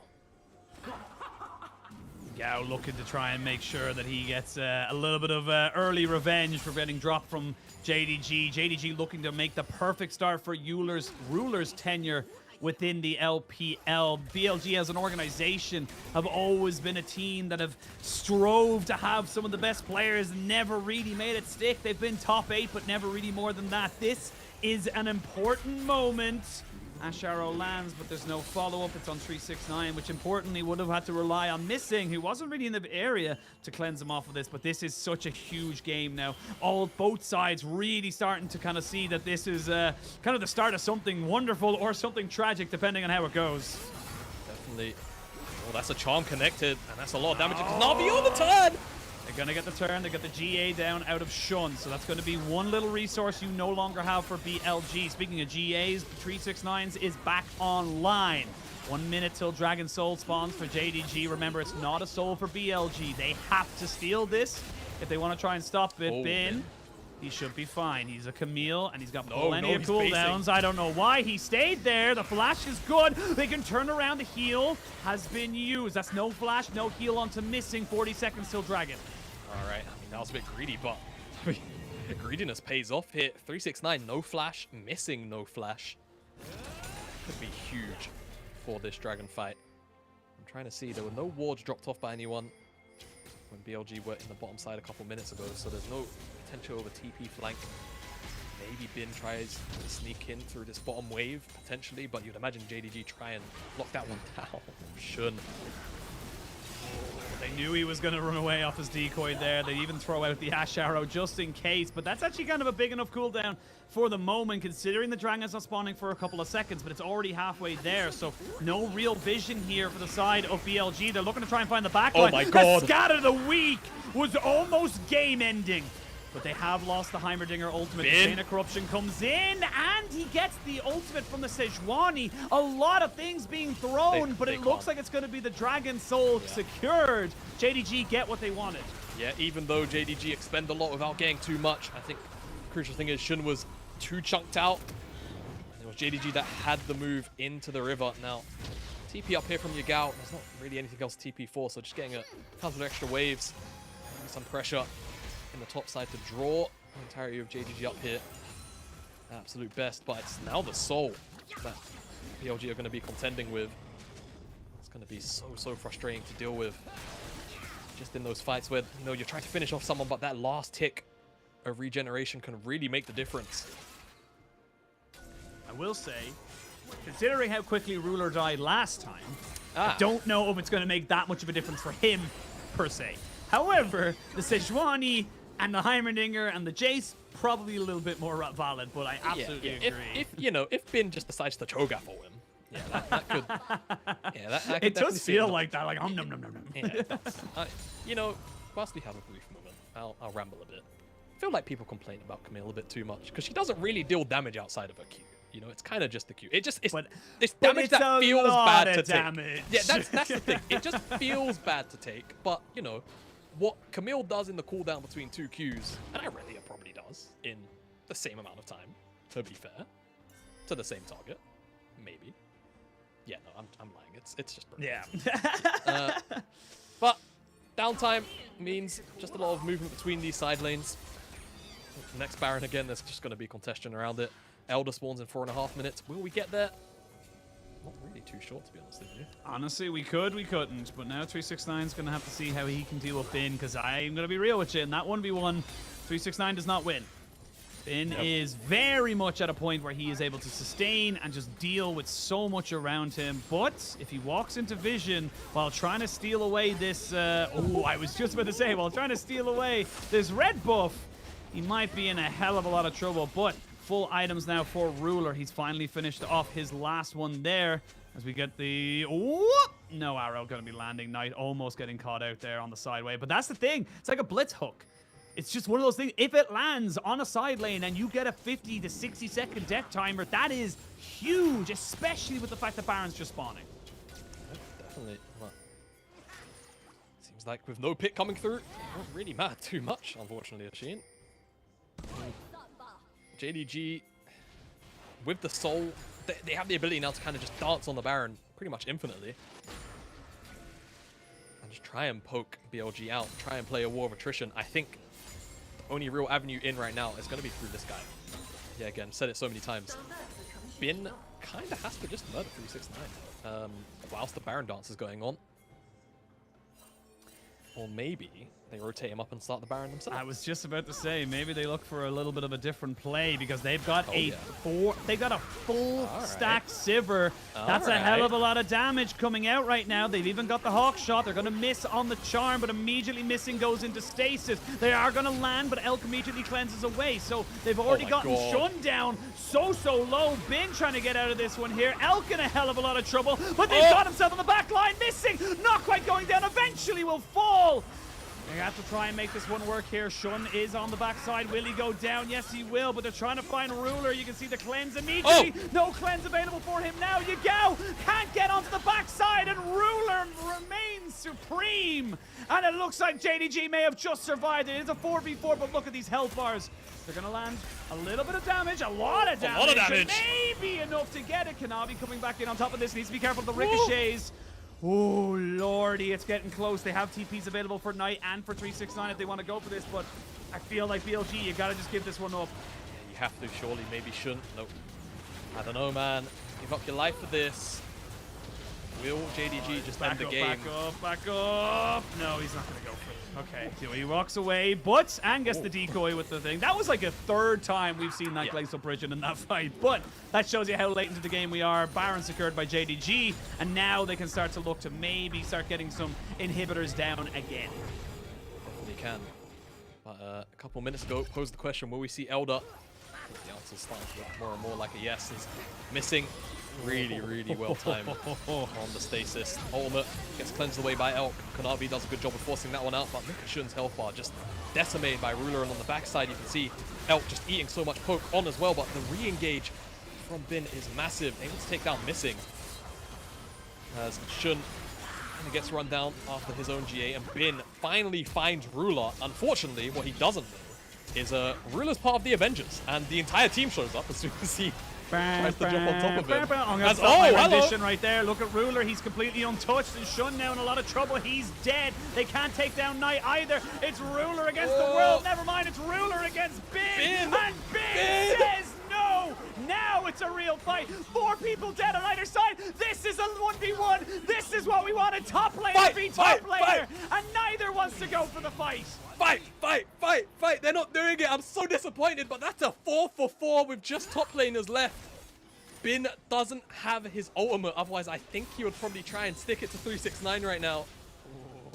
It's like thinking about it. It's like a western. They just stood there. Your move. Weeds flying between them. Your move, coward. I thought it was cowboy, not coward. Coward feels a bit aggressive. Your move, you asshole. It's like, oh, whoa, okay, dude, I thought we were mates. Like, well, all right. Hextech Ultimatum is available. 369 should know that. There could be an Ash Arrow coming straight down mid lane as well, so he needs to be careful of that as well. Elder is alive. Everyone is coming back, being resurrected as we hit 44 minutes. Gold lead means nothing. It does not matter. Even this Ocean Soul doesn't really matter that much, if I'm being totally honest, but you have to make sure you're not leaving your base exposed. BLG, they need to fight on 2 fronts. They need to defend their base and they need to fight the Elder. Yes, they do.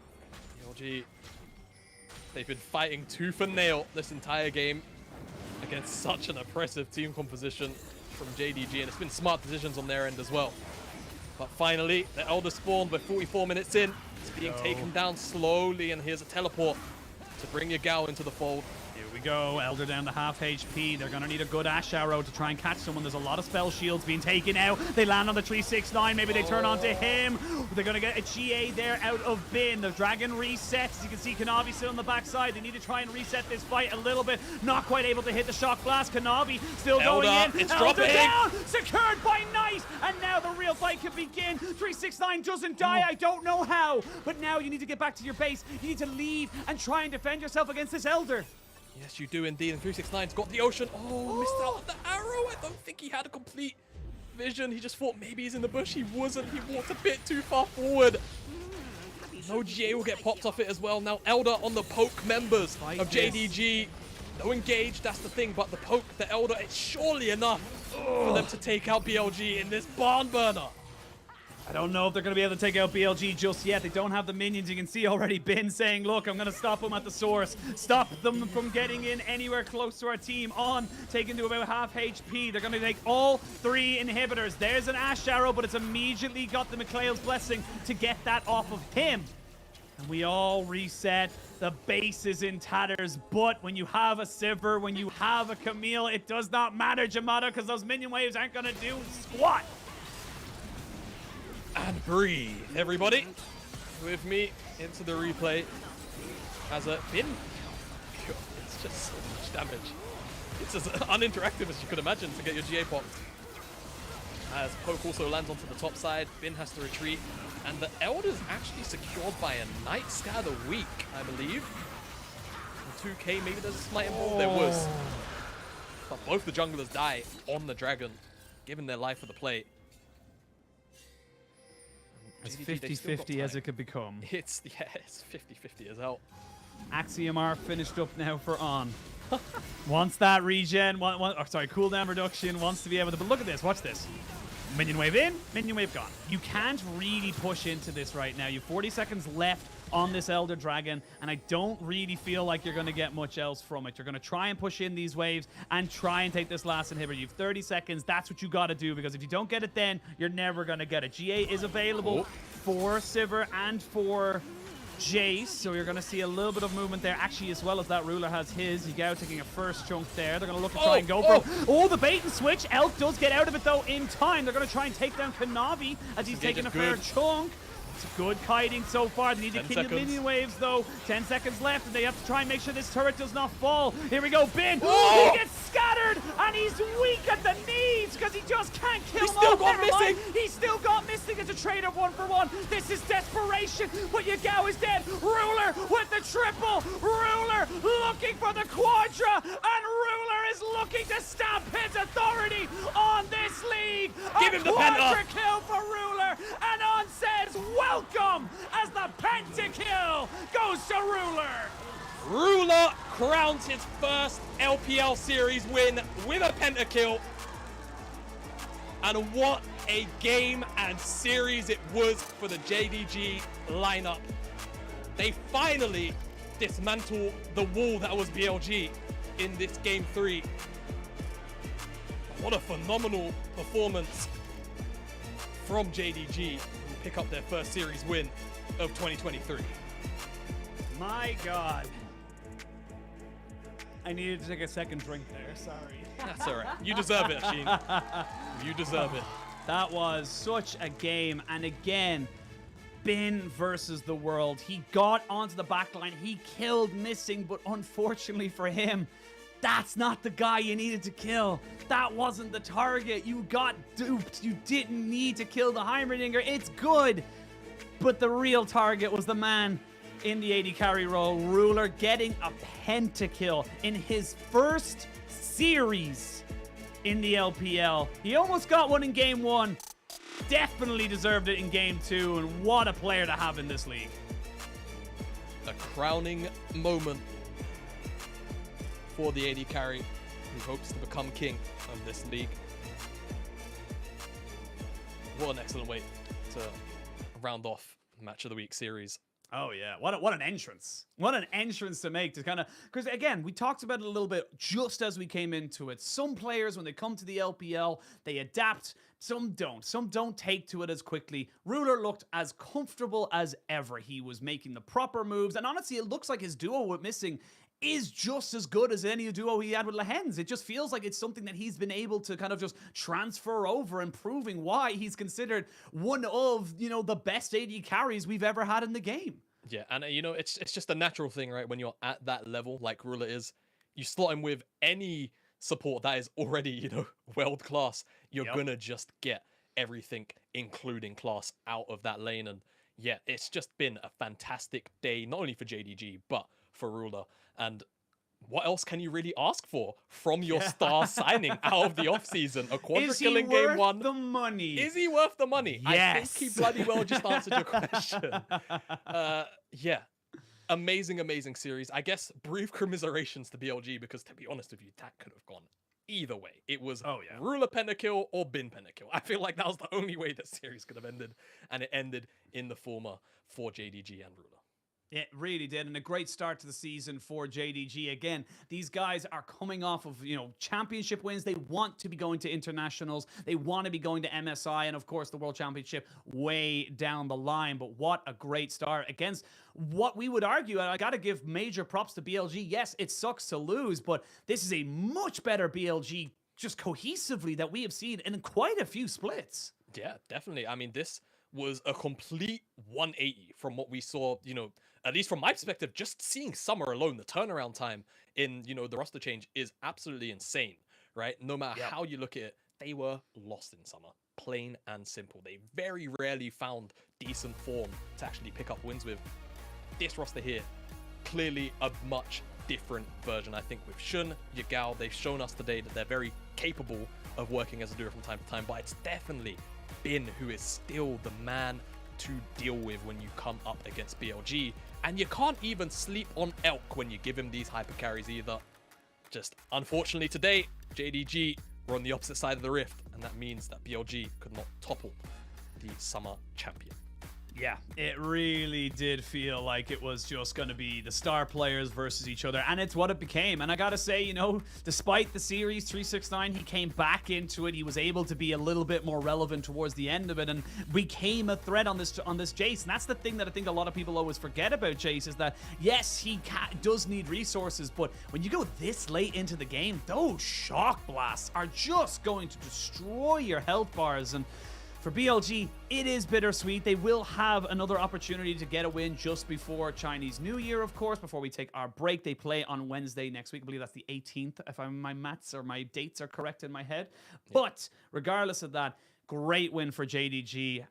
And this is just going to be the start. Like this is JDG now looking towards how far can they go? They've got to play Ninjas in Pajamas, then they play Anyone's Legend, RNG, Weibo Gaming. They've got quite a few games that they got to go through, and I am just excited to see how much this team develops now.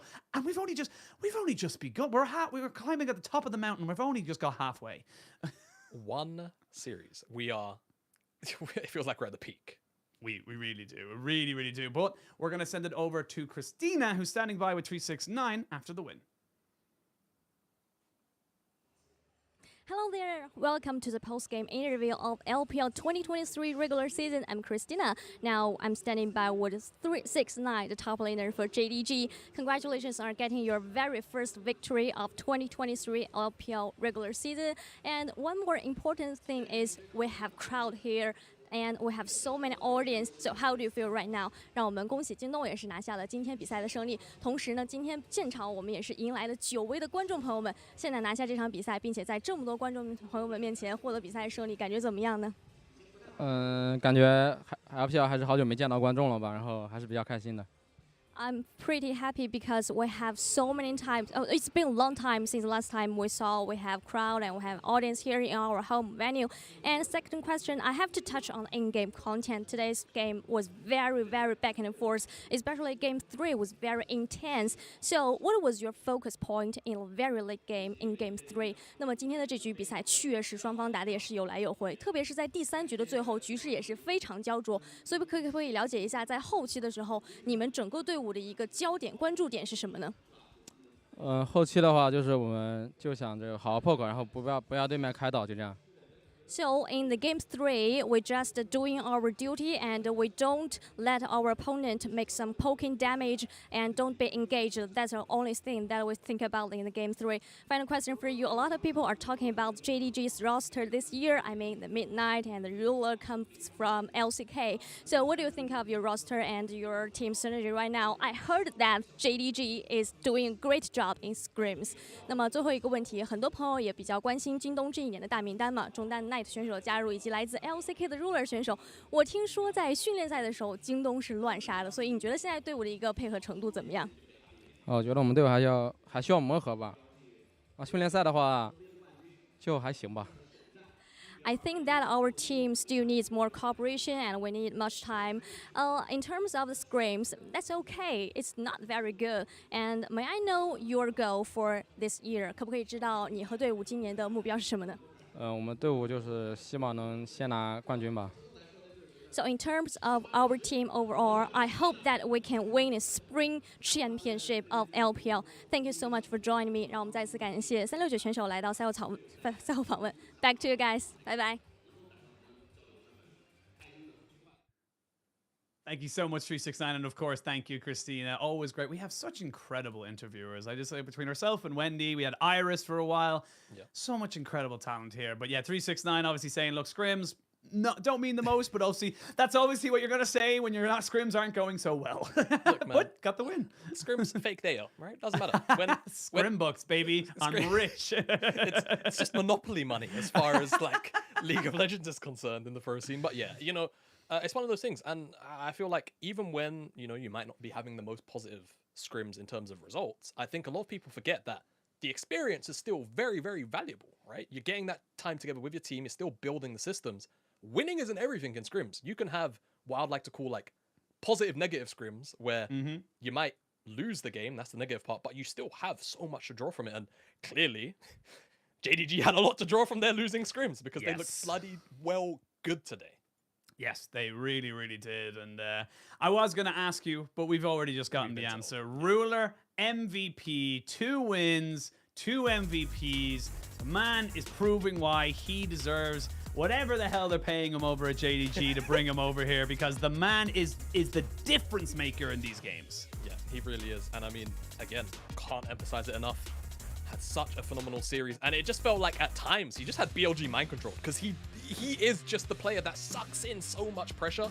And you have to shut him down. Otherwise, he's just going to take over fights time and time again. It doesn't matter. And you could just see it fight after fight. And of course, encapsulated by the end of the game with his penna kill, which I no doubt will be in this B-roll. Triple kill there. Here it is. As you can't really shut the man down unless you throw everything at him. And in this case, BLG, they certainly tried, but they were unsuccessful in this attempt. And he crowned his first debut with a pentakill. I was going to say, what I love about this clip as well is that Shun is right beside him.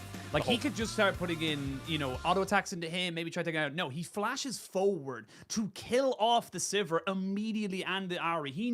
His game sense is just so much better than so many people's that he's kind of like, no, the Wukong will come later. He's not my problem. These people are my problem, and I need to sort them out. And that's what makes him, again, the difference between a good player and a great player. Those small little moments, those clutch moments to kind of get you set up and really put yourself into a situation where you can be alongside the greats. And it does feel like this JDG roster had a couple of teething issues. I definitely think 369's on a little bit of a come down maybe after the Worlds set up. He needs to kind of build himself. He needs some time. But I think he'll be back, I'm sure. Absolutely. But if you get those, solo lanes going in, I think Knight had some pretty decent setups. Not as, 2020 or 2021-esque, I suppose, of Knight that we've come accustomed to. But definitely showing that this team has...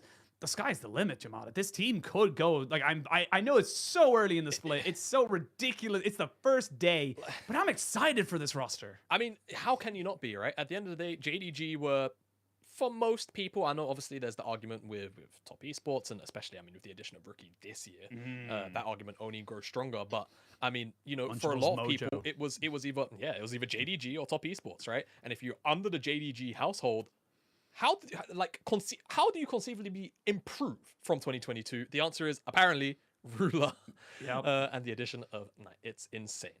Yeah, well, we've had a long day, but we've had a good day. Let's have a quick look at the results. The first 3 series are already in the books, Jamada. It starts and then it finishes as quick as you like. As we can see there, WE taking down FPX with a 2-1 scoreline. IG kind of making short work of anyone's legend in that second game. And of course, JDG winning out over BLG. BLG going to be a little bit disappointed. Can't help with that, but they have a lot to be positive about.